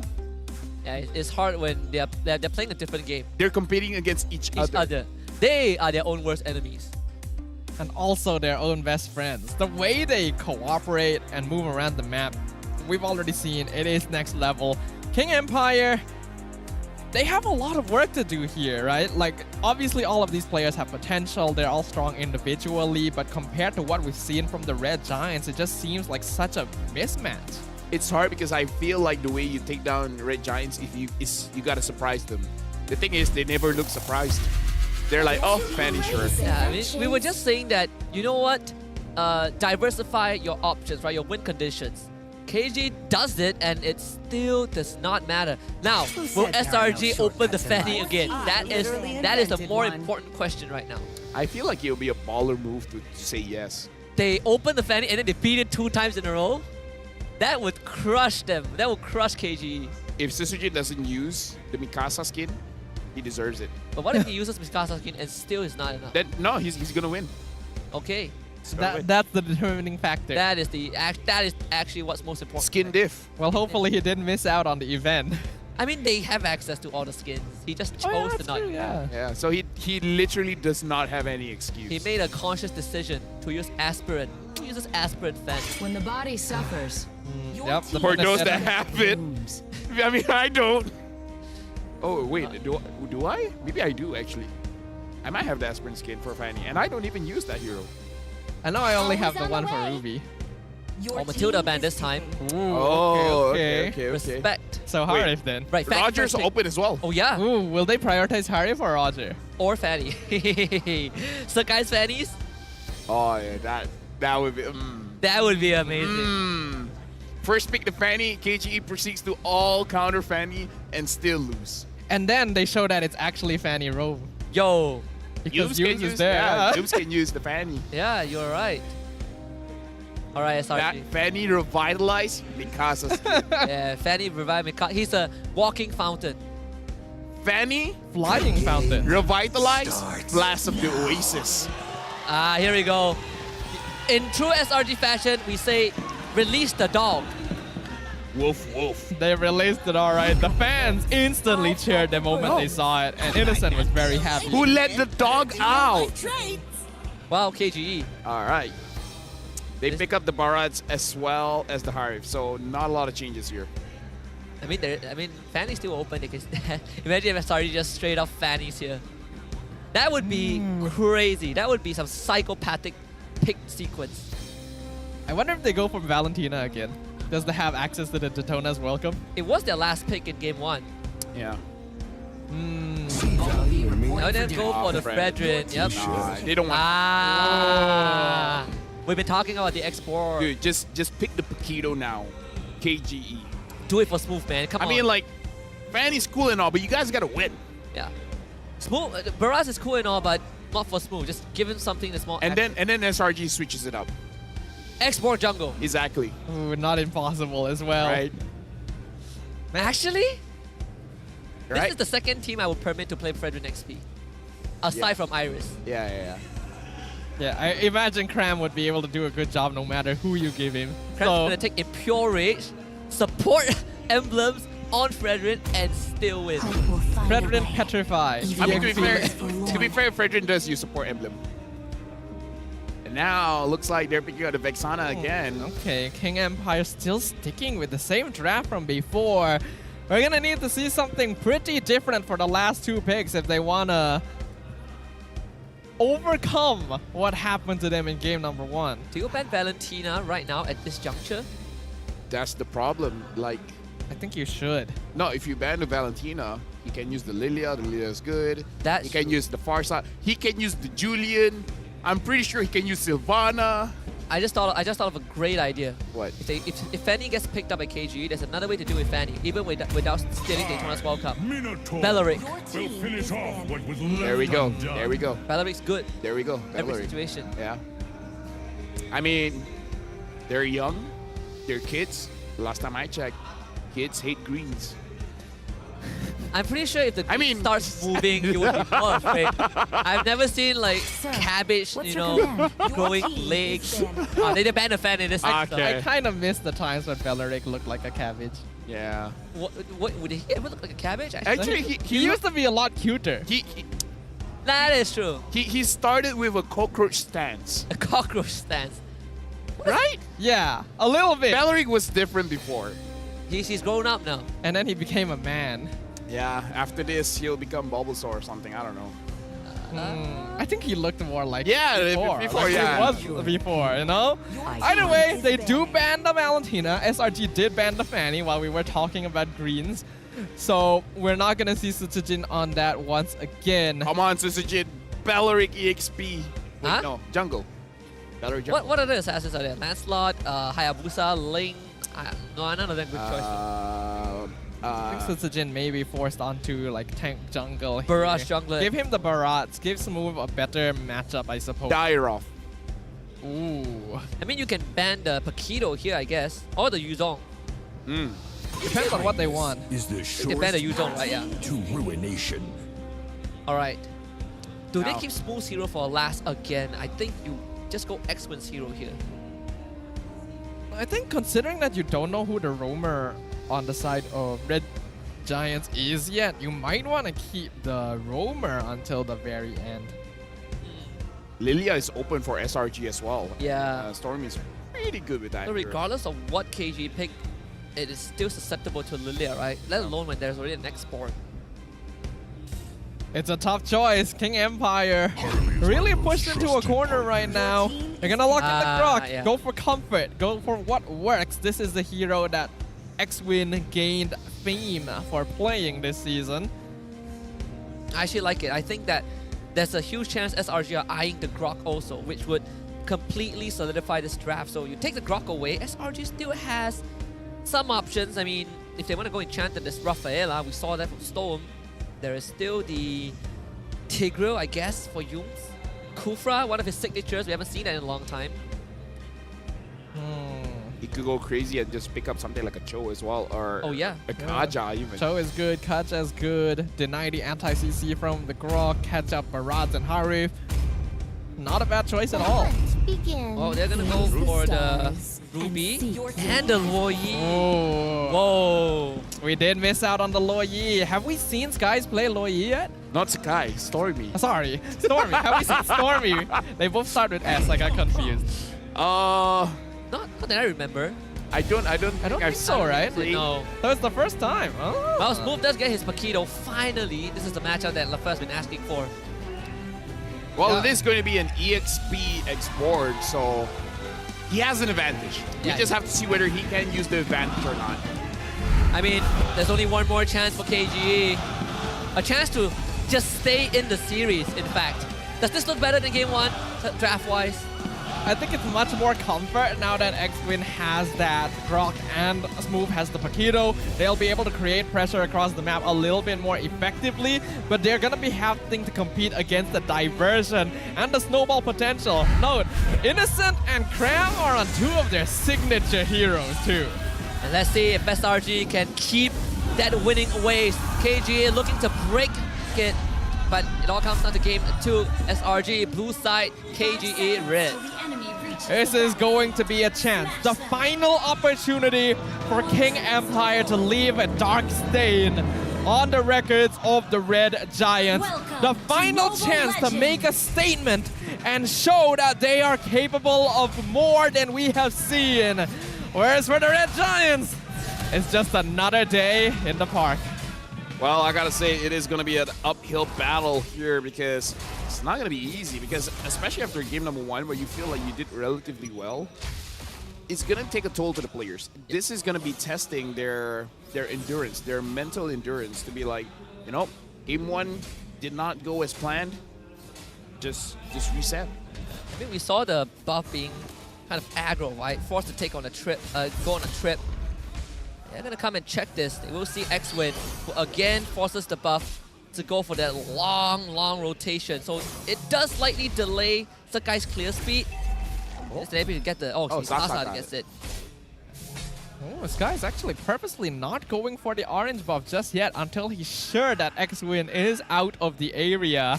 And see in the EXP lane as well, Smooth getting dropped very low. So Cram so far winning up that 1v1. Yeah, Innocent, he's also very low. I think he went against Sasa in the early trade. Innocent! Oh, wait. Oh my goodness, this man! What? He really wanted that gold. He's a lunatic. Dude, that was very cool of him. Wow, he timed that pound. He's still staying. He's calling Yums over to make sure Sasa can't one-shot him, but this... Oh! Yo! Oh my goodness! This man! This is the kind of guy that has played like 10,000 games on the Roger. Yeah. This is the kind of guy that you should be afraid of. Fear not the man who has practiced 10,000 punches once. He's the kind of guy the girl says don't worry about.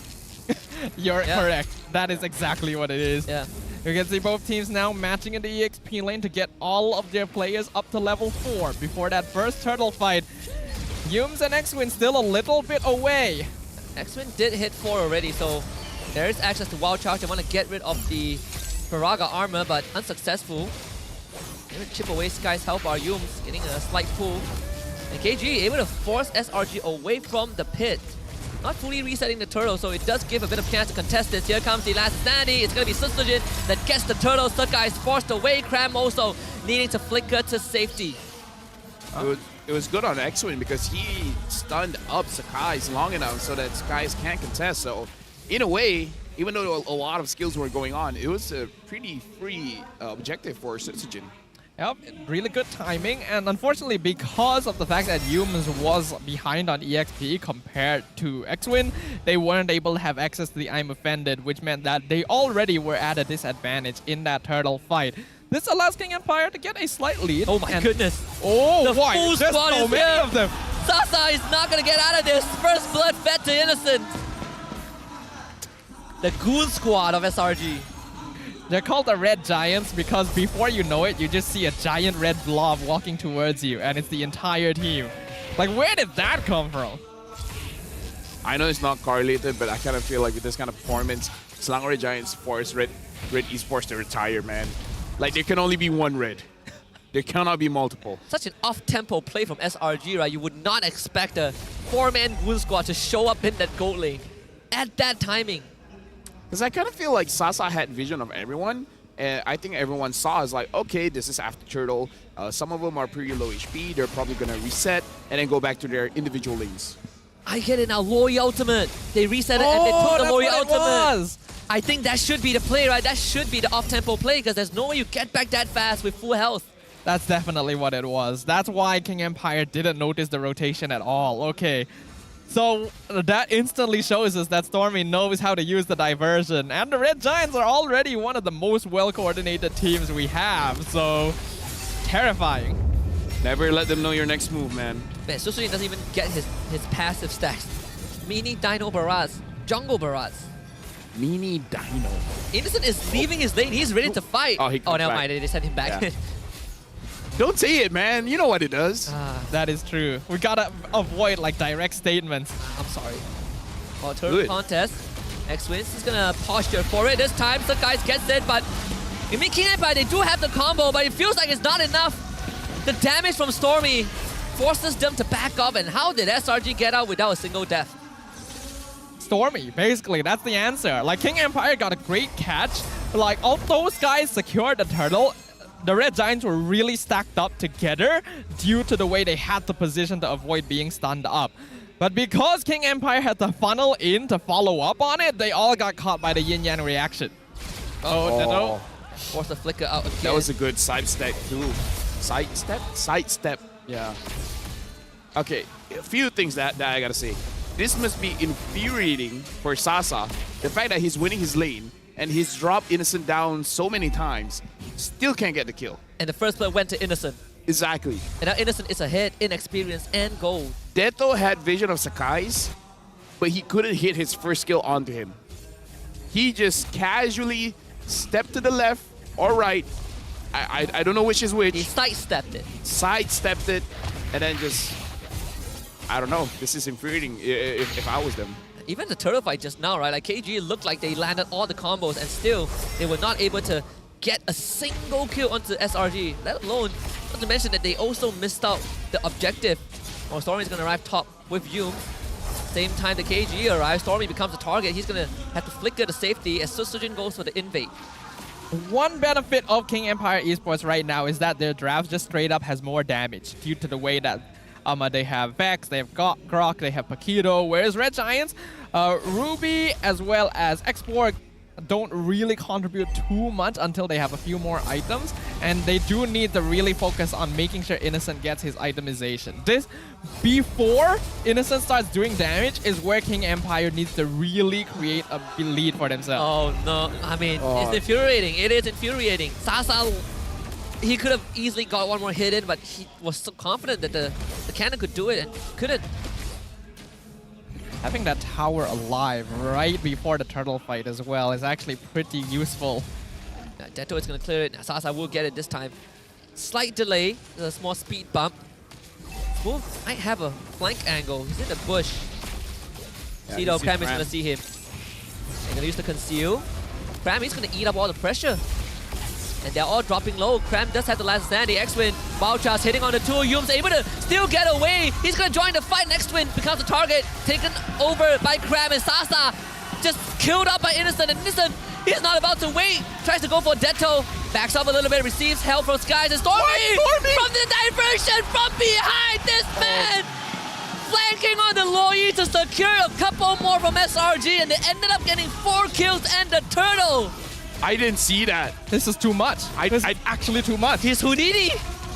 There's a reason the ultimate is called diversion, but King Empire were just not prepared. Like, so every single member of Red Giants was operating at full power there. Like, Cram getting a massive blast insanity, Innocent dodging every single ability from Smooth by dashing in the correct directions, and then Stormy just finishing things off by coming from the flank angle. Red Giants know exactly what they're doing.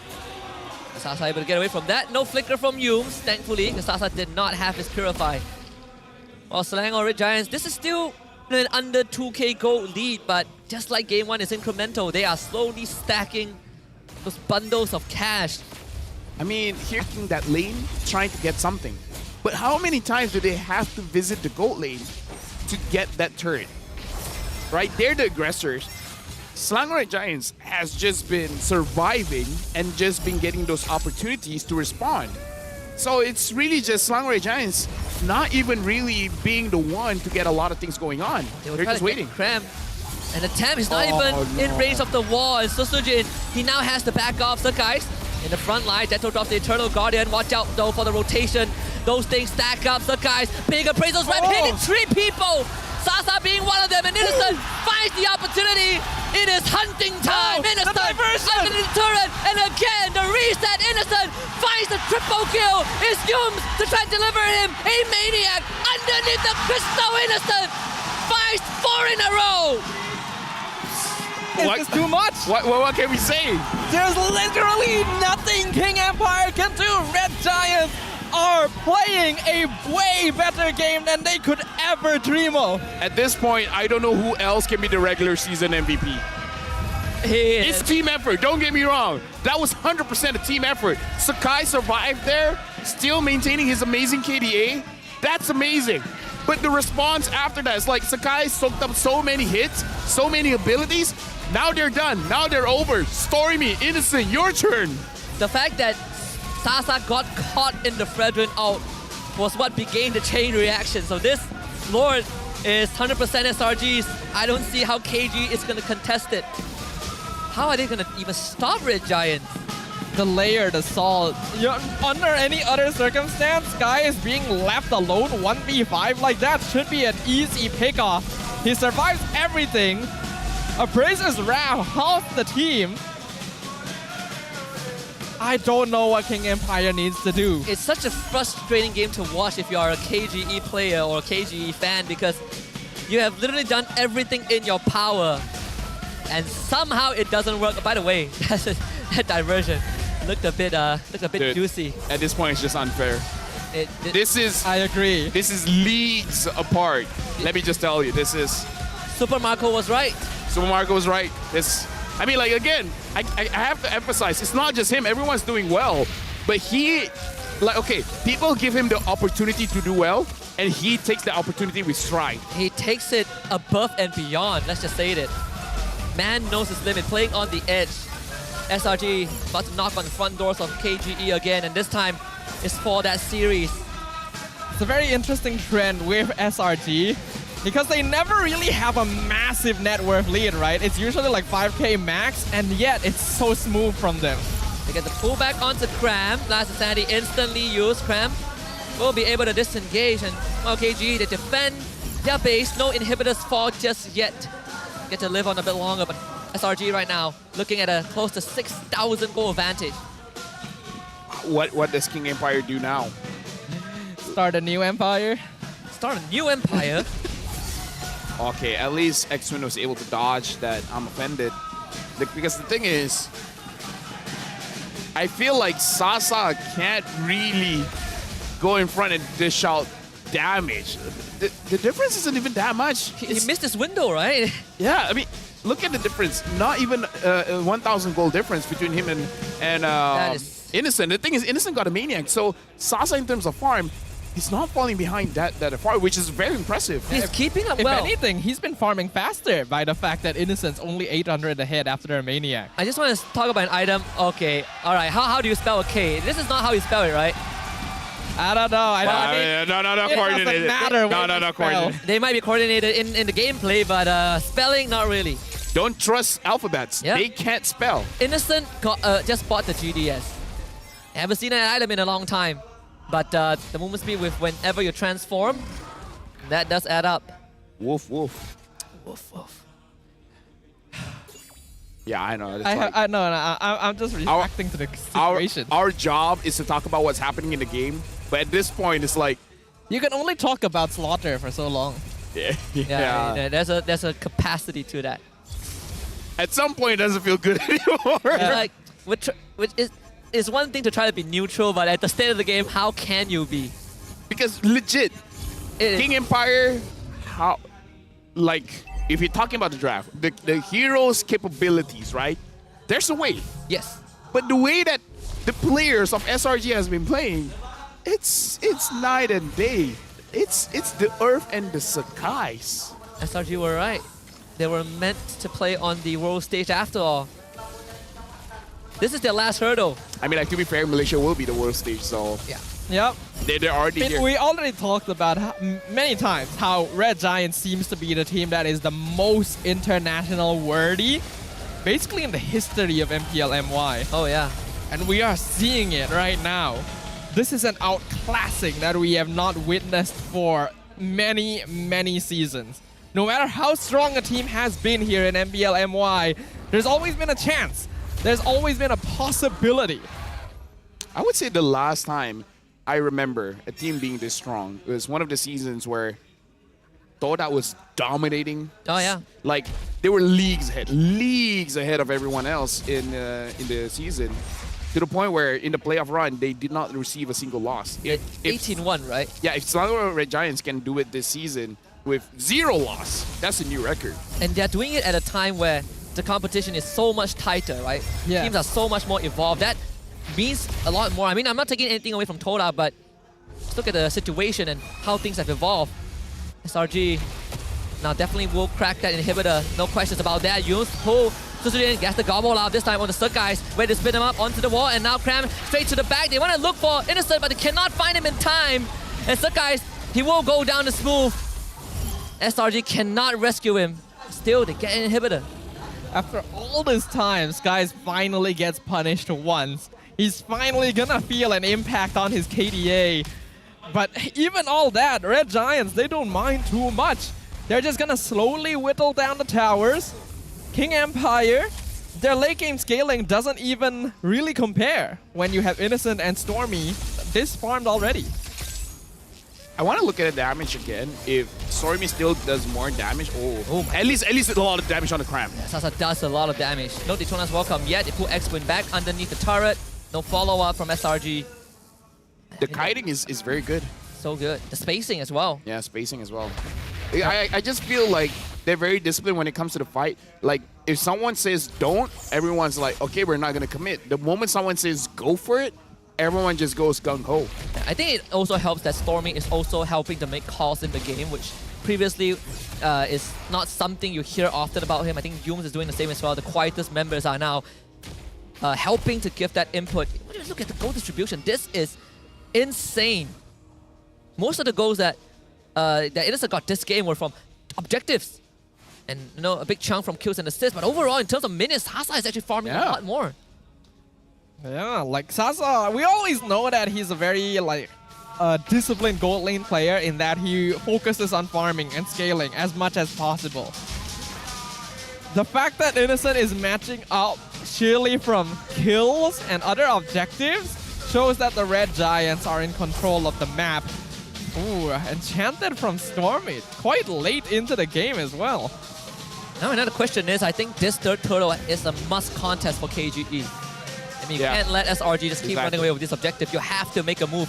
We've seen KGE take risks before, and right now this is the one that they need to take. Ooh. Okay, conceal. They're gonna find Yums. And they kill him off though, blocked him off at least. Not enough. Or they've just spent everything basically. They've used like 2 ultimates. They've used like a good amount of their conceal as well. Yums gets to reclaim space. He has an immortality. He's not afraid of dying. Even Cram also has immortality. And Innocent, he's just walking up.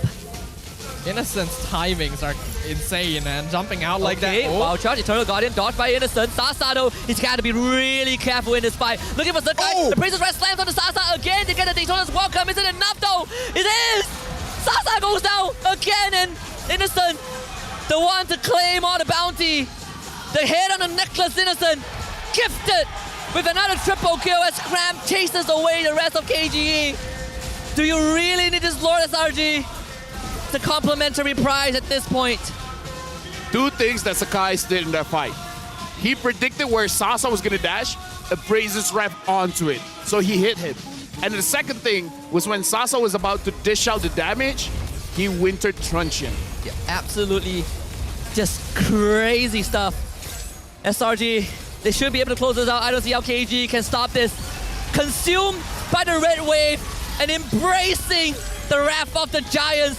One last push, one last obstacle in the way of SRG. And KGE looking to stand strong for one last time. Stay afloat against the tidal wave. The discipline too, not trying to force things. They know they have a Lord pushing down bot lane. King Empire is respawning. They're gonna wait to regroup and push in with the objective. Looking for the coup de grace onto KGE, the wall. Not really in the best position. You gotta watch out for the rotation though. The Yin Yang combo might be the catch. Susujin, he's already whittling down. Cram straight up with the last standing. That's immortality of Susujin gone. Sasa needs to be the one that pushes SRG back. They get the kill on the Stormy, and now there's the combo that they have been waiting for. Sasa gets to show his fangs. And KGE, they're good for 2 at least. Cram, one thing extra, not gonna find it. KGE is still alive. KGE doing a great job of holding on right now. Selangor Red Giants trying to push in, but not able to get the angle. And because they're grouping up, Dato is finally able to contribute with some damage here. A triple kill for Sasa. 3 members of the Red Giants down for at least another 20 seconds. This might be it. Is there a final push? I mean, I don't think they can go all the way to the base, but I think they can get all the way towards the inhibitors. I think so as well. Just tank it, just tank it. Yeah, Storm's gonna be back in just a little bit. Yums as well. Cram still 14 seconds though. He is far out. They will try to at least get the inhibitor. So guys, goes for the red tree. And they get the Eternal Guardian inhibitor down. This is the furthest any team has gone against SRG. Taking an inhibitor. The moment SRG makes one mistake, man. The late game If phase. KGE does this.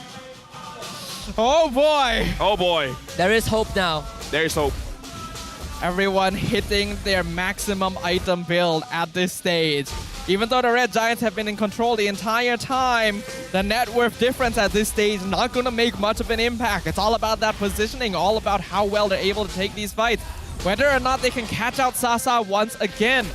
You can see that Smooth and Susujin are now focusing much harder on making sure that players like Stormy aren't able to dish out damage for free. Update for Sasa, he sold his magic boots and now he has the Oracle. So it's going to be much tankier now. Damage dealt, Sasa is the highest. Second is Cram and follow up Stormy. Here we go, Conceal. It's going to be spotted out. Oh!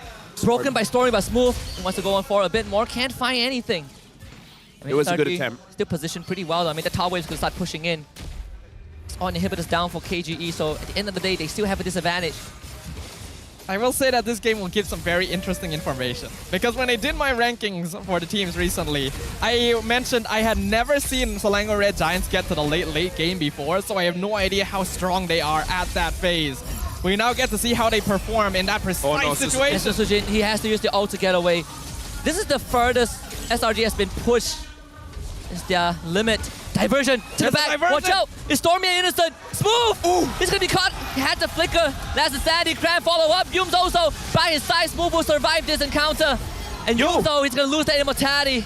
Sasa though, he's in danger. Innocent cannot get him. But it's enough for Suck Guys to get the Lord. Oh my goodness. A lot was going on there. Smooth had to go back because the minions were pushing. Roscoe Media literally saved his life. Dude. That shield. That was a big shield, by the way. King Empire, honestly, is performing out of their mind right now. Any single one of these players from the Red Giants should have already ended the game against most other opponents here in MPL MY. So the fact that King Empire actually splitting their forces well, they were able to avoid and disengage from the diversion tactic coming from the Red Giants without a single casualty, means that they do have all 5 members alive to try and defend against this Lord again. I want to see it, man. I want to see King Empire being able to defend this one, but I gotta say, as much as I want to see it, it's tough to do. It's X-Win though. X-Win, he has to conceal as well. This could be it. Smooth, he's gonna throw his body. They drop the full combo. Smooth loses the mortality. Yums in the frame of thing. He gets the pullback into Suck Guys and Innocent.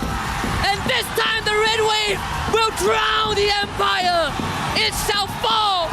And SRG 2-0. Props to King Empire for holding on so long. But the Red Giants demonstrate their dominance once again.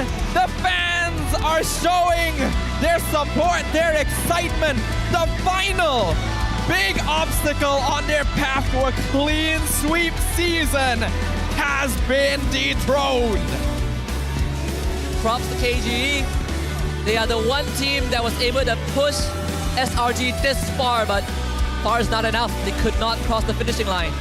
Like I said, man, you gotta get good and you gotta get lucky, man. It's not enough just to be good anymore. What an incredible game coming from both these teams.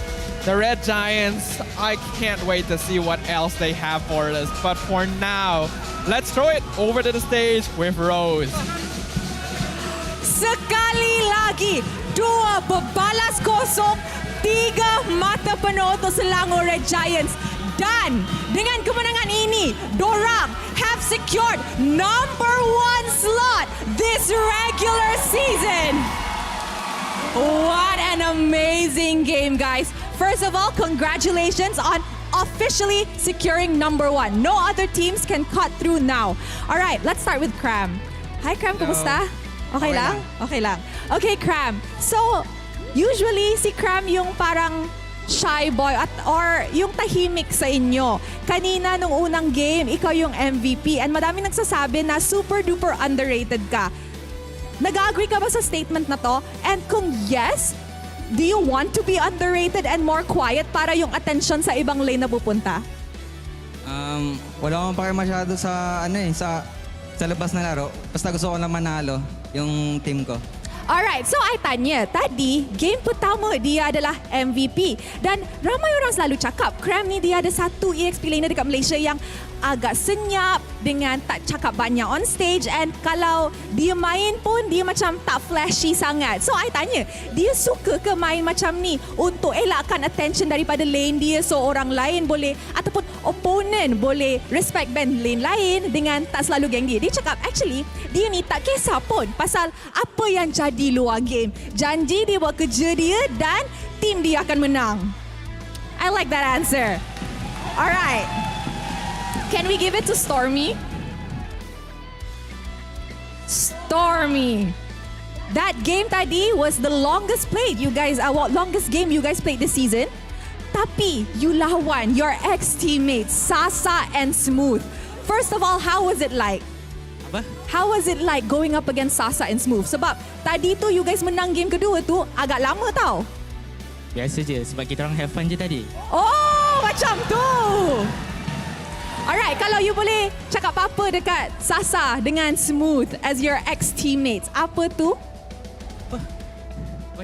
Kalau you boleh cakap anything to Sasa dengan Smooth as your ex-teammates, apa yang you nak cakap dekat dorang? Good luck. Try your best next time. Ada words of encouragement tak? Tak ada. Tak ada? Tak ada. Alright guys. So, mari kita bincang pasal MVP. Korang rasa siapa yang MVP untuk perlawanan ini? Alright guys. MVP kita in 3, 2, 1. MVP untuk perlawanan ini jatuh kepada Kram God. Kram.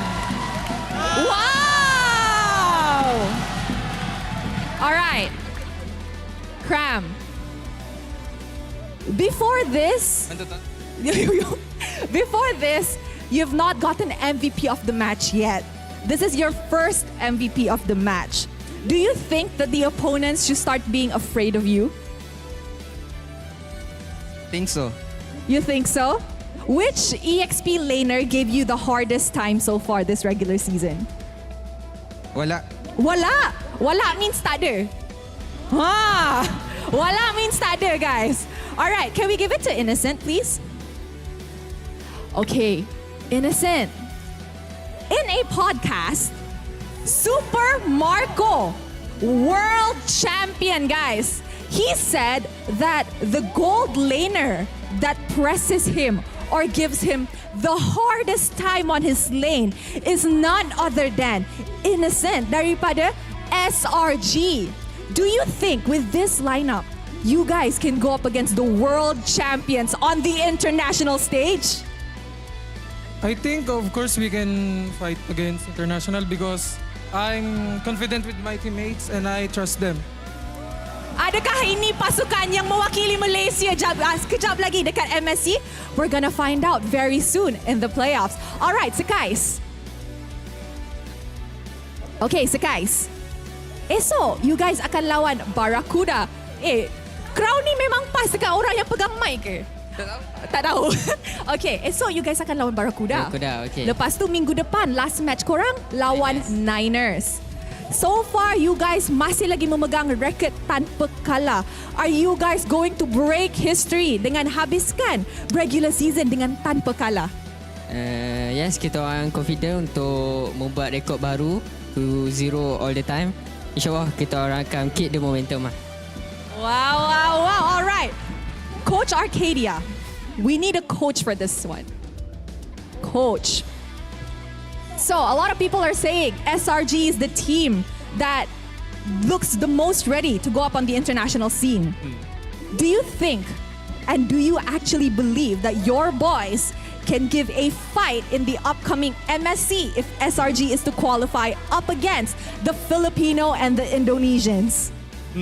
I think as a team, we're very confident that we can go up against world-class teams because, of course, we cannot say about our scrim results because those are confidential. But I just want to say that our scrims against top-tier teams are very positive. So we're confident going up to the stage against them. Yeah. Wow, this is what we like to hear.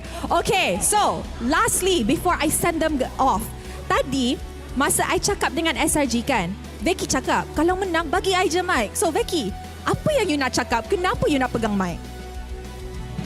Rose, kamu tahu tak apa maksud sebenarnya KGE? Okay, apa? Follow me guys. Kembali ke gua esok. Kesian doh, member baru nak keluar gua. Esok kena basuh lagi doh. All right. Okay, let's wrap it up with Yums. Yums, apa yang Yums nak cakap kepada Ultras yang datang hari ini? You boleh nampak ramai orang yang datang sokong korang. Terima kasih semua sebab datang. Pick aku.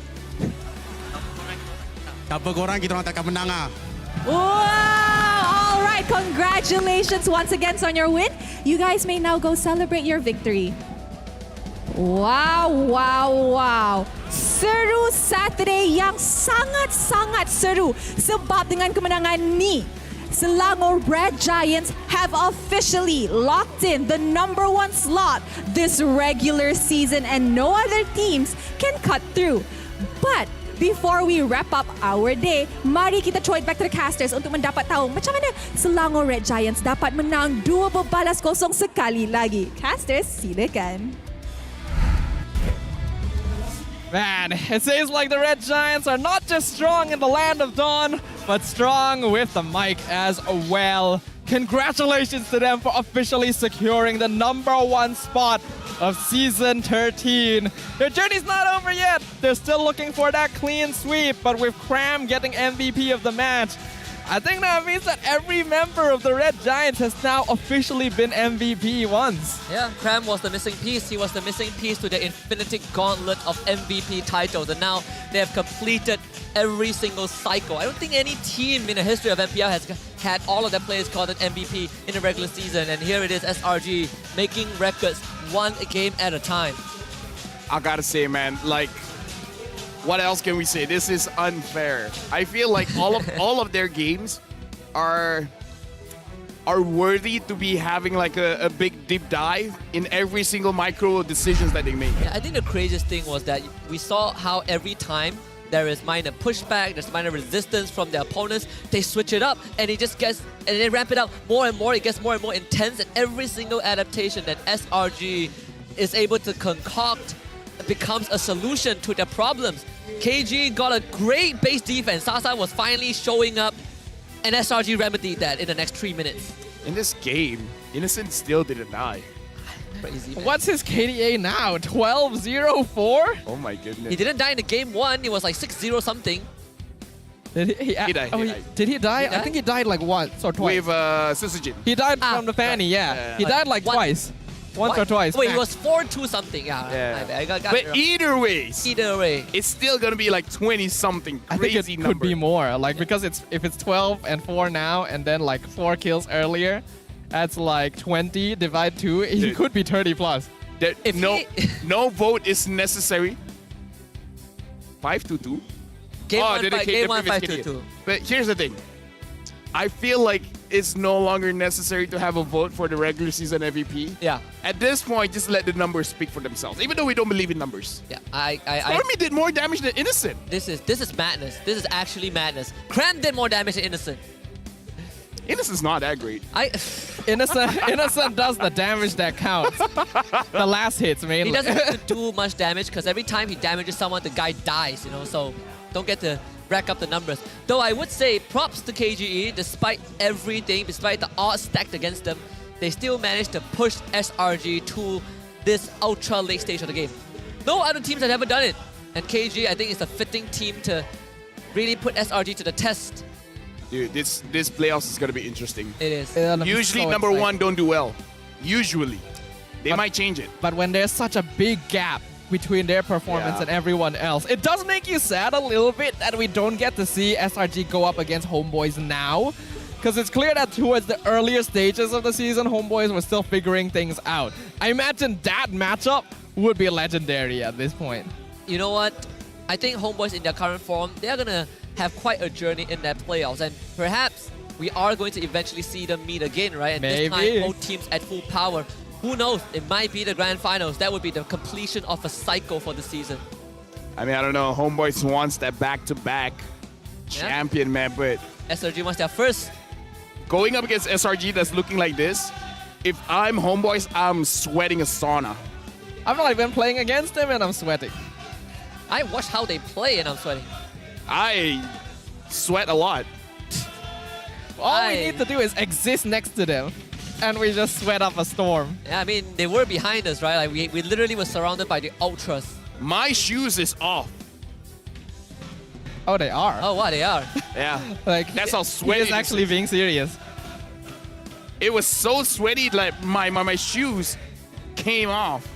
Your shoes are just like flooded right now. Oh yeah, oh yeah. Oh yes. I need to let my boys breathe.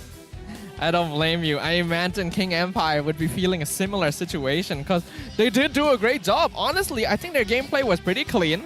They knew what they wanted. They tried their best. They really put a lot of effort into defending, into prolonging the game. But the Red Giants, their ability to identify different angles, to figure out different ways to take a fight, to adapt to the state of the game, as well as their individual trust in one another, and their micro mechanics on every single player has reached a peak here in MPL MY. The fact that Innocent is the only goal laner who would do something as psychopathic as staying in lane with literally 1 HP against Harif, and somehow uses Lycan Pulse to eat the whole wave and survive. I don't know how you do that. I really don't know. He used his transformation to get some extra shield and some slight healing from that, and that's what kept him alive from the edge of the Synchro Vision. Who would stay in lane after that? You would reset, right? Like Innocent, he's the one guy that gets away with a greedy play. I'll tell you that. I mean, like, to be fair, he called Humes and Humes gave him enough space, but I still agree. That was an insane play. At that point, I would just be like, it's okay, you guys can take my minions. I'm not gonna take it. Yeah, it's like if Sasa can't kill him, even Sasa is like, he deserves to live at this point. I've tried my best. I still remember how in past seasons I felt like Stormy as a player was a little bit of like a mad genius kind of situation. He'll play whatever, he'll perform no matter what. And I feel like he has found a team of mad geniuses. All of them are insane in the best way possible. He's mad now. He's just mad. They're just born better, man. Born better. Yeah. Except they weren't. They had the perfect... This is the culmination of their chemistry. Perfect stats in their character creation. I don't know, man. I don't know. I look at the numbers and I just feel bad. Look at Sasa. He dealt 103,000 total damage. Imagine if this is the situation and some teams would be like, number 2 is good too, right? You just kind of, I mean, you have to settle for number 2 now. They're already confirmed number 1 for the regular season. No one can I mean, like, them. I'm thinking, like, even just imagine going to the grand finals and having that conversation, like, number 2 is good too, right? I mean, people are just playing for the wildcard slot at this point. Man. That's a statement, but when we look at the highlights again, we can see why. This early off-tempo play, like where did they come from? Being able to take these fights, again, knowing exactly when to disengage, sacrificing the correct players, Innocent's positioning clean every single time. Sky surviving this. Okay, this is the part. This is where it really got disastrous. The fact that Sasa got hit by that. Oh. Play of the day, man. It's just beautiful. It's like a symphony. It is crazy. Look at this. Humes tanking the turret, giving opportunity for Innocent to go get it. Dude. The base defenses were the only chance that King Empire had at making an impact. And honestly, they did it pretty well. You see here as well, they saw Stormy versus Smooth. He was dropped to 1 HP, then took like 80% of Smooth's HP with his last attack.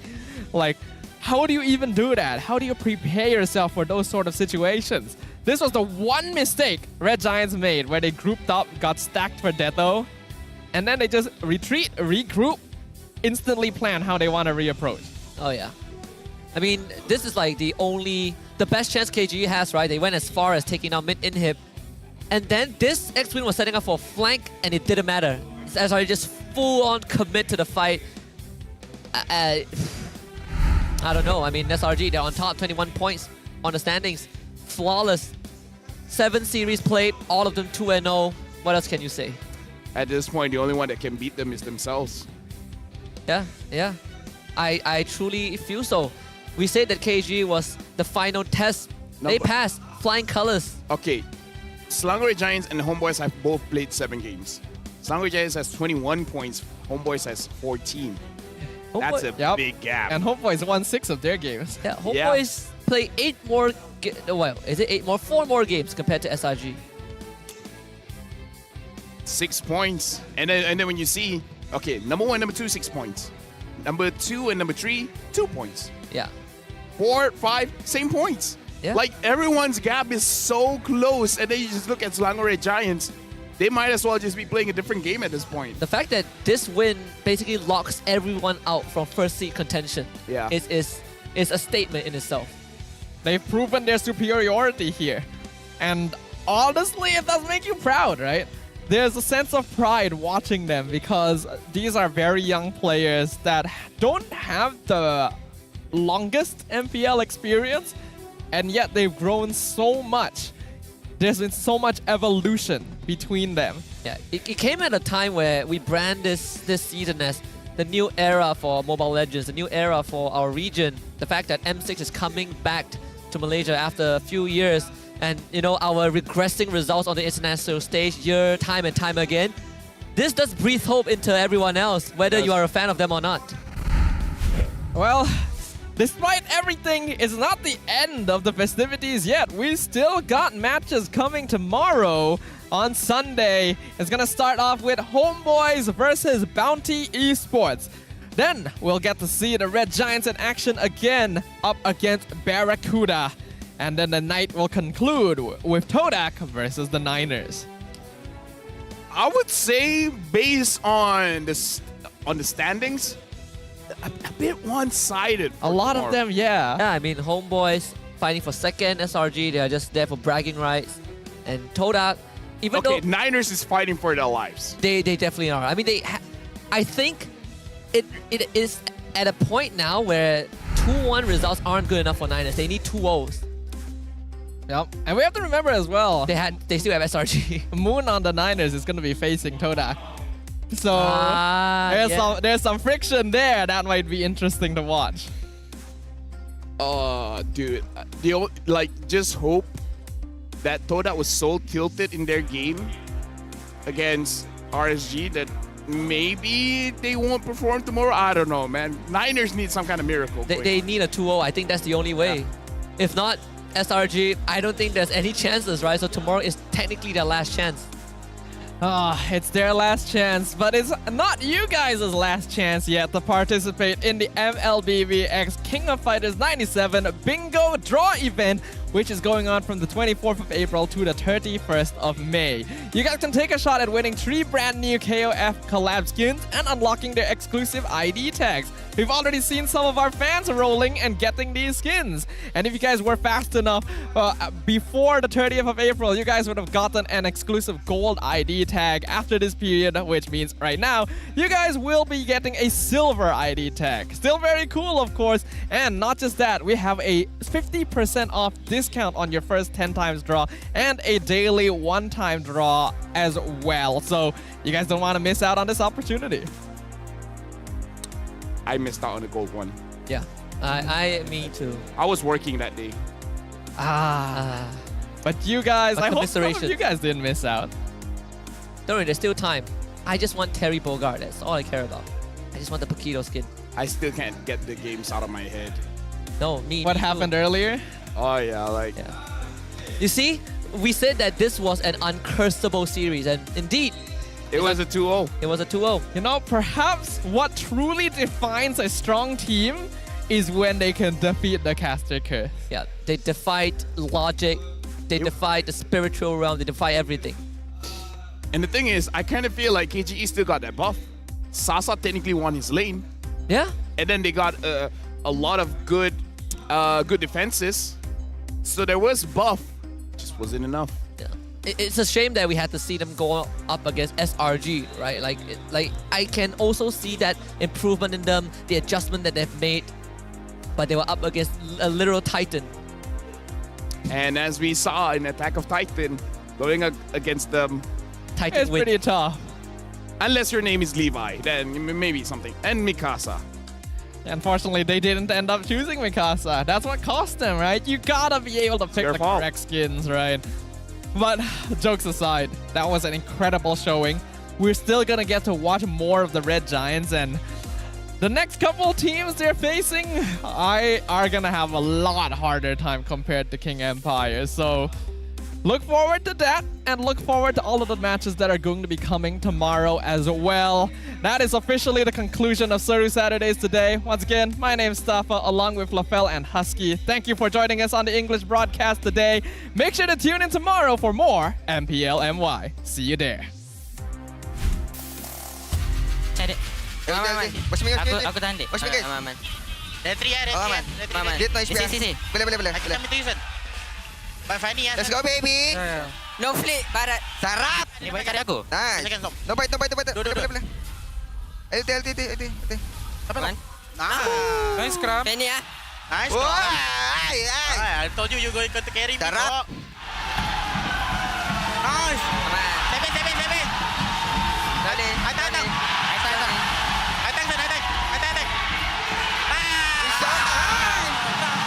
Showtime, sir. Wait. Jamir. Just do that. Can watch me. Second hip. Nice. Don't damage. Easy. Pakito lo. No flip. Bobo cok. Alip. Bye-bye. Tak ada cooking di sini. Cooking. Let's go. Bye-bye. Terus gua 3 guys. Beranin guys. Dapat dua. Gua sutun. Tenang guys, banyak guys. Namanya guys. Mini. Rata. Bisa. Icebox guys. Nice. Mid. Muncul guys. Betul. Adik, tahun dik. Okay. Nah, we win. We win. Menang. Even though we troll, it's okay. Skill fast. Mana troll? Record. Wah.